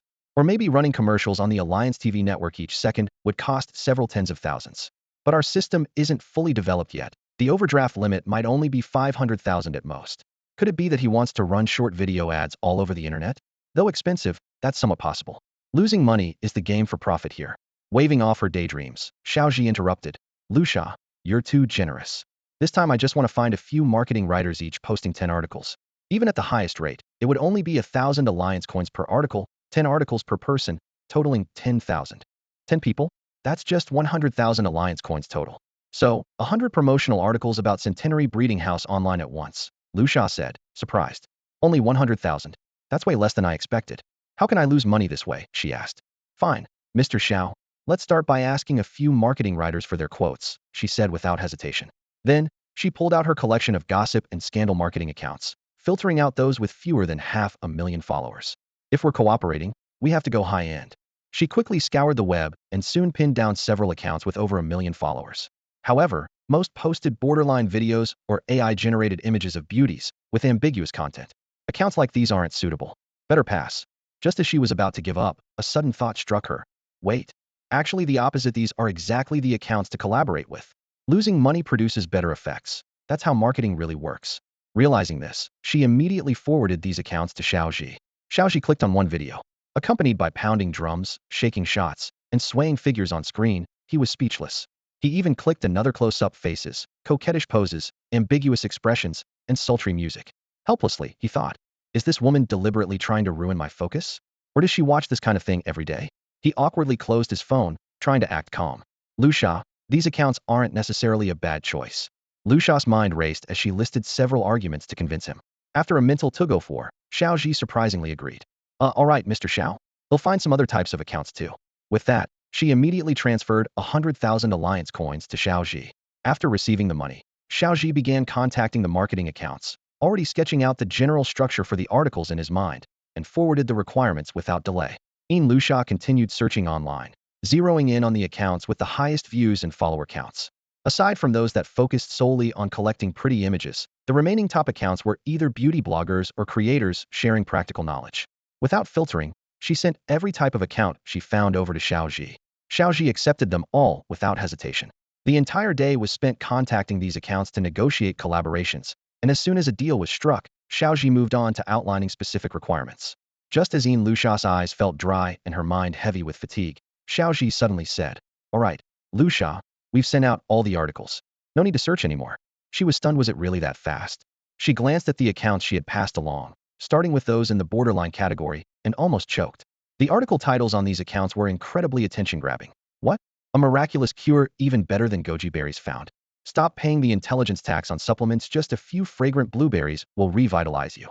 In the videos, a stunningly graceful beauty struck alluring poses while promoting these fragrant blueberries, and the viewer retention rates were climbing fast. Even Lu Sha felt tempted. After all, men were drawn to beautiful women, and beautiful women liked other beautiful women. Scrolling down to the beauty influencer accounts, the once envied and admired goddesses began openly sharing their secrets for becoming more beautiful. They talked about skincare, urging followers to achieve fragrant blueberry freedom, and exclaimed, "I won't allow anyone to remain unaware of these blueberries' effects." Some even challenged skeptics. "Why's your skin glowing? My Mimi fruit still hasn't sold, but you've been eating it regularly for a long time." They repeatedly emphasized buying only from the official website. Xiao Zhi's pricing still shocked. 666 alliance coins for 100 grams. Further down were the comedy and meme marketing accounts, with even more outrageous headlines. "Mortals, still licking Mimi fruit's boots? I say eat 1 per pound to cure all ailments. 2 to extend your life. 3, and then looking at these bizarre and exaggerated ads, Lu Sha couldn't help but laugh and cry at the same time.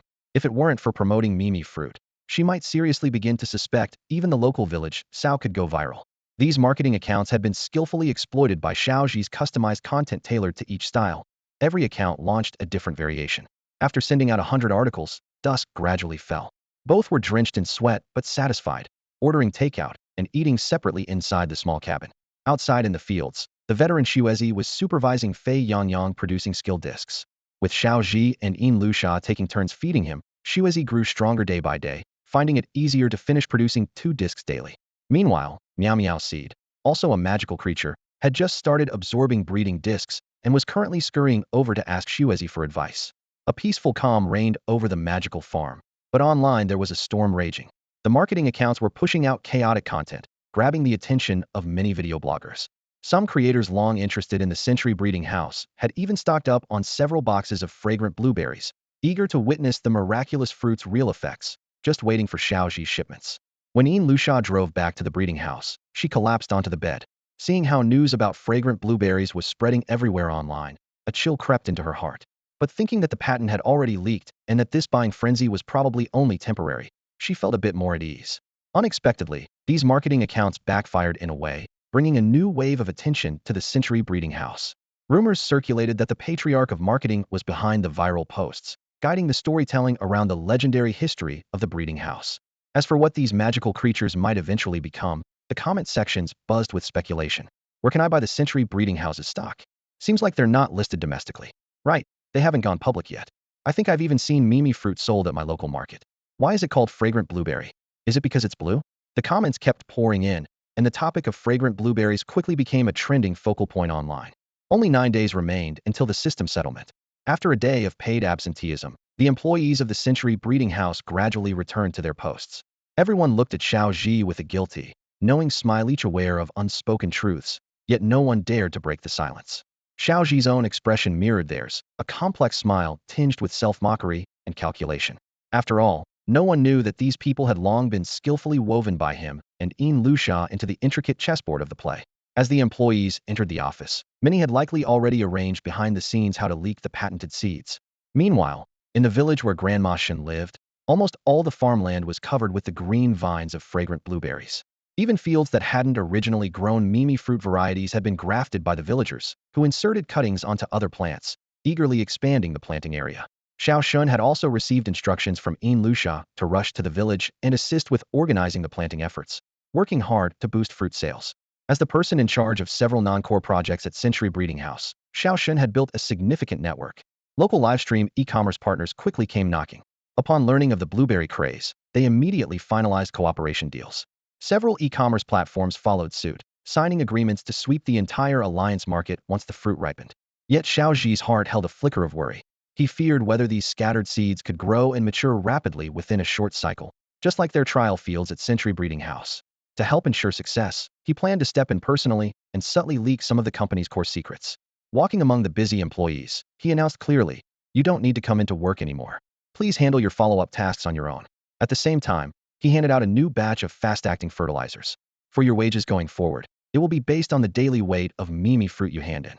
As long as you deliver at least 500 grams each day, you don't have to clock in here." The employees accepted the fertilizer, disbelief written all over their faces. A white-haired elder spoke for the group. "If we don't come here, how are we supposed to produce the Mimi fruit? Are we expected to plant it ourselves at home?" Xiao Zhi lowered his gaze slightly, carefully masking his deliberate leaking of patented knowledge. After all, he still had to face the shameless little rival from Bailing Breeding House, and court making it too obvious would be shooting himself in the foot. Clearing his throat, he explained slowly, "As you can see, the land at Century Breeding House is limited. It's mainly used for breeding stock and experimenting with new varieties. Other fruit projects are coming as well. If you all can grow Mimi fruit on your own land, that would be even better. Just don't share the seeds outside the company." What had been sheepish, guilty expressions immediately stiffened with pride at his encouragement, the atmosphere brightening. The old man waved his hand and said, "Boss, you should have said so sooner. More money for everyone is great. The fast-acting fertilizer you gave me can't beat my own homemade stuff anyway. Keep it yourself. We have our ways." Xiao Zhi smiled calmly, knowing they hadn't fully grasped his meaning yet, and hinted further, "This new Mimi fruit variety's patent isn't finalized yet. It'll take over 9 more days. The patent only takes effect once it's approved, then patent fees will apply. For now, just grow the fruit yourselves. I'll provide the seeds for free. After the patent's granted, I won't charge you for the veteran seeds either." His words hung in the air, charged with layered expectations and silent accords. Xiao Zhi's scheme began to unfold slowly, quietly calculating, cautiously waiting for the coming settlement, yet still harboring a faint hope for the future growth of the village and his employees. The village chief's big, simple-minded son laughed out loud. "Everyone, look. This boss not only pays like a fool, he even hands out seeds like a fool. We're not paying any patent fees. Once the patent comes through, we'll sell out all the goods ourselves." Before he finished, a few older women rolled their eyes and rushed forward to clamp their hands over his mouth. "It's fine if the boss is foolish, but don't keep reminding him." Xiao Zhi glanced at the silenced big simpleton and couldn't help but chuckle awkwardly. Playing dumb was much harder than he expected. He continued, "By the way, we don't really need all the plants in the field. If anyone wants to transplant them, feel free to take them. Just leave the first and second plants in the ground. You can take the rest." No sooner had he spoken than the place erupted with activity. The elderly men who were exercising nearby weren't just for show. They were all incredibly strong, their energy shouting loud enough to shake the ground. Within a morning, the 5 acres of the miracle farm were stripped bare, as if a locust swarm had just passed through. The dense Mimi fruit plants were reduced to 2 sparse specimens, with every single fruit picked clean from the branches and leaves nearly picked to shreds. Initially, a few technical staff from the breeding base felt a bit embarrassed, but when they saw the old men casually carrying seedlings to take home by foot, their awkwardness vanished. It seemed their social anxieties dissipated, even the wounds left from their upbringing faded. All that remained was robust health and abundant spirit. Everyone scrambled to grab seedlings, the scene lively and bustling. Turning towards Xiao Zhi's rapid growth fertilizer warehouse, it too was nearly emptied out. While the farming experts dismissed the fertilizer, another group eagerly grabbed ethos. Unemployed folks who only knew about the king's pesticide game suddenly changed faces. They happily hauled the fertilizer out of the warehouse. This trade was a guaranteed win. All the troublesome risks were borne by the century-old breeding house. With both fertilizer and plants delivered to their doorstep, who could refuse a freebie like this? By noon, the miracle farm had returned to the empty plot it had been when Pocket Mage sold it to him. Xiao Zhi stayed behind, looking at the cleared farmland and shaking his head with a smile. He really liked how straightforward the people here were, honest and down-to-earth with no pretense or beating around the bush. They said what they meant. If they were going to take you for a ride, they wouldn't hold back. After all, you were the fool. And if they wanted to help, they went all out with no slack. This was real human nature, seeking benefit and avoiding harm, with no clear good or evil and no need for blame. After all, everyone has this nature. Condemning it unfairly only reveals bad intentions or attempts to elevate oneself by putting others down. Xiao Zhi knew the real villains were those former capitalists who loudly preached lofty morals while talking about human darkness.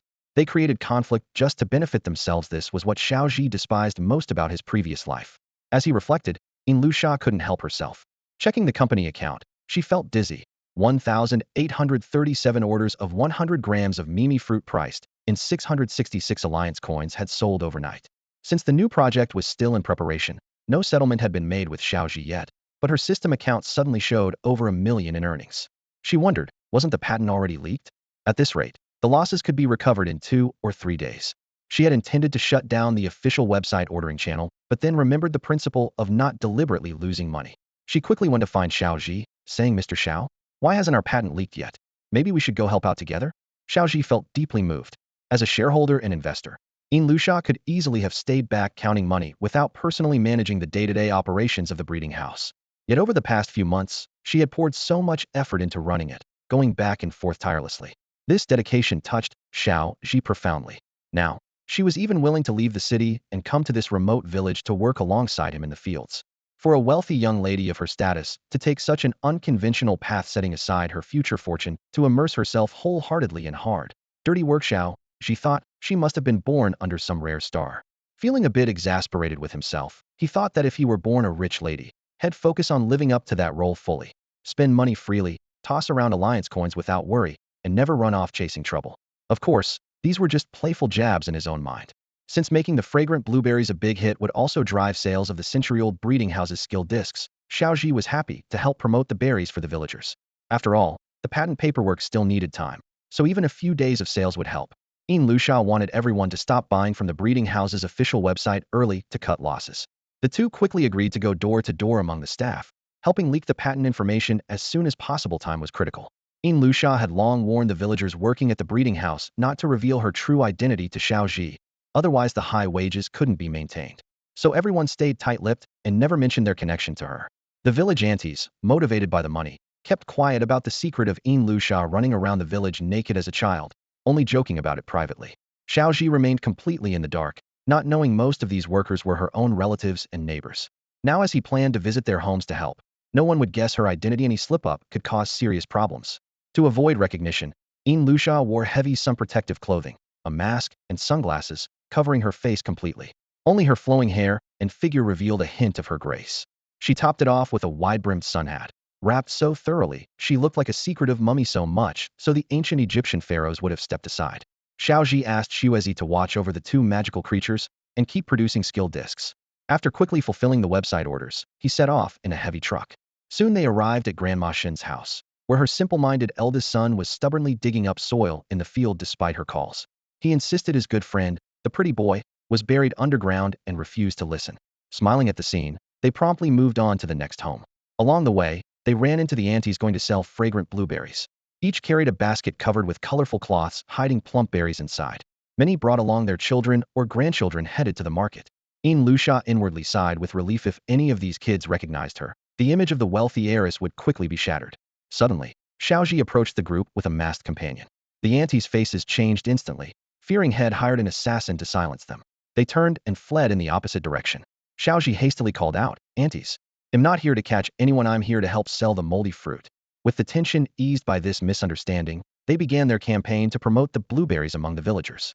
The aunties were already out of breath after just a few steps and could hardly keep going. But Xiao Zhi, still young and strong from regular workouts, easily kept up with them. He pulled several megaphones from the truck's cabin and handed them out, saying, "Ladies, come with me to the market. I promise you'll sell all the fruit as fast as possible." The aunties exchanged puzzled looks, but followed along nonetheless. After all, who would have expected the boss himself to personally help sell their patented product? The women were skeptical, thinking this young man might not be all there or was caught up in some strange scheme. With nearly resigned steps, as if certain of failure, they all climbed aboard the Yinliasha-branded heavy truck. Soon enough, the uncles were pulled on board too, everyone patting their sore backs with sympathetic expressions that seemed to say, "I know exactly how you feel." The bumpy ride finally brought them to the nearest market. The aunties and uncles climbed down with heavy steps, and in that moment, they believed Xiao Zhi was really taking them out to sell their patented fruit. He organized them into a line, and, like soldiers heading into battle, they began their mission. Xiao Zhi pulled out a large sign with bold words, "Authentic floral blueberry, free fruit. Bag costs 200 alliance credits." This bold and unusual marketing instantly drew a curious crowd. People recognized the floral blueberry as the flagship product of the Century Breeding House. What was it doing at this noisy vegetable market? Was this some kind of joke? Despite the growing crowd, very few were willing to pay. Only one woman stopped to examine the sign closely. Xiao Zhi greeted her with a bright smile. "Ma'am, would you like to buy some floral blueberries? Our Mimi fruit is free, the fruit, that is. The bag is 200 alliance credits, limited time offer. You can fill it as much as you like in 10 seconds. On the Century Breeding House website, 100 grams lists for 666 credits. This small bag right here can hold 3 to 4 pounds. 200 credits is a real bargain." Her eyes lit up. "Really? I've seen people online say this is great for skin. But you're selling it so cheap. Is it a fake?" Xiao Zhi quickly thought and smiled resignedly. "Sis, honestly, we're employees of the Century Breeding House. The boss has some great new varieties but can't get the patent approved yet, and the alliances process is slow. The fruit isn't selling, wages aren't cash, so they pay us in fruit." The woman exclaimed, "Wow, the alliance is really inefficient. Okay, give me 2 bags. I'll fill them myself." Xiao Zhi quickly handed her 2 plastic bags and grinned. "Sis, it'll time you fill as much as you can. Ready? 3, 2, 1, go." She grabbed handfuls of fruit wildly as if possessed, spilling some on the ground, then switched to scooping small handfuls fast, stuffing them into the bags. 10 seconds flew by in a blink. Onlookers chuckled, watching closely, and more market visitors gathered, curious to see how much she could fit. Xiao Zhi began to count down. 3, 2, 1, time's up. "Looks like you had fun." He took the bag, placed it on the scale, and announced, 580 grams, impressive. He had hoped the grand opening would spark a buying frenzy, but once the woman left, the crowd dispersed. Only a few remained, drawn by social media videos and influencer recommendations. Overall sales still hadn't picked up much. The aunties and uncles started to have doubts. The lead aunt couldn't help but ask, "Boss, isn't your selling method a bit too innovative? People seem afraid to buy." Xiao Zhi chuckled without concern. "Don't worry. Let's sit and rest for a bit. People will come around." Everyone pulled out small stools they'd brought, sitting and waiting. A few aunties even hung up small signs reading 100 credits per half pound, 200 credits per pound. The atmosphere gradually became more relaxed and organized, blending into the everyday rhythm of the market. Although Xiao Zhi and his group's business wasn't booming, other vendors in the market still looked at them with resentment. After all, they had more people and arrived earlier.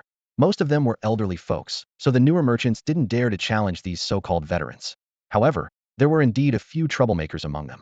In the market, those middle-aged and elderly vendors occupied a large, prime spot that attracted heavy foot traffic. Occasionally, they drew crowds of onlookers, sparking murmurs of surprise. Charging 200 alliance coins for a single bag?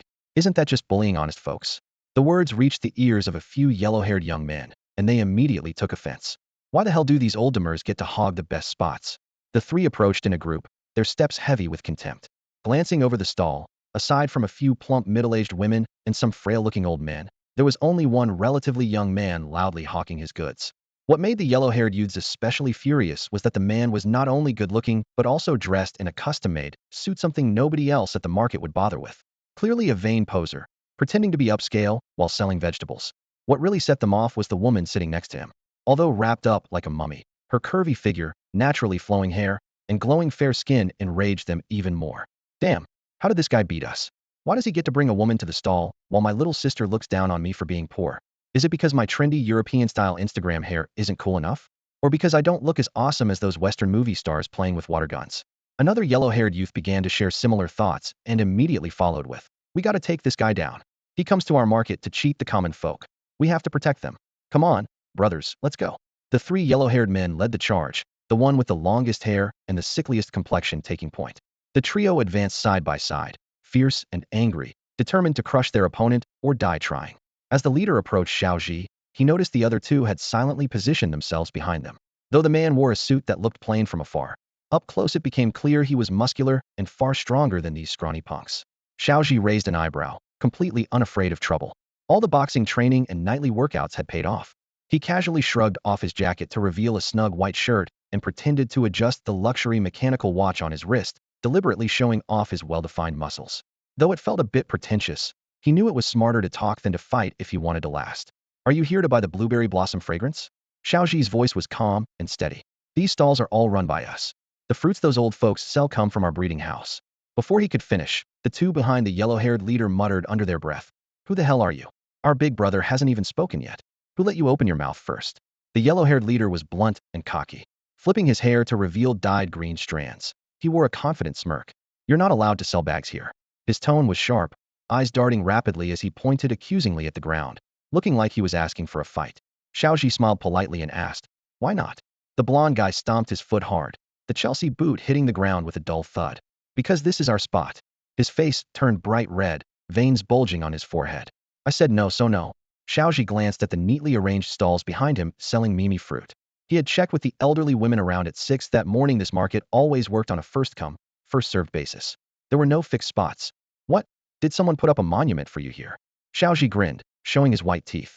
Want me to draw a circle around it and burn some paper offerings? If that's not enough, I can burn more. How about cutting me some slack?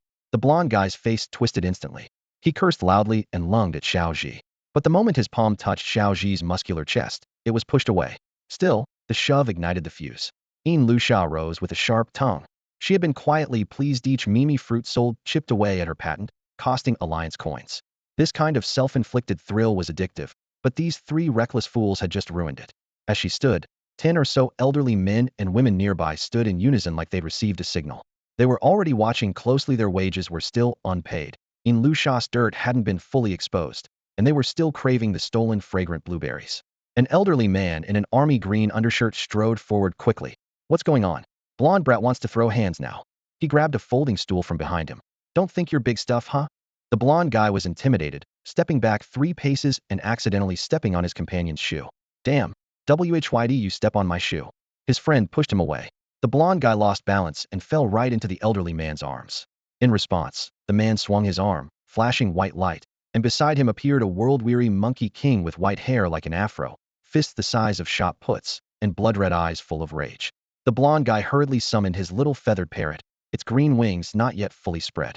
The elderly lined up, fingers pointed sharply at the 3 blondes. Back, back, back. Hey, before the fight could even begin, the deafening sonic attack ended the conflict. The elderly man accepted the blonde guy as a grandson, while the other 2 fled to their own stalls. The best spot in the market was thus secured. Peace reigned, and all was calm. That afternoon, Xiao Zhi had a few of the simplest old men livestream while playing chess and selling Mimi fruit. The video went viral online, and hundreds of pounds of fruit along with bags sold out completely. Every participating elder earned a good income. The next morning, when Xiao Zhi and Lucia drove to the village entrance to pick people up, both were stunned. The elder women no longer carried baskets. The men no longer used bags. Instead, there were pickling jars, water storage tanks. Those better off arrived in small trucks, while others brought the whole family. Even green hat bugs carried little baskets on their backs. Xiao Zhi had to set up a dozen more stalls on the fly. Soon, a third of the entire market was selling Mimi fruit, all using Xiao Zhi's strategy. At first, villagers made money. But soon, problems emerged. Fruits pressed too tightly began to rot, become infested with worms, and spoil. Mountains of Mimi fruit piled up, but buyers dwindled. This wasn't just happening in Z City. Across the entire alliance, markets were flooded with unsold Mimi fruit. The situation in Z City was just a microcosm of a total market collapse. The entire league's sales of Mimi fruit suddenly plummeted. They just wouldn't sell. Exactly the outcome Xiao Zhi had been waiting for. Lucia watched the steep drop in Mimi fruit sales on the official website and felt a sense of relief settle over her. The two exchanged knowing smiles, quietly congratulating themselves on the success of their current strategy. Last time, the rebate was 3,000. This time, they hoped for even better progress. Content with the situation, they planned to quietly make big money step by step. However, the elders in the market were far from happy. Frowning, they angrily questioned, "You guys recognized our stolen patent, but how come your gang went and stole it a second time?" The leading elder glanced at another, whose displeasure was glaringly obvious. "You stole the patent from our bailing breeding house, and yet you have the nerve to question why we use your patent? This is clearly a case of the thief crying stop thief." Standing nearby, Xiao Zhi suddenly understood. The so-called pretty boy had secretly coordinated with many people, and those new floral blueberry stalls were actually run by staff from the bailing breeding house. This played right into his hands. Xiao Zhi's mind raced with calculations. Now that the pretty boy had fallen into his trap, the next step was a courtroom battle, involving the official media to expose everything. When the judge called for evidence, he could take the opportunity to heavily promote Meow Meow seeds, using marketing accounts to amplify the buzz and completely undermine the reputation of bailing breeding houses' breeding technology. Once the public interest heated up, he just needed to apply for the Mimi fruit patent, and with that patent, he could recover some of his losses. The fame gained from those losses would be priceless. Moreover, he could cultivate more plants and magical species using Meow Meow seeds, adding them to the official website and skill disc introductions. The reputation of Floral Blueberry would become the best endorsement for the breeding skill disc. Although the lawsuit was part of the plan, there was only one ultimate goal: to make money. Lusha noticed Xiao Zhi's intense gaze fixed on the bailing breeding house people and mistook it for frustration. Since they were basically helping with the losses, why was he so upset? She stepped forward, tugged his sleeve gently, and quietly advised, "Mr. Xiao, our century breeding house is small. We can't compete with bailing breeding house. Besides, Luca the werewolf isn't around, so our fighting power is really insufficient right now. Maybe we should just grit our teeth for now, wait for Meow Meow seeds to cultivate a few new plants, and take it slow." Upon hearing this, Xiao Zhi suddenly became furious. Bailing breeding house treats us like pushovers and bullies whenever they want. "I'm going to file a lawsuit. Right now I'll get a legal team." Lusha's words were meant to remind him. Don't confront them, Hedon. Quietly breeding new varieties and applying for patents would bring steady profits. Once the new results were out, the system would settle the accounts. Unexpectedly, the precious manager's anger flared up, clearly showing some immaturity. But that was finite. Would take a lot of alliance coins to pursue a lawsuit, and that meant Xiao Zhi would keep losing money, all under control. After all, there was only 1 week left until settlement. Trying to recoup the invested funds in just a few days would be difficult for even the top experts, let alone an ordinary manager. If Floral Blueberry hadn't sold more than 1,800 units on the official website, the current investment of 2.4 million would still be far too high, barely reduced to around 1.22 million, making a quick return nearly impossible. And now that the manager threatened a lawsuit, losses would only widen, making the situation even harder to manage. At that thought, Lusha nearly burst out laughing. Could it be that, just like that, he was about to become a multimillionaire? Just as Xiao Zhi was gearing up to take advantage of the moment plan to hire a lawyer, file a lawsuit, rally media support, several elderly men suddenly blocked his path. "Boss, how can you just run off like this? We still have so many fruits left unsold," one hunched old man said, gripping Xiao Zhi's arm with pleading eyes. Xiao Zhi straightened his posture, his face taking on the stern demeanor of a soldier. "Friends, I'm going to fight this in court. If we win, the legendary farm of the 100-year breeding house can keep thriving. We can't let it be destroyed by them." His words rang out with determination, as if he was ready to lead them into battle. The older men's faces flushed with anger. "Boss, help us sell the fruits first. Once we sell them, we'll join you in fighting the lawsuit."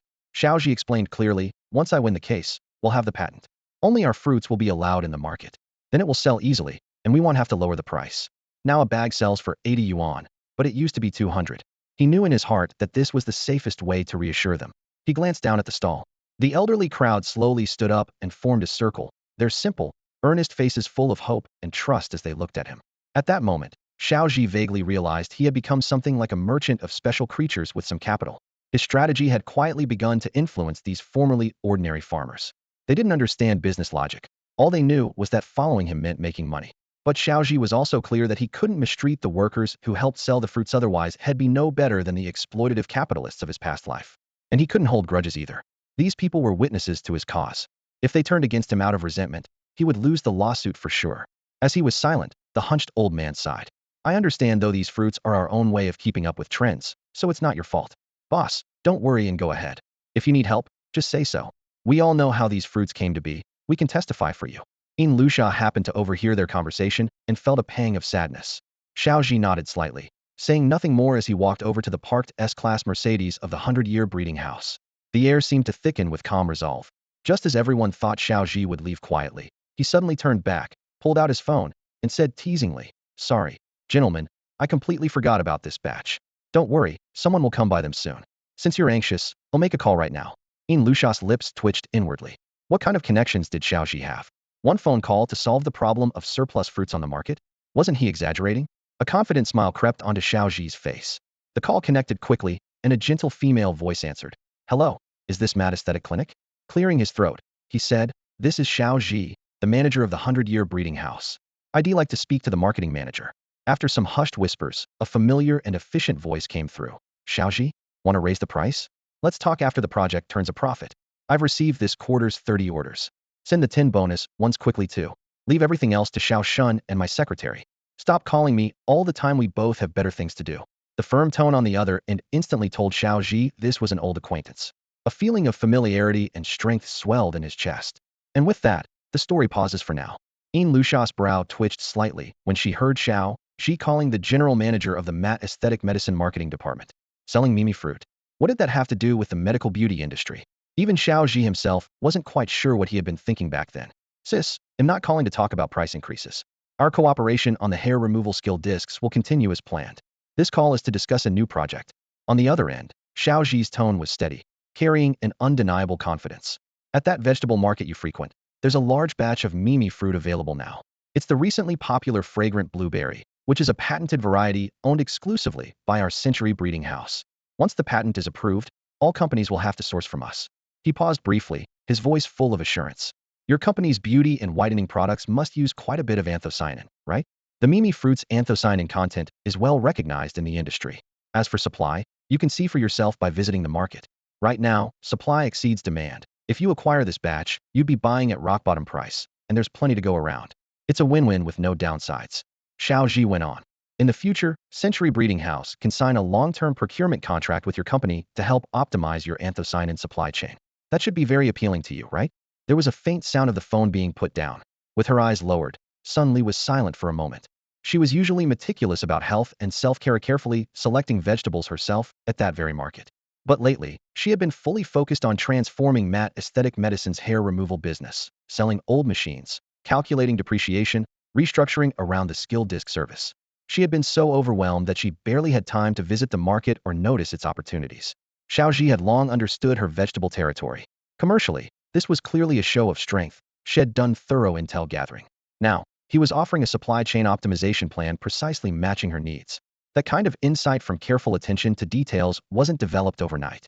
This scrappy kid from the breeding house was no simple player, either had hired a seasoned business strategist, or he was a naturally gifted entrepreneur who could easily read people, striking at the perfect breakthrough point. Sun Li thought it over at length, a faint smile flickering on her lips. Her grip tightened on the phone, then she picked it up again. "All right, he'll come check it out tomorrow. I can't promise a contract right away, but he'll buy all the fragrant blueberries in the market, even if it's just as a favor to you, a friend." She introduced herself. "My name's Sun Li. You can call me whatever you like. Glad to meet you."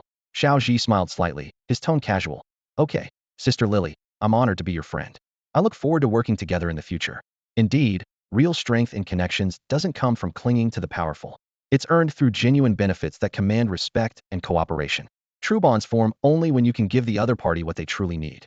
After hanging up, Xiao Zhi looked confidently at the others. "Boss, by the end of today, someone will come to buy all the Mimi fruit. She'll be a woman with bright red lipstick, wearing luxurious, glamorous clothes. When you see her, just tell her you're from Century Breeding House. The villagers' Mimi fruit will sell itself." After hearing this, the older women immediately buzzed with excitement, whispering among themselves about how impressive their young boss was. To them, the idea that a single phone call could solve everything sounded like something straight out of a TV drama. The elderly man stared at Xiao Zhi in disbelief, his face full of confusion. "You're saying you alone can handle all this? And you're a girl, if you just bought everything without thinking, wouldn't that just cause trouble?" Moved by his sincerity, Xiao Zhi replied gently, "Don't worry, sir.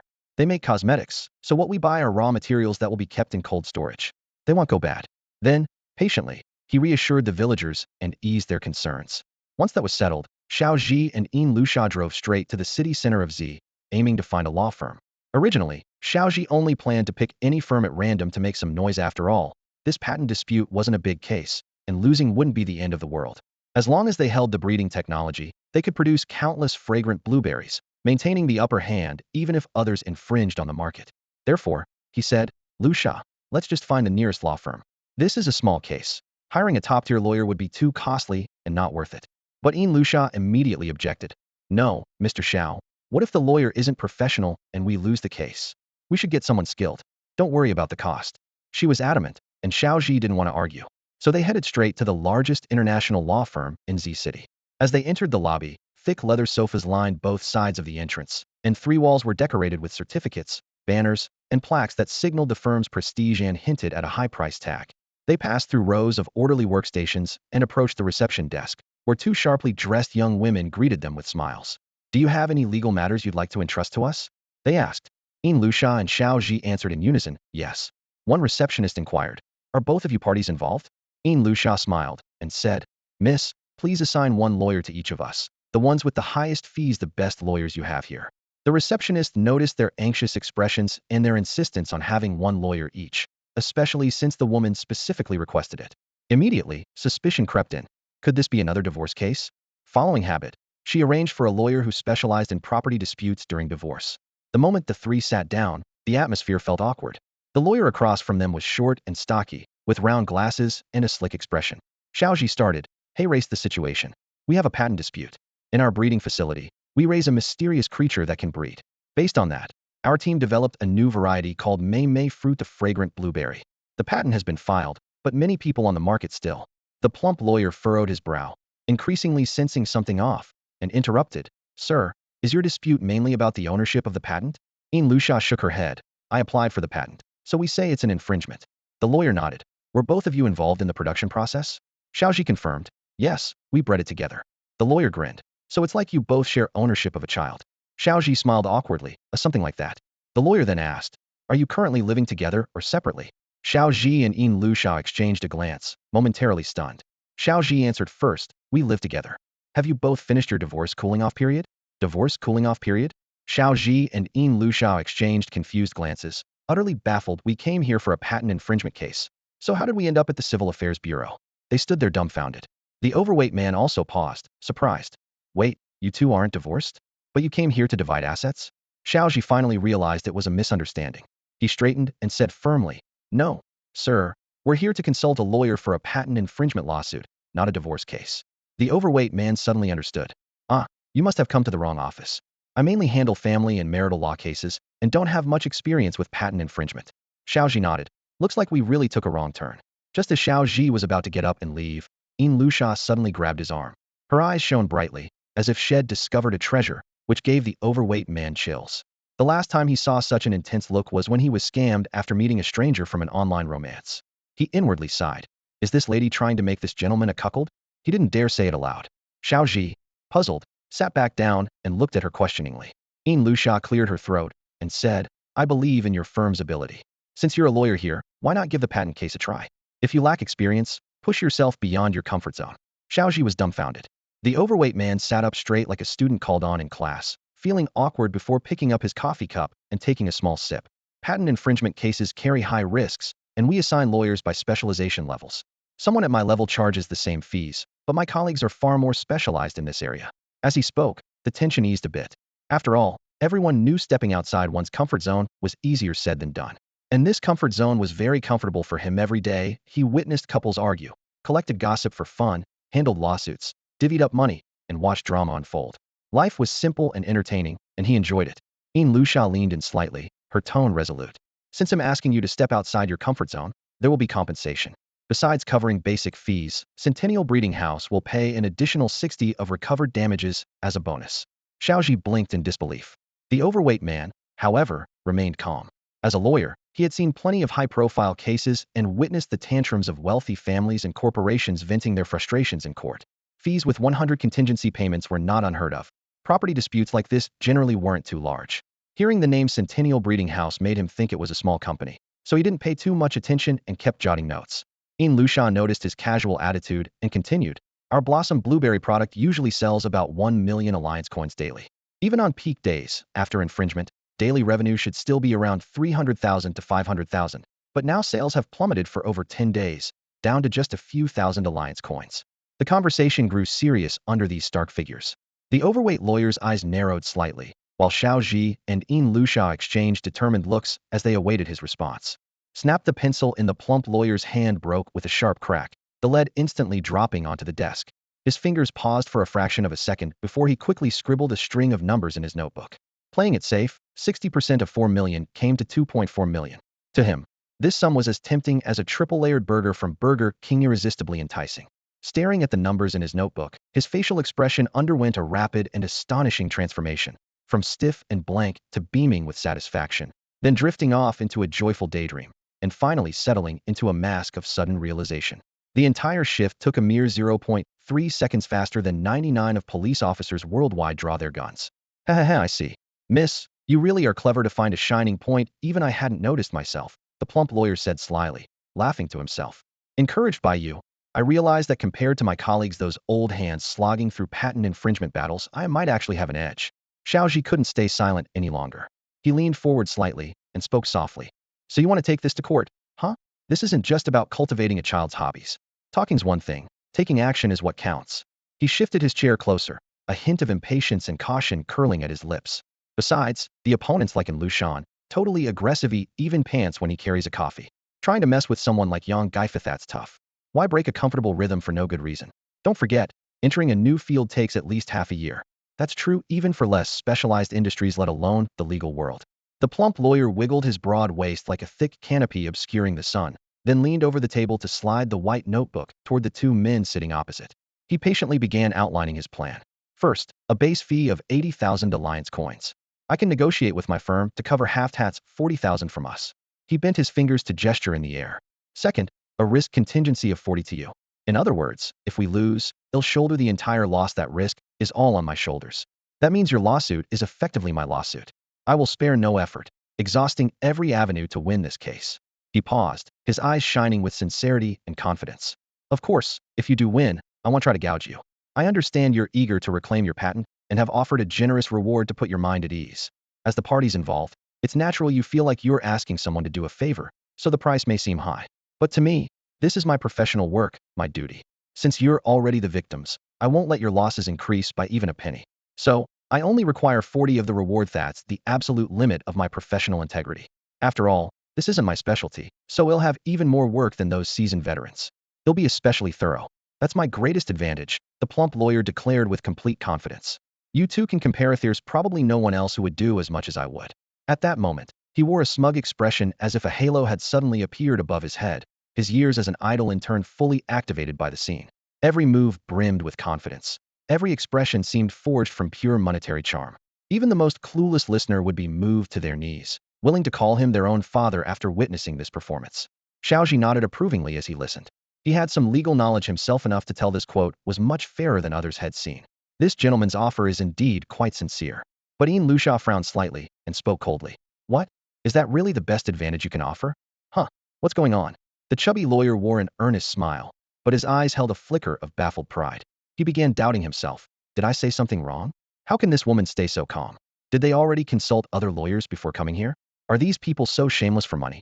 I've already lowered my terms so much. If there's someone even more outrageous than me, that would just be ridiculous. He shook his head with a bitter smile, still wondering what exactly this woman's background was. You were the one being so generous just now. Why suddenly complain about the price? A woman's heart is unfathomable, like trying to catch a needle at the bottom of the sea with your bare hands. He took a deep breath, steadying himself, then put on a calm tone. Miss, perhaps you don't fully understand the pricing in our industry. If you're still dissatisfied, I can raise the contingency percentage to 50 while lowering the commission rate to 30, which is the standard Levielon even split. How does that sound? He stated it plainly. 30% commission was ordinary for him, though the risk was 10 points higher than usual. This was the greatest concession he could offer, and secretly he hoped this deal might even turn them into friends. A vague pain gnawed at him. After all, even a 30 cut on 1.2 million alliance coins was a lot less, but still enough that he wouldn't have to worry about money for years. Maybe this could even help him lose some weight and find himself a sweet romance or two. Ian Lusha extended a hand and gently waved it to stop him from continuing. All right, lawyer, you've misunderstood me. You don't really think I want to reduce your fee by increasing your risk, do you? The chubby lawyer's eyes went wide, blinking rapidly in disbelief. Are you talking about lowering risk and fees at the same time? Some kind of unheard-of reduce risk, increase commission trick? Ian Lusha subtly pulled her sweater sleeve down over her delicate wrist, then pointed a slender pale finger at him with a calm but firm tone. If I asked you to lower your risk and take a smaller fee, How could you fully commit yourself to the case? Without pressure, what motivation would you have to dig into related precedents? Besides, you're top elite at global law firm. How could you have such low self-worth? As one of the industry's best lawyers, you deserve my commission. If my rival, Bailing Breeding House, heard this, they'd laugh at me for not being able to afford you. Xiao Zhi stood nearby, dumbfounded. Was this woman crazy, or just pretending? Someone just gave her a discount, but she's acting like she's hearing something about imposter syndrome. Sounds like a mix of psychology and success coaching brainwashing. Or did she really see this chubby lawyer as some kind of adopted son or traitorous hero? The chubby lawyer saw Yin Luxia becoming increasingly gentle and adorable, but also getting more passionate, so he hurriedly waved his hands to calm her down. Hey, no, please don't get upset. That's not what I meant. Our industry pricing is just like this. If I raised the risk, that was my mistake. Please don't be mad. Yin Luxia immediately jumped in, delivering her lines with stunning precision, playing hurt, but still smiling. She lightly tapped the table and stood up. The poised and graceful protective mask instantly disappeared, replaced with a relaxed ease, as if she had just shed all defenses. Yin Luxia's anger was like a fluffed-up cat, more amusing than intimidating. Her eyes widened, cheeks flushed, and her voice rose 8 tones higher. This lawsuit isn't for money. It's for our employees, for my client, Mr. Xiao. How could you think I'm afraid to spend? She suddenly stood up, her white turtleneck sweater swaying slightly with the movement. Isn't it just alliance coins? What are they compared to the loyalty I have for my staff and Mr. Xiao? They'll give you 80 of the fee. Take it. She slammed the contract down on the table. I don't want you to bear much risk, just a 5 cut. No more nonsense. You fool. This was the cruelest insult Yin Luxia could think of. Having been raised by a mother who instilled a shame of cursing, her face turned bright red as she held it in. Xiao Zhi covered his mouth, glancing sideways at the woman in front of him. She was clearly angry, very angry, but that puffed-up cheek, those wide eyes made her look kinda cute. The pudgy lawyer twitched at the corner of his mouth, barely holding back laughter. Sorry, ma'am. Our firm's rule for contingency fee cases is at least 30 in this commission. Yin Luxia shot an icy glare at him. Her sparkling eyes were full of threat. Try lowering that price again. The lawyer raised his hands in surrender and quickly typed on his laptop. Got it. The printer churned out the agreement, showing exactly the 80 fee and 5 contingency Yin Luxia had demanded. Only then did Yin Luxia sit back down in a huff, burying her face in her turtleneck collar. Beneath it, she was secretly smiling. This move put most of the profits from the Mimi fruit straight into the lawyer's pocket, and the system hadn't stopped her. She really was a master of losing money. Xiao Zhi smiled wryly. He had long gotten used to her reverse bargaining style. Anyway, the breeding skill disc would bring back 2 million. As long as it settled before the system's cutoff, it was fine. As for the 2.5 million Yin Luxia invested, they could recoup it through new fruit varieties or licensing the Miao Miao seed patent for B2B sales, making the return faster. After signing the agreement, the bulky lawyer opened his notebook. So your patent is for the floral blueberry, right? Is the patent still valid? Are the maintenance fees being paid regularly? Have you collected the payment records? Yin Luxia shook her head. Xiao Zhi pulled out his phone. We have all that. The patent was just approved this morning, so it's still valid with strong protection, right? The lawyer nodded. Do you have evidence of infringement? Yin Luxia shook her head again. Xiao Zhi swiped his phone and said, Look, here are invoices the other party issued when selling our Mimi fruit grown by our Baiki Breeding Xiao Mat Medical Aesthetics. He handed over the phone. It clearly says Baiki Breeding House on them. Yin Luxia suddenly turned to Xiao Zhi. This wasn't a sudden movie, it had clearly been planned all along. She had wondered before when Xiao Zhi had asked Mat Medical Aesthetics to buy the entire market supply of Mimi fruit. Now she understood that only large orders, paid through corporate bank transfers, could leave traceable invoices. Since Sun Li from Mat Aesthetics wanted to maintain a good relationship with the Century Breeding House and had a stable supply chain of Mimi fruits, she naturally agreed to cooperate with Xiao Zhi's performance. Next, Xiao Zhi pulled up a photo. The frame focused on the owner of the Bailing Breeding House, who was also an alliance inspector, abusing his authority by secretly taking Mimi fruits from the house. The photo captured the moment when a group of handsome men were struggling to carry the fruits, snapped by Xiao Zhi from the window without their knowledge. The composition was highly dramatic, completely unedited, but vividly portrayed the greed of the men, while highlighting Xiao Zhi's 1.85-meter-tall victim persona as pitiful and innocent. The stout lawyer raised his eyebrows, his eyes showing a hint of approval. Not bad. This time, the appellant actually made it easier on you. Evidence is almost ready. Do you have more evidence? Or something physical? He asked. Xiao Zhi thought for a moment, and then opened the back end of the Century Breeding House's official website. He navigated to the buyer transaction list and saved several order records, all marked as from Bailing Breeding House. This made the chain of evidence more complete and even told a story. A certain inspector coveting the breeding house's interests forcibly bought Mimi fruits from the Century farm, then openly infringed online, and even resold those fruits to other companies, expanding the scope of the violation. This was incontrovertible proof. Once the case went to court, the odds of winning were at least 80%. Lusha stared at the photos and documents laid out before him, filled with a mix of shock and fear. The once most unreliable owner within 300 kilometers had become so cunning and strategic. When had he undergone such a transformation? After leaving the law firm, Xiao Zhi and Lusha waited at the entrance for the stocky lawyer to submit the appeal documents in preparation for the trial. The patent case was solidly grounded, the infringement facts clear, and the litigation costs quite economical. The lawyer worked efficiently, effortlessly handing over the complaint, evidence list, and related materials one by one. With the powerful connections and reputation behind global law firm, it was said that once Breeding House filed the invalidation request, the battle would officially begin. Xiaozhi got into the car, started the Mercedes S-Class, and prepared to drive back to the magic farm. He was already planning to leverage marketing accounts to promote the lawsuit extensively, and those plots of land couldn't be left idle either. With more than 7 days left until the trial, it was the perfect time to cultivate a new breed, adding further credibility to the breeding skill disc. Lusha sat silently in the passenger seat, watching Xiaozhi skillfully handle the steering wheel, then suddenly spoke. "You've changed, Mr. Xiao." Xiaozhi was slightly startled and glanced at her. "Lusha? What do you mean by that?" His eyes remained fixed on the road ahead, calm and unflustered as he carefully avoided the galloping Quintanius and other mounted magical creatures. "Did you mastermind Breeding House's infringement case?" "Why would I?" Xiaozhi smiled lightly, clearly trying to brush off the topic. "You know, there've been grudges between us and Bailing for a while. They stole our patent. That's nothing unusual." His tone was casual, as if indifferent. Lusha frowned. "Then where did those pieces of evidence come from? How did you secure the patent this morning? Are you saying none of it was planned, just coincidence?"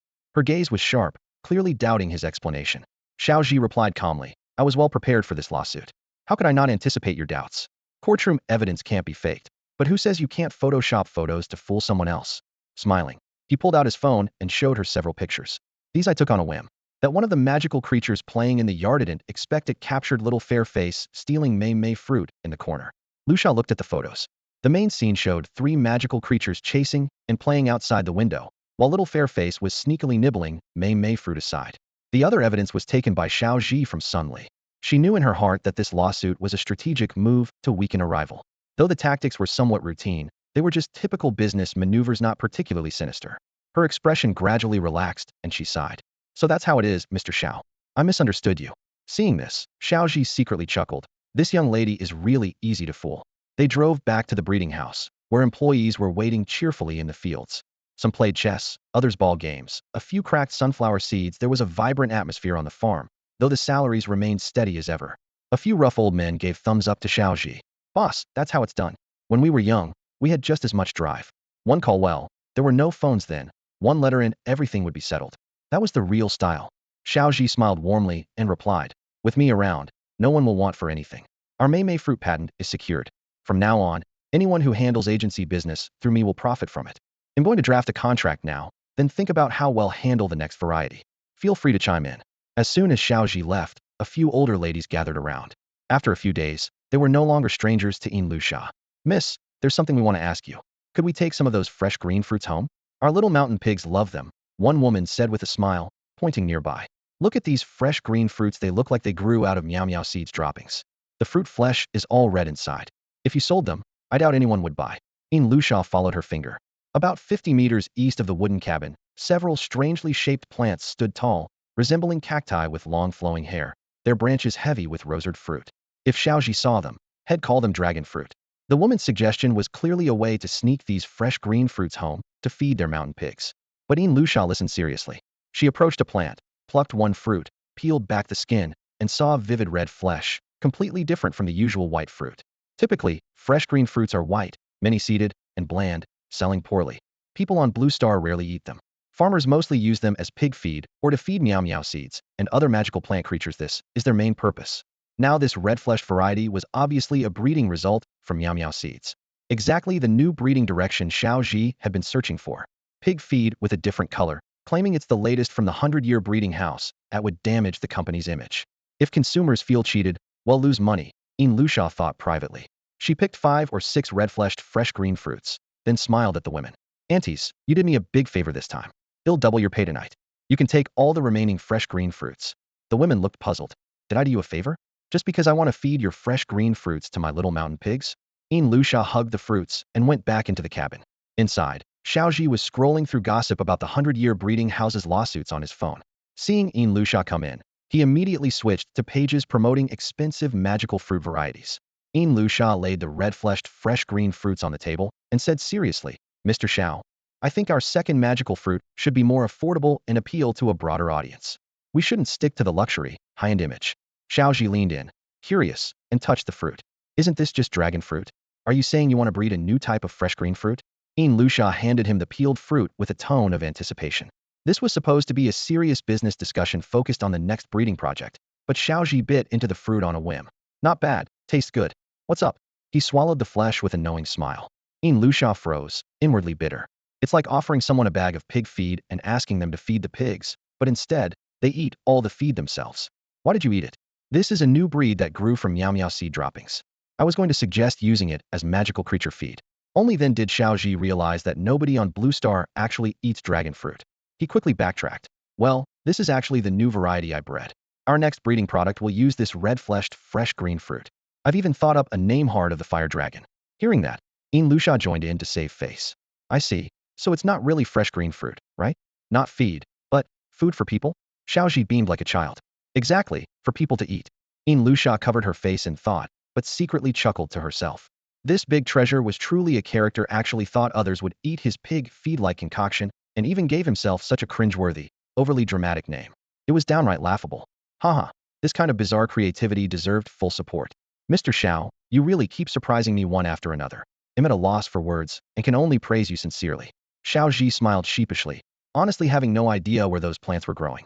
He suggested, let's go check out the plants together. I can tell you about my plan along the way. Lusha was taken aback that this clever Xiao Zhi was willingly coming along. She readily agreed. Sure, Mr. Xiao, go ahead and explain. With that, she led the way toward the spot where the plants were. Xiao Zhi followed close behind, his mind racing with ways to bluff through it. From a distance, the plants looked very similar to the pitahayas head seen in his previous life. Head even sampled the fruit earlier. The taste was much the same. He was confident they were red-fleshed pitahayas. From his past experience, such fruit could become a huge hit after some hype. Once he secured cultivation rights and the lawsuit was settled, with a bit of promotion, this might bring in a tidy profit. Lusha, my plan is actually pretty straightforward, Xiao Zhi said. First, we give some fruits to a research lady to analyze. Then, we publish the Federation's analysis report on the official website and put them up for sale right away. Since the lawsuit is our main focus now, the patent application for the new variety can wait until later. Lusha clapped her hands enthusiastically. Sell it then. Pull off the charade nicely. That unfounded confidence is exactly what I like. All right, Mr. Xiao, let's settle the lawsuit first. Now that the project has come this far, does seeking to reclaim the patent mean we have to put the skill disc on hold? Lusha admired how Xiao Zhi was so focused on the lawsuit and indifferent to whether the breeding house made a profit. His recent attitude had been quite satisfactory. Xiao Zhi shook his head. Lusha, honestly, the real purpose of this lawsuit is to promote our skill disc. Lusha retracted her earlier thought that Xiao Zhi was pretty good, her eyes flashing with curiosity. Mr. Xiao, how can a lawsuit help advertise our skill disc? Xiao Zhi explained. Our breeding achievements have caused a huge online uproar, but the skill disc itself hasn't been revealed. In court, we have to demonstrate the entire breeding process openly and transparently with the court's endorsement. That's how our breeding skills gain widespread recognition. The red dragon heart fruit will serve as evidence to counter the opposition. Lusha couldn't help but suppress a laugh. She imagined how ridiculous it would be if Xiao Zhi used this crop growing out of poop as evidence. She pictured the judge's expression in court. Sir, what proof do you have that the Meow Meow seeds from the 100-year-old breeding house can actually breed plants? Xiao Zhi would pull out a bright red fruit and mysteriously show it to the media and bloggers, saying, this is the red dragon heart. Then he would push the freshly grown red-fleshed fruit from the seed-laden poop right in front of everyone. The scene would be utterly hilarious. On the top floor of a Grade A office building in City Z, a new startup was born today. There were no fixed desks, no rows of monitors, and not a typical domineering CEO in sight. Instead, the space was divided into rows of soundproof cubicles, each set up with a unique live-streaming backdrop, some showcasing various magical creatures, others displaying peculiar breeding supplies. These vibrant little rooms form the heart of the company. This startup was founded by Pocket Me AG. After breaking free from the constraints of his former magical farm, he had worried that his income as a streamer would plunge and his creative passion would fade, with his million-yuan investment at risk of going to waste. But reality turned out far more optimistic. During his transition to becoming a full-time streamer, the quality of his videos featuring magical creatures and breeding products improved dramatically, earning wide industry recognition and rapidly growing his renown. He began networking extensively with peers and industry partners, even encountering fans while gaming. Messages flooded in, meetings with top influencers were scheduled, and he visited breeding bases under the Alliance's umbrella, leaving him constantly busy. Now that the company was just getting started, most of the streamers joining were longtime friends had previously built connections with. Although both the scale and network were expanding, he faced a pressing problem. While the team sold local specialty magical creatures or niche breeding tools, they lacked a truly standout star product. After all, he had risen on livestream sales, and the merchants who partnered with him valued his sharp market insight and skill for creating bestsellers. What he urgently needed now was a flagship product to solidify the company's image. At that moment, a notification popped up on his phone. The Century Breeding House's official website had listed new products, a breeding skill training disc on pre-sale, and a new fruit variety called Heart of the Fire Dragon. He carefully studied the Alliance's analysis report, and his eyes lit up. This dragon fruit was nutritionally rich, high in vitamins, yet low in calories, perfectly aligned with today's health-conscious eating trends. Even better, the fruit was a delicacy not just for magical creatures, but also their owners. The slogan "Cows and horses eat grass, dogs eat fresh red heart fruit" perfectly captured the current online buzz. Everyone was chasing after things that were both healthy and novel. He hadn't been able to focus on opportunities like this before, but now was different. Deeply grateful to Ms. Lu Sha for her kindness, he slammed his hand on the table and called out sternly, "Everyone put aside what you're doing and head to the conference room. I want a plan by the end of today. We're going to secure the exclusive agent rights for Century Breeding House's new product." Led by Pocket Me AG, the team quickly brainstormed a variety of promotional strategies. He selected the best one and sent it to Xiao Zhi, adding a note with hope.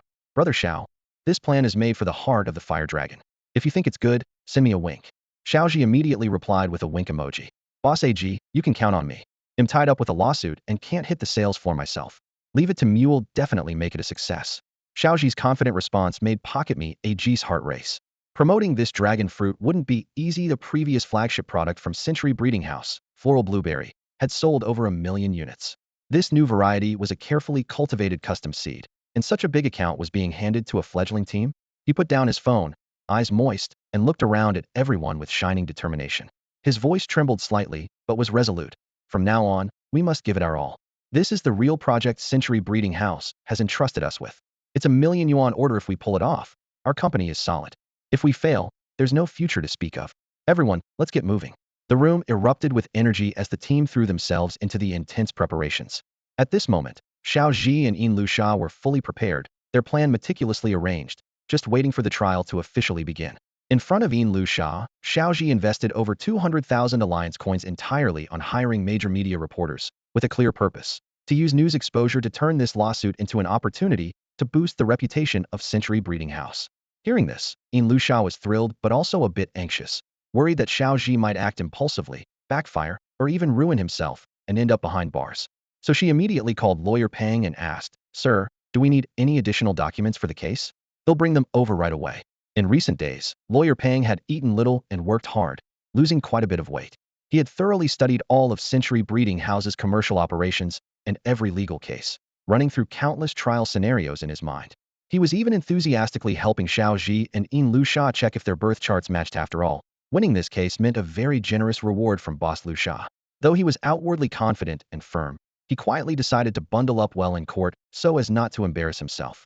Meanwhile, after receiving the lawsuit, the Century Breeding House Pretaboy angrily wrote a scathing post of over 1,000 words, seething with rage and filled with vicious insults directed at Xiao Zhi. On the day of the trial, everyone dressed in suits waited patiently, with many onlookers invited. The atmosphere was tense, yet carried a strange dramatic flair, as if this were a high-level civilized battle of words. When the judge's gavel sounded, Xiao Zhi seized the moment and boldly pointed out the Pretaboy's misdeeds. All the evidence was presented one by one, and several key photos were displayed on a large screen showing the Pretaboy acting suspiciously with several Century Breeding House employees, carrying a large amount of fragrant blueberries, as if transporting them. Everyone watching immediately understood the case. This was clearly the Pretaboy abusing his power.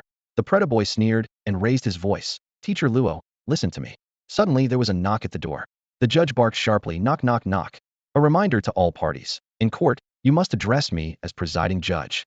The Pretaboy raised an eyebrow and sheepishly replied, "All right, presiding Judge Luo. They'll deliver those tea leaves to you later, okay?" Changing tone, he spoke seriously. "I say this leak of patent information was deliberately orchestrated by Mr. Xiao. You say I have no evidence? I do." The courtroom erupted in murmurs. The judge slammed the gavel and thundered, "Silence. Does the defendant have proof?"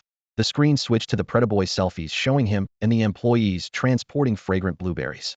The Predaboy proudly explained, as an Alliance sampling officer, I have the right to take some fragrant blueberries back for testing. Sampling is my duty. I need samples for inspections. Then he turned his accusation onto the employees. Then who are those employees? This clearly goes beyond normal sampling. Isn't this a collusion by insiders to leak information? The judge immediately called out, witnesses, please come forward. Soon, the veteran employees of Century Breeding House, old men and women, arrived at the court, looking determined. An elderly man stepped forward confidently and said, we are employees of Century Breeding House. The boss asked us to expand production using our own land. We all voluntarily took seeds home to plant and never leaked them to any third party. This is authorization from the patent holder. The income we earned is also meant to be declared. There's no infringement here. Another elder added, this is clearly slander. We old folks work in the fields. Boss Xiao has always been very considerate. If anyone's causing trouble, it's that Predaboy, always finding fault, sometimes complaining about how little water we use. Sometimes the soil isn't tilled well. He picks on everything. An elderly woman nearby spoke passionately, filled with righteous anger. Right. Boss Xiao supports us with money. How could he possibly infringe the patent rights? The courtroom's atmosphere grew lively, but the situation was already clear. None of the payees have ever spoken to us. Yet he sits there acting all knowledgeable, pointing fingers and giving orders without understanding a thing, just blindly commanding. The judge tapped his gavel, the sharp sound echoing through the courtroom. Order. Order. Witnesses, please remain calm.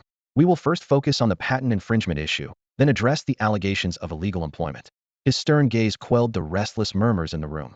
In court, when the defendant claimed that others had jointly infringed with him, the judge immediately clarified that this could not be used as proof that the defendant himself was not guilty. Moreover, the employees of Century Breeding House had legitimate authorization from the patent holder, so their actions were not unlawful. Regarding the defendant's infringement, the court would strictly enforce the sampling inspector's guidelines. If the defendant sold products weighing more than 100 pounds on the market, that would constitute infringement. The plaintiff presented clear evidence showing that Bailing Breeding House once sold over 120 pounds of fragrant blueberries to the Matt Medical Aesthetics Department. The evidence appeared on the big screen, a sharp receipt detailing the transaction. As all eyes fixed on it, the slick lawyer rose, a prepared smirk on his face. The timestamp on this receipt clearly shows that at that time, Century Breeding House's patent had not yet passed the Alliance's official review. Sitting beside Ian Lu Xia, the stout lawyer calmly adjusted his sleeves and said, infringement shouldn't be defined by when the patent officially takes effect. Once the act of infringement is established, it's a crime. Furthermore, even after the patent's approval, Century Breeding House conducted multiple transactions with other consumers in the market. The slick lawyer squinted at the calm stout lawyer, a slight smile playing on his lips.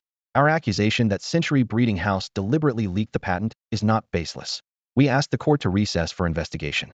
We will provide detailed leads and evidence. The stout lawyer promptly rebutted. Then what would be Century Breeding House's motive? Why would they willingly harm their own interests by leaking their patent? This accusation lacks any logical foundation. The two lawyers exchanged confident glances and brief smiles. The slick lawyer tapped the desk lightly. Century Breeding House's fragrant blueberries haven't generated any real income. They're using the patent leak claim as a cover to fraudulently extract compensation. Without actual revenue, that's their only way to monetize. The judge looked up at the slick lawyer, then glanced toward Xiao Zhi in the audience, striking the gavel again. So the defendant now intends to countersue the plaintiff, accusing Bailing Breeding House of legal extortion? The slick lawyer tapped his fingers leisurely on the table, his expression calm and confident. Exactly. Their financial records are highly questionable, easy for the court to verify. Century Breeding House is just a shell company with chaotic cash flow. Its actual business finances are a mystery, suspected to be involved in the gray market. He continued, nearly all of the company's funds go to the local underworld boss, causing severe financial confusion. The underworld boss is skilled. The money laundering and falsified accounting methods are complex. If the court investigates thoroughly, all these secrets will come to light. Even if they can't uncover everything, the laundering schemes alone could destroy Century Breeding House's commercial credibility. He lowered his voice for emphasis. Opaque accounts and unclear cash flows are a nightmare for any investor. Carrying such a record means that Century Breeding House's future growth is impossible. Investment and expansion are out of the question. The courtroom atmosphere instantly grew tense. Everyone felt the immense hidden currents beneath this lawsuit. It's tough for a solo enterprise to get on the right track. The funding pool is like stagnant water, always at risk of going rotten. With that in mind, the man in the polished appearance continued. Besides, the practice of Century Breeding House hiring elderly workers is outright illegal. Their financial flows are chaotic and unclear. How can they properly pay taxes to the union, let alone provide insurance for their employees? His tone was steady but carried a sharp edge. As an inspector, I formally accuse Century Breeding House of illegal activities and earnestly request the court to uncover the truth, clear my name, and give the public an honest answer." His words stirred an uproar in the courtroom. What had seemed like an airtight case suddenly flipped, stunning everyone present. The situation for Century Breeding House deteriorated rapidly. The judge banged the gavel and spoke gravely. "Since new information unknown to this court has come to light, this case takes a significant turn. We will commission the union's Commercial Investigation Department to conduct a thorough probe. If Balan Breeding House's countersuit holds merit, we will notify all parties of the new trial date." Xiao Zhi showed no hint of fear, but Lu Sha, sitting nearby, turned pale. The breeding house's accounts had always been managed by Xiao Shun, but in reality, the entire operation was largely run by the system itself. Xiao Shun had no understanding of finances. Now, if the union dives deep into the investigation, she could not clearly explain where the funds actually went, not to mention, she was clueless about how the system processed these matters. The many reporters on site seemed to sense a breaking expose.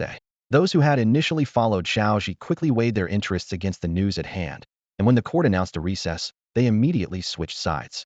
The situation rapidly became unpredictable. Exposing the truth behind the Snow King's glasses guy, as a journalist, he was lucky enough to attend the trial. As soon as he left the courthouse, he immediately mobilized his network of contacts and connections to track down the exact location of the Century Breeding House's miracle farm. Determined to uncover the dark secrets behind this breeding house, he wanted to see the hidden truths for himself. Although Xiao Zhi had helped him to some extent, he still insisted on the principle of justice over friendship. Only by doing so could he truly establish his reputation as a stern and impartial reporter. Even when facing friends, he would remain fair and unbiased, presenting the truth to the public without reservation. Moreover, with the public already eagerly anticipating insider revelations about the Century Breeding House, gaining exclusive access and reporting first would surely ignite widespread attention and skyrocket his fame. Early the next morning, less than 4 days away from the system's final settlement, Glasses Guy arrived early at the Century Breeding House's miracle farm. Although the lawsuit had just concluded the day before, it did nothing to dampen the enthusiasm of the elderly workers and property vagrants on site. After all, one day's pay was worth half a month's for others, so they stood their ground firmly. Anyone who came in was determined not to leave early. The older men ran several laps, somersaulted a few times, then immediately launched into their lively Chuhan contest, chasing and racing each other in a spirited atmosphere. The women first checked on a few tender seedlings in the fields, judging them not yet withered, then set up small tables, cracked sunflower seeds, and chatted about the juicy gossip they'd heard returning to the village yesterday. The unemployed vagrants grew bolder and sharper with their 5-row gameplay, their esports skills soaring. They firmly believed that if the Century Breeding House could hold on a while longer, some of them might even break into the professional leagues. The place was buzzing with a warm, harmonious work scene. At that moment, a man wearing plain clothes, but with a serious expression Glasses Guy walked into the farm. His gaze was resolute, as if entering a tiger's den, prepared to sacrifice himself for a just cause. Xiao Zhi happened to see him and immediately approached warmly. "Hey, you're here? Was the Alliance sent you to investigate? Then I'm relieved." Glasses Guy took a small step back and said gravely, "Brother Xiao, our duty is to deliver the truth to the public. Even if you are my friend, I will never hide or distort the truth. I'm broadcasting live here right now with my headcam. I've prepared some questions, please answer honestly." Xiao Zhi nodded. "No problem, go ahead. Are those elderly men and women your employees?" "Yes." "Do they have labor contracts and insurance?" Xiao Zhi smiled. "Are you joking? Lu Sha is losing money on this. Insurance? Forget it. They don't even get coverage to prevent choking on false teeth." Glasses Guy handed the microphone to a weathered, slow-moving old man and asked, "Sir, did this breeding house sign contracts with you or by insurance?" The old man slowly pushed his chest piece forward 1 square, speaking calmly. "Full coverage on 6 insurances and 2 funds, labor contracts signed daily. We come and go as we please. Wages paid daily." Glasses Guy furrowed his brow. "Sir, is your wage below the Alliance's minimum wage standard?" The old man was taken aback. "Minimum standard? 3,000 Alliance coins per month." The old man moved his chest piece a bit further forward and said faintly, "I get 1,500 a day, calculated daily. Maybe that is illegal, huh?" He turned to Glasses Guy, his eyes full of suspicion and caution. "I just felt you didn't have good intentions. So it really is breaking the law." Glasses Guy immediately concluded that this old man was definitely a plant sent by the Century Breeding House. So he grabbed the old man and bluntly said, "Sir, can I see your pay stub?" The old man didn't treat Glasses Guy as an outsider at all. He pulled out his phone, casually scrolling through the screen while chatting animatedly with a young girl, completely unfazed. The transfer records were clear as day. 1,500 yuan a day, never missed a payment, salary never delayed. Various insurance statuses all showed as enrolled, except for the pension insurance. Glasses Guy furrowed his brow. If this guy was a plant, Would they need to go so far as to nail every last detail? He switched tactics and approached an elderly lady. Ma'am, do you guys often have to work overtime here? Is the workload heavy? Is it a 9 to 9, 6 days a week thing? Does the boss squeeze you? The lady gave him a blank look. 996? What's that? Overtime? What overtime? You're asking if I'm free at night, right? I've got a boyfriend at night. Don't mess with me. Xiao Zhi was about to explain what 996 meant when Glasses Guy quickly pulled him aside. Mr. Xiao, I'm here today to hear the employees' honest stories without you influencing them. The lady thought for a moment, then suddenly drifted off, turning to shout at a young, unemployed guy nearby. Hey, go Dan, check on my new red dragon heart crop, will you? Coming back to herself, she sighed. Sometimes they don't let us leave at night. Glasses Guy raised an eyebrow. So it's true. They even let us have bonfire parties in the evening and eat snacks. We're treated like young people, she added with a smile. Glasses Guy was a bit speechless and quickly changed the subject. Ma'am, is the work heavy here? The lady scratched her head. Not really, just snacking and chatting. We're training new seedlings here. Each of us takes care of 5 or 6, and talking so much makes my mouth dry. When Glasses Guy asked about salary, she showed no suspicion, pulled out her phone, and opened the banking app. She didn't even know how to operate it herself, only knew how to spend money. You figure it out yourself. Her pay was 800 yuan a day, not a cent missing. Glasses Guy muttered to himself there was no heads up before coming here. Such stable wages. Could it be that the Century Breeding House was actually a conscientious company, genuinely taking care of the elderly? He couldn't resist glancing at the comments section. Comment 1. Come on, who are they fooling? I work at the Alliance and don't get treatment this good. Comment 2. Isn't this just some shell company trying to scam money? Comment 3. This has been getting popular lately, even on TV? Comment 4. If it's real, send me the location. Comment 5. Definitely plants. Why are there only old folks? No professional actors hired for this scam. If you wanted to defame, you'd ask some young people. A light bulb went off in Glasses Guy's head. He strode straight over to the group of young, unemployed people. They were clustered around playing video games, totally focused. Glasses Guy asked, do you usually get to play games here? Busy or not? One young guy kicked at the floor, eyes glued to the screen, sheepishly replied, lately, I've been playing so much my eyes are kinda shot. Glasses Guy frowned. So you can play games on the job? Suddenly the guy let out a loud yell. For 160? 460.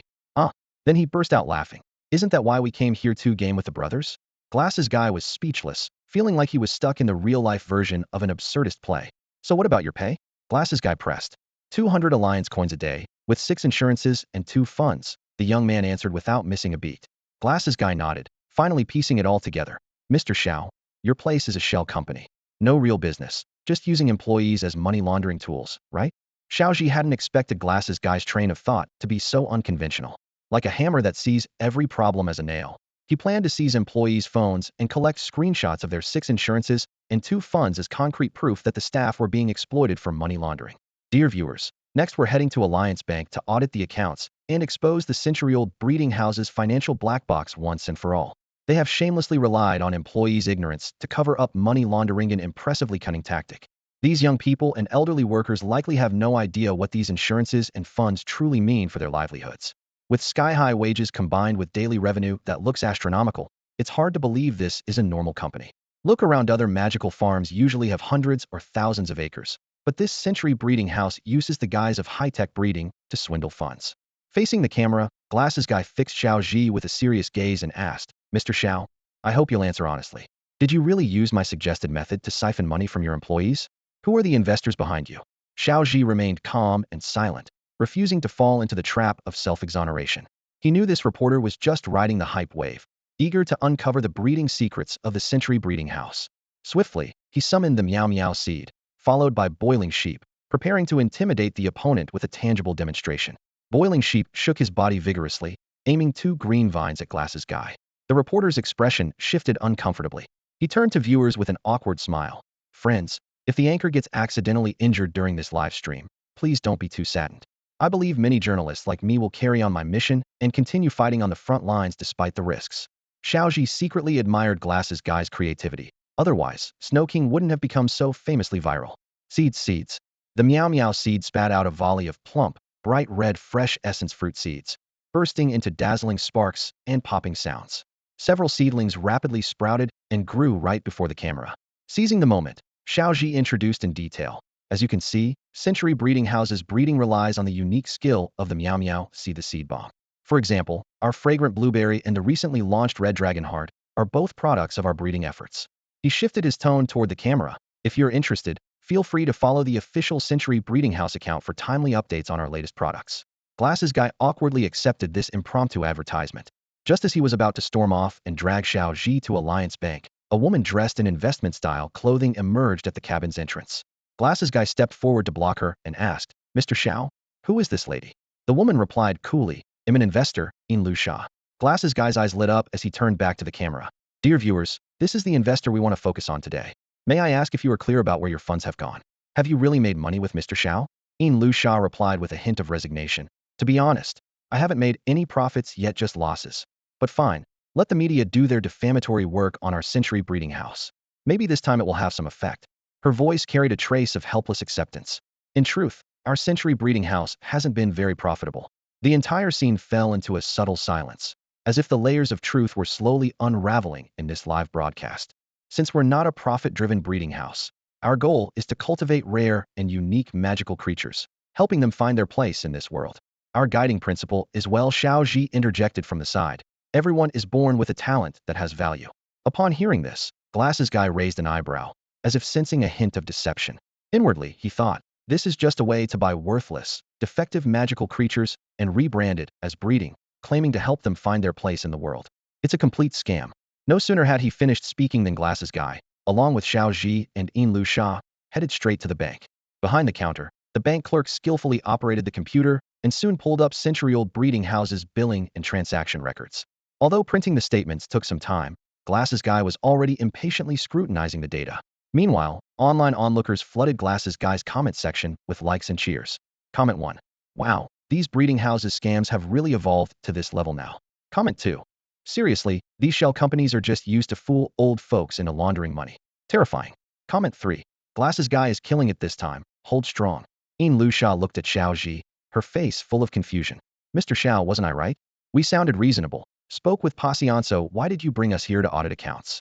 Xiao Zhi was equally puzzled. Perhaps the public really did have doubts about their finances. On the screen, the teller clicked through records one by one, making Lu Xia's anxiety grow.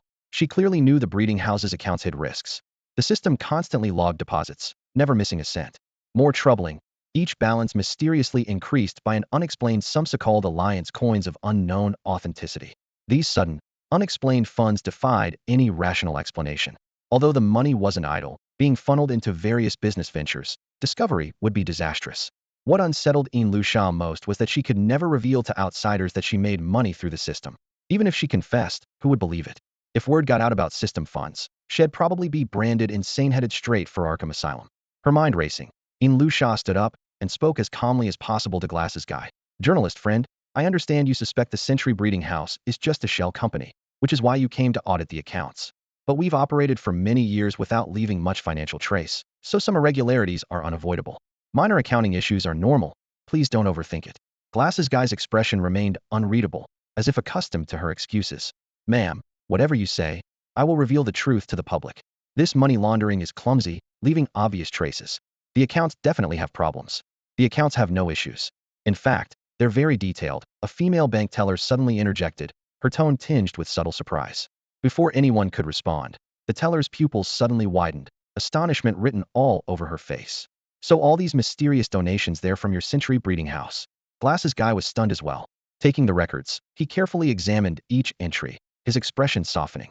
The detailed ledger showed funding for real charitable causes, breakfast programs at Hope Primary School in the southwestern mountains, hot water bottles for sanitation workers during northeast winters, hearing aids for deaf children, a support fund for disabled magical creatures. Each item corresponded to a tangible public welfare project. The teller, moved, stepped out from the back room into the lobby, clasping Lu Xia's hands tightly. "Ma'am, thank you so much for your support. A while ago, my third uncle's child heard sound for the first time thanks to your hearing aids. You're the conscience of this industry, doing charity quietly, not like some charity breeding houses who only post on social media for show and then forget about it." Lu Xia accepted the teller's enthusiastic handshake stiffly, forcing a wry smile.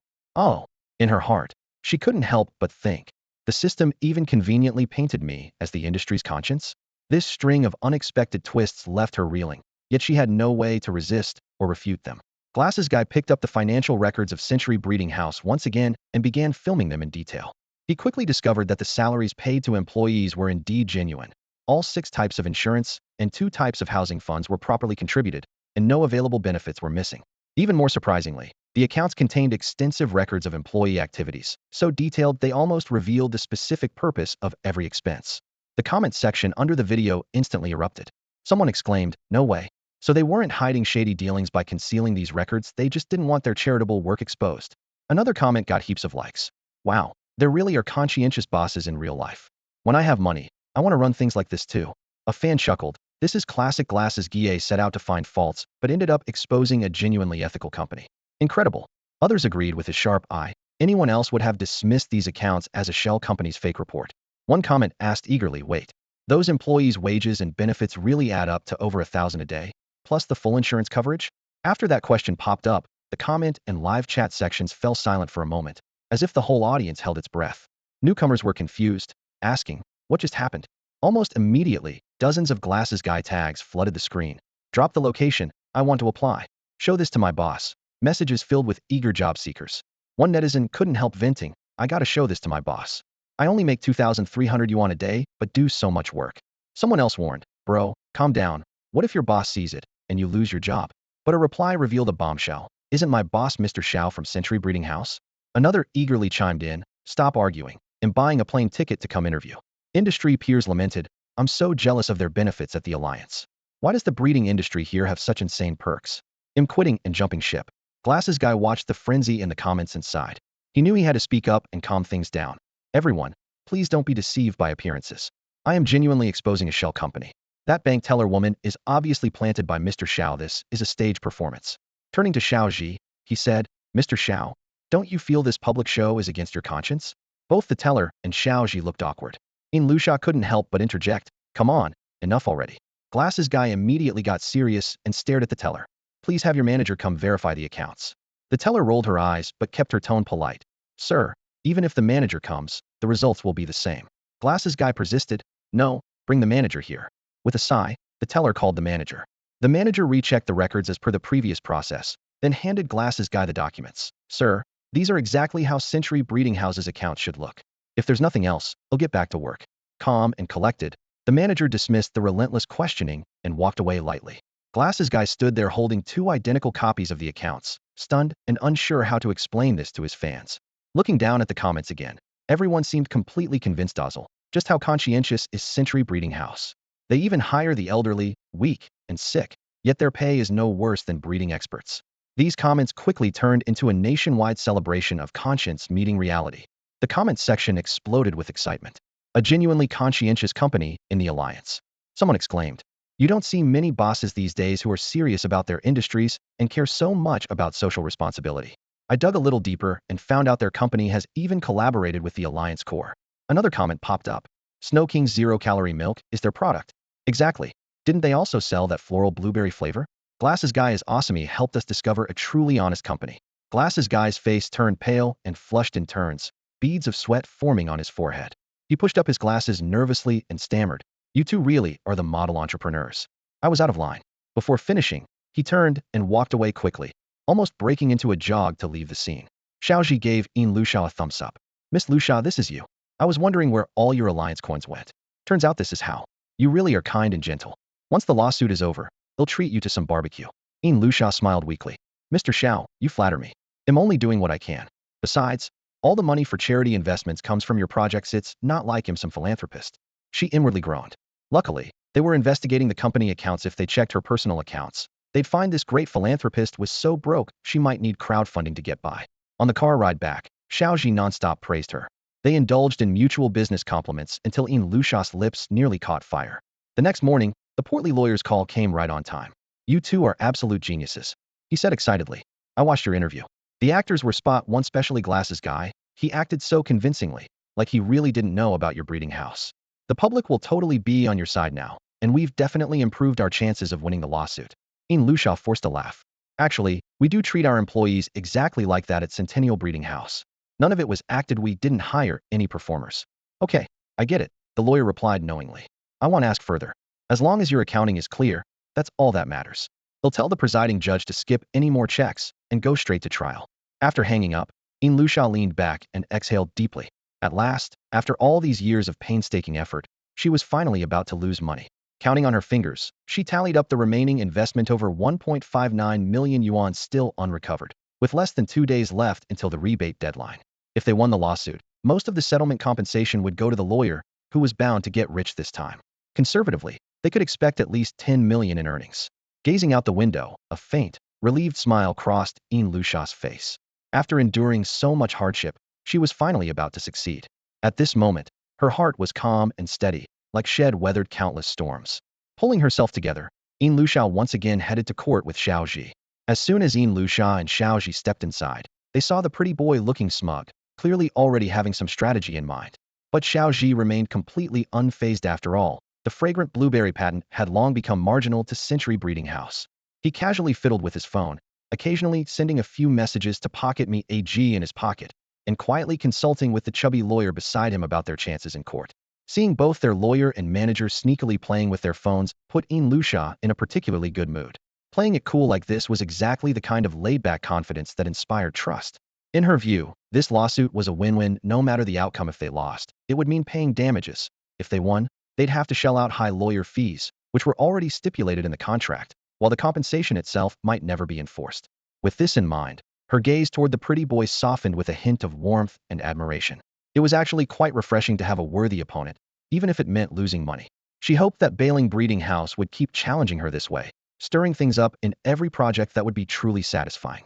The pretty boy caught the complexity in Luxia's gaze and froze for a moment. Could it be that Xiao Zhi's backers were planning to switch allegiance to Breeding House? Judging by how seriously he was taking things, surely he couldn't have any ill intentions, right? Looking down at his fairly cute face, he mulled over this thought. Shortly after the trial began, the presiding judge played a poignant interview video featuring Glasses Guy. Carefully edited, the content was selectively trimmed to only the most touching moments, almost serving as a promotional film for Century Breeding House. When asked, "Do you work overtime?" the older woman innocently replied, "What's overtime? Does the campfire party count?" Asked about their wages, the old man smiled and said, 1,500 a day. Paying by the day might be illegal, right? When questioned about playing games at work, the unemployed man cheered, "Isn't that exactly why we come here to play games with the brothers?" Meanwhile, the bank teller and manager appeared side by side on screen to emphasize, the accounts are all in order. The video ended with the distinctive watermark of Pocket Mage. With a tap of his gavel, the judge turned to the defendants. "Anything else to say?" The defense immediately replied, "Century Breeding House's accounts are impeccable, and employee benefits are genuine. It's just an easy job with good perks." The pretty boy couldn't hold back his fury. Gritting his teeth, he said, "You're feeding my tea leaves to the dogs. Who needs your sanctimonious show of fairness and integrity?" The lawyer quickly stood up and hurried over to clamp his mouth shut. Suppressing his emotions and wearing a stern expression, the judge asked, "Then what evidence does the defendant present?" Snatching the floor, the pretty boy retorted coldly, "We have ample reason to believe that Century Breeding House lacks true breeding capabilities. They're just patenting a few naturally evolved plants without any real differences between varieties. Otherwise, how could they possibly launch 25 vastly different mimi fruit varieties all at once?" The judge grimaced wryly and, restraining his irritation, asked, "What exactly are you trying to say?" "The so-called breeding patents are a fraud. Mimi fruit is nothing but wild natural species anyone can pick and grow. It's not their cultivated achievement." His words hit hard, instantly tightening the tension in the courtroom. The presiding judge was visibly troubled. This person was relentless. The stout lawyer stood with confidence and pulled out another video, one filmed by Pocket Mage showcasing Fei Yangyang's abilities. "Your Honor, please allow me to play this footage," the lawyer said with steady authority. This video clearly demonstrates the breeding capabilities of the Miao Miao seed. Moreover, along with other breeding cases from the Century Breeding House, it conclusively proves their independent expertise in cultivating and evolving magical creatures. The unique supersound cat skills have been widely applied in medical aesthetics, specifically in hair removal technology, with witnesses from mad aesthetic clinics to attest to this. And Moo Moo the cow is no simple beast. It produces zero-calorie milk, as confirmed by the person in charge at Snow King. These facts establish that the Miao Miao seed is no accident. It is the product of the Century Breeding House staff's intellectual efforts and is eligible for patent application. As he spoke, his eyes sharpened. "Furthermore, I have uncovered irrefutable evidence indicating that the Breeding House had strong motives for leaking the Huaxiang blueberry patent. For example, at the Baby Cup breeding exhibition, competition between Bailing and Century was especially fierce. That's point 1. Point 2. A line item in Century Breeding House's accounts shows a purchase for a Lucari werewolf. Witnesses recall that both sides were bidding for the Lucari werewolf, with Century ultimately winning through strategic means, causing Bailing's head to lose hundreds of thousands. This patent leak was a revenge act by bailing Breeding House. The video ended, and the sturdy lawyer sat back calmly, confident. The judge nodded and proceeded to hear witness testimonies. After the statements, he turned to Xiao Balian. Based on the evidence at hand, the defendant's criminal acts are clear and well supported. The motives are solid. The defendant's behavior constitutes patent infringement. Do you have any defense? Xiao Balian's face flushed deeply, but before he could speak, the stout lawyer pressed further. What's worse, we have solid proof that bailing Breeding House bribed a current employee of the Alliance to secure an inspector position at Century Breeding House. The evidence is a receipt found at the convenience store below the Quality Supervision Bureau. The purchaser was bailing Breeding House.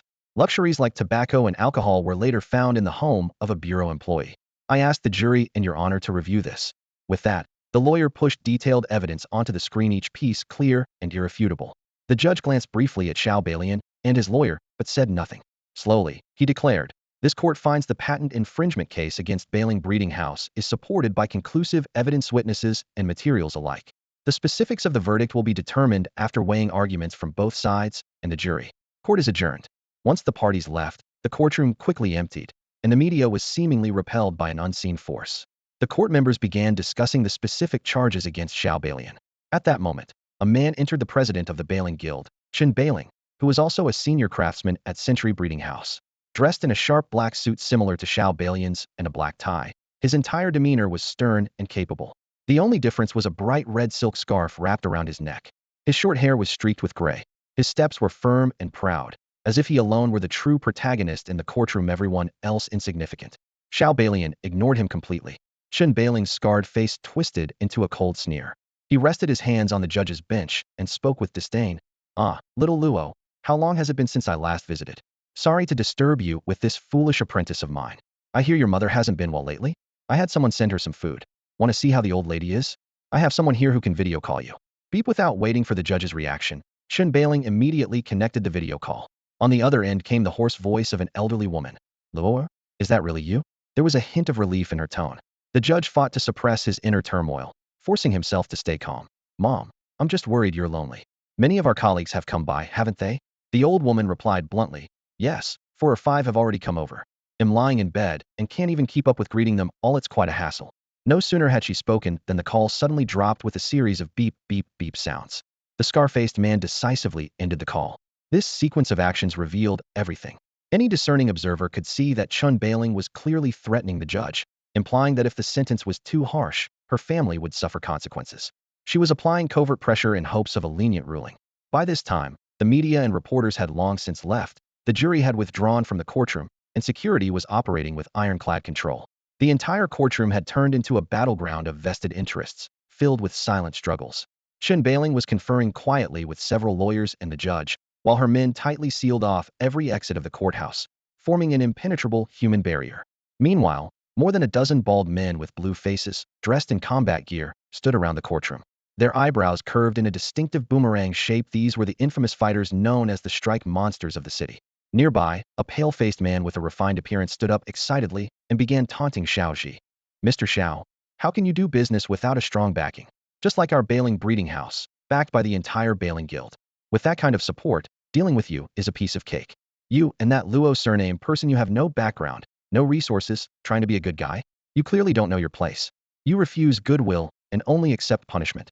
No wonder you get bullied." Xiao Zhi remained calm and cold, ignoring the provocation. After all, on Blue Star, the Breeding House families wielded immense power and could suppress almost anything. Though their influence weakened outside City Z, here in City Z, the situation heavily favored them. At that moment, the fat lawyer beside him looked pale and frantic. "Mr. Xiao, if the Bailing Guild gets involved this time, your chances of winning are slim. This isn't the first time they've used dirty tricks. After all, the City Z Alliance's biotech research and supply depend on them heavily. Even if the mayor got involved, cutting ties wouldn't happen overnight. So for this case, we shouldn't expect to win. Getting some compensation would already be good enough. We don't have the resources for a direct showdown." Before Xiao Zhi could respond, the pale-faced man mysteriously slipped behind them and sneered. "Oh, you still want compensation?" He laughed mockingly. "Compensation for bailing Breeding House, wrongly accusing us? No worries, I'm generous and merciful. You can consider yourselves lucky for any compensation you get. But next time, don't ever fight with bailing Breeding House." The fat lawyer's face turned red with anger. "You."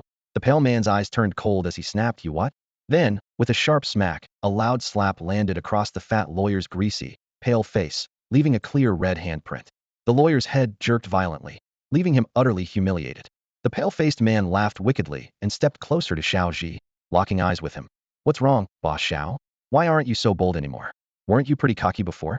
Xiao Zhi completely ignored him, sitting quietly with contempt and mockery filling his eyes as he coldly stared at the pretty boy. Lusha was already hiding behind Xiao Zhi. Seeing him remain silent, but clearly provoking the pretty boy, she couldn't help tugging on his sleeve, not wanting Xiao Zhi to suffer any losses. Yet Xiao Zhi kept staring at the pretty boy's smug expression and calmly said, "You sure know how to rely on powerful people. How about you acknowledge me as your godfather, and I'll support you." The pretty boy gasped for breath and hastily took 2 steps back, biting his lower lip. His fingers trembled slightly as he pointed at Xiao Zhi and shouted, "Okay, you still want to be cocky? Do you really think you have the right?" Before he finished speaking, he rolled up his sleeves and prepared to attack. The chubby lawyer on the side was about to intervene.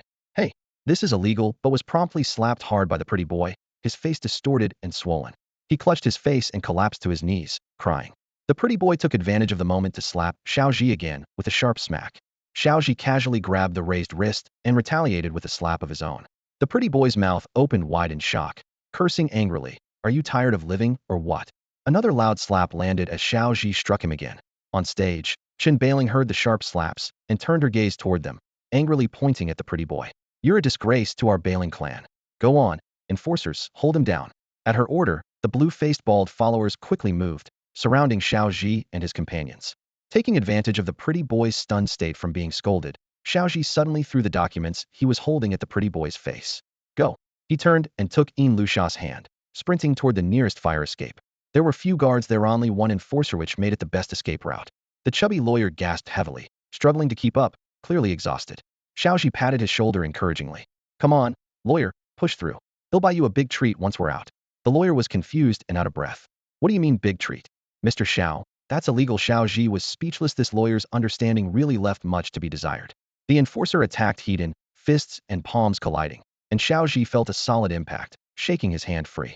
Sensing the urgency, he whispered to Lusha, "You run first. Once outside, go straight to Miss Yanjiao and don't come back." Lusha bit her lip, tears welling up, but quickly turned and headed for the fire exit. The lawyer showed rare courage, baring his teeth and holding up his briefcase to fend off the fatty beast's strikes, successfully delaying one enforcer. But another blocked Lusha's way. In the dire moment, she kicked off her high heels and slammed them hard. When the enforcer dodged, she threw her suit jacket over its head. Blinded, the enforcer wildly flailed, giving Lusha valuable time. She rushed barefoot to the fire door and just grabbed the handle when the door was pushed open from outside.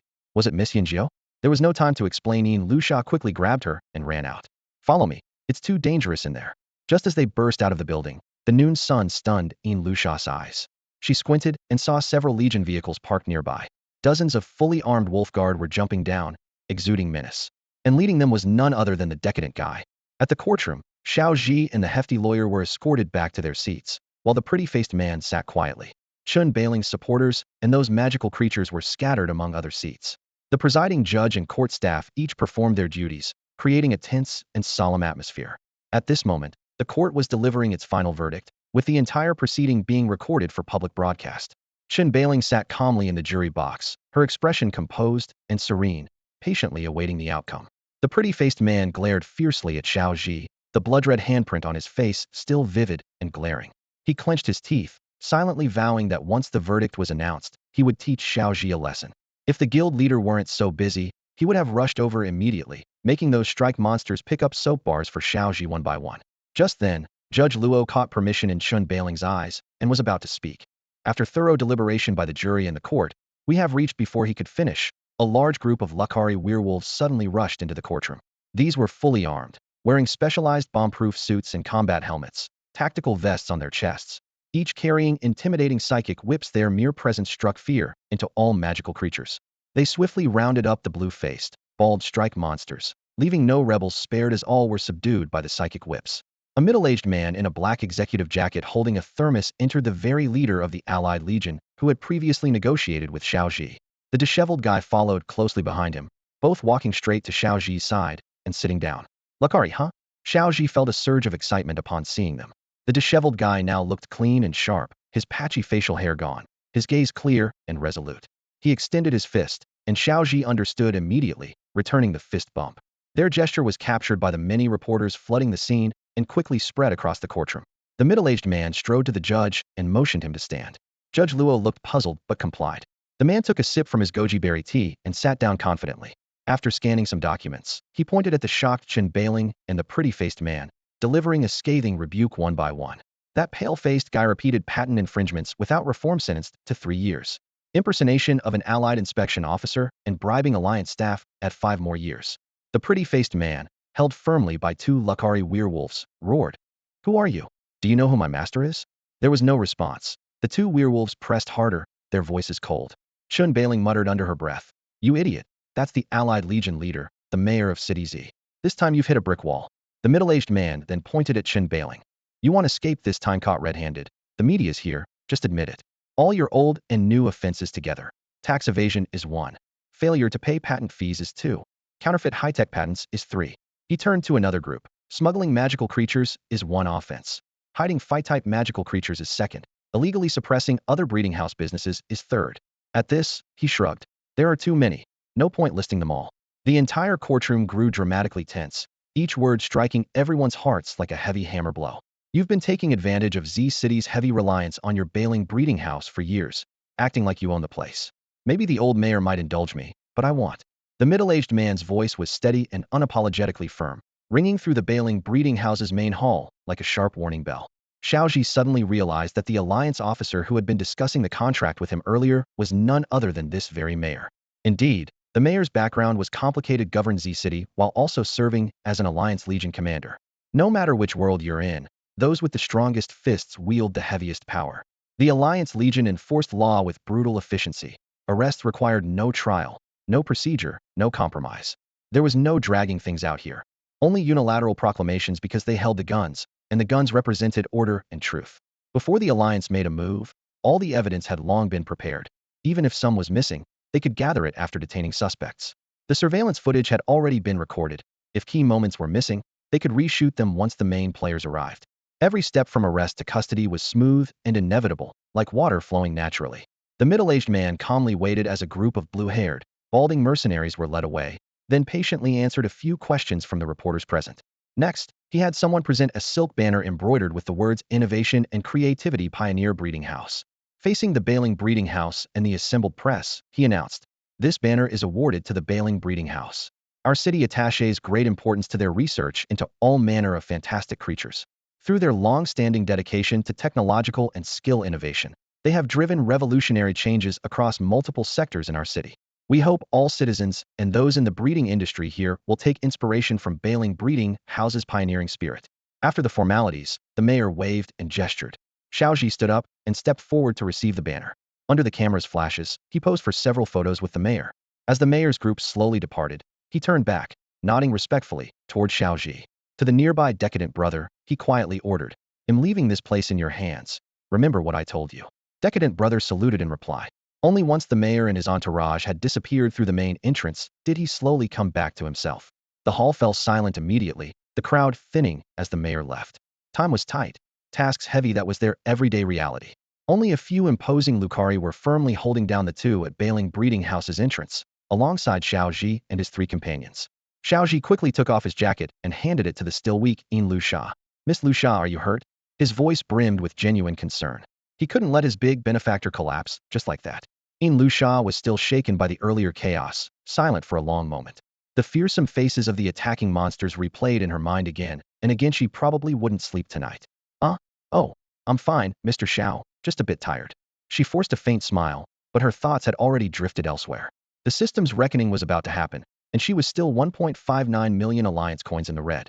If she actually became a multimillionaire, she might just hide under the covers laughing for hours. Unable to focus at all, Xiao Zhi watched her vacant expression and felt a pang of guilt. This wealthy young lady was clearly facing the cruel nature of people for the first time. It was best to handle things here first, then escort her somewhere safe. At that moment, a Lucari wolf stepped forward and pulled out several thick envelopes, handing them to Xiao Zhi. The envelopes were clearly marked City-Level Alliance Cup invitation. Is the mayor inviting Bailing Breeding House to participate in the city's Alliance Cup exhibition? Xiao Zhi asked, surprise tinting his voice. The Lucari nodded solemnly and growled softly, Luca. Xiao Zhi held the invitation, quietly calculating in his mind. The foppish young man beside him scowled in resentment. You country bumpkin, our Bailing breeding house attends that event every year. What have you got to be proud of? Xiao Zhi replied calmly. The backing you wanted, I've summoned it for you. Just didn't expect that from now on, you'll never have another chance to show your face at the city's Alliance Cup. The pale-faced youth burst into anger. Just wait. Once I'm out, he'll make sure you regret this. Chen Bailing stood nearby, expression cold and indifferent, as if this whole incident had nothing to do with him. He said nothing, silently watching Xiao Zhi walk away. Back at the Century breeding house, Xiao Zhi and Yin Lusha each took their seats at their workstations. Both wore heavy expressions, minds tangled with worries, yet they remained silent. The atmosphere was thick with a tense, suppressed energy. Xiao Zhi was fully aware that the public trial had attracted far more attention than he expected. Although the mayor's award ceremony was brief and somewhat rushed, with only cursory remarks, the ripple effects it triggered were profound. With the downfall of Bailing breeding house, the mayor immediately sent a clear, friendly signal to Century breeding house, intending for them to fill the void left behind. After all, each city has annual breeding quotas aimed at ensuring a continuous emergence of new species or skills in the magical creatures world, thereby maintaining the healthy operation of the entire alliance. Xiao Zhi knew this breeding project had finally caught the eye of the city's top leadership. Qualifying for the city-level Alliance Cup was a double-edged sword, bringing both opportunity and limitations. On the one hand, Century breeding house's projects were steadily growing, their influence expanding, and the chances to market their products through official channels greatly increased, no longer relying solely on personal effort to break into the market. On the other hand, this also meant their project choices would be restricted, as the mayor would certainly select the emerging breeding house best representing City Z to compete. This project was sizable, demanding stricter professionalism and regulation. With the system's final settlement looming, Xiao Zhi prepared to launch the pre-sale countdown for the skill discs and formally set the price. Habitually, he opened their official website and found the comment section was flooded, the count hitting 999. Fans, supporters, and industry insiders flooded the page with messages. Take my money, I'm here to support the industry's conscience. A good breeding house must have backing. Though I'm not sure exactly what the disc does, I'm definitely buying too. Xiao Zhi, you have my support. Stop talking. Even if I have to beg, I have to back Brother Xiao. Their skill discs are limited edition. Whoever gets one becomes part of the new elite. What are you all doing? I'm selling my house and renting just to back Century breeding house's strength. He'll be the next rising star of the magical farms soon. Among these was also some teasing. Quick, get that madman carried out.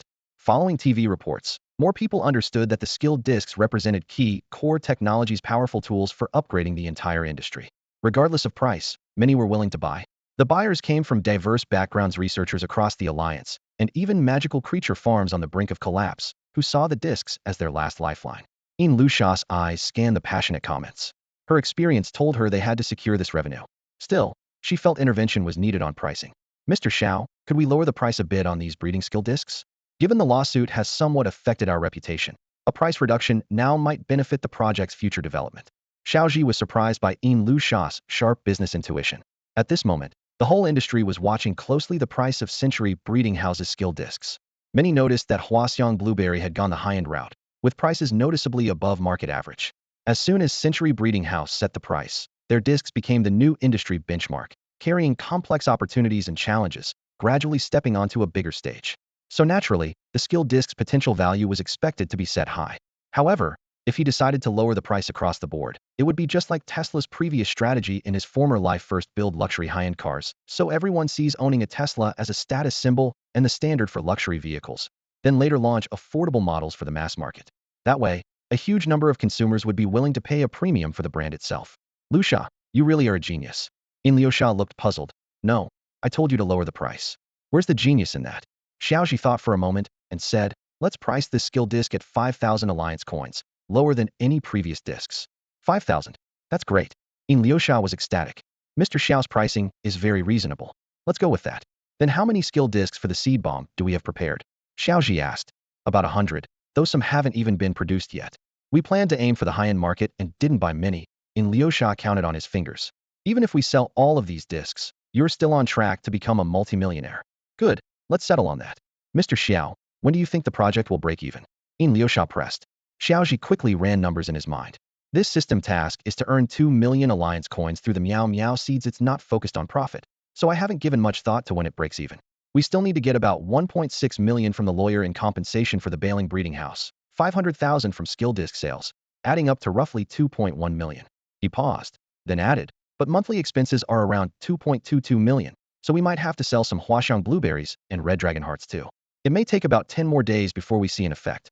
Hearing this, Liuxia frowned, feeling that Xiao Zhi wasn't even concerned about break-even timing and that the project was clearly running a loss on paper. Was he just playing the calm and collected protagonist? All right, let's proceed steadily. Don't work yourself too hard, get some rest early, Liuxia advised. Xiao Zhi didn't say more, simply nodded and walked into the living area, sitting on the sofa in thought. The system settlement was imminent. This project was considered a success by Tongzi's standards. His main concern now was how to spend the alliance coins already earned. This was the real top priority. According to his plan, he would take a trip to relax and change his mood, then come back and dive into new projects, hoping to spark more inspiration. Xiao Zhi pulled out his phone and began browsing nearby tourist spots and scenic highlights around Z City. Liuxia pretended to be casual nearby, sipping water and eating fruit while sneakily glancing at Xiao Zhi's phone screen.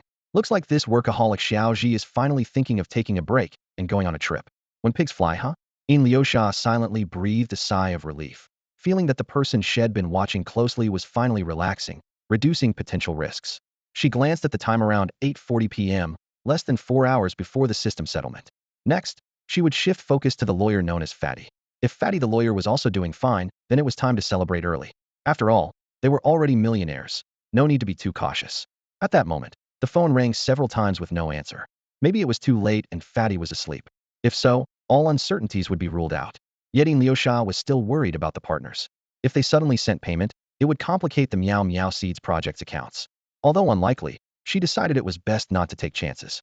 Just as she was about to call Xiaoxin to confirm the partner's willingness to transfer funds, Fatty the lawyer returned the call. Hello? Is this Miss Liuxia?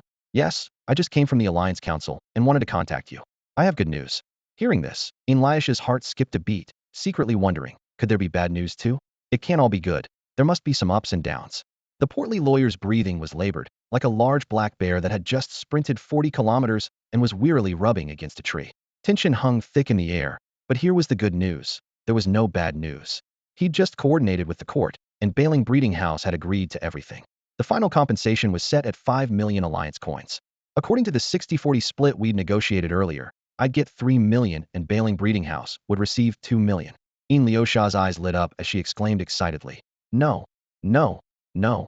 Brother Peng, I mean, respected counselor, your contribution to this victory was tremendous. So I'd like to increase your share of the compensation. How does 80% sound? The portly lawyer was completely bewildered and awkwardly adjusted his glasses. Wouldn't that be against the rules? Liuxia quickly interjected. Oh my, counselor, please don't be so modest. General Manager Xiao has already prepared additional funds to thank you. If you don't accept them now, you just have me deliver them to you next time. Since he's entrusted me with this, I can't very well leave the task unfinished. Let's be understanding with each other, shall we? Otherwise I'll have to make another trip, which would be rather inconvenient, don't you think? The portly lawyer stroked his chin, privately understanding that he hadn't actually contributed much to this case. After all, it wasn't his area of expertise, so there wasn't much he could have helped with anyway. Usually, these extra retainer fees were the client's polite way of offering a tip they felt too embarrassed to give directly. But as a top-tier lawyer, even without Liuxia bringing it up, he'd already mentally cataloged the few small details where he might have been of assistance. Miss Liuxia, he said seriously, there are some details I must clarify. The Alliance believes that in this patent infringement case, the responsibility doesn't lie entirely with the other party. Their own delays and inefficiencies also bear some fault. Based on this, the Alliance has waived our patent fees, and the annual fees will be calculated for 3 years only. More importantly, because the mayor personally vouched for us, the 500,000 deposit is also waived. In other words, besides the 1 million in compensation, we can also recover the 500,000 deposit and the 150,000 patent authorization fee. Hearing this, Liuxia nearly fainted on the spot. How could making money be this easy? How had this bill suddenly grown by an additional 1.65 million alliance coins? She wanted to protest. I'm truly grateful for your help, counselor, and for the Alliance's generosity. But I hope you can convey that 100-year breeding house doesn't want special treatment and would prefer to remain on equal footing with our peers. We don't want to claim extra benefits by playing the victim, so we'd rather not have the deposit refunded, and we'll pay the annual fees normally. The portly lawyer was surprised by this unusual attitude and turned to push open the door to the Alliance office. At that moment, Liuxia's words happened to be overheard by the Alliance staff members waiting outside. On the other end of the line, sounds of admiration arose as several staff members couldn't help but marvel. This truly is a company that even the mayor appreciates. They muttered quietly among themselves, knowing that if other breeding houses heard these words, they'd feel ashamed in comparison. Look at Themtheory being treated so, well, it's almost like they're not even spending their own money. The voice of the stout lawyer carried a tone of respect and admiration. All right, Miss Lu Xia, I understand your wishes clearly. He'll discuss a new plan with the Alliance as soon as possible. Lu Xia replied calmly, no rush, Mr. Lawyer. It's late already. You can talk it over tomorrow. The lawyer exchanged some polite words and quickly hung up. He definitely wasn't going to wait until tomorrow. The Alliance office staff finished work promptly at 9:30, and he was eager to get his hands on that 4 million sooner rather than later. Lu Xia went through her contacts one by one, checking on Xiao Zhi and the stout lawyer, finally narrowing it down to just the franchisees. She first called Sunli. Sunjia, sorry to bother you so late. There was a slightly breathless voice on the other end. What's up? I just finished yoga and am a bit out of breath. I wanted to confirm, have you received the skill CDs for this quarter? Any issues? I'm worried Mr. Xiao's side might be too busy and something got missed. Sunli responded promptly, don't worry, no problems at all. Our hair removal industry chain is nearly complete, so we've been pretty busy lately. Have your team come over next Friday and we'll discuss the implementation details for hair removal business. I've already transferred the first payment, check your account. Before she could finish, Lu Xiao's phone suddenly beeped with a notification. Your account has received 189,000 Alliance coins. Please check promptly. She couldn't help but smile wryly to herself. What is she thinking, throwing money at me again? Who on earth did I anger? She quickly opened the system panel. The loss figure stubbornly remained at 2.22 million, and only then did the stone in her heart settle slightly. It seemed the payments from franchisees during this period weren't counted under the Miao Miao Seed project. With that ruled out, she had eliminated all potential sources of income. This loss might be huge, but at least there shouldn't be any further unexpected changes. She walked back to the living area and saw Xiao Zhi already fast asleep on the sofa. His brows were slightly furrowed, the obvious sign of accumulated fatigue. The warm light in the living area illuminated his face, his features sharp and handsome, like the leading man in a movie. Only then did Lu Xia understand why Xiao Zhi's live stream attracted so many viewers. With that looks, the ladies might want to bring an extra pair of sunglasses to hide behind. Losing him would be a real blow. Lu Xia quietly pulled out a blanket, gently covered Xiao Zhi, and took off his shoes. Hesitating for a moment, she unbuttoned his shirt. The muscles revealed under his skin caught her attention immediately, and she raised an eyebrow. My goodness, this guy is seriously built. Not quite at professional bodybuilder level yet, but the progress from his training was clearly visible. Wearing the suit she bought him had completely concealed it before. Impressive. Not lingering further, Lu Xia covered him snugly and returned to her room. After going through several projects, she had learned to calmly handle the system settlements. Facing the current outcome, she felt a calm acceptance and drifted off to sleep from sheer exhaustion. Deep down, she sensed that when morning came, she would no longer be the annoying pest in the group chat. Unusually, Lu Xia woke up very early today. Her heart was filled with a rare sense of abundance and calm. By all rights, the system should have automatically settled everything at midnight last night, and she should now be a bona fide millionaire, shouldn't she? Ding. The system alert sounded. Breeding room short selling system notification. The current project has settled. Settlement details. Miao Miao Seed project loss amount. 20,168 Alliance coins. Rebate amount. 201,680 Alliance coins. Achievement unlocked. First blood. First loss. Reward being claimed. Staring at those numbers on the screen, Lu Xia finally lost it. How did she go from millionaire to this? Losing so much money. In her mind, she cursed. Bring it on. Bush, Goman, Biang's game, newborn Dongxi. This string of curses galloped wildly like untethered horses inside her head. This time, she was determined to figure out exactly what went wrong. Why did everyone else always make a fortune, but she kept failing? She bolted upright out of bed, grabbed her phone, and headed straight for the living area, planning to demand answers from Xiao Zhi. However, Xiao Zhi was still fast asleep, showing no sign of waking. Seeing this, Lu Xia helplessly opened her phone and started playing the Little Crocodile song. The lyrics repeatedly chanted Nima shark arm, meaning obvious enough. But when the sound played, Xiao Zhi just turned over, continuing to sleep soundly. Groggily, he mumbled, "Ah, Xuezi, stop bothering me." Hearing this, Lu Xia's eyes reddened with anger. She was a graceful and lovely girl with long black hair, never having been treated so badly before. With one loss after another, her defenses finally broke. Mr. Xiao? Mr. Xiao? She grabbed Xiao Zhi's thin waist almost dog-like and shook him hard. Xiao Zhi gasped sharply, sliding off the sofa with a mess of disheveled hair from the friction. He looked at his bare upper body, then at Lu Xia squatting nearby with red-rimmed eyes. Complex thoughts swirled in his mind. Maybe I'm getting up the wrong way, he muttered, glancing at her with a flicker of caution. Is this woman about to attack me? But seeing her weak arms and legs, he changed tone, forcing out doubt. Did you do something to me? No. What did I do to you? I don't remember a thing. Suddenly realizing she had lost her composure, Lu Xia squeezed back tears and said, Mr. Xiao, please look at the company's accounts. What exactly is going on?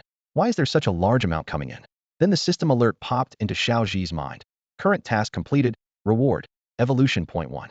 But he didn't focus on it, instead taking his phone and checking the company's account transactions. First, a fat lawyer incoming transfer of 1.65 million alliance coins. She didn't initially understand why. Then another incoming of about 550,000 alliance coins appeared, and he finally caught on. Oh, I forgot to tell you, Lu Xia, Pocket Rice AG is now the agent for our family's Red Dragon Heart. This money should be our dividend. Pocket Rice AG? Lu Xia opened her company's official website and saw the breeding skill disc sales soaring. The previously nearly zero-selling Red Dragon Heart was now priced at 99 alliance coins, with 5,610 units sold. She never expected there was such a Pocket Rice AG quietly backing them. Realizing this connection gradually balanced her mind. At least this loss wasn't caused by Xiao Zhi. Looking back at the project's loss, the manager was indeed deliberately losing money for her. Otherwise, how could they have lost a staggering sum of 2.22 million? And getting a rebate of 200,000 this time wasn't too shabby either. Xiao Zhi thought to himself. Lu Xia must have seen through his plan. He couldn't help but be overjoyed. He quickly sat up and smiled at Lu Xia. Lu Xia, I really do plan to take you and Xiao Shen on a trip. Consider it our first team building outing, he said casually.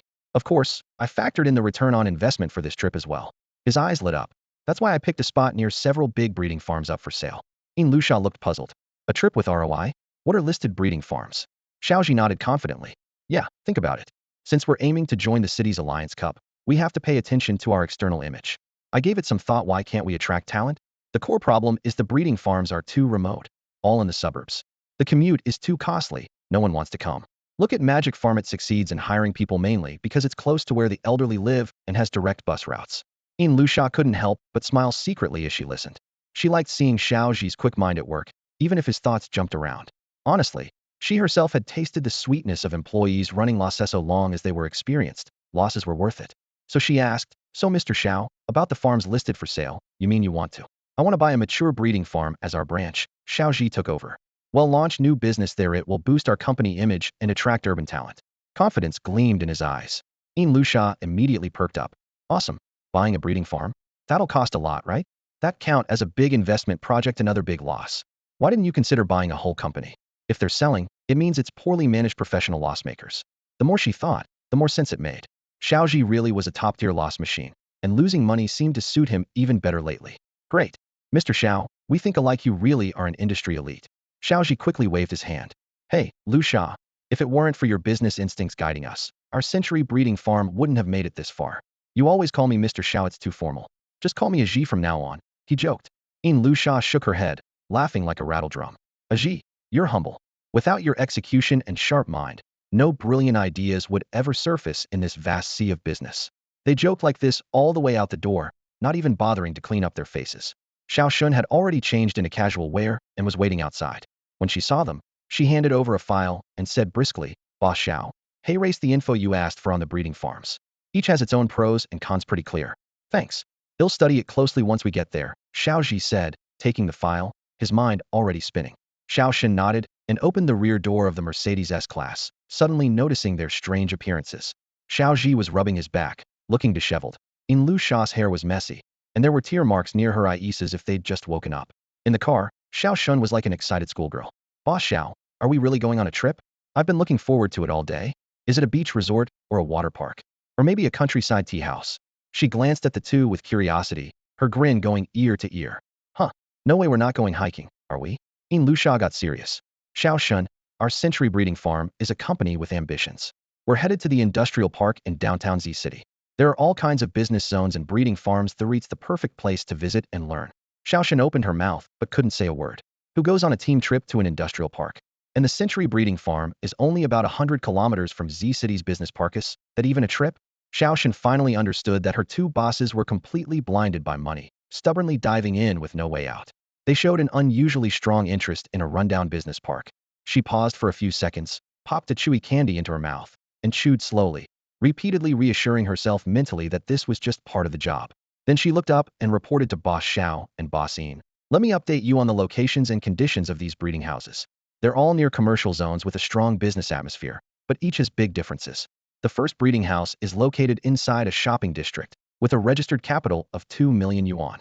The operator was a perfectionist who spent extravagantly on decorating, which pushed the prices too high. This led to severe inventory backlog, and eventually the place was forced to close down, Xiao Shun summarized concisely. The second breeding house is quite interesting. It's deep inside an entrepreneurial park, right next to a tourist spot. Unfortunately, the operator had poor risk control and vanity to boot investment projects kept failing, but he kept spinning stories to cover up. Eventually, the market taught him a harsh lesson. Cash flow broke down, and he had no choice but to cut losses and quit, she continued. The third breeding house is in a mall basement. The products and projects were fine. The operator was warm-hearted and had even worked as a middleman before. Very loyal and treated employees like brothers, helping wherever possible. More and more people gathered there. But ironically, this busy atmosphere ended up dragging the place down. Xiao Shun concluded and then asked the two bosses, which one shall we visit first? Xiao Zhi pulled up the navigation and said, let's check them all out one by one before deciding. Yin Lushan nodded in agreement. Listening to the stories of these failed businesses, she felt like they had found long-lost relatives. They just had to meet all these excellent failure examples. Soon, the Mercedes pulled up in front of the first breeding house. It was located in a bustling commercial area. The shop sign featured an intricately designed LED art logo. The street outside was noisy, but inside was surprisingly quiet, thanks to good soundproofing. A temporarily away sign hung on the door, and there was no one to greet them. The three of them strolled inside to observe. Yin Lusha was blown away by the interior design of this breeding house. The storefront was small but thoughtfully arranged. Over a dozen shelves were scattered throughout, each with its own theme. Thin lights dotted the ceiling like stars, giving the whole space a cozy yet artistic feel, almost like an elven treehouse. For example, one shelf exclusively held skill discs, displayed alongside classic vinyl records and postcards of popular young celebrities. The inside of the shelf was decorated with limited edition album posters. Most eye-catching was an expensive Yamaha vinyl player nearby, clearly high-end from the materials and craftsmanship, yet all of this was just to sell skill discs. They were basically torturing themselves with luxury taste. Even more amusing, this breeding house mostly sold magical creature snacks, which normally only require simple labels with species and prices. But the operator got creative. Next to each shelf was a custom-made Lucky Cat Smart Plush doll. When a customer lingered by a shelf, the doll would play a recorded introduction and price for the product. The cost of just this set of plush toys alone could have funded a new product developed by Xiao Zhi and Xiao Shin themselves. This was truly someone who specialized in losing money. With this whole renovation, anyone unfamiliar might think this place had turned into a museum. The interior was exquisitely arranged. Just stepping through the door brought a heavy sense of pressure. If you weren't dressed appropriately, you'd feel unworthy of coming in to spend. This was exactly the kind of vibe I wanted. Xiao Shin looked around, eyes wide with amazement. Wow, these are so cute. Can I buy one? He pointed at a row of plush toys, his voice full of eager anticipation. Xiao Zhi paused thoughtfully, then softened his tone and reminded him, if you want to buy those, you can ask Yin Lusha for a raise. Maybe next month you could afford 2 or 3. As they chatted, a voice interrupted. Hello, can I help you find something? Yin Lusha looked up and saw the shop owner, a familiar figure. She stepped forward, about to greet her warmly, but immediately froze when she realized the owner recognized Xiao Zhi. Xiao Zhi turned around and saw the female boss, the same one from Friendly Mall. Today she wore an earth-toned cashmere coat over a white short-sleeve shirt and black pants, paired with black stiletto heels. Emerald earrings still hung at her ears, her long hair pulled up into a neat bun. She radiated the commanding presence of a strong, confident CEO. Xiao Zhi nodded and greeted her. The owner regarded him with interest, smiling. Hey, not bad. The last time I saw you, you were just a fresh college grad. Xiao Zhi smiled lightly. I can't compare to Yuri, always so elegant and poised. The owner's eyes narrowed teasingly. Looking for me? We're here to buy something. Xiao Zhi took a step back and gently pushed Yin Lusha forward. I'm not buying today. This is an investor in our century breeding house. I want her to discuss things with you. Facing the owner's naturally stern expression, Yin Lusha spoke earnestly and with hope. We came mainly because we saw your breeding house is up for transfer. Our century breeding house is considering acquiring one. The owner raised an eyebrow. So, you're interested in mine? Yin Lusha shook her head with a smile. No, actually we admire your design. Would like you to help redesign the interior of our new breeding house. We're willing to buy your entire design plan, like a partial transfer. The owner nodded approvingly. Good eye. This store is actually a hobby. I started to fulfill a childhood dream of owning a breeding house. The most valuable part here is the design itself. But the space is small, something I don't really like. Yin Lusha's eyes brightened as she seized the opportunity. That's great. You don't seem like someone short on funds. How about connecting directly with Mr. Xiao? Our century breeding house branches would let you fully showcase your designs. Budget-wise, we're flexible. The owner shifted her stance, slightly leaned in close, and asked with a sharp gaze. Oh? Little cutie, how much funding are you talking about? Her eyes seemed to pierce right through. Yin Lusha had wanted to promise unlimited funds, but after checking the system, she knew the maximum budget for this project was 3 million yuan, including franchise income. The total at hand was about 3.5 million. She steadied herself, looked up, and met the owner's sharp eyes with a calm yet firm voice. The maximum budget for renovations at Century Breeding House is 1 million. The owner raised an eyebrow, smiled, and said, "Not bad. That's enough for me to play around for a while." She glanced at the bustling crowd and joked, "Now I understand why that guy's trendy Chowing cat is named Zuezi. It's because of you." Lusha wore a sweet, yet cool American-style shirt with a denim jacket, her style standing out clearly. Being singled out like that made her blush slightly, eyes flickering away to avoid meeting the owner's gaze. The entire scene was warm yet tense, carrying the unmistakable promise of a future full of potential. Xiao Zhi watched the two women subtly provoking each other, forcing himself to suppress all emotions and act as if everything was normal. He sent the already drafted cooperation plan to the female boss. Only then did she withdraw her teasing gaze and say lightly, "All right, I get it. Seeing you protect your turf like that." Xiao Zhi, her words suddenly stopped. "Whatever you're planning, just don't drag me into it." After leaving the female boss, Lusha finally regained her usual calm. She turned to the others and clearly expressed her opinion. "I think if we want to create a top-tier breeding house, we have to learn from others' successes. We can't take shortcuts by just buying a breeding house that's already proven to have failed in the market. That's like drinking poison to quench thirst. What we really need to do is build on strengths and avoid weaknesses, combine the best qualities from different places to create an entirely new breeding house. Only through bold innovation and courage to explore can we find the right path." Lusha's insistence came from a simple realization. If they could bring together the managers of those failed breeding houses, they could accomplish something extraordinary. At that moment, Xiao Shen suddenly raised a finger in surprise and exclaimed, "Shaw, that's President Ian. This project budget is barely over 3.5 million yuan, about 1 million alliance coins. Are we really going to spend it all on renovations? Weren't the previous failures mainly because of their renovations? And we're still letting her handle it?" Xiao Zhi frowned slightly and responded thoughtfully, "Xiao Shen, you still have a lot to learn. There's an old saying, good horses are common, but good trainers are rare. People aren't. Horses' abilities are complex and varied. Everyone has their shining strengths and their own thousand-mile horse. As managers and businessmen, what we should do is discover those strengths and place people in the right roles. Look at me. Being chosen by Lusha is a good example. She didn't pick me without reason. My strength is almost driving a century-old breeding house to ruin." Xiao Zhi's lips curved with a touch of irony. To be clear, that boss was indeed skilled at renovation design. You saw it yourself. The design details were very sophisticated. Their real failure was having mediocre products and treating it like a mere pastime. So I fully agree with Lusha. Many breeding houses closed because their skills weren't applied where it counted. If we provide high-quality products, leverage their strengths, integrate production and sales, we will definitely succeed. Xiao Shen nodded along, pretending to agree on the surface but feeling anxious inside. These two kept taking turns going mad, and he worried his job might not last. If he lost it, he'd have no choice but to go back to the factory and work hard for the factory director's third concubine. Lusha barely held back a smile, almost losing it, privately amused that this guy was really playing the role. "The reason I recruited you is that I think you have a spark. That spark is you nearly ruined a century-old breeding house," she said half-jokingly. As they spoke, the three arrived at the second breeding house.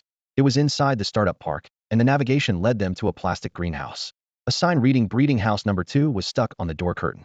They pushed aside the curtain and stepped inside to find an empty space with much of the floor unused. The only unusual thing was a small container office piled with green screens, photography lights, and some filming equipment, making it look oddly out of place. A middle-aged bald man sat in a modest livestream room, his voice loud and passionate as he spoke with conviction. "Friends, the land we have is packed with treasure. Every single plant is a miraculous herb over 1,000 years old. Buy some, and you'll be secretly pleased. Other sellers out there are charging tens of thousands of alliance coins, but today, I'm selling everything for just 2,999. His eyes shone with unwavering confidence. Everyone's talking these days about climbing the social ladder, getting on good terms with their bosses. The things you usually buy won't impress them. But our breeding house just went out of business, so that's why I can offer these thousand-year herbs so cheap. These rare items are nearly impossible to find, and most regular earners wouldn't afford them anyway. But think about your bosses and higher-ups. They burn out from drinking and partying. Giving them one of these herbs would make them grateful beyond words. Don't believe me? Just try it and you'll know." As soon as he finished, an order popped up in the live stream chat. The bald man replied crisply, "Great, we've got an order. I'll end the stream and ship it out immediately. Wishing you great fortune, abundant blessings, flourishing love life, peace through all seasons, all your affairs settled, and lasting harmony. May gold flow like rivers and good luck never run dry." He mumbled a string of well-worn blessings as he closed his phone. Next to him, a printer buzzed and quickly spit out an order slip. Outside, three men entered the room and didn't seem inclined to leave anytime soon. The bald man guessed they must be here to discuss the transfer of the breeding house. He paused briefly, then steadied his expression, instantly shifting into a businesslike tone. Gentlemen, you're here about taking over the breeding house, right? You know the situation. The shop is in a prime location, with official Alliance aviation grade tents. The main roads all lead here, so employees can get to work within an hour. The land lease still has 10 years left, so transferring it to you would be great for the breeding house's long-term growth. You won't have to worry about any troubles from changing land or moving offices. Xiao Zhi didn't get emotional, but asked with mild curiosity. You mentioned during the live stream that your land has thousand-year miraculous herbs. Could we take a look? Our centennial breeding house is also working on a miraculous farming project. The bald man was momentarily caught off guard, then smiled wryly. Haha, my friend, we're all merchants here. Those who know. What I'm selling as thousand-year herbs are just ordinary goods dressed up in a fancy coat. Honestly, all these flowery words are just a way to filter customers. If you actually believe me, then you're either very gullible or very rich. I use the live stream as a sieve. Anyone who buys the thousand-year herbs, I make sure to keep their contact info. Even if they return the stuff, they're still good marketing targets. They'll likely buy future products from me. This kind of internet marketing. I used to work at a big company. Short video platforms love this trick. The difference is, they use algorithms to recommend. I use one live stream.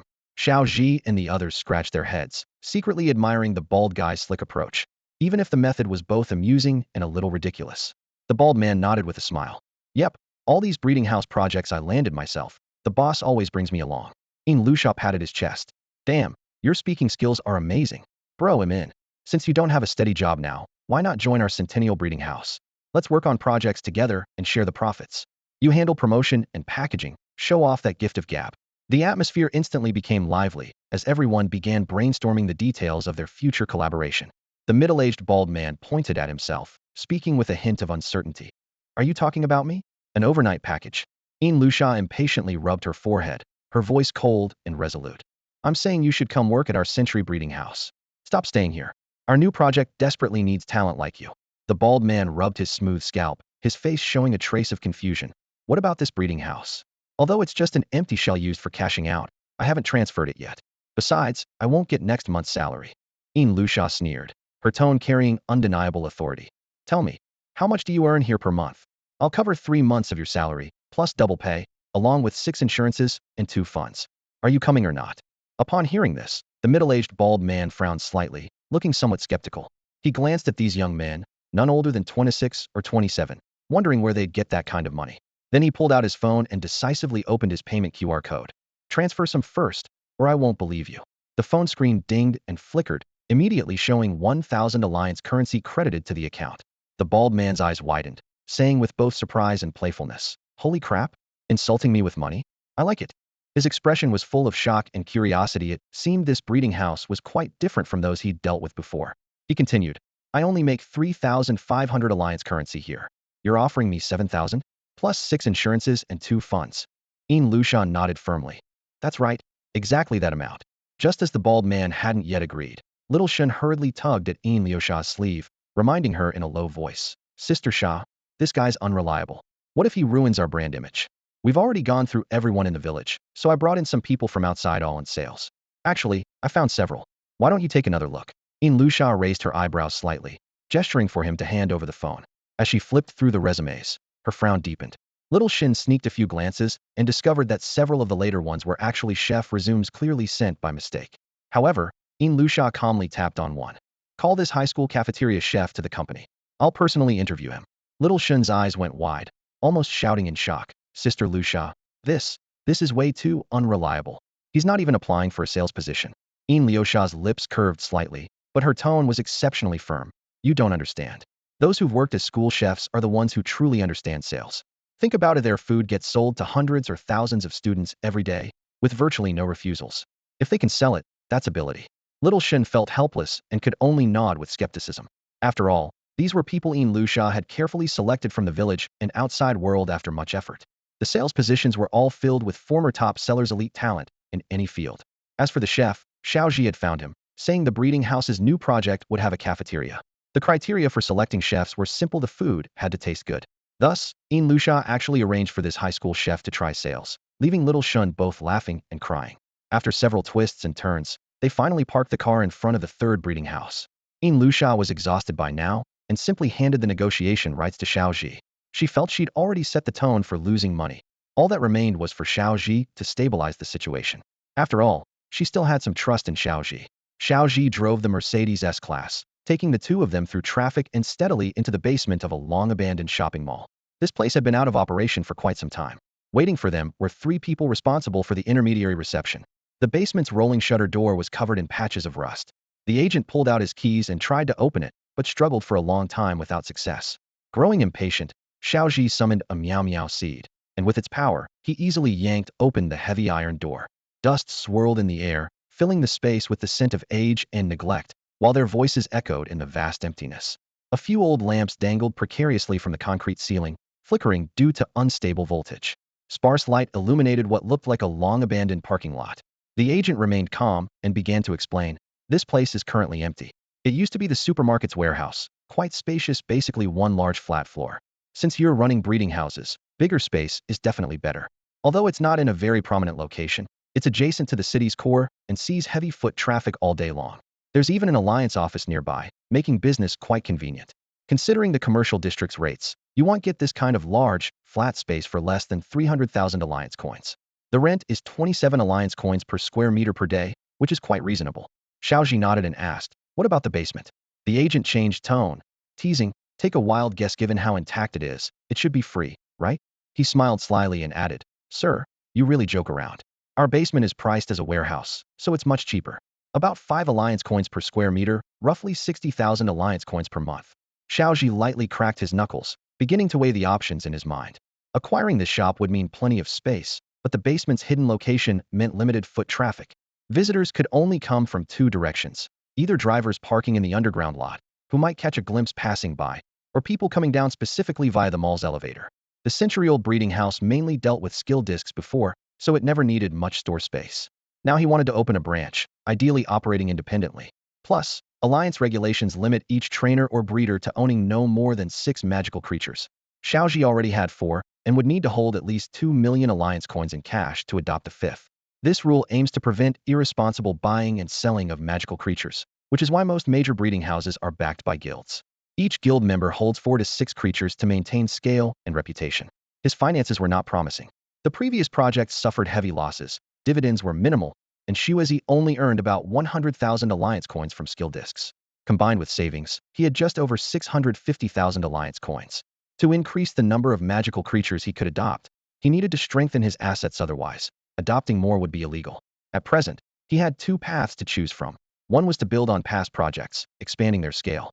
After all, magical creatures can reach their second life stage through leaping, gaining new skills via leaping stones or specific magical fruits. This was also why he had come here to explore the nearby magical fruit orchards outside the startup park, hoping to find materials for creature leaping. The other option was to acquire these breeding house projects, consolidating resources to grow bigger and stronger, as long as he could strike deals with the original owners of the creatures. Looking at the situation, the female owner's shop was small and delicate, but mostly sold common skill discs with no unique products, making it hard to thrive.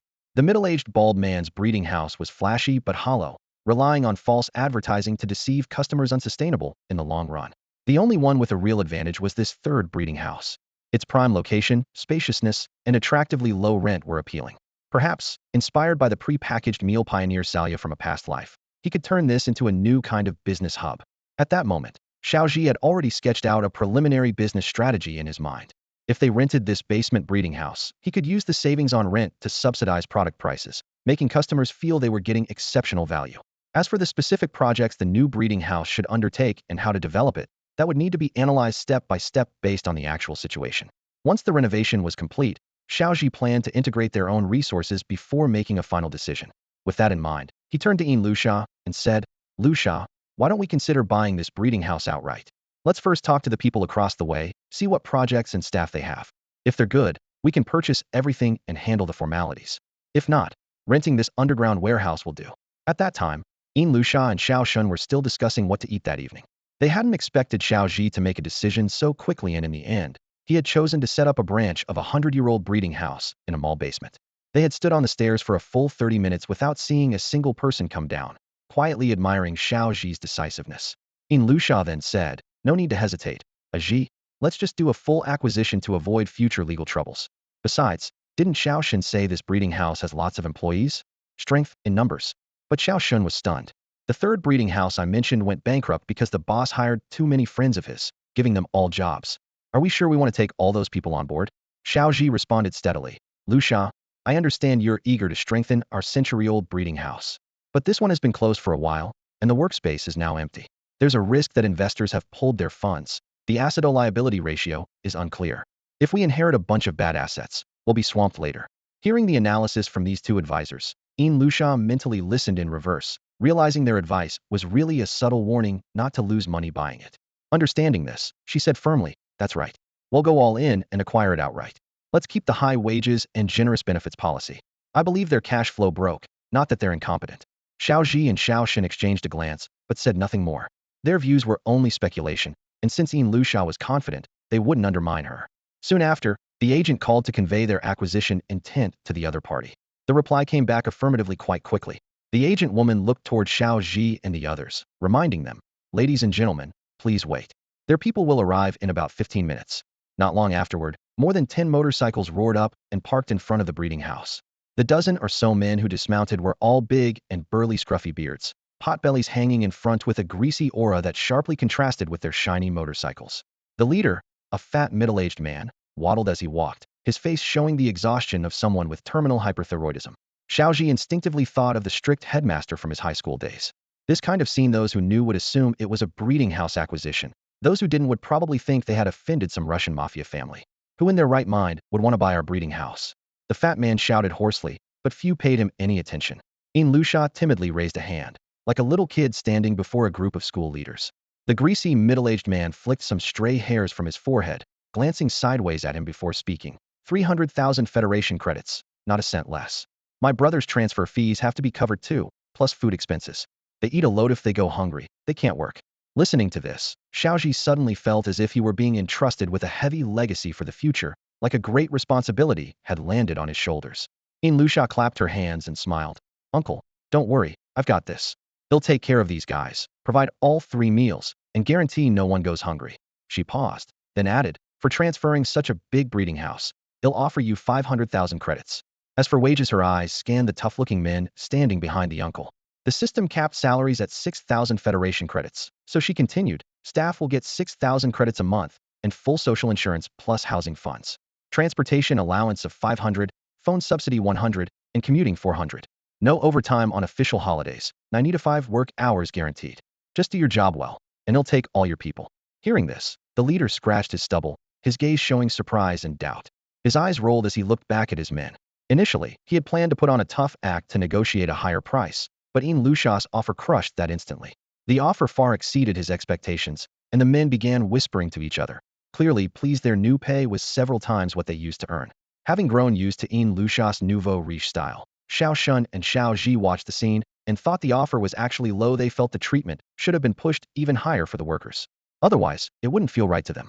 Seeing the mood turn slightly awkward, the middle-aged man hesitated, then finally blurted out, "Why should I trust you? You just say stuff, but don't deliver. What guarantees do I have?" This was exactly the tone Lu Sha liked. She thrived on tough talks like this. To make the money flow more smoothly, she had even asked a lawyer how to write checks last time. Now she pulled a thick stack of paper bills out of her bag and, although not very practiced, signed one with a confident, decisive motion, sliding it toward the man. The middle-aged man held the check for 500,000 credits, and his imposing demeanor instantly softened. Lu Sha smiled inwardly at this. "Anything else you want to sell me? I'll take it all." After a moment's thought, the man suddenly smiled. "How about I join you and work here? Are you hiring?" Lu Sha nodded. "Yes. You can get 12,000 credits, with the same benefits as before." Xiao Zhi was the owner of the Century Breeding House, and the HR manager position was perfect for him. As the saying goes, money talks, and right now, this couldn't be more true. The uncle raised his trembling hand. "How long's the contract? Is it stable?" Lu Sha replied, 1 year at a time, automatically renewed indefinitely unless there's a special reason. Just give us a heads up if you want to leave. Everyone nodded in approval. Even the middle-aged leader became one of Lu Sha's loyal subordinates. From then on, over a dozen tough warriors were won over by Lu Sha's money power. The man pondered a moment, then smiled kindly. "My name's Yu Pang Pang. Let's meet here tomorrow to coordinate business. Our project has all sorts of things used to be a chaotic mess. Now you professionals are here. Help us figure out how to organize and run things. Just guide us on specifics." Xiao Zhi stepped forward to shake Yu Pang Pang's hand, smiling, "Pleasure to meet you. We're no experts yet, but we'll work hard together to build a second-century breeding house. Yu Pangpang looked surprised. Century breeding house? The one invited by the mayor to participate in the city-level Federation Cup? Xiao Zhi nodded with a smile. That's right. I hope we can collaborate to create a magical creature project up to Z City's standards. Let's first see what improvements can be made to the old project before moving forward. No problem. At that moment, Xiao Shen caught sight of a familiar figure in the crowd, the bald man, who kept avoiding eye contact. He was the same employee from the breeding house earlier. Xiao Shen hurried over, staring intently at him, her voice tinged with suspicion. Hey, aren't you the worker from breeding house number 2? What are you doing here? The bald man gave an awkward smile and lowered his voice to explain. I work part-time at several breeding houses. Only one has a formal contract. The rest are just side jobs to earn a bit more. Don't worry, once I officially join the Century Breeding House, I'll quit these part-time gigs since they pay better. Xiao Shun frowned slightly, then leaned close to Yin Lusha's ear, quietly revealing the bald man's secret of juggling multiple breeding house jobs. Upon hearing this, Yin Lusha couldn't help but smile inwardly. She thought to herself, this wasn't just simple disloyalty, it was basically cheating within a marriage, not only cheating but seeing multiple partners at once. Soon, the two groups dispersed, and Xiao Zhi, along with 2 others, got into a Mercedes S-Class. Inside the car, Xiao Zhi said to the 2, all right, that matter's settled. Now let's officially start the sightseeing. Though exhausted from tiringly signing contracts with over a dozen uncles in one go, Xiao Shun's mood immediately lifted at those words. This is my first time visiting downtown for fun. Before, I only came here to work, she reflected. After a short drive, the car stopped at the outskirts of a large estate. The gate was a blazing red with several bold characters emblazoned across it, the magical orchard. The orchard bordered the largest reservoir in Z City, boasting fertile land and abundant water, making it a popular local attraction. The 3 stepped into the orchard and headed toward a lake beside the reservoir. It was noon. Sunlight streamed directly down, dappling the ground with glimmers through the leaves like a patchwork quilt of light. At the lakeshore, a gentle breeze brushed their faces while ripples spread across the crystal-clear water. Fish darted beneath the surface, and large carp swam frequently. Occasionally, mystical creatures like the star-like Hai Xingxing leapt playfully. The shore was lined with fine sand and a small tea stall, surrounded neatly by rows of lounge chairs and plastic tables. The 3 ordered drinks and lounged lazily in the chairs, soaking up the afternoon sun. The gentle sunlight warmed their faces, lifting their spirits and allowing them to momentarily forget their work fatigue. Xiaozhi stretched, enjoying a brief moment of warmth before slowly standing. He pulled out a magical bracelet from his pocket. As the bracelet lit up, 3 magical creatures appeared on the sand. You 2 stay here. They'll take these creatures deeper into the orchard to find some magical fruit, Xiaozhi said as he briskly walked toward the orchard's interior with the creatures.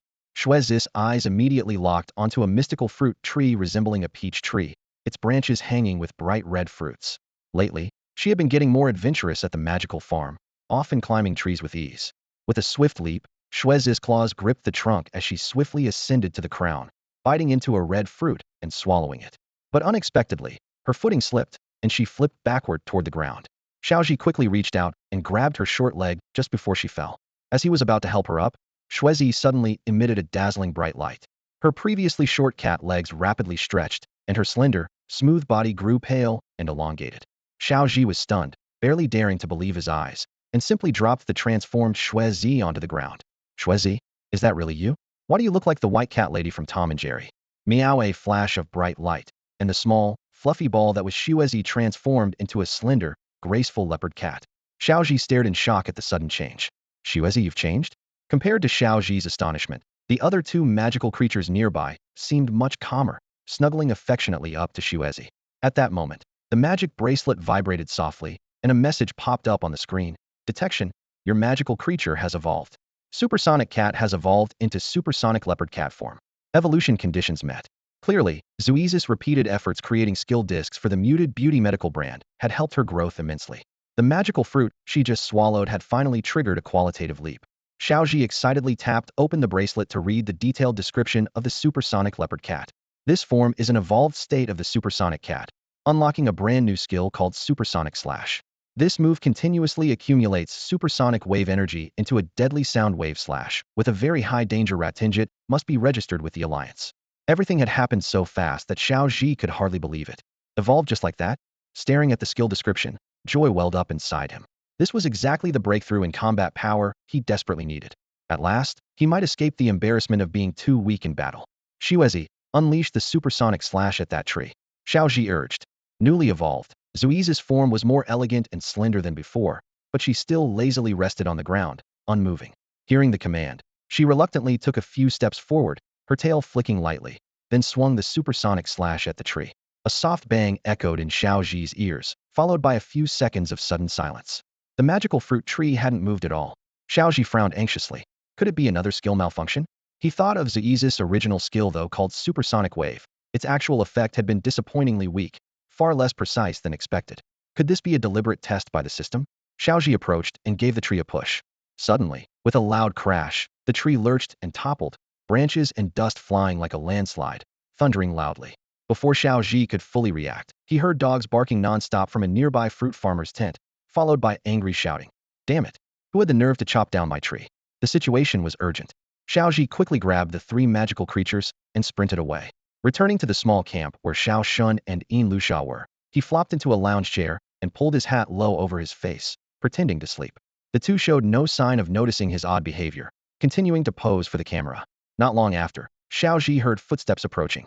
Several people passed by with sturdy Gale dogs, seemingly on a search. Moments later, a conversation reached his ears that stunned him. Miss Yin Lusha? We are from the Alliance Bank. There has been a transaction on your account, but there remains an overdue debt of 150,000 Alliance coins, overdue by 20 days. At 30 days overdue, your credit record will be affected, and you may be blacklisted, limiting loans and financing. We guarantee a 120-day repayment grace, after which legal action may be taken. Listening closely, Xiao Zhi realized these were not farmers, but debt collectors from the Alliance Bank. Removing his hat, his gaze fixed on a familiar face, and his heart skipped a beat. Leading the group was none other than Chen Bailing, the very man who should have been under arrest. He wore his signature Zhongshan suit and polished, old-fashioned pointed leather shoes. His silver-white crew cut was striking, with temples streaked like frost. Despite the tension, Chen Bailing's face bore a friendly smile as his gaze first swept over Xiao Zhi and then settled on Yin Lusha. At the sight of him, Yin Lusha's face instantly drained of color, terror barely concealed beneath her pale complexion. Meanwhile, Xiao Zhi sprang up swiftly from his recliner, stepping protectively in front of the two while watching Chen Bailing warily. Chen flashed a smoke-colored grin and said with a knowing shrug, "Why so tense, you two? I'm just serving my time 500 hours of community service. Didn't expect to run into you here. Quite the coincidence, isn't it?" "A coincidence that makes me uneasy," Xiao Zhi replied, shooting a suspicious glance at Yin Lusha. She nodded faintly and said, "We'll settle the debt soon. Please don't disturb our rest." Chen's smile darkened into a sinister smirk. Two staff members behind him snapped the magical bands on their wrists, immediately summoning several half-human-sized, attack-oriented creatures resembling sky mantises that landed on the sand. These flying mantises moved with uncanny agility and radiated a menacing killing aura. Fierce and unruly, they were akin to illegal weapons. Such magical creatures were strictly banned for private ownership in the Blue Star Alliance, used only as a means to intimidate the public. Waving his hand, Chen summoned one mantis to swiftly position itself behind Xiao Shen, blocking her escape. She shouted in panic, "What are you doing? Using violence to collect debts?" Pleased with the threat his creatures posed, Chen leaned toward Yin Lusha with a cold laugh. "Miss Lusha, if you refuse to repay your debt, please come with us to sign an IOU." Yin Lusha gently patted Xiao Shen's shoulder to reassure her, then pulled out her phone and tapped a few times before saying, "The debt has already been paid. You can check the transaction records."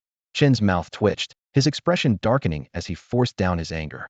Without a word, he turned and strode toward the orchard. With his hands on the shoulders of the two Alliance staff members, he left behind the other three and their two summoned mantises. As he walked, he taunted, "Well, the three of us should grab a bite. Those mantises just now got a little out of control. Don't know why they attacked us, the debt collectors. What do you think?" The beach they had chosen quiet and secluded offered few witnesses if things turned violent, which made the situation dangerous. Xiao Zhi reacted quickly, pulling out his phone and turning on the camera. "Old Chun, I'm live streaming this. Your behavior's about to go viral online. Don't forget you can't cause trouble in broad daylight." Chun sneered over his shoulder. "Humph, survive first, then talk. I heard your century breeding house has no fighting power at all." With that, he strode away as the two flying mantises surged toward Xiao Zhi and the others. Without hesitation, Xiao Zhi summoned his magical creatures, Miao Miao Seed and Xuezi, issuing a quick command. "You two retreat and find help. He'll wait for you at the orchard gate. He'll handle these mantises." Yin Lusha watched as Xuezi took flight with a complex, inscrutable look in her eyes. Without another word, she led the stunned and frightened Xiao Shen quickly into the orchard shelter. Xiao Zhi closed the distance to the enemy creatures, reducing their chance for ranged attacks. To Miao Miao Seed, he ordered, "Use the seed bomb to create chaos and disrupt their vision." Then to Xuezi, Hit one with your ultrasonic, / take it down first. The tense standoff stirred up a cloud of dust on the sand, ready to explode into battle as magical creatures clashed, the atmosphere instantly thick with danger. Then we all rushed into the orchard together. Xiao and Meow Meow Seed were on high alert, ready to strike at any moment. The two sky mantises suddenly lunged forward with lightning speed, but Meow Meow Seed fired over 20 seeds in rapid succession. The seeds burst in midair like dazzling fireworks, instantly painting the sky with shimmering colors. As expected, the spreading lights blinded the mantises, throwing them into confusion. Seizing the opportunity, Xiao unleashed a new skill, the supersonic slash, fiercely cutting at one mantis. Before the attack landed, the two mantises darted deep into the orchard. One had one of its pincers severed by the supersonic slash and tumbled forward in pain. The other flapped its wings desperately, struggling to stand while fiercely shaking off the remnants of the fiery seeds from its eyes, then gave chase once more. The chasing mantis quickly spotted the seedlings left behind by Meow Meow Seed on the ground and pursued aggressively along that trail. Xiao Zhi and two other magical creatures hid quietly on the other side of the pursuit path, waiting for the mantis to pass by. As a breeder, Xiao Zhi had noticed their weakness. Magical creatures generally had poor sense of direction and low intelligence. When the sounds of the mantis faded into the distance, he immediately recalled the two magical creatures into their magic wristbands and sprinted toward the orchard's exit. Luxia and Xiao Shun had already summoned several farmers who were standing by. The furious farmers gathered, complaining, "So that's why our fruit trees got hacked just now. It was those aggressive magical creatures causing trouble. Just wait till I get my hands on them." Xiao Zhi ran up to the two, panting heavily, and stopped. The two sky mantises hid quietly in the orchard trees, wisely not following any further. That night, Luxia led the three of them to an apparently ordinary guest house, which was actually a stunningly luxurious standalone villa. Half joking, she said this was their travel expense, so staying at the best place wouldn't hurt. Hotels either cost a few hundred or tens of thousands of alliance coins. The system wouldn't allow anything too expensive, so they chose this villa for 4,000 alliance coins for 2 days, a perfect bargain. Exhausted, they all collapsed onto the lounge sofas, stretched out like they'd just won the lottery. Xiaoshan couldn't resist teasing, "Sandy sis, you're in debt, but still doing charity work, truly an angel on earth." Luxia casually handed Xiao Zhi a document that contained the project details for the underground breeding house they planned to acquire. Xiao Zhi opened it and looked over the files. Luxia explained, "My debt is just because of a cash flow hiccup running the breeding house. I forgot to pay back on time, nothing serious. Let's get down to business and see if there's a good project for us to take over and transform. That'd be ideal." As Xiao Zhi scrolled through the document, his brow furrowed deeper. The main product listed for Breeding House 3 was just snacks from magical creatures. Most of the skill discs were outdated auxiliary skills, like the absorb ability of the water-spraying turtle repackaged as a floor-cleaning robot. But seriously, who would feed their magical creatures dirt?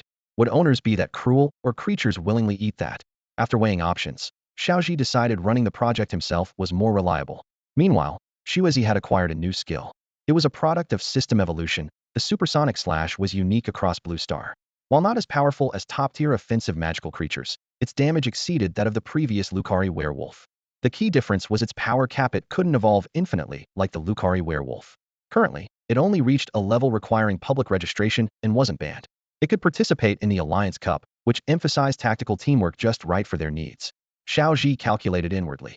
If they could further evolve and upgrade the supersonic slash, it might become even more valuable, possibly turning into a coveted skill that rival legions would compete to acquire.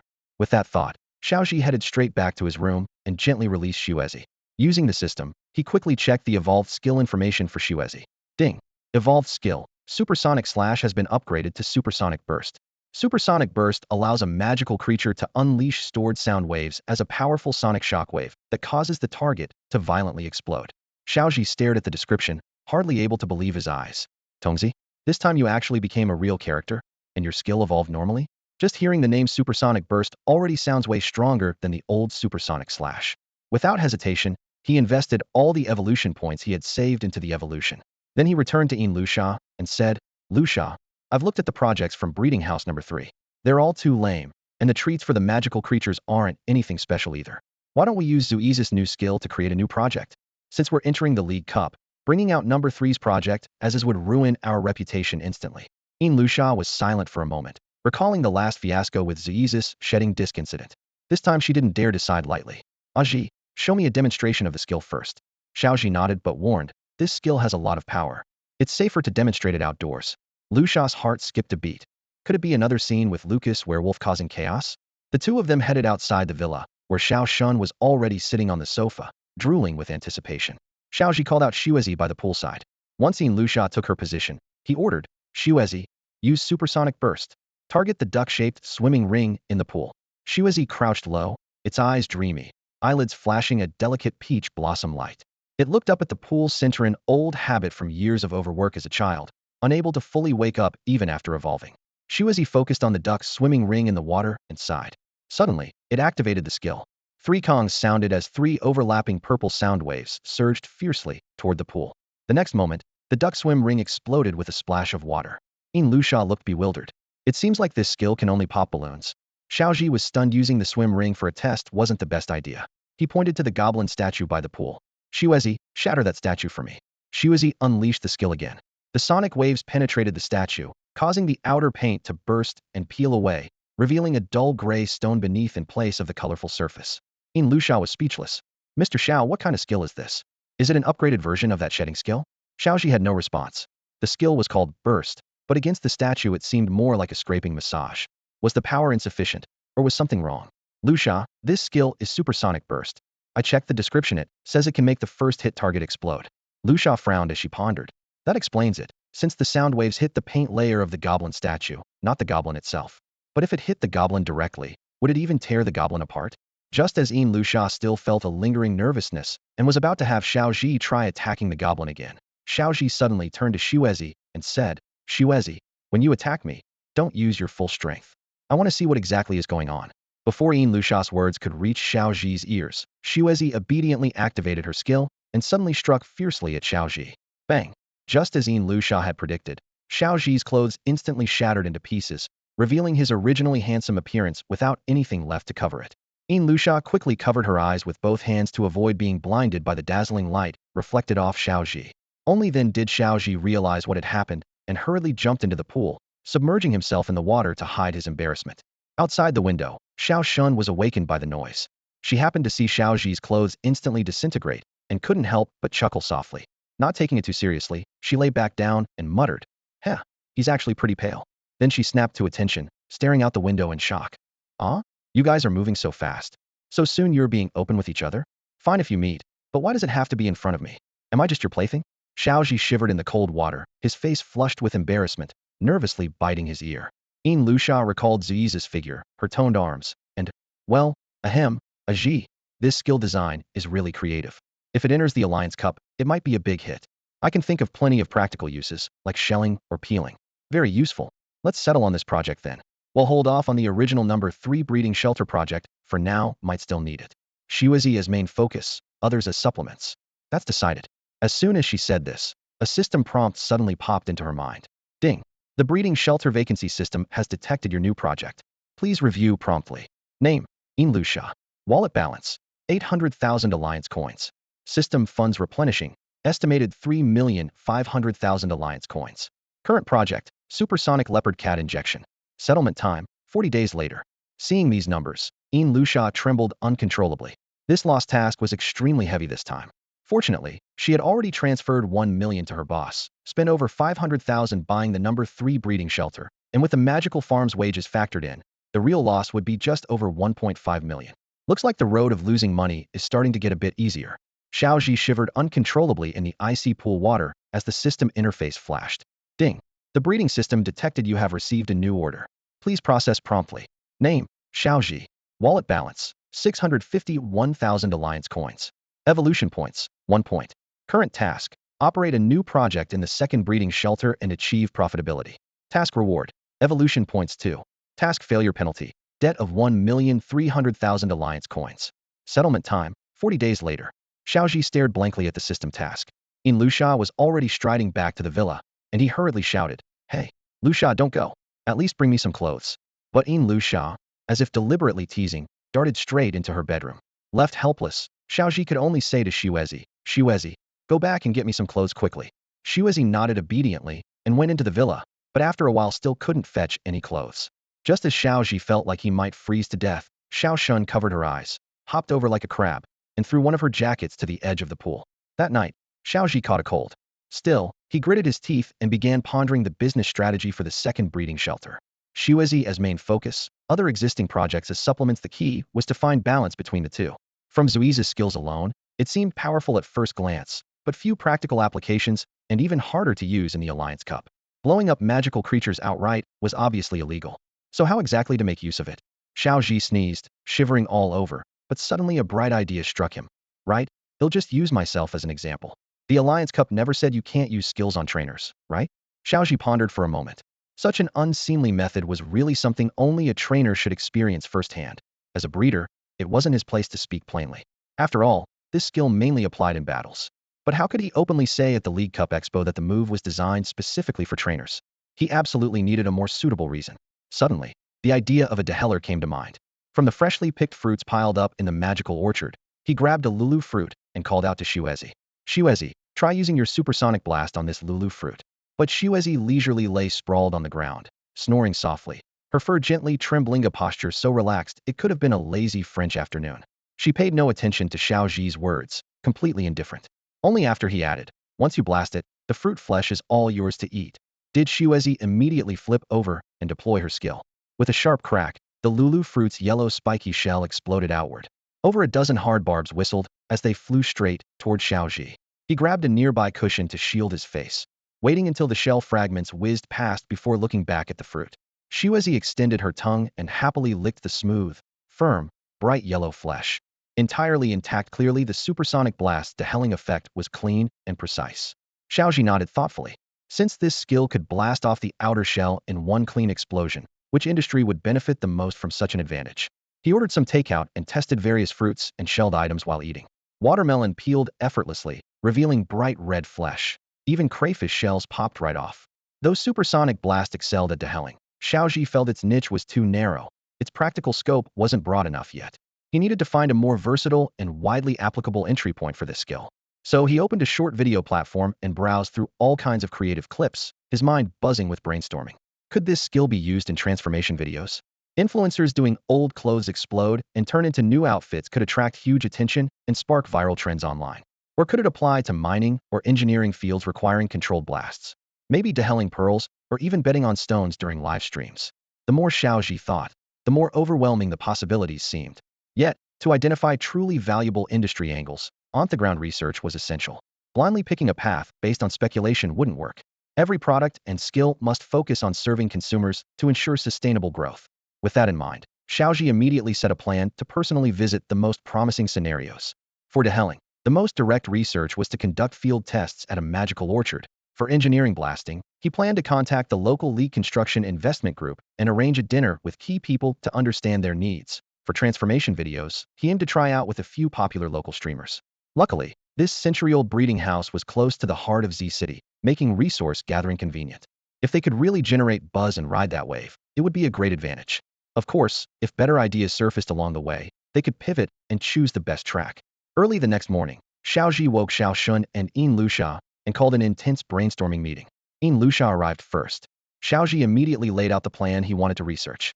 Since this trip was because of him, it would be just the two of them traveling together. Hearing this, Yin Lusha couldn't help but feel uneasy. She worried that if the project failed and lost money, this lavish public fund-financed trip would have been a waste. She fixed her gaze on Xiao Zhi, concern evident in her voice. Zhi, what exactly are you planning to do this time? Xiao Zhi replied in his usual unreliable tone. They'll start by checking out the orchard to see if they could actually use our set of skills. If the orchard looks like a good fit, they'll sell skill discs to them directly. Yin Lusha blinked in surprise.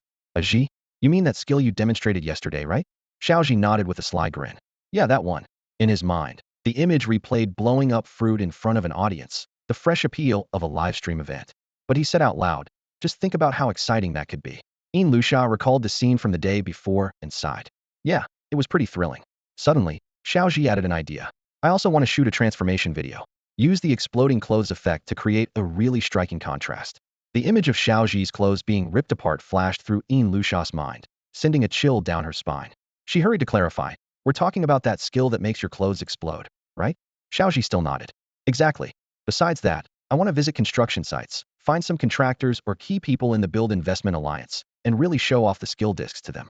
Yin Lusha's thoughts raced. Not only perform a naked run at the Magic Orchard, but also get several influencers to join in for videos, and then bring this naked run show to builders and contractors. She swallowed nervously, wondering to herself, When did my precious manager start doing this kind of performance art? Zhi, is this really a good idea? Could it be too extreme? What if someone we know runs into you? Seeing her worry, Xiao Zhi smiled reassuringly. Hey, Lucia, you've got it wrong. Our century breeding house project isn't just for high-end markets. We can also tap into affordable, grassroots markets. These low-profit projects might not make much money, but they help us expand our reach, build connections, and gain much greater influence. His well-practiced, smooth talk poured out, easing in Lucia's mind somewhat. She thought about recruiting so many people to make exploding clothes videos, then spreading them online, inviting audiences who wouldn't understand this behavior at all. Such bizarre and curious content could easily backfire. She couldn't help but ask, so Mr. Xiao, are you planning to shoot these videos using your personal brand?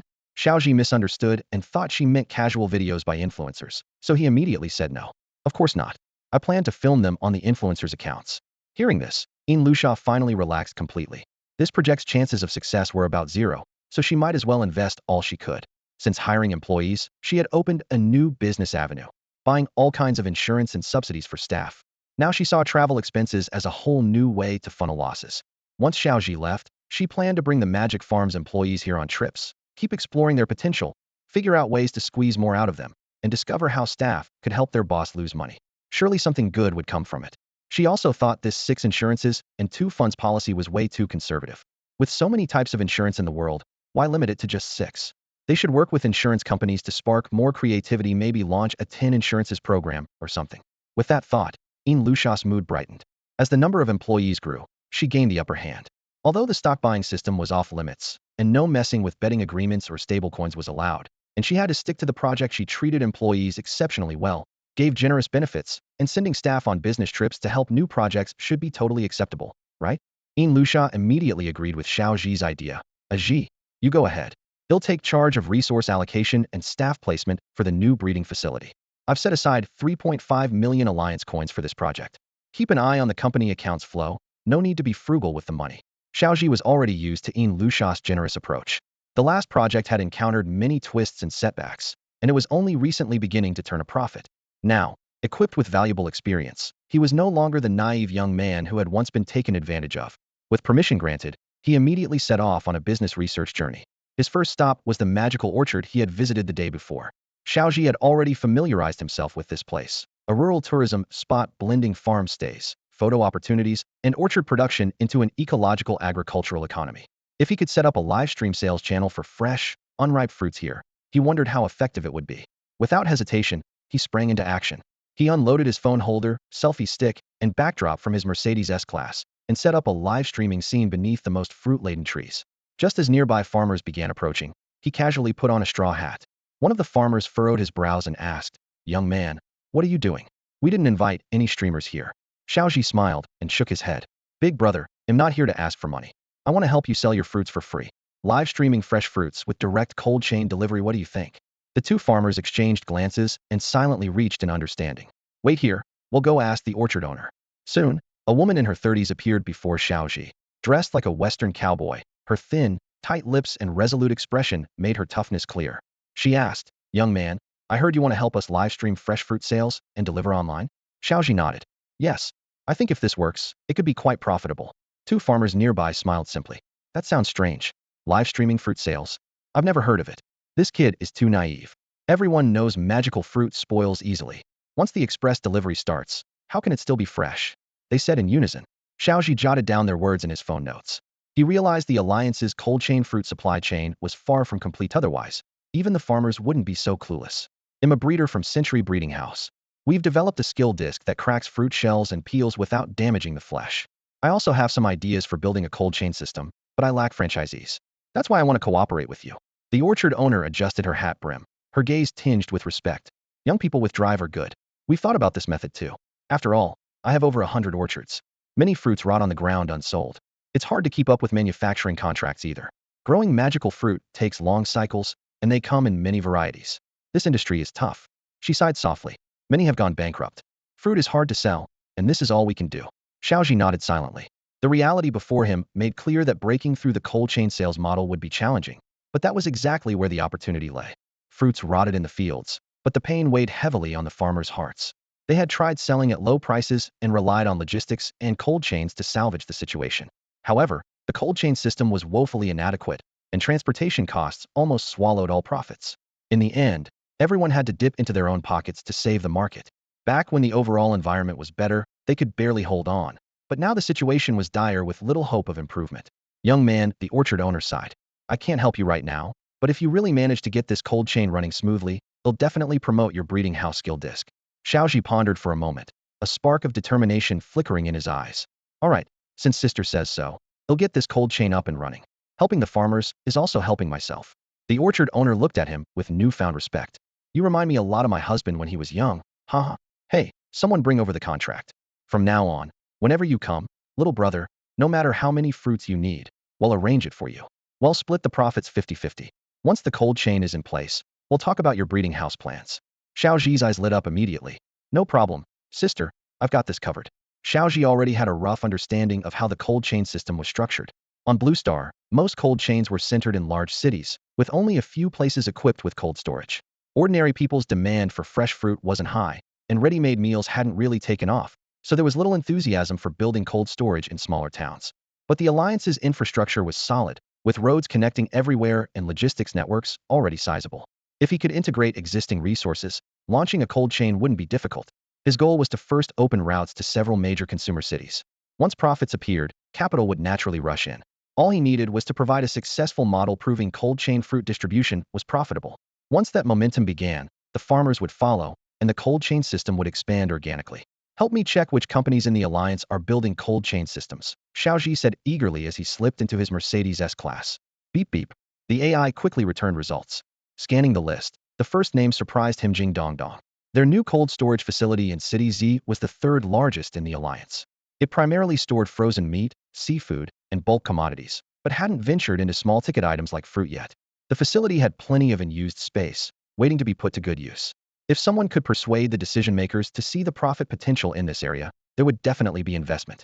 All Xiao Zhi needed was to create a successful example, proving cold chain fruit distribution could work and be profitable. Once that momentum picked up, the farmers would join in and scale up. The navigation showed Jing Dongdong Cold Storage, 19 kilometers away. Exit Neon Road, estimated 37 minutes. Arriving, Xiao Zhi was greeted by a desolate mountainous landscape. At the foot of the mountain stood several cold storage buildings the size of soccer fields, surrounded by greenery and flower beds, yet the place felt cold and empty. After driving around for over 10 minutes, he finally found the dedicated access road. Inside the office building, the staff were friendly, but when he mentioned he was the owner of the century-old breeding house, they froze in surprise. Are you looking to sell magical creature eggs through the cold chain? Xiao Zhi shook his head and said, my main goal is to use the cold chain system to sell fruits and vegetables from a single farm. The staff member's expression turned uneasy. Right now, we mainly deal with fresh products that aren't easily perishable. For fresh fruit, we only handle local produce sold within the same region. Although we want to do cross-province sales, the biggest hurdle is controlling temperature over the entire transport process. The fruit is already warm during the first kilometer when it's picked on-site by farmers, so maintaining the cold chain is impossible from the start. During the last mile, delivery riders don't carry refrigeration equipment. Also, monitoring and managing temperature throughout transit is incredibly challenging. It's as tricky as shipping lychees to Kyoto. Xiao Zhi roughly understood the situation and asked, if I can solve these problems, would your company be willing to establish a long-term partnership with my company, Century Breeding House? The staff hesitated noticeably. There's no precedent for this. He'll contact my supervisor. Maybe he can come up with a plan. Xiao Zhi agreed. Okay, he'll wait here then. Unexpectedly, the progress was smoother than he anticipated. It was clear that as a major company, they were quite open and inclusive. Taking advantage of a break, he stepped outside the office building to take a closer look at this cold storage facility, one of the few of its kind across the entire Alliance. The roads were straight and wide, with heavy trucks and robotic carts moving non-stop, goods flowing in and out constantly, vehicles stopping and going intermittently. Each building looked like a massive metallic block hollowed out inside, with neat, tight structures and a very high-tech feel. If it weren't for some patches of green vegetation in the distance, the whole park resembled a futuristic lunar factory. Just as his mind wandered, a middle-aged man wearing a red safety helmet came out of the office building and walked directly toward him. Sir, I heard you want to conduct a commercial experiment using Jing Dongdong's cold chain. Xiao Zhi nodded. I plan to rent part of your cold storage essentially by your cold chain service to transport a batch of fruits and vegetables from City Z to other major cities. The man in the red helmet thought for a moment. That's doable. Hey, race, what you need to do. Submit a feasibility report first. If it meets our criteria, we can rent you some warehouse space. We will fully support refrigerated trucks and transportation. But you know this won't be easy. There are many challenges to overcome. Once we review and approve your report, Jing Dong Dong is committed to cooperating fully, and we won't hold back on necessary investment. After all, your company is helping us improve the cold chain, so this commercial experiment counts as our contribution. He paused, then added, of course, since it's a collaboration, we hope any results you develop will be incorporated into the knowledge tree database we're building together and shared with more people in the ecosystem. What do you think? Xiao Zhi considered for a moment and asked, so basically, I can use your cold chain services free of charge as long as I submit a feasibility report and pay for warehouse rent, and in the end help you build the experience database? The red-helmeted man smiled. Yes, young man, you've summarized it perfectly. At my age, I tend to ramble, so congrats on understanding clearly. Xiao Zhi immediately grasped old Red Hat's hand. No, the supervisor's hand and said, then let's sign the cooperation agreement.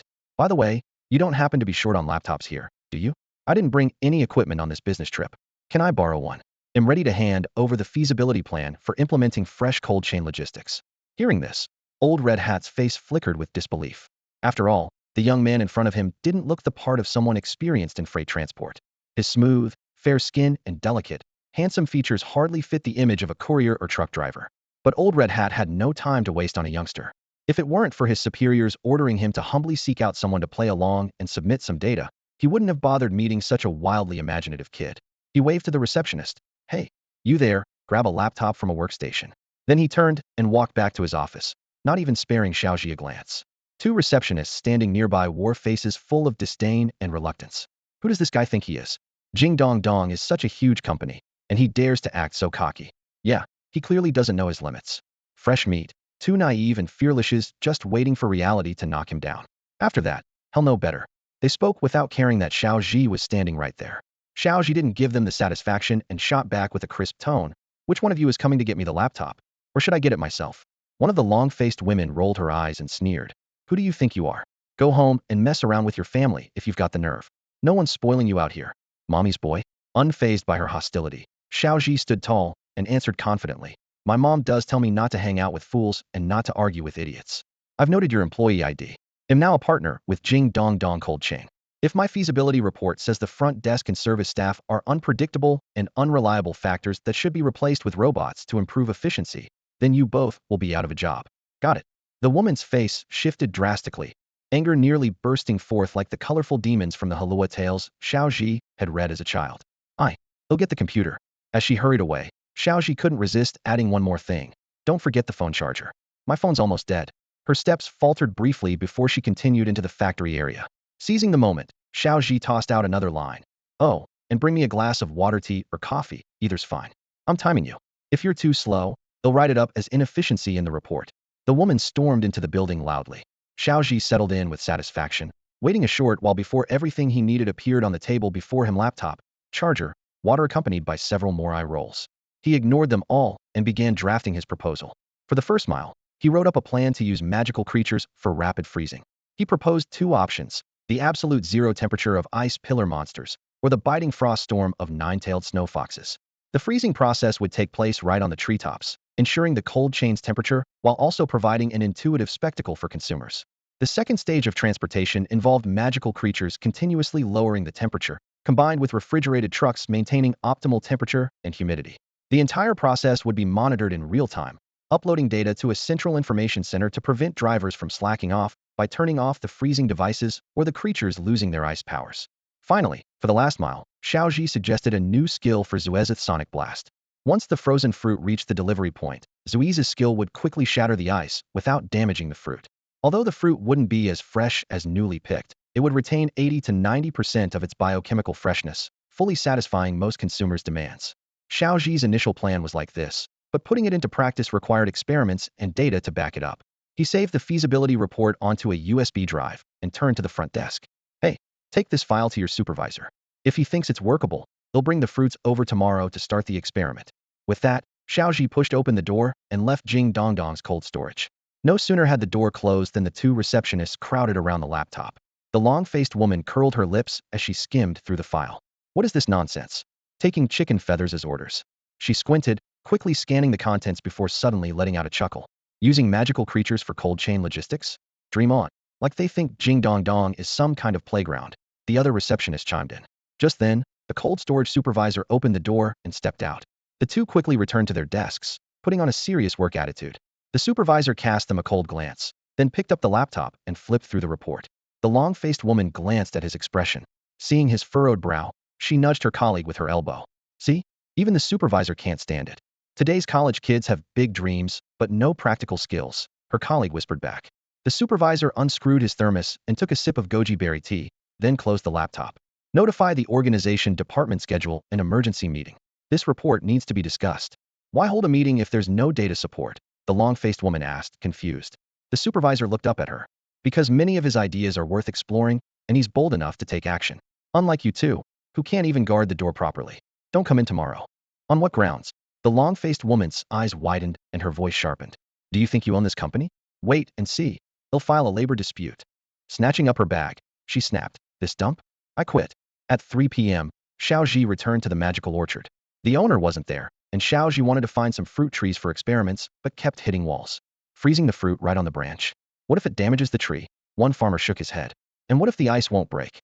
Won't the fruit be ruined? Another looked worried. Xiao Zhi understood their concerns. They'll buy all the fruits used in the experiment. Would that be okay? The farmers exchanged glances. Their expressions troubled. The orchard owner had instructed them to cooperate with Xiao Zhi, but no one wanted to risk their own trees. Without pressing further, Xiao Zhi walked straight into the orchard to find suitable trees. Eventually, he found several roseate fruit trees in a dense patch of foliage, their fruits plump and vibrant like enlarged grapes, irresistibly enticing. Does anyone here have magical creatures with ice attributes? Xiao Zhi called over his shoulder. The farmers looked at one another, then at him, but no one spoke up. Xiao Zhi had assumed that the farm would have at least one ice-type magical creature for refrigeration or preservation purposes. But to his surprise, there was none. Purchasing an ice-type creature was nearly impossible, so he had to rent one temporarily from a breeding house. Driving his Mercedes S-Class straight to the city, he found an official breeding center managed by the Alliance, and paid 10,000 Alliance coins to rent a nine-tailed snow fox for 10 days. Only then did he return to his orchard, ready to begin his experiment. Xiao Zhi selected 10 fruits, and, holding the fluffy nine-tailed snow fox, aimed his powers at the fruit hanging on the branches. Instantly, the fruits froze into solid ice crystals. He repeatedly removed these frozen blocks and set them aside for several hours to simulate transport conditions. When the time was up, Xiao Zhi called over the snow fox named Xuezi and commanded it to shatter the ice blocks using its supersonic blast. Xuezi, as if annoyed by a few pesky flies, released the skill and immediately lay down, seemingly exhausted by even the slightest movement. Bang bang bang, the ice crystals cracked and broke apart into shattered fragments. Xiao Zhi hurried to inspect the fruits. The once intact fruit skins and flesh were cracked and damaged, no longer fresh. After the ice fully melted, all that remained was a sticky, rotten mess. His method needed improvement. He realized the fruit skin required an additional protective layer to prevent direct damage from the ice crystals. To address this, Xiao Zhi gathered materials commonly used by fruit farmers: foam mesh sleeves, inflatable cushions, and cling film. He wrapped several fruits in each material and repeated the freezing and shattering tests. Bang bang bang. After the ice cracked, he examined the fruits again. The foam-wrapped fruits held up, but had uneven pressure, causing cracks in the skin. The inflatable cushion-wrapped fruits were deformed by pressure from both the cushion and ice, risking juice leakage upon thawing. Only the cling film-wrapped fruits remained nearly undamaged, validating Xiao Zhi's hypothesis. A tight, dense protective shell around the skin was essential. Satisfied with the results, Xiao Zhi sent the experiment videos to the relevant team at Jingdongdong's side. Jingdongdong had already discussed Xiao Zhi's problem during meetings and immediately approved implementation upon receiving the footage. Given the green light, Xiao Zhi began live streaming. Initially, his plan was to strip the outer skin, but it became clear that pursuing the cold chain approach was the right path. After several live streams, Xiao Zhi had become quite adept. Once the viewers were engaged, he launched into his pitch. Friends, you pick the fruit, and I'll freeze it. What you see is what you get. Right now, I'm at my orchard in City Z with a nine-tailed snow fox. For every fruit you select, I'll freeze it right off the branch for you, each fruit, just 1 cent. Lu Sha, having learned of Xiao Zhi's collaboration with the orchard on an online fresh fruit venture, decided to check out the stream. She caught his 1-cent frozen fruit live stream and logged into the Banyan Breeding House account to confirm it was real. She didn't understand the purpose of his stunt. Selling fruit at 1 cent apiece could never turn a profit. Most customers were just ordering for fun, happy to get tricked into buying a 1-cent fresh fruit. What was remarkable was how Xiao Zhi's lively commentary and the authentic tactile experience of picking the fruit made the streams highly engaging for casual viewers. Lu Sha reviewed the company's accounts and discovered Xiao Zhi was footing the bill for all the fruit and cold chain logistics. She was buying high and selling low, voluntarily taking a loss to help her business grow. Just renting space in Jingdongdong's cold storage alone cost Xiao Zhi 200,000 alliance coins. As for the fruit, although he picked the common magenta berries, he bought them all directly from farmers, tree by tree, totaling over 100 trees worth of fruit. Xiao Zhi paid the full amount upfront 30,000 alliance coins at premium fruit prices. Luxia took a walk around and examined the berries hanging on the trees closely. She noticed the sizes were uneven, the fruits on the sunny side were fewer, and some were naturally misshapen and unattractive, enough to make anyone frown. She tried a few. The taste was about the same. But who would buy fruits so carelessly? Xiao Zhi hadn't bothered to pick through them at all. Who raises a child to shop like that? It's a sure way to get your legs broken. What baffled her even more was that Xiao Zhi had gone to great lengths to rent a nine-tailed snow fox specifically to live stream the sale of these penny-apiece fruits inside a century-old breeding house. What kind of performance art was this? Though it was less dramatic than streaming naked in an orchard, it was still quite a show. Most unbelievable of all, the system accepted Xiao Zhi's penny-selling strategy without any warningas, if that was a perfectly normal business model in its eyes. A few farmers who saw Luxia found out she was working with Xiao Zhi and couldn't help but whisper complaints in her ear. Young lady, you better remind your man. Our fruit can't even fetch a decent price outside. How could anyone sell it for a penny? Hearing this, Luxia grabbed the farmer's hand excitedly, feeling reassured inside. She knew she hadn't misread the guy. All right, I'll help him buy some traffic. She took out her credit card without hesitation and publicly spent 50,000 alliance coins on traffic for Xiao Zhi's livestream. If not for system limits, she would have happily had Xiao Zhi lose money live streaming until he lost every last coin. Afterward, she tidied her hair and leaned into the camera to get to work. The farmers watched her moves with mixed expressions these days. They knew some tricks about buying livestream traffic, and seeing Luxia spending lavishly to lose money made them frown. What's up with young people nowadays? Such good fruit, and they just waste it like that. Must be some kind of charity, giving back to society or something. A middle-aged man took a drag of his cigarette, flicked some sparks, and sneered. You don't get it. Capitalists never play fair hire money laundering under the cover of buying traffic. The others nodded in agreement.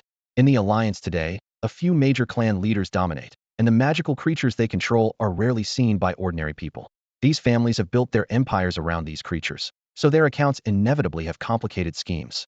But at this moment, Luxia was totally invested with passion, giving 120% effort to this losing money spectacle. To her, selling fresh fruit for a penny not only kept defective goods from reaching the market and damaging reputations, but also let her burn money in large sums. Live streaming losses across the network made this the crown jewel of all money-losing ventures. She hoped Xiao Zhi would do more deals like this. As the live stream was boosted by the platform's recommendation spots, the number of viewers quickly surged, and the atmosphere grew increasingly lively. Seizing the moment, Xiao Zhi suddenly shifted the camera to focus on the group of fruit farmers. The farmers froze instantly, their faces filled with fear and unease, afraid they might be implicated as accomplices in this fruit misusing live broadcast incident. However, among them, an elderly man who moved somewhat slowly didn't fully grasp Xiao Zhi's intention and was gently guided by the staff closer to the camera. Xiao Zhi locked eyes with the old man, his internal monologue already forming, and then began to speak. You're probably wondering what the purpose of this event by the Century Breeding House is. Well, let me explain it to you properly. He slowly turned the camera toward the weathered, worn-faced old fruit farmer. The man's skin was yellowed, blending into the earth around him, his gaze tired and heavy, his face marked by deep wrinkles carved by time. Years of hard work had slightly bent his back, his scattered silver hair revealing strands of white. This was the unmistakable image of a farmer who had endured countless days under the scorching sun and wind. Everyone, this is Grandpa, one of the senior fruit farmers in our orchard, Xiao Zhi introduced. Grandpa, I heard that you and your family planted all these fruit trees yourselves? The elderly man, somewhat shy but sincere, nodded without hesitation. Could you tell us how good the fruit here really is? The old man's simple and honest nature came through as he eagerly began to share. These fruits, that's a long story. The seedlings were planted over 10 years ago, and we've always used homemade fertilizer, no pesticides, no injections. Pest control is all done with traditional methods. The fertilizer comes from some amazing natural organisms, and every fruit is picked by hand, one by one, never machine picked. The taste is just like what we ate when we were kids, sweet as can be. A faint smile appeared on his face, his eyes warm and genuine. Xiao Zhi nodded and continued. So, how did your family's fruit sell last year? The old man looked a bit embarrassed, lowering his voice. Well, some fruits didn't look good, so they didn't sell for a good price. The supermarket's head buyer would pick the best big fruits and buy those in batches. The rest sold less, and we ended up eating quite a few through the winter. Still, we couldn't finish them all, and most of the rest rot, so we just had to throw them away. Xiao Zhi asked again, why not try selling online? There are lots of buyers on the internet. The old man gave a dry laugh and shook his head. We don't know how to do all that. The young people in the family don't take care of it either. They say work keeps them trapped like prisoners with the 996 schedule, working from 9 a.m. to 9 p.m. 6 days a week. When they come home at New Year, they have to handle messages and calls nonstop and are always busy. We old folks feel embarrassed to say anything. The camera returned to Xiao Zhi as he faced the audience to explain, "Friends, now you should understand the meaning behind this century breeding house livestream. The large, perfect-looking fruits you usually see in supermarkets and malls are indeed visually appealing. But no healthy fruit tree bears only flawless fruit. Those fruits that look ordinary are the fruits of the farmer's painstaking care, and many farmers eat plenty of them themselves every year. In other words, if the farmers who grow the trees don't eat their own fruit, then you know there's truly a problem with it." He paused, drawing his gaze back and emphasizing, "Today, I've shown you fruits that grow naturally on the trees. These are not bad apples or rotten ones, nor artificially ripened or hormone treated. These are the farmer's lovingly tended, heartfelt fruits. And of course, all the fruits you order from this live stream have been carefully selected. What you see is what you get. The fruits will be delivered to your door through cold chain logistics." At this point, Xiao Zhi's tone suddenly shifted. However, the host needs to be upfront with everyone. Right now, the cold chain logistics within the alliance are still underdeveloped. Only a few cities are able to ship, and the technology and delivery system for transporting fresh fruit are far from mature.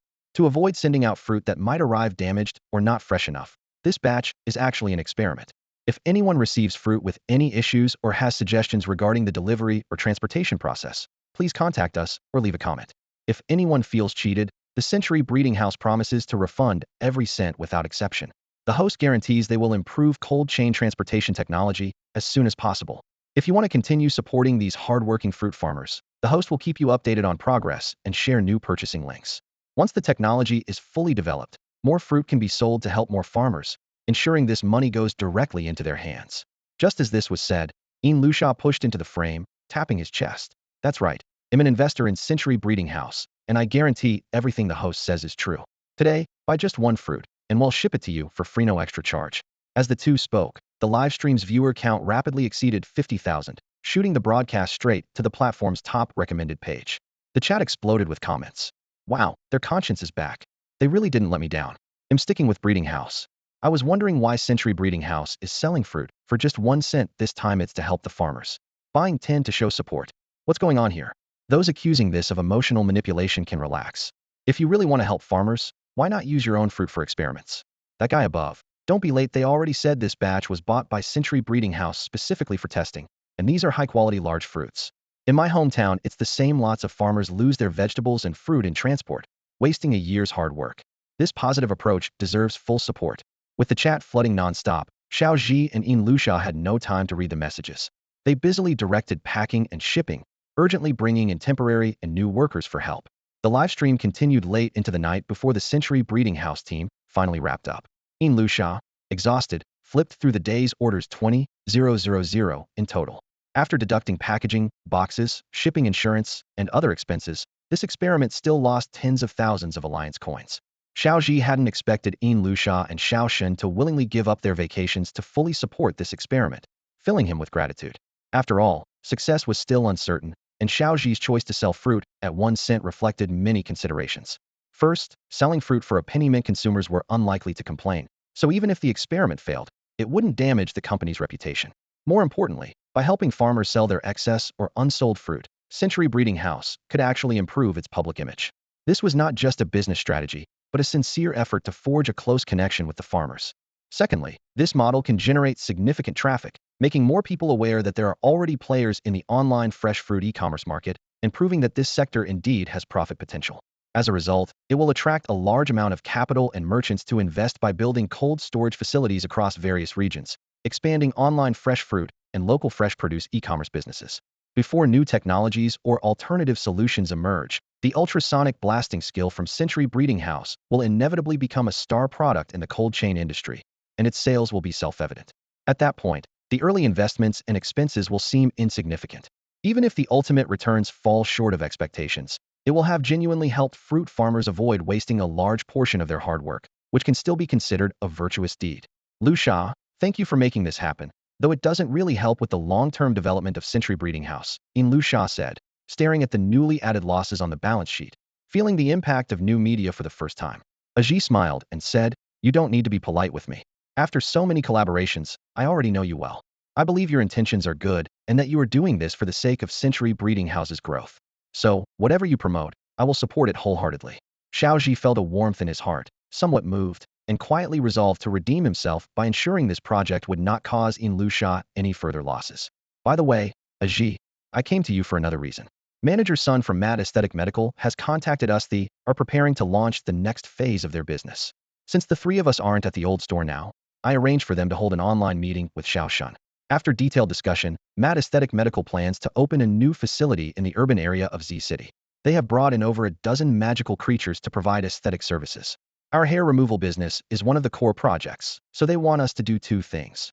First, design a plan for the new facility centered around magical creatures, highlighting the harmony between humans and these creatures, and also allocate a dedicated space for the creatures in the lounge. Second, increase the supply of skill discs. They think the previously discussed quantities were too low and want Xuezi to produce 90 skill discs per quarter.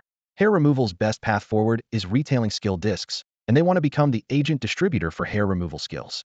Fortunately, Xuezi has just evolved and seems able to meet this demand. Hearing this, Xiaozhi immediately thought of Xuezi's current state. As a child, excessive use had caused damage, making Xuezi now resist high-intensity labor. Also, she is going through cat puberty and is quite rebellious. If she had to produce skill discs for both hair removal and ultrasonic blasting, it might be difficult to balance. Have we agreed to this? Is there room for adjustment? Xiaozhi asked. Zhi replied seriously, we haven't agreed yet. We need to discuss this carefully first. Xiaozhi thought for a moment. A quarter is about 90 days. To produce 90 discs, Xuezi needs to make one disc per day. After her evolution, based on the skill stamina built up from producing hair removal discs, she can produce 15 skill discs per recovery cycle, which happens every 3 to 5 days. However, Jing Dongdong also needs ultrasonic blasting skill discs, and the quantity isn't small. Xuezi can produce up to 10 ultrasonic blasting discs per recovery cycle. If pressed, she can produce 10 ultrasonic blasting discs every 5 days. Counting that, theoretically, Xuezi can produce 180 skill discs in a quarter. But if half are allocated to Mad Aesthetic Medical, Jing Dongdong's demand won't be met. So, the only option is to increase Xuezi's production capacity. To improve capacity, we need to find more wild magical fruits for Xuezi, which means we have to go out collecting in the wild. The atmosphere suddenly grew tense. Meeting the surging demand means the urgent task of finding wild magical fruits will soon be unavoidable. That night, Xiao Zhi and Xuezi worked together to produce 10 sonic blast skill discs. While waiting for Jing Dongdong's cold storage to arrange refrigerated trucks, they collaborated with fruit farmers to carefully load the fruits into the vehicles. Afterwards, they handed the skill discs over to the transport team, who would deliver them to the logistics department's branches, making it convenient for couriers to use the skills during deliveries.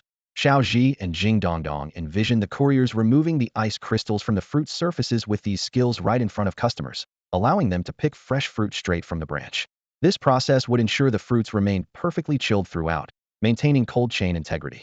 Since Xiao Zhi's livestream delivery area was limited to 1 or 2 major cities, the quantity of 10 skill discs, distributed reasonably, was more than enough. After finishing these tasks, Xiao Zhi returned to the villa to rest with the two women. Early the next morning, he received news that the Alliance Cup exhibition would open in just 19 days. He needed to speed up improving the skill quality to ensure the discs made a strong impact.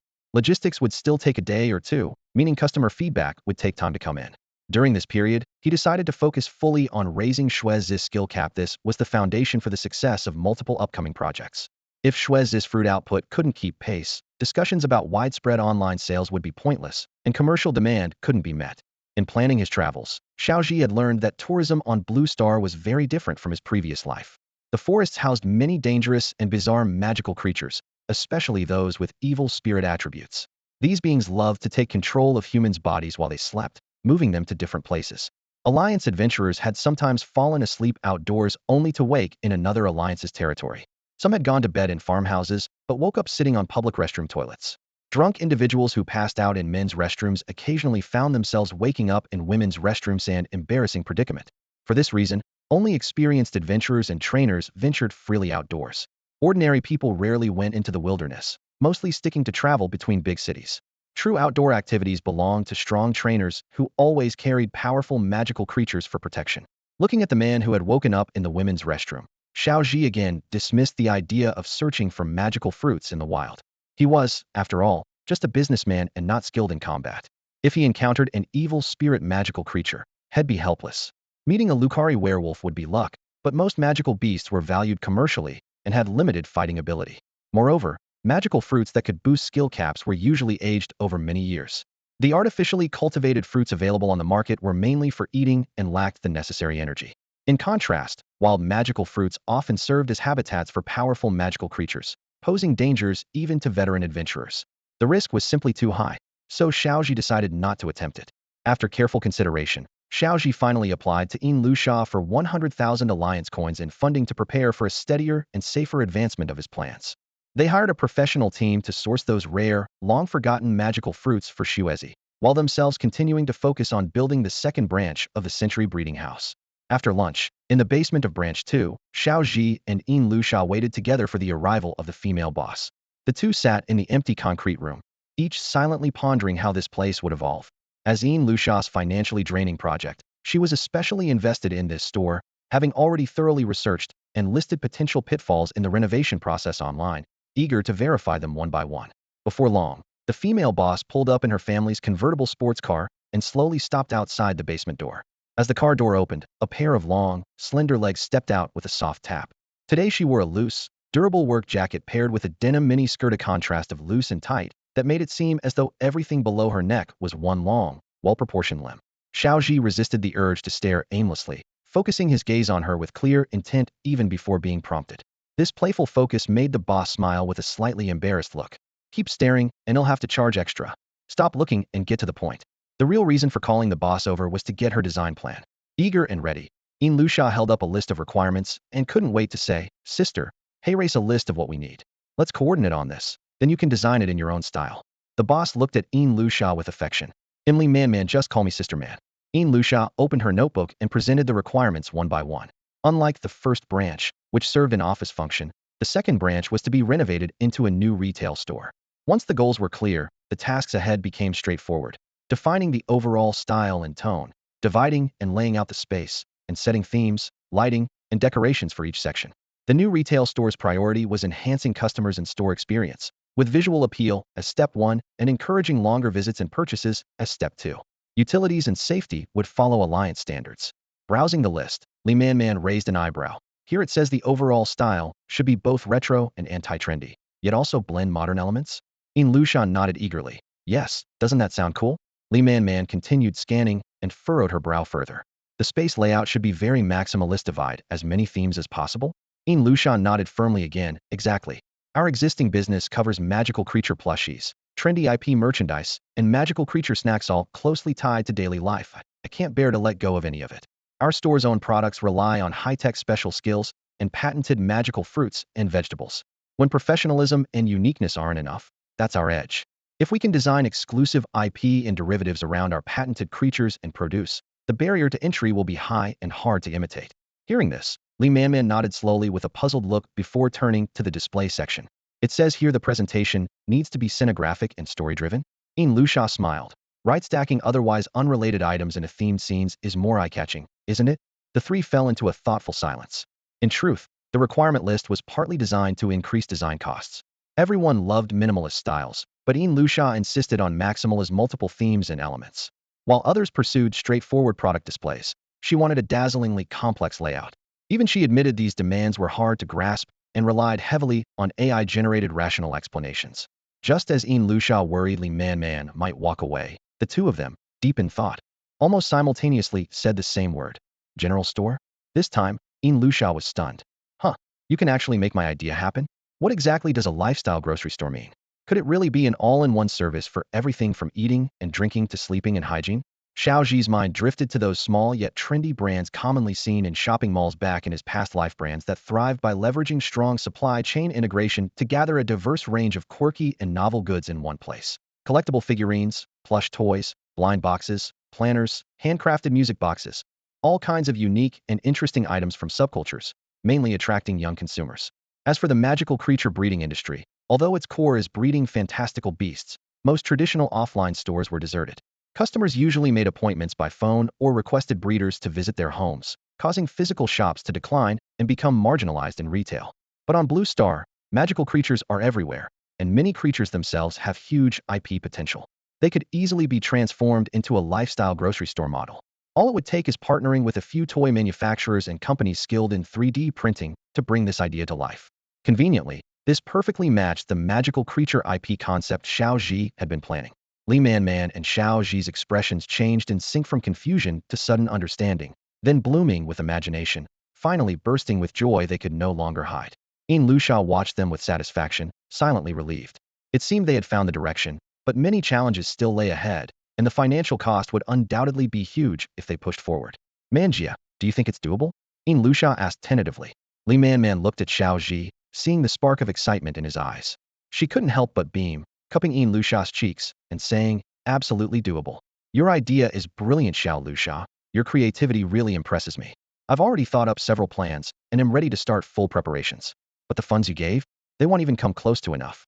Though Lusha didn't grasp all the complex details, she seized on the part about spending lots of alliance coins and felt overjoyed.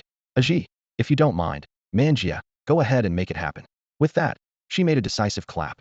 Xiao Shun and I have to take the employees from the century-old breeding house on a trip these next few days. They'll leave work matters in your capable hands. Xiao Zhi naturally agreed. At this stage, business pressure was light, and a moderate break for the staff would prepare them better for future challenges. After settling the broad design direction, Xiao Zhi and Li Man dove into deep discussions about those lifestyle grocery store experiences from their previous life, quickly reaching a consensus and starting to implement the plan. Lusha did not idle either. Full of drive, she returned home and immediately called the magical farm. On the other end came a lazy male voice. Hello? Boss. Say it quickly, I don't have time to hang up. Lusha asked anxiously. How's the plan going to bring the elders into the city for fun? The other party answered, Boss, the elders insisted on taking the bus, and am currently in line buying their tickets. Her heart nearly skipped a beat. Who told you to buy bus tickets? The unemployed man on the other side hesitated and said, the boss and his wife said this way saves money and lets us enjoy the scenery along the way. If others found out, they'd think our breeding house can't afford tickets. There's no way we're riding business class on the high-speed train.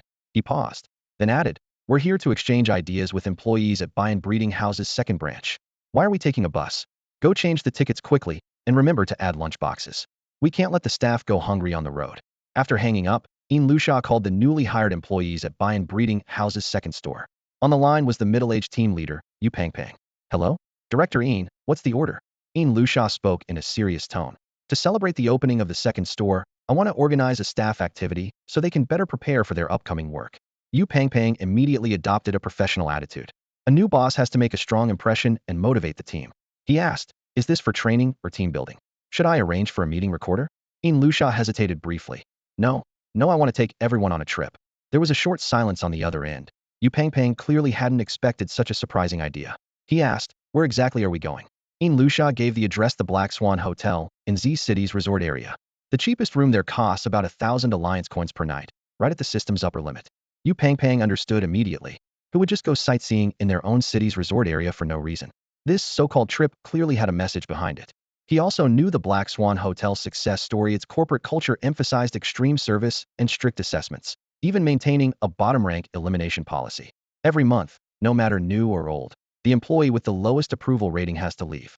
Brilliant, Director Yu Pang couldn't help but praise. I've been puzzling over how to manage subordinates. You can't be too hard or too soft. I never thought you'd get them to understand the bottom elimination rule by letting someone else deliver the message. That's a clever approach. Lusha didn't think much of it and replied, just know the location. Hurry up and bring the employees here. I have an important announcement. Soon, Lusha and Xiao Xin arrived first at the Black Swan Hotel. Before them was a landscape of a water park surrounded by an artificial protected forest, fresh air filling the spacey and ideal place for people of all ages to relax and vacation. The two groups of employees arrived one after another. Lusha gave Xiao Xin a knowing look. 40 employees were arranged into several small round tables on the hotel rooftop, seated neatly.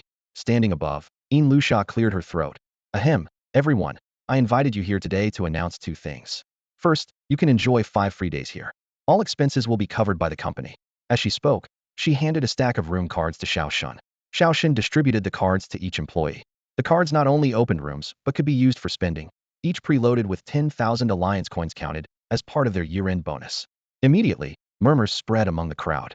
A middle-aged man whispered doubtfully, it's not year-end yet. Why are we getting year-end bonuses already?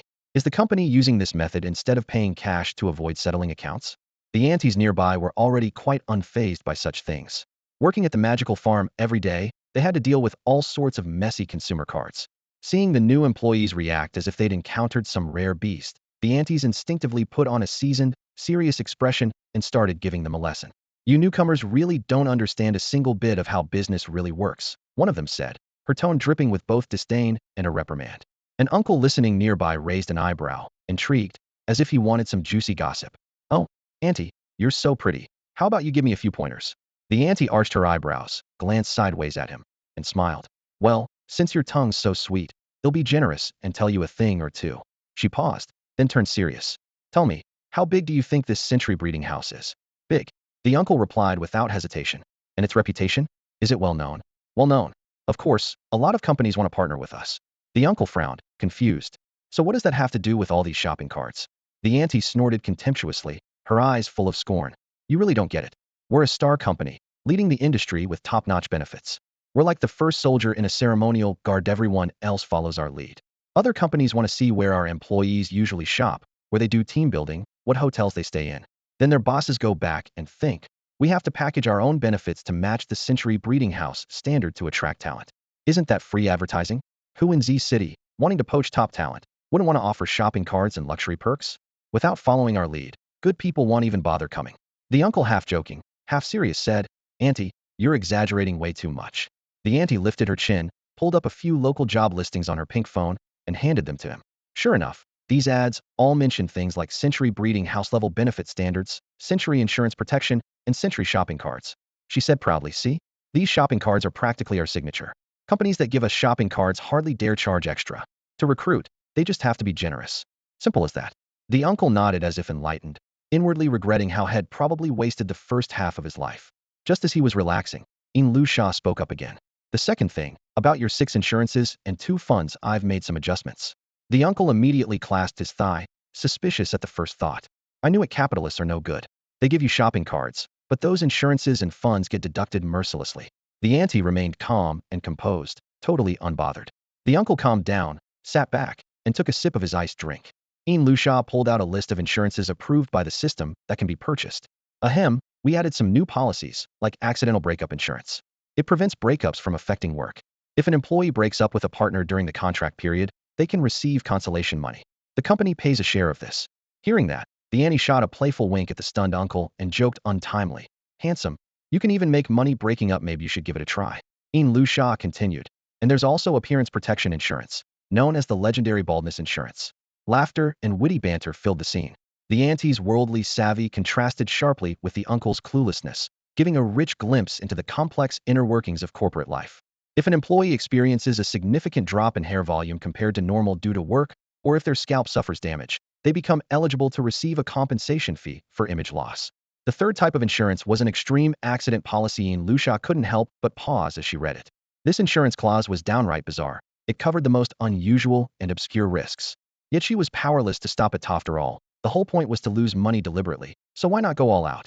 This insurance was even more exaggerated. If an employee were abducted by aliens, encountered supernatural phenomena, or faced catastrophic disasters like a solar explosion, both the employee and the company would receive compensation of no less than 100 times the original premium paid. The uncle standing nearby felt a headache coming on and wondered if the boss was out of their mind for coming up with such a strange product.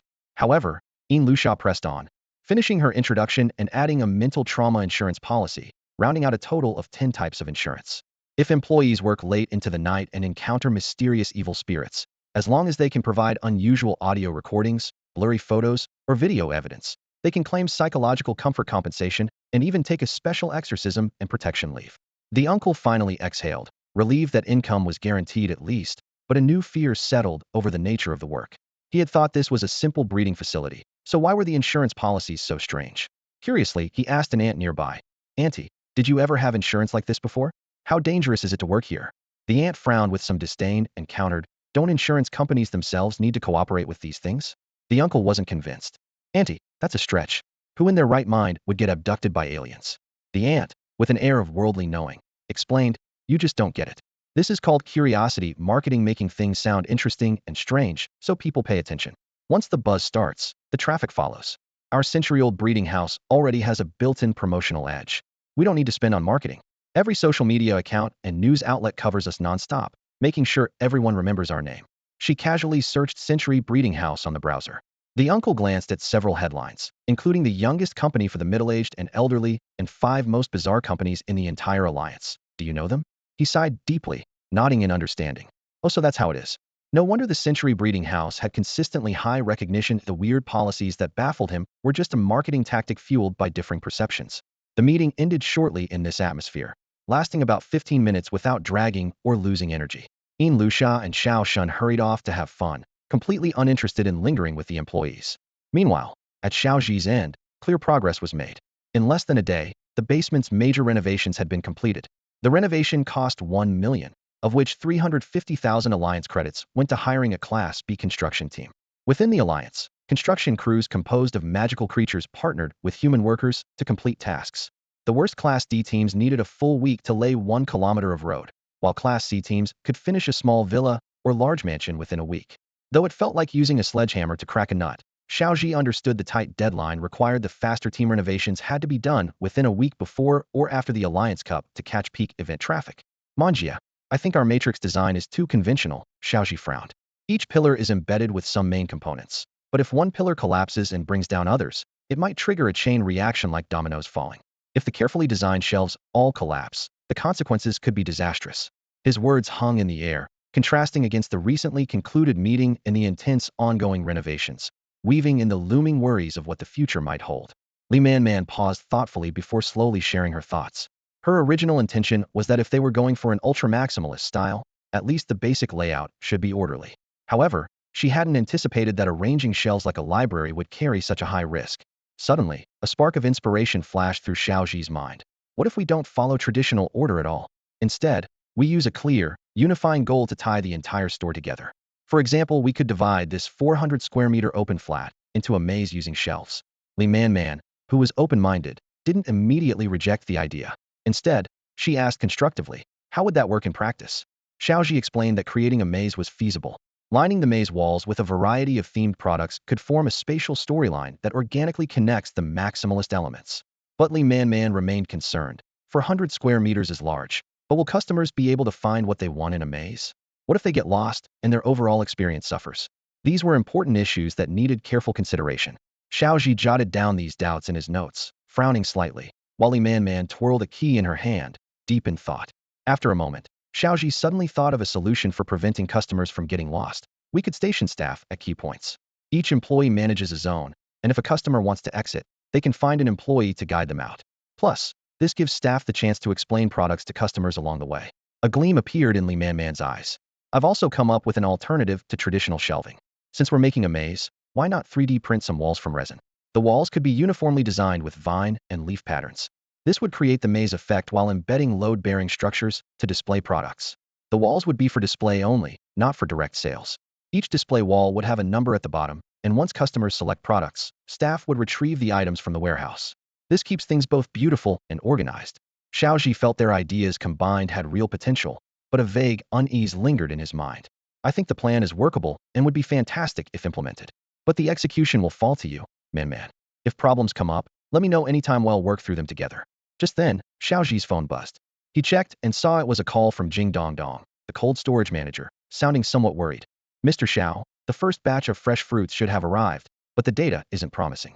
I've just sent you a report highlighting the issues we need to address. If you're available, please come over quickly so we can plan our next steps. Xiao Zhi looked at Li Man, who responded with a confident smile. Don't worry, don't underestimate me. They'll explain the situation to the construction team. 3D printing costs less than other options, and we have the budget flexibility to adjust. You just go and leave it to me. Her tone was firm and resolute. Xiao Zhi nodded, ended the call, and headed straight to the Jing Dongdong cold storage. When he entered the office building, the first thing that caught his eye was that the traditional human receptionist at the entrance had been replaced by a robot. The robot walked steadily, speaking in a warm and polite tone, guiding him through the maze of corridors straight to the meeting room. Throughout the whole process, the robot's friendly attitude made him chuckle quietly. In the meeting room, the supervisor in the red cap had been waiting for some time. The moment Xiao Zhi walked in, he pulled a thick stack of documents from the table and handed them over. Mr. Xiao, you can start by looking at this report. Of the 1,389 fresh fruit shipments we've delivered, 47 had quality issues.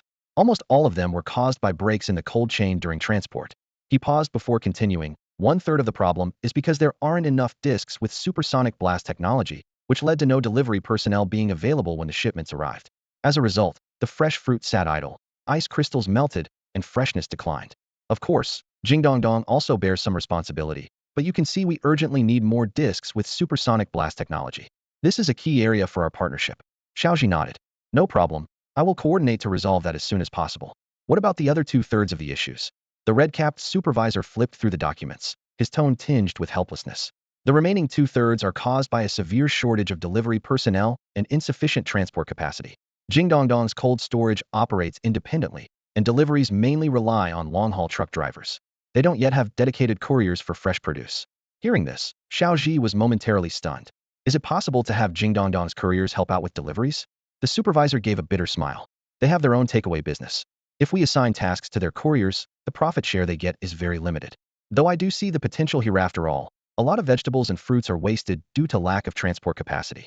These surplus goods could become valuable products and revenue if sent to areas with demand. But I can't personally push this forward. He paused and lowered his voice. You know how hard it was for me to get this position. If I take such a risk, I might have to quit this project. Whether it's profit sharing, equity, or even a partnership, it must be under your Century Breeding House name. It cannot use the name of Jingdongdong's cold storage. Only then did Xiao Zhi understand his meaning. To perfectly solve the transport capacity problem, someone has to take the fall. Jingdongdong Cold Storage will provide existing refrigerated trucks, delivery personnel, and cold storage leasing support, but won't use funds meant for its own development and will never change its existing delivery system. In other words, if the project succeeds, both he and Jingdongdong will profit. But if problems arise, all responsibility falls on Xiao Zhi. Jingdongdong Cold Storage will simply withdraw funding and cancel all support. Right now, he must tackle the challenges of insufficient transport capacity and limited supersonic blast technology discs alone. Large companies openly bully smaller ones. What else can he do? If Jingdongdong pulls out now, he won't even be able to ship the fruit, let alone maintain an intact cold chain for fresh produce. After leaving Jingdongdong's cold storage, Xiao Zhi's expression grew serious. To fully solve the last-mile delivery problem, he not only needed to find a reliable shipping company, but also had to acquire more discs with the supersonic blast skill. Of course, the support of customers was crucial. If no one bought into it, even successfully completing the work wouldn't generate profit. This time, Lusha had invested a fortune, and if they ended up losing money, it would be a huge blow to their reputation. For now, these problems could be temporarily managed with alliance coins, but ultimately, he was still short on cash.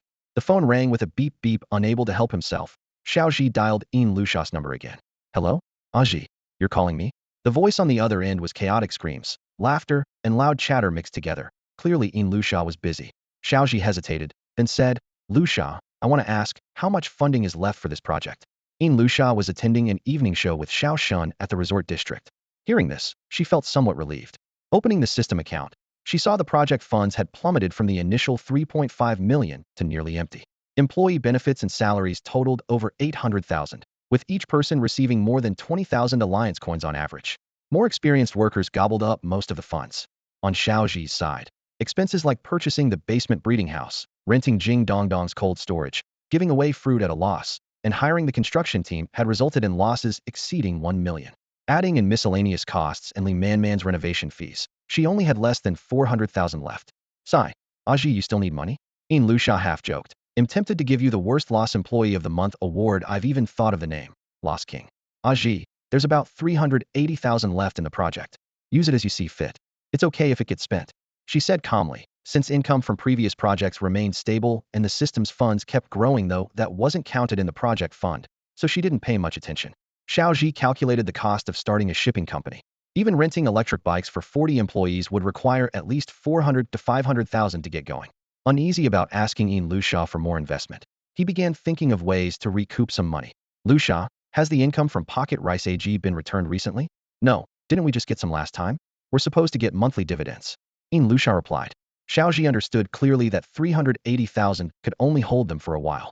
If he could get some dividends from Pocket Rice AG again, the delivery company issue would be settled. With this in mind, he headed straight to the top floor of the office building where Pocket Rice AG was located. At AG's studio, the penthouse floor of the building. As soon as the door opened, Pocket Rice AG nearly pounced to greet him. Brother Xiao, you're here. I was just about to look for you. Xiao Zhi glanced around. The studio was filled with soundproof booths, each streamer facing cameras, shouting non-stop amid the noise. Pocket Rice AG's office sat firmly in the center like a control room, overlooking the sea outside with a commanding view. He took a seat across a wide desk. Holding a glass of iced coffee, Pocket Rice AG approached with enthusiasm. Brother Xiao, you really are amazing. Pocket Rice AG laughed.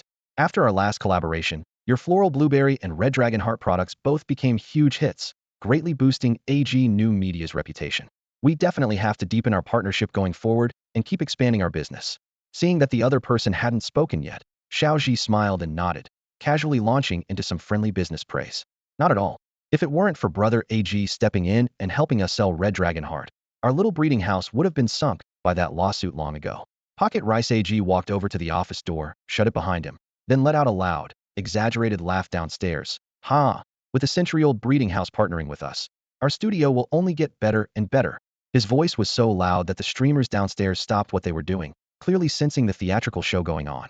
With the door closed, Pocket Rice AG immediately crouched down by Xiao Zhi's side, wearing a serious expression as if about to be knighted. Brother Xiao, save me. Xiao Zhi quickly put down his cup, curious. Tell me what's wrong. Don't be so nervous. AG looked helpless. Brother Xiao, you don't understand. Our new media company is now deeply tied to your century-old breeding house. You can't just leave us hanging. Our fame has grown, but big brands ignore us completely.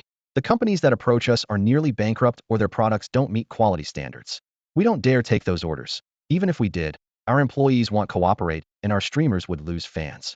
So many people depend on this work, but the only marketable products you two from Magic Farm offer are these two extraordinary fruits. Not many streamers fit this kind of product. Streamers in other sectors are losing money. I can't afford to support them. If we don't get good products soon, I might have to switch industries, and you'll have to find others to promote your farm products. He spoke honestly, but without the usual seriousness of a business negotiation. It felt more like chatting with an old friend. Xiao Zhi understood. Pocket Rice AG had tasted the benefits of disruptive innovation and wanted to expand his agency by representing more of the breeding house's products. The streaming industry is highly segmented, and the agricultural product market is the broadest. Mom influencers can talk about how good the fruit is for babies. Sophisticated women can emphasize health benefits. Tech streamers can analyze patents and ingredients. Other products aren't that easy to market. You can't expect a tech streamer to sell clothes, right? But Xuezi had signed an exclusive contract for Matte Medical Beauty. Green Tea Neo was with Snow King, and Luca Lease Werewolves had no chance. Right now, aside from Fei Yangyang and Xuezi's new projects, Pocket Rice AG had no new products. Since the contract was revenue sharing anyway, it made sense to bring him into the new project and have him help promote Xuezi's Sonic Boom skill with cosplay videos. Cosplay videos hadn't caught on Blue Star yet, but the popularity of group broadcasts already showed the potential of that model. Back in the previous life, many internet celebrities rose to fame through cosplay. Xiao Zhi was convinced it could work here, especially combined with casual wear and group streams. With this in mind, Xiao Zhi asked, Brother AG, if you want to do group broadcasting, do these streamers have a good appearance? Pocket Rice AG's pupils suddenly shrank as he stared incredulously at Xiao Zhi. Your breeding house doing group broadcasts? He had just said that casually to try to get more product agents, never expecting Xiao Zhi to take it seriously. Ah, Brother Xiao, putting together a group stream isn't something you have to do at all costs. Pocket Rice AG rubbed his hands nervously, his eyes flickering over Xiao Zhi's face. Well, we're still collaborating, right? I was mainly wondering if Brother Xiao had any other projects I could help lighten the load on. Xiao Zhi shook his head and waved his hand lightly in the air. No need for that, Brother AG. You should stick with your own path. I actually think group streams are great. He paused, a slight smile tugging at his lips. My new project is also going to involve group streaming. Pocket Rice AG was stunned, his mouth hanging open for a long moment. Come on, big brother, I was just saying that casually. Xiao Zhi went on. See, group streams definitely draw viewers. But when everyone does the same thing, it gets repetitive. We have to innovate. He leaned forward, lowering his voice. I'm planning to combine group streaming with our Baijiu breeding house's Sonic Burst skill to create a whole new style of group stream. Pocket Rice AG furrowed his brow, confusion written all over his face. Brother Xiao, this Sonic Burst you mention it doesn't sound very safe. How does it relate to what we do in new media? Xiao Zhi thought to himself. I can't exactly say I'm using some risky technique from the breeding house as a costume change trick, can I? So he rephrased. The core of short videos is giving people a visual treat and an emotional jolt. An explosive costume change will definitely catch viewers' eyes. Seeing Pocket Rice AG still looking puzzled, Xiao Zhi beckoned. How about this? He'll show you go grab an outfit. Pocket Rice AG hesitated a moment, then turned to open a nearby wardrobe. Inside hung rows of business suit quality materials, expertly tailored. Xiao Zhi stepped forward, neatly putting on a full suit with every button fastened. Over it, he layered sunglasses, a hat, and a coat, thoroughly concealing the clothes underneath. Imagine you're the cameraman filming me, Xiao Zhi explained while gesturing. I walk up, turn around, and slam my bare face right in front of the lens. Then, I throw my coat at the camera to switch scenes and stop filming. He made an exaggerated motion of tossing off the coat.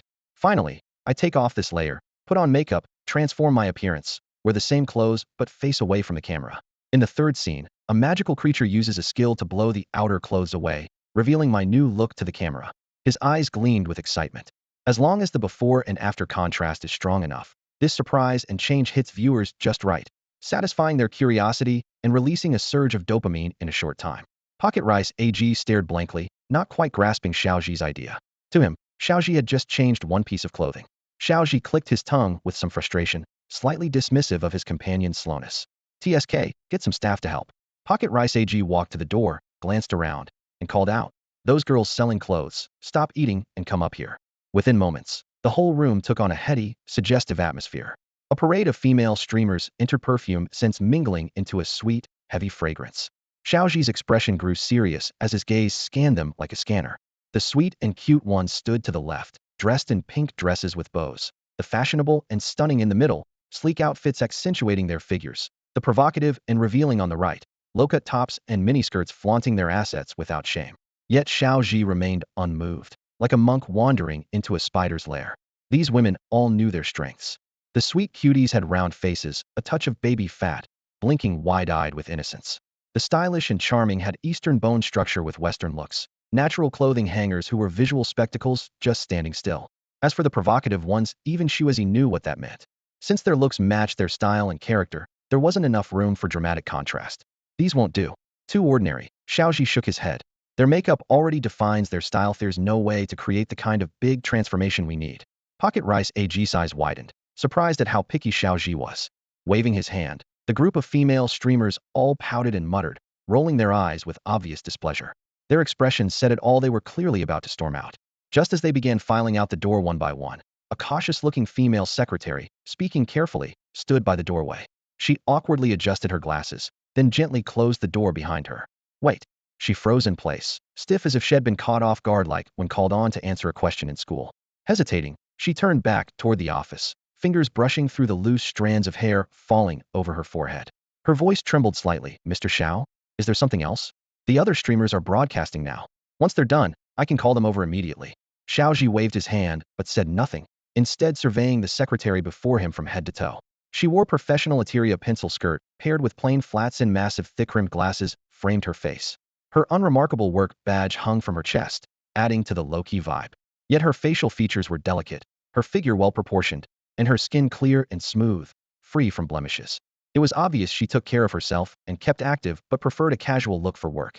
Noticing Xiao Zhi's unabashed stare, she furrowed her brow and sounded uneasy. "Mr. Xiao?" Catching himself, Xiao Zhi flushed slightly with embarrassment. His gaze had been too intense. She was the type of woman who was pretty but a bit insecure.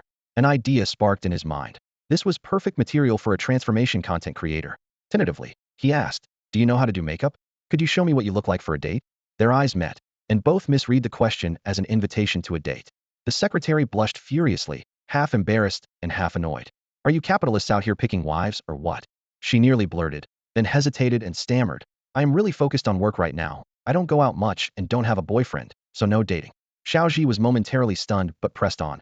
"Then can you at least do makeup?" Gritting her teeth, she muttered barely audibly to herself, "Yes, I can." "Great." Xiao Zhi smiled, his tone turning more confident. "Then let's film a sample video." The secretary's almond-shaped eyes narrowed in suspicion. Unsure. "Film a video?" Xiao Zhi nodded. "Exactly." Suddenly terrified, the secretary was speechless, tears welling up in her eyes. Xiao Zhi looked puzzled. Why did she seem so frightened, as if forced into something humiliating? Hours later, with Zuiza's help in set design, filming, and editing, the secretary completed her first transformation video, titled, "Ugly at Work, But Who Cares After Hours?" The video opened with her looking disheveled and plainly dressed. She answered calls, completed tasks, and typed up documents, all sped up to highlight the mounting workload and hectic pace. Just as the music hit its climax with a booming beat, her work clothes suddenly appeared to be ripped apart on screen. The camera focused on her shocked expression as she covered the lens with her hand, cutting to a new scene: a dazzling bar bathed in colorful lights. There, she appeared in a stunning red dress, long hair flowing, heels clicking, hands delicate, waist slender, and legs long and sexy. Slow-motion effects amplified the glamorous transformation, instantly captivating the audience's attention. The camera circled her, ending with a freeze frame as she glances back over her shoulder, her brows and eyes flashing a seductive smile. The video cut off abruptly at its peak, leaving viewers mesmerized by that one unforgettable moment. Everyone watching couldn't help but swallow hard. Pocket Meat AG pondered deeply, then suddenly exclaimed, "Oh, Brother Xiao, I think I get it now. There's huge business potential here." Xiao Zhi nodded in satisfaction. "Glad you see it. We'll start by building accounts with these simple transformation videos. Once we have enough, we'll aggregate them for group streaming to pull in traffic and push this skill DVD to become a viral online trend." Pocket Meat AG nodded in response. "All right, Brother Xiao, we'll start preparing on our side. Please get us a copy of that supersonic blast skill disc as soon as you can. I want my little firetail pig at home to learn it, maybe even use it to shoot some videos." After dealing with his own issue, Xiao Zhi brought up another request. "Brother AG, the breeding house is in urgent need of funds right now. Could you advance me the share from the past few days' earnings?" Pocket Meat AG looked a bit troubled. His supply of alliance coins was tight.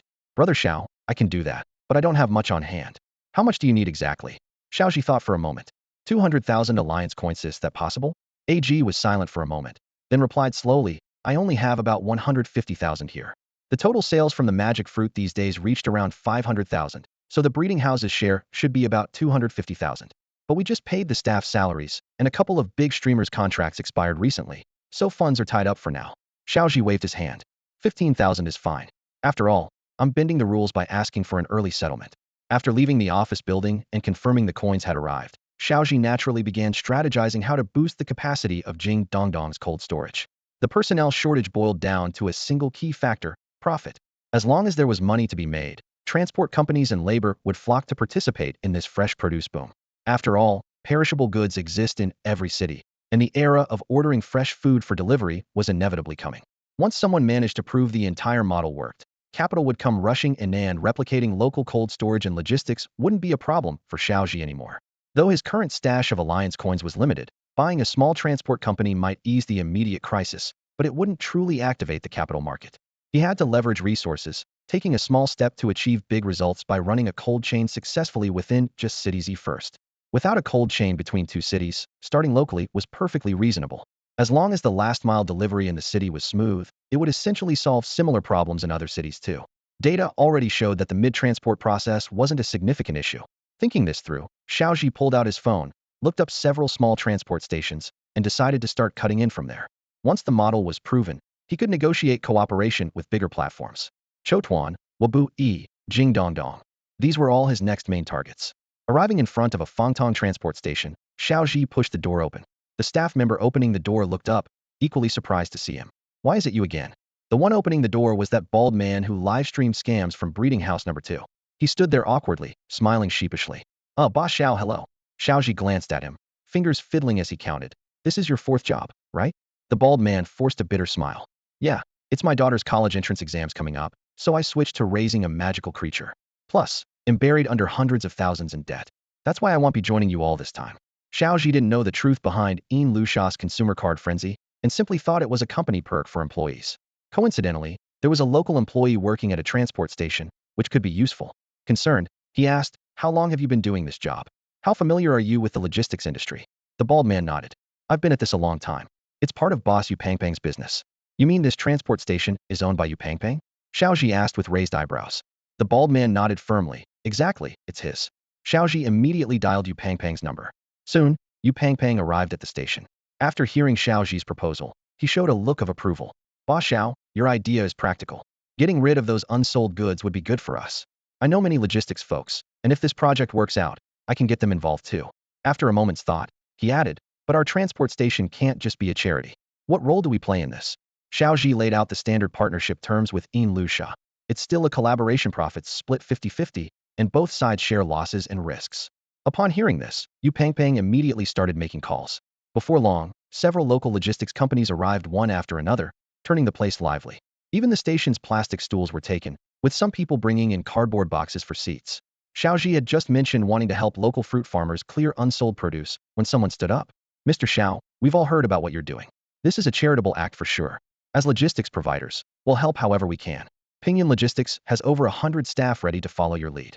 As one replied, another quickly jumped in. "Pinyin Logistics can't compare to my family Shangyun. Count us in. I know many magical farms and orchards in Z City that can't sell their goods." With that, even more logistics professionals expressed eagerness to join. Calm and unhurried, Xiao Zhi said, This is a project initiated by the Century Breeding House, open to all who want to participate. Even he hadn't expected to feel such a powerful spirit of unity and rallying of local heroes. While these people might be small players before big capital, here they were leaders in their own fields. With everyone's support, Xiao Zhi grew confident about opening the local market. Grabbing a large cardboard box and marker, he began sketching and explaining. Now that we have manpower and resources, we need to start research. My plan is to first establish a local fresh cold chain, integrating transport capacity and resources onto one platform to offer fresh food delivery. The bald man frowned slightly, puzzled. Boss Xiao, there are already so many delivery platforms. How can a small place like Z City compete? Big platforms will crush us, and ours will just fold. His question hit a nerve. The other business owners turned to Xiao Zhi, waiting for his response. Xiao Zhi replied steadily, I've observed the delivery wars on Blue Star. The main platforms compete on tourist discounts and store group buys, but they've hardly focused on fresh food delivery. He paused. You're right. That's exactly why we're targeting fresh food delivery, letting customers order online and get fresh products fast. As long as we control the supply chain ourselves, it will create a barrier that's hard to overcome. The transport company owners had originally thought they were just there to help move some fruit, but they hadn't expected Xiao Zhi's ambitions to be so grand. Those who were only mildly interested in the project quietly left after hearing his plan, leaving behind a smaller group who trusted Xiao Zhi and Yu Pangpang.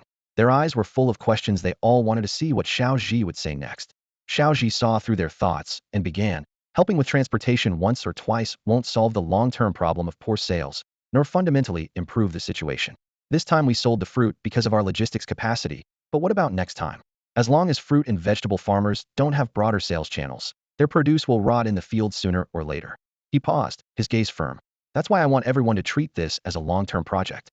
If we profit going forward, we'll divide earnings according to shares. This project has huge potential. Every region has abundant fresh produce.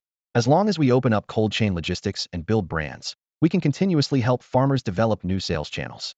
As soon as Xiao Zhi finished, the atmosphere shifted. Voices buzzed back and forth. After all, the risks sounded quite significant. Yu Pangpang, speaking for the group, couldn't help but ask, Boss Xiao, how exactly are we going to do this? There's no way we can just go head-to-head empty-handed with the big platforms, right? Xiao Zhi nodded confidently. Exactly. We need to break it down into several steps. Step 1. Secure fresh produce supply from farmers. For this part, Ping Yun and Shang Yun can participate. Step 2. Establish a delivery process and model for each type of produce.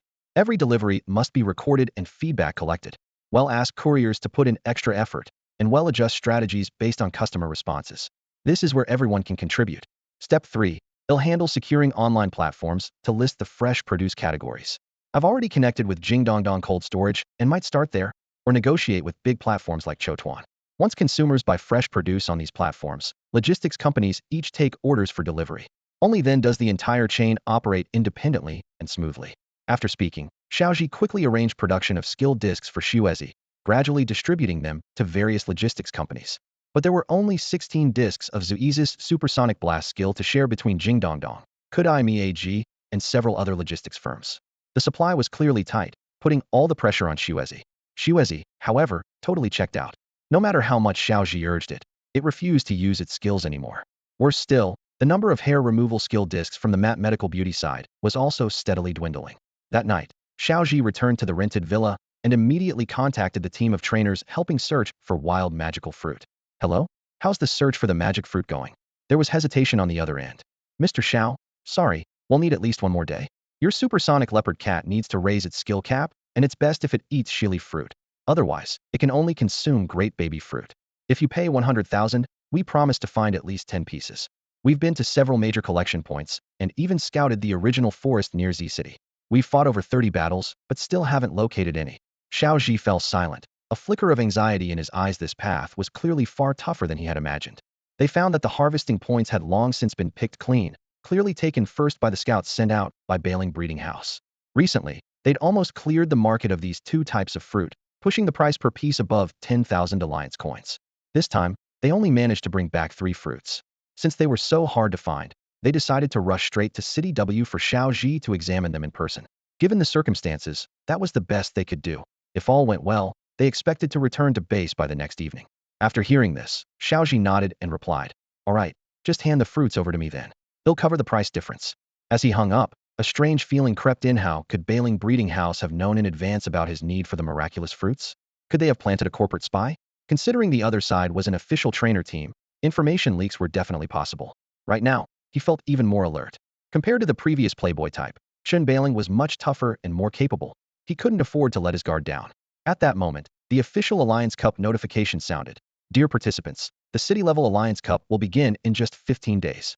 Please prepare your miraculous creature materials and invitation letters and attend on time. Thank you for your cooperation. Xiao Zhi opened the message and frowned. The entry requirements included not only the creatures but also certain business thresholds. A marketing revenue of at least 2 million, registered capital of over 5 million Alliance coins, and crucially, at least one physical store registered for filing and promoting the Alliance Cup. In other words, single store operations didn't qualify at all. The store issue was manageable, but the funding gap was significant. Back when Bailing Breeding House was first registered, it only had 500,000 Alliance coins in capital, right when Xiao Zhi was scraping by. Now, they were still far from the required 5 million. Xiao Zhi thought this would need Xiao Shun's involvement to coordinate and boost the numbers.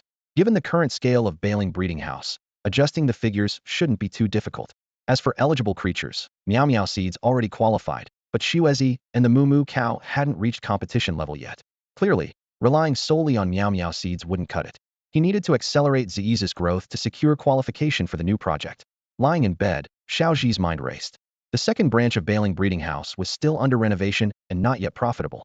Whale Dongdong's cold chain delivery was stuck due to an insufficient number of Ziyi's skill discs, and local logistics were also hindered by Ziyi's limitations. On the other hand, Pocket Rice AG's costume change video series was ready to start filming, but depended heavily on Ziyi's assistance. The effects created by this skill were unmatched. Once the videos took off, no substitutes would steal Ziyi's spotlight. So before alternatives emerged, it was best to stockpile enough of Ziyi's skill discs. His thoughts kept circling. He suddenly seemed to understand why capitalists in his previous life had been so eager for creatures like Xiuezi to work non-stop, no food, no rest, just churning out skill discs around the clock. Xiao Zhi chuckled bitterly. How to exploit Xiuezi reasonably, or rather, improve efficiency. After all, Xiuezi wasn't an ordinary being. The manipulative PUA tactics those old bosses used clearly wouldn't work here. But there had to be some why a carrot dangled in front of her, at least. After all, Xiuezi was so adorable, surely she wouldn't get overwhelmed.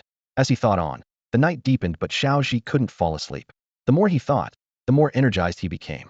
He finally got up, turned on a business drama, and watching the twists and turns of the marketplace on screen, his fighting spirit surged anew. The next day at noon, there were still a full 14 days before the Alliance Cup began. During these past few days, Luxia had completely let herself go, living in a haze of indulgence. She practically spent every day lounging around the resort, riding the carousel until late at night, eating ice cream as if it were a proper meal, one bite after another, thoroughly enjoying herself as she lazily wandered about on a little dragon ride. She had completely blown through the 10,000 yuan expense card she and Xiaoshan shared. Never before in her life had she spent so much money all at once, and yet she felt no guilt whatsoever about splurging. The sheer exhilaration of it was beyond words.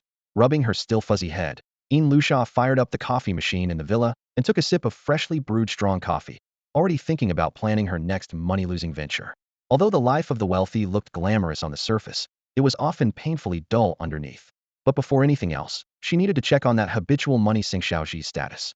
By his usual routine, he should have been out the door already. So she was a bit surprised when the phone in the room started ringing. She walked into Xiao Zhi's room, where the phone vibrated on the bedside table.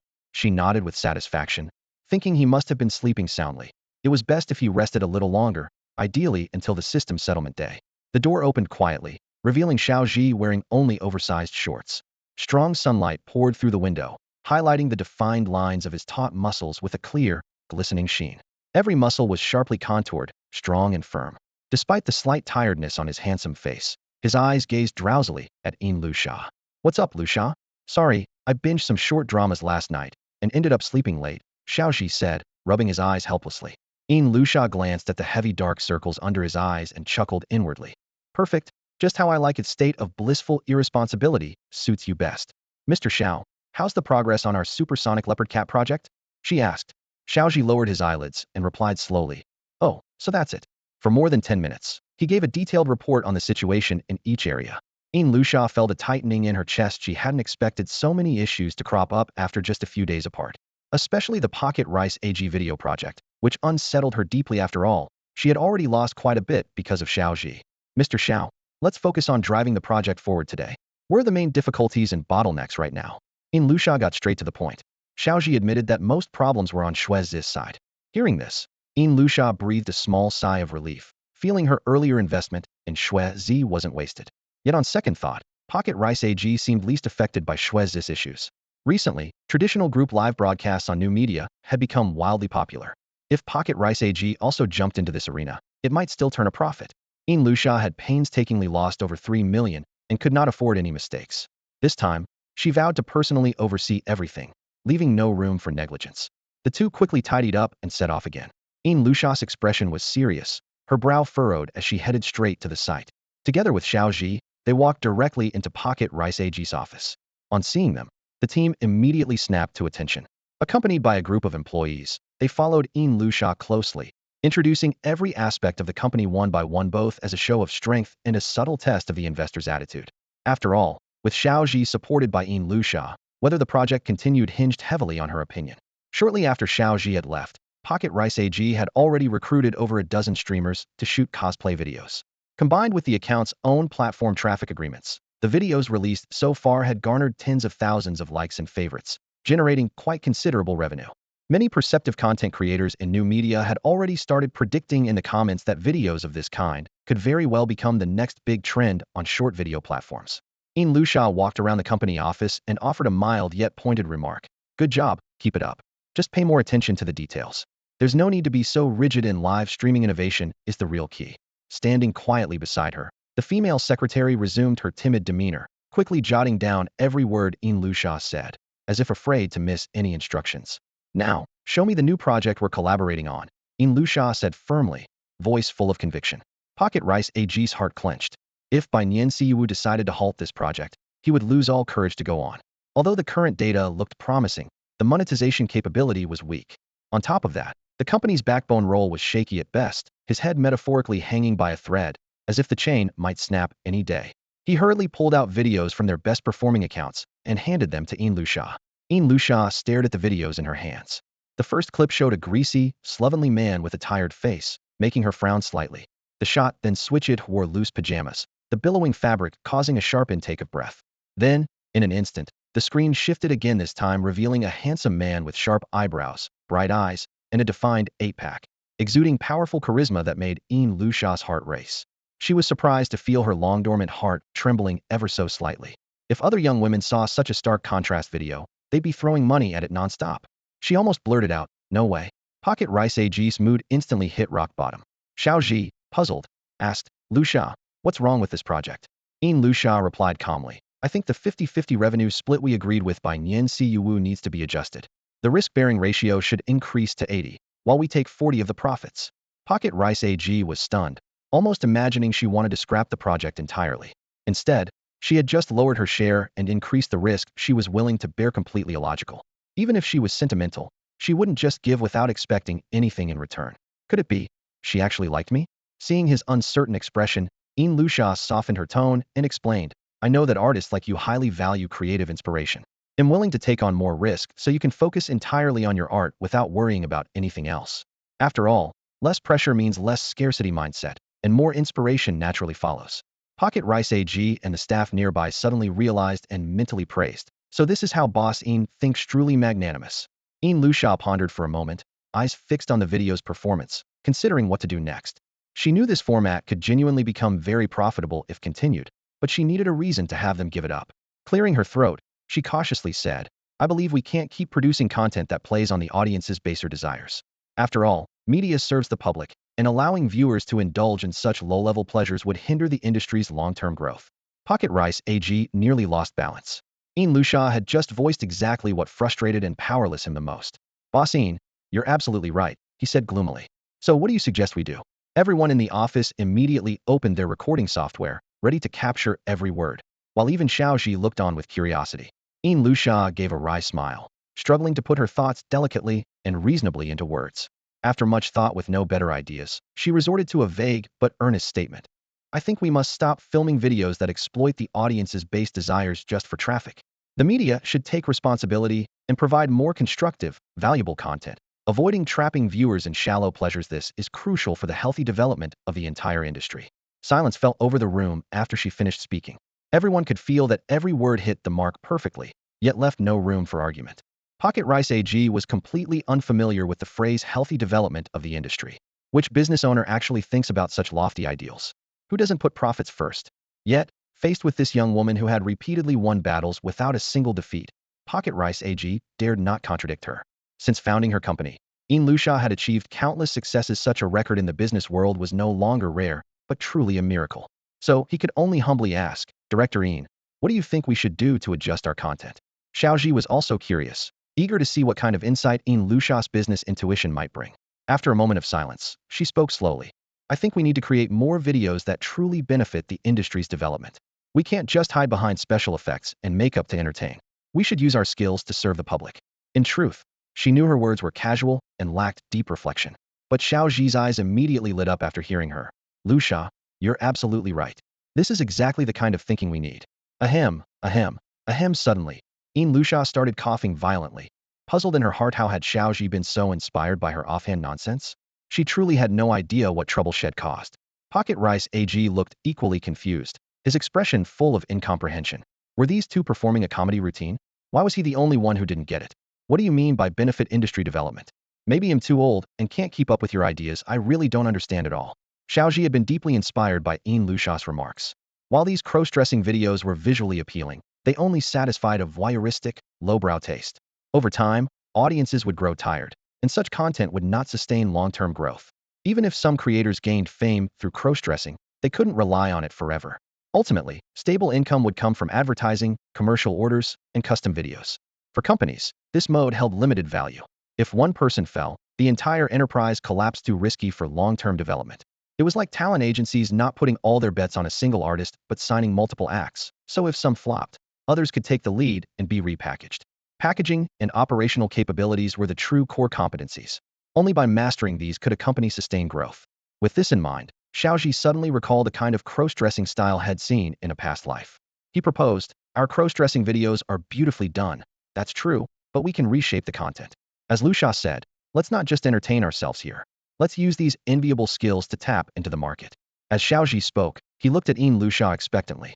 She simply smiled and nodded, but inwardly she shook her head with a wry grin. She still had no idea what he really meant. The situation felt like a novelist being quizzed on their own story and not knowing the answers. Xiao Zhi gave an example. Since we can transform employees from scruffy corporate workers into urban sophisticates, why can't we do the same for ordinary people? Everyone has a desire to look good. He continued, I think we could develop 3 different video series. First, the series will continue producing transformation videos, but the main goal of this account is to take on photography orders, outsourcing our packaging capabilities and standardizing the process of shooting casual outfit videos with dramatic outfit changes. As for this explosive transformation style, it can be retained since our century breeding house's skill discs still rely on it for promotion. Second, we plan to launch some tutorial videos covering everything from how to improve appearance and choose clothing to styling and video production and editing, offering a comprehensive approach. However, all these contents must be owned by AG Studio to ensure unified copyright and brand consistency. Finally, the scope of the sonic blast technique needs to expand beyond casual outfit transitions. The core value of this skill is creating striking visual explosion effects. It can be applied to large exhibitions, wedding surprises, fashion shows, mold shelling, and many other fields. Pocket Rice AG, since you are mingling in these circles, we need to work hard to develop these commercial cooperation opportunities. If funding is tight, Century Breeding House might be able to offer partial support. After Xiao Zhi finished speaking, Pocket Rice AG felt his mind suddenly clear. Although Xiao Zhi was an outsider, his advice sparked inspiration. The situation became much clearer. He solemnly replied, no problem, I have a rough plan now, and everything feels much clearer. There's no urgent need to rely on financial support from Century Breeding House since the final payment from Red Dragon Heart will arrive today, over 1.5 million Alliance coins. With a 50-50 split, we still owe Century Breeding House a sum. Clear accounts. Brother Xiao, Director Ian, would you like to review it first? Luxia saw the scene starting to spiral out of control and quickly interrupted, don't rush, Pocket Rice. Our advice from Century Breeding House is based solely on our own perspective and may not necessarily suit your studio. You don't have to stick to our opinions. Pocket Rice AG's expression was firm, not at all, Director Ian. If it weren't for you and Brother Xiao's timely and enlightening advice, I really wouldn't have come up with such a good idea with this blockhead of a brain. Listening to Xiao Zhi's plan, Luxia recognized considerable commercial potential, but also understood more clearly that mainstream self-media platforms now favor group live streaming. The path Pocket Rice AG intends to take is clearly swimming against the current. Why is group streaming so popular? Simply put, it makes money. Why does no one create videos about outfit burst transformations or amateur makeovers or tutorials on improving appearance? Because they don't generate profit. She spends at least 4 hours daily scrolling through short videos, so she knew all this clearly. While Xiao Zhi's suggestions sounded idealistic, in reality, they could easily overturn the small boat just starting out for Pocket Rice AG. After all, essential talent like makeup artists, photographers, designers, and style experts are not part of AG Studio's small team. The self-media world is a roaring sea. She feared that she wasn't drifting with the current, but sinking beneath the waves. Her tone softened as she spoke earnestly. If you truly insist on following Century Breeding House's advice, please accept our funding. It's not much, only 300,000, but it represents our goodwill toward you. After all, you helped us a lot with marketing Red Dragon Heart. Pocket Rice AG was deeply moved upon hearing this. He felt a peaceful certainty that Lu Sha did not like him in a romantic way. After all, she already had brother Xiao, someone well-matched and intellectually in tune with her. But this trust and support overwhelmed him with gratitude. Pondering, he squeezed Lu Sha's hand firmly, looking determined. Don't worry, Director Ian. AG Studio will give it our all. Just after lunch at the Yu Pangpang transport station, Lu Sha and Xiao Zhi arrived with 3 agricultural product streamers borrowed from Kodai AG. Yu Pangpang seized the opportunity to introduce, one by one, the cooperation projects he had negotiated with Xiao Zhi to Lu Sha. When Lu Sha heard that Xiao Zhi intended to enter the logistics business, a wave of excitement surged in her heart. She looked at Xiao Zhi with admiration and approval, almost silently marveling.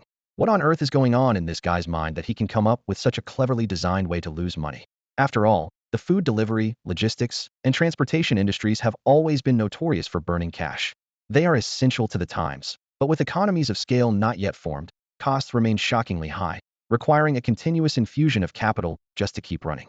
Even though Lu Sha now had assets worth millions, it would be tough for her alone to financially support a food delivery or logistics company through such a prolonged loss-making cycle. Take platforms like Chotuan, for example. Losses are calculated in years, spanning over a decade. Typically, new business lines don't turn a profit until after 9 years, during which hundreds of billions are continually invested. It's nearly impossible for an ordinary person to sustain such a long and massive loss-making period. Yet Lu Sha was steadfast in her belief that if each project cycle had a logistics company to burn money, that would be a reliable, long-term tool for stable losses. She set a clear goal. She must help this logistics company get off the ground.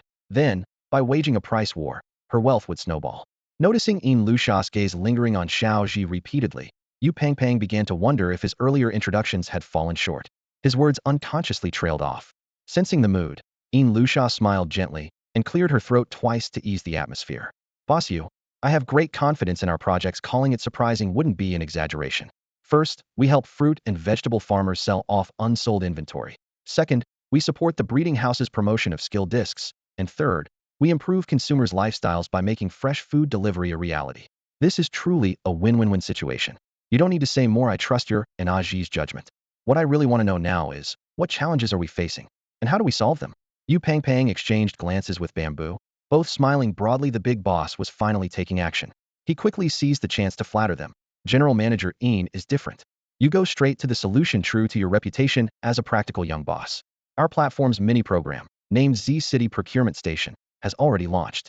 Although it's just a mini program, it's fully functional. Under the name of the Century Breeding House, we've convinced over 400 merchants to join, just waiting to activate offline operations. However, there are 2 core problems. First, the delivery process lacks the supersonic blast skill.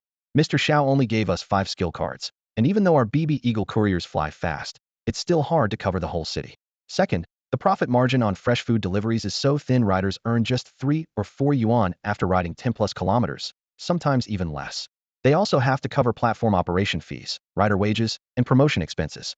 Finishing his report, Yu Pangpang looked at Lu Sha, awaiting her response. Big platforms are constantly offering subsidies and coupons, while our logistics costs exceed 5 yuan per delivery, making us uncompetitive in the market. Lu Sha has made up her mind to develop the logistics business, even if the profit margins are slim for now. She decides not to worry about the skill discs for the moment. Turning to Xiao Zhi, he immediately understands her determination. Don't worry about the low profit margins, Xiao Zhi says. Lu Sha and I have already brought in 2 streamers from AG Studio to help us promote products. After all, our Century Breeding House also produces agricultural goods. This will help those sellers move their stock and boost sales of our own fruits. The logistics station will handle our Century Breeding House's deliveries directly, and a portion of the profit from the miracle fruit will go to the logistics station. This way, profit concerns will be resolved. He continues, We'll negotiate a tripartite revenue-sharing agreement with the AG office. AG handles sales, we supply the goods, and Boss Yu controls the logistics. Just as Lu Sha is about to ask about the skill disc progress, Xiao Zhi suddenly shares this clever rob Peter to pay Paul plan, which greatly pleases her. She's impressed that Xiao Zhi's awareness of losses is even sharper than hers. Mr. Xiao, how should we handle the skill disc issue? She asks. Xiao Zhi briefly explains how the miracle fruit is bottlenecked by the Balan breeding house, and how the trainer team he hired before also hit a dead end. Hearing that the miracle fruit's price has been pushed up several times, Lu Sha can't help but smile. Isn't this exactly a great opportunity to lose money, make money? If a few more competitors show up, even better. Tell me what you want to buy, I'll hike that price, so I don't have to worry about losing money on these projects. Xiao Zhi thinks it through quickly, connecting the dots, and nods. Yeah, how didn't I think of that? Lu Sha, you're right. This is actually an excellent way to make money. Since Balan Breeding House is effectively creating an artificial monopoly, the market prices of these two miracle fruits don't reflect their true value. With some strategic moves, we can profit a lot. Seeing hesitation in Xiao Zhi's eyes, Lu Sha asks, what are you thinking about now, Zhi? After a moment, Xiao Zhi says, Xiaozi uses Shili fruits and giant baby fruits, which mostly boost the skill caps of normal-type miracle creatures in the market. That's the case in the wild, and also applies to humans consuming them. Since Xiaozi is normal and sound type, only those two fruit types will raise her skill cap. But among normal-type living miracle creatures, there's another fruit that can also raise the skill cap, the rose red fruit. Basically, rose red fruit can substitute for Shili and giant baby fruits. That orchard we visited before, rose red fruits were selling poorly. If we flood the market with cheap rose red fruits, the demand for Shili and giant baby fruits will drop, and their prices will plummet, Yu Pang astutely points out. Xiao Zhi nods approvingly. Great minds think alike. Exactly. We need to borrow some Shili and giant baby fruits from the Alliance Bank and sell them to push down prices. Hearing there's money to be made, Lu Sha quickly objects. Can't we buy some directly from Balan Breeding House and resell them, making the monopolists suffer? Xiao Zhi draws in a breath, secretly admiring her ruthlessness. Indeed, if they know the prices will crash, buying from them to resell would be a strategy that hurts both sides but breaks the monopoly. As long as some fruits are sold off and some reserved for Xiaozi, the situation can be overturned. Lu Sha, your business sense is not to be underestimated. This move sweeps away all opposition, Xiao Zhi says with a laugh. Let's go ahead with your plan.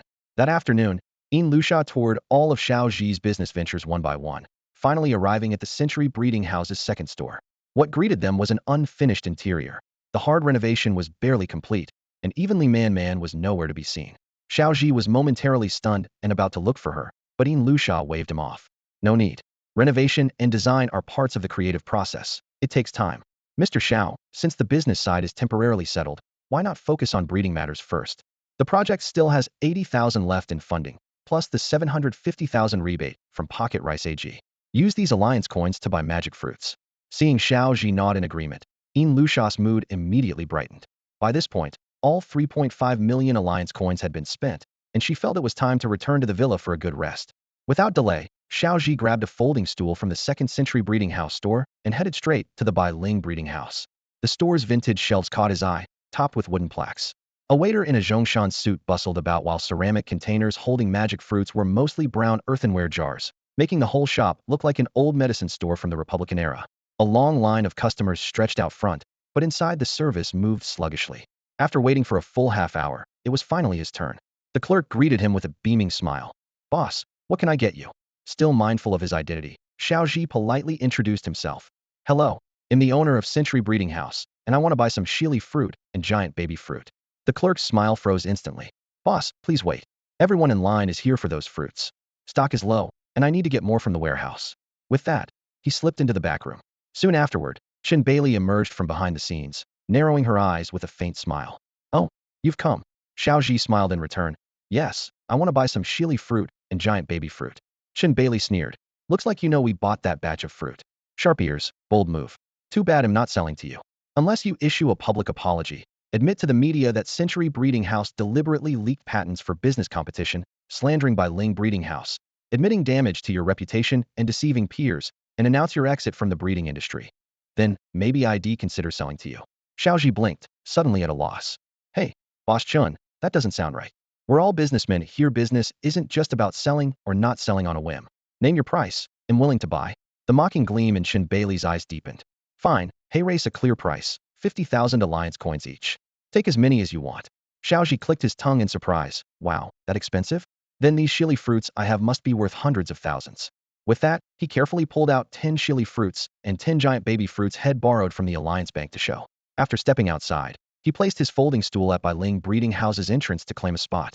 Then he loudly shouted, "Giant baby fruit, chili fruit, 40,000 Alliance coins apiece 1,000 less than Bai Ling breeding house." Boldly, he had started selling right outside his rival's door. A crowd had gathered at the entrance, all there for those two kinds of magical fruits. When they saw Xiao Zhi was selling the fruits to An at a much lower price, their attention instantly shifted. People eagerly swarmed over to his side. He smiled warmly, accepted their currency, and efficiently packed the fruits into bags without missing a beat until all 20 fruits were sold out. Those who had been waiting in long lines elsewhere, paying higher prices and still waiting for pickup, were now able to buy the fruits cheaply and take them home immediately, leaving them in exceptionally good spirits. Seeing the steady stream of customers, Xiao Zhi casually added, "If you like these, come by from the Century Breeding House. He'll give you a discount." The moment he said that, the once slow-moving lines stirred with renewed energy. Customers nearby glanced over and quickly realized Xiao Zhi was selling the fruits at a bargain. The crowd surged forward again, but they soon discovered that the two fruit types had already sold out. Just as disappointment spread and people began to head back to their original queues, Xiao Zhi flipped his magical bracelet and dumped a pile of tall, rosy-colored rose-red fruits onto the ground. "Hey, race of fruit to help ordinary magical creatures raise their skill caps, rose-red fruits," he called out. Same great effect. Each fruit sold for 5,000 Alliance coins. They were older, energy-rich fruits from the orchard, perfect as wild fruits. Hearing this, the crowd quickly gathered around again. It seemed many were eager to boost the skill limits of their common magical creatures. Inside the store, Chen Bailing watched Xiao Zhi's fruit selling unfold with wide eyes and a nearly dropped jaw. Her temper flared, veins bulging on her forehead, hands trembling with rage. "That bastard is stealing our business right outside our door," she barked. "Quick, get someone to deal with him." She and her employees rushed over, kicking over the neatly arranged fruit piles Xiao Zhi had just set up, preparing to attack him. Sensing trouble, Xiao Zhi took a step back and summoned Xuezi. "Xuezi, use your ultrasonic blast to teach them a lesson." Xuezi lazily got up from the ground, looking thoroughly annoyed. Facing Chen Bailing's fierce glare, Xuezi scraped the ground with four claws, stepped back, closed his eyes, and unleashed his skill. Boom, boom. The deafening shockwaves instantly tore through the air. Chen Bailing and her employees were hit so hard their clothes burst from the impact. Frozen under the watchful eyes of the crowd, they had no strength left to fight back. Grabbing Xuezi, Xiao Zhi took advantage of the chaos and dashed outside.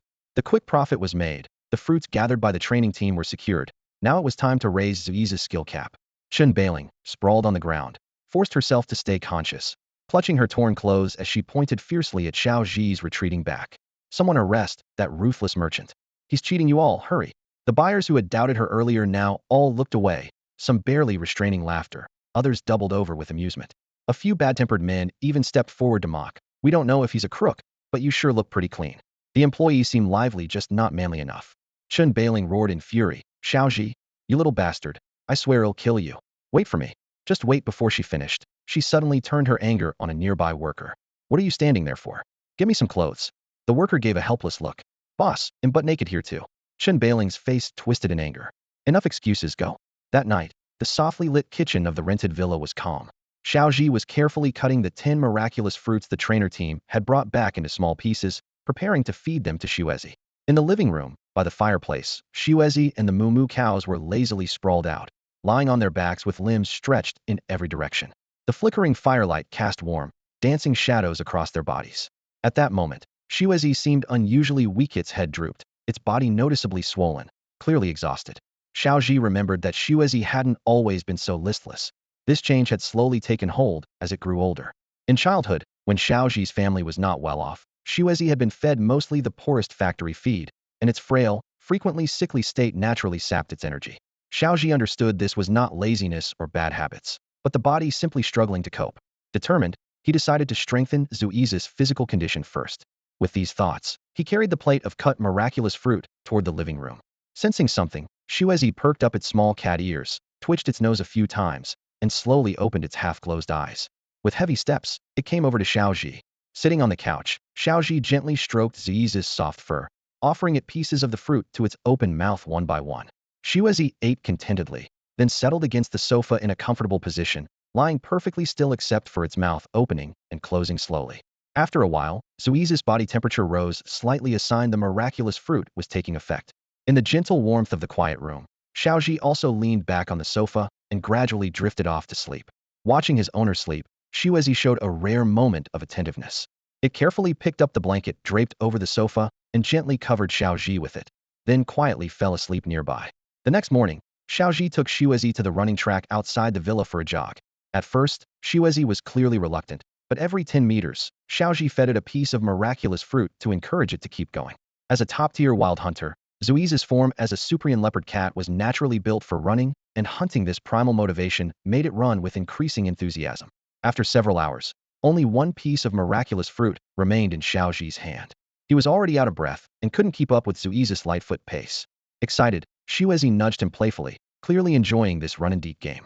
Xiao Zhi had no choice but to drag his heavy steps for a few more laps until all the fruit was gone before stopping. As he bent forward, hands on knees catching his breath, Xiao Zhi noticed Zui's body changing noticeably. Its once slender limbs had become fuller and more muscular, its clothes fitting fur smoother and shinier, radiating obvious health and vitality. Clearly, the miraculous fruit's effects were kicking in. Seizing the moment, Xiao Zhi urged Xiao Zhi to use the supersonic blast skill to produce skill discs. Before, it could make about 15. Now the number instantly jumped to 40. This could still improve, but Xiao Zhi didn't want Xiao Zhi to overexert itself, so he decided to pause for now. Xiao Zhi was still vibrant and energetic. Seeing this progress, Xiao Zhi didn't hesitate to place a second order with the trainer expedition team. He needed to give Xiao Zhi more room to grow by distributing the discs across different stages of each industry. So, Xiao Zhi arrived at the second branch of the Century breeding house. From a distance, Li Man was directing workers as they moved goods inside.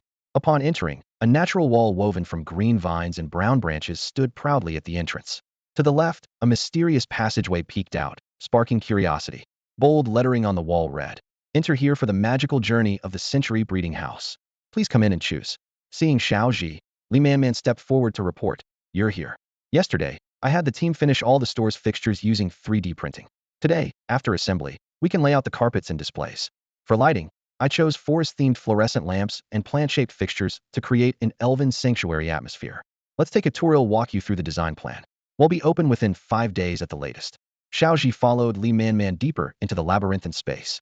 The corridor featured a mix of 3D-printed vines and real potted plants intertwined, while spherical light sources flickered like fireflies hidden among grass blades. The whole area was bathed in soft light, as if stepping into a real-life Disney forest realm. Li Man explained, "This section has a theme. The front desk is here too. We envision customers as treasure hunters from an elven tribe, entering to find precious items the tribe needs that fits with the maze layout. At every corner and on every wall, I placed themed blind boxes, figurines, plush toys, jewelry, skill discs, and magical fruits and vegetables. These products each have a backstory and are staged to fit the elven lifestyle theme, letting shoppers experience the joy of discovery. Of course, I've also designed little free rewards to give customers something back for exploring." As they went further, Xiao Zhi noticed the lighting design was clever. Corners were dimmer while split paths were brightly lit to guide customers' choices, enhancing immersion. In the center of several paths stood a column resembling a takeaway locker, with each compartment lit by a warm small lamp holding display samples. It was clearly a tactic to direct consumers. Li Man nodded, approving his insight. This area caters to customers who want to see products directly. Although we encourage exploration, we still set out some samples for those who don't have time to wander. Listening to her, Xiao Zhi felt impressed. This is basically combining secret room puzzles from the past life with a daily grocery store, isn't it? If we add elements of the millet economy later and cover all magical creatures as themes, who knows how popular it could become. Since you can buy anything online now, offline stores' strengths lie in experiences and uniqueness. This new retail concept is exactly where the industry is headed. Li Man's design may be avant-garde but perfectly timed. As long as operations go well, minor flaws won't matter. Further inside, Xiao Zhi spotted an open area surrounded by wooden benches connected to various corridors, obviously a rest zone designed by Li Man. His eyes lit up as he thought, if we live stream selling skill discs here, it would be an incredible setup. That's all for today. Thank you so much for watching. I hope you guys enjoyed. If you wish to have another part of this recap, please give us at least 1,000 likes. Please don't forget to comment and subscribe to our channel for more content like this. Until next time.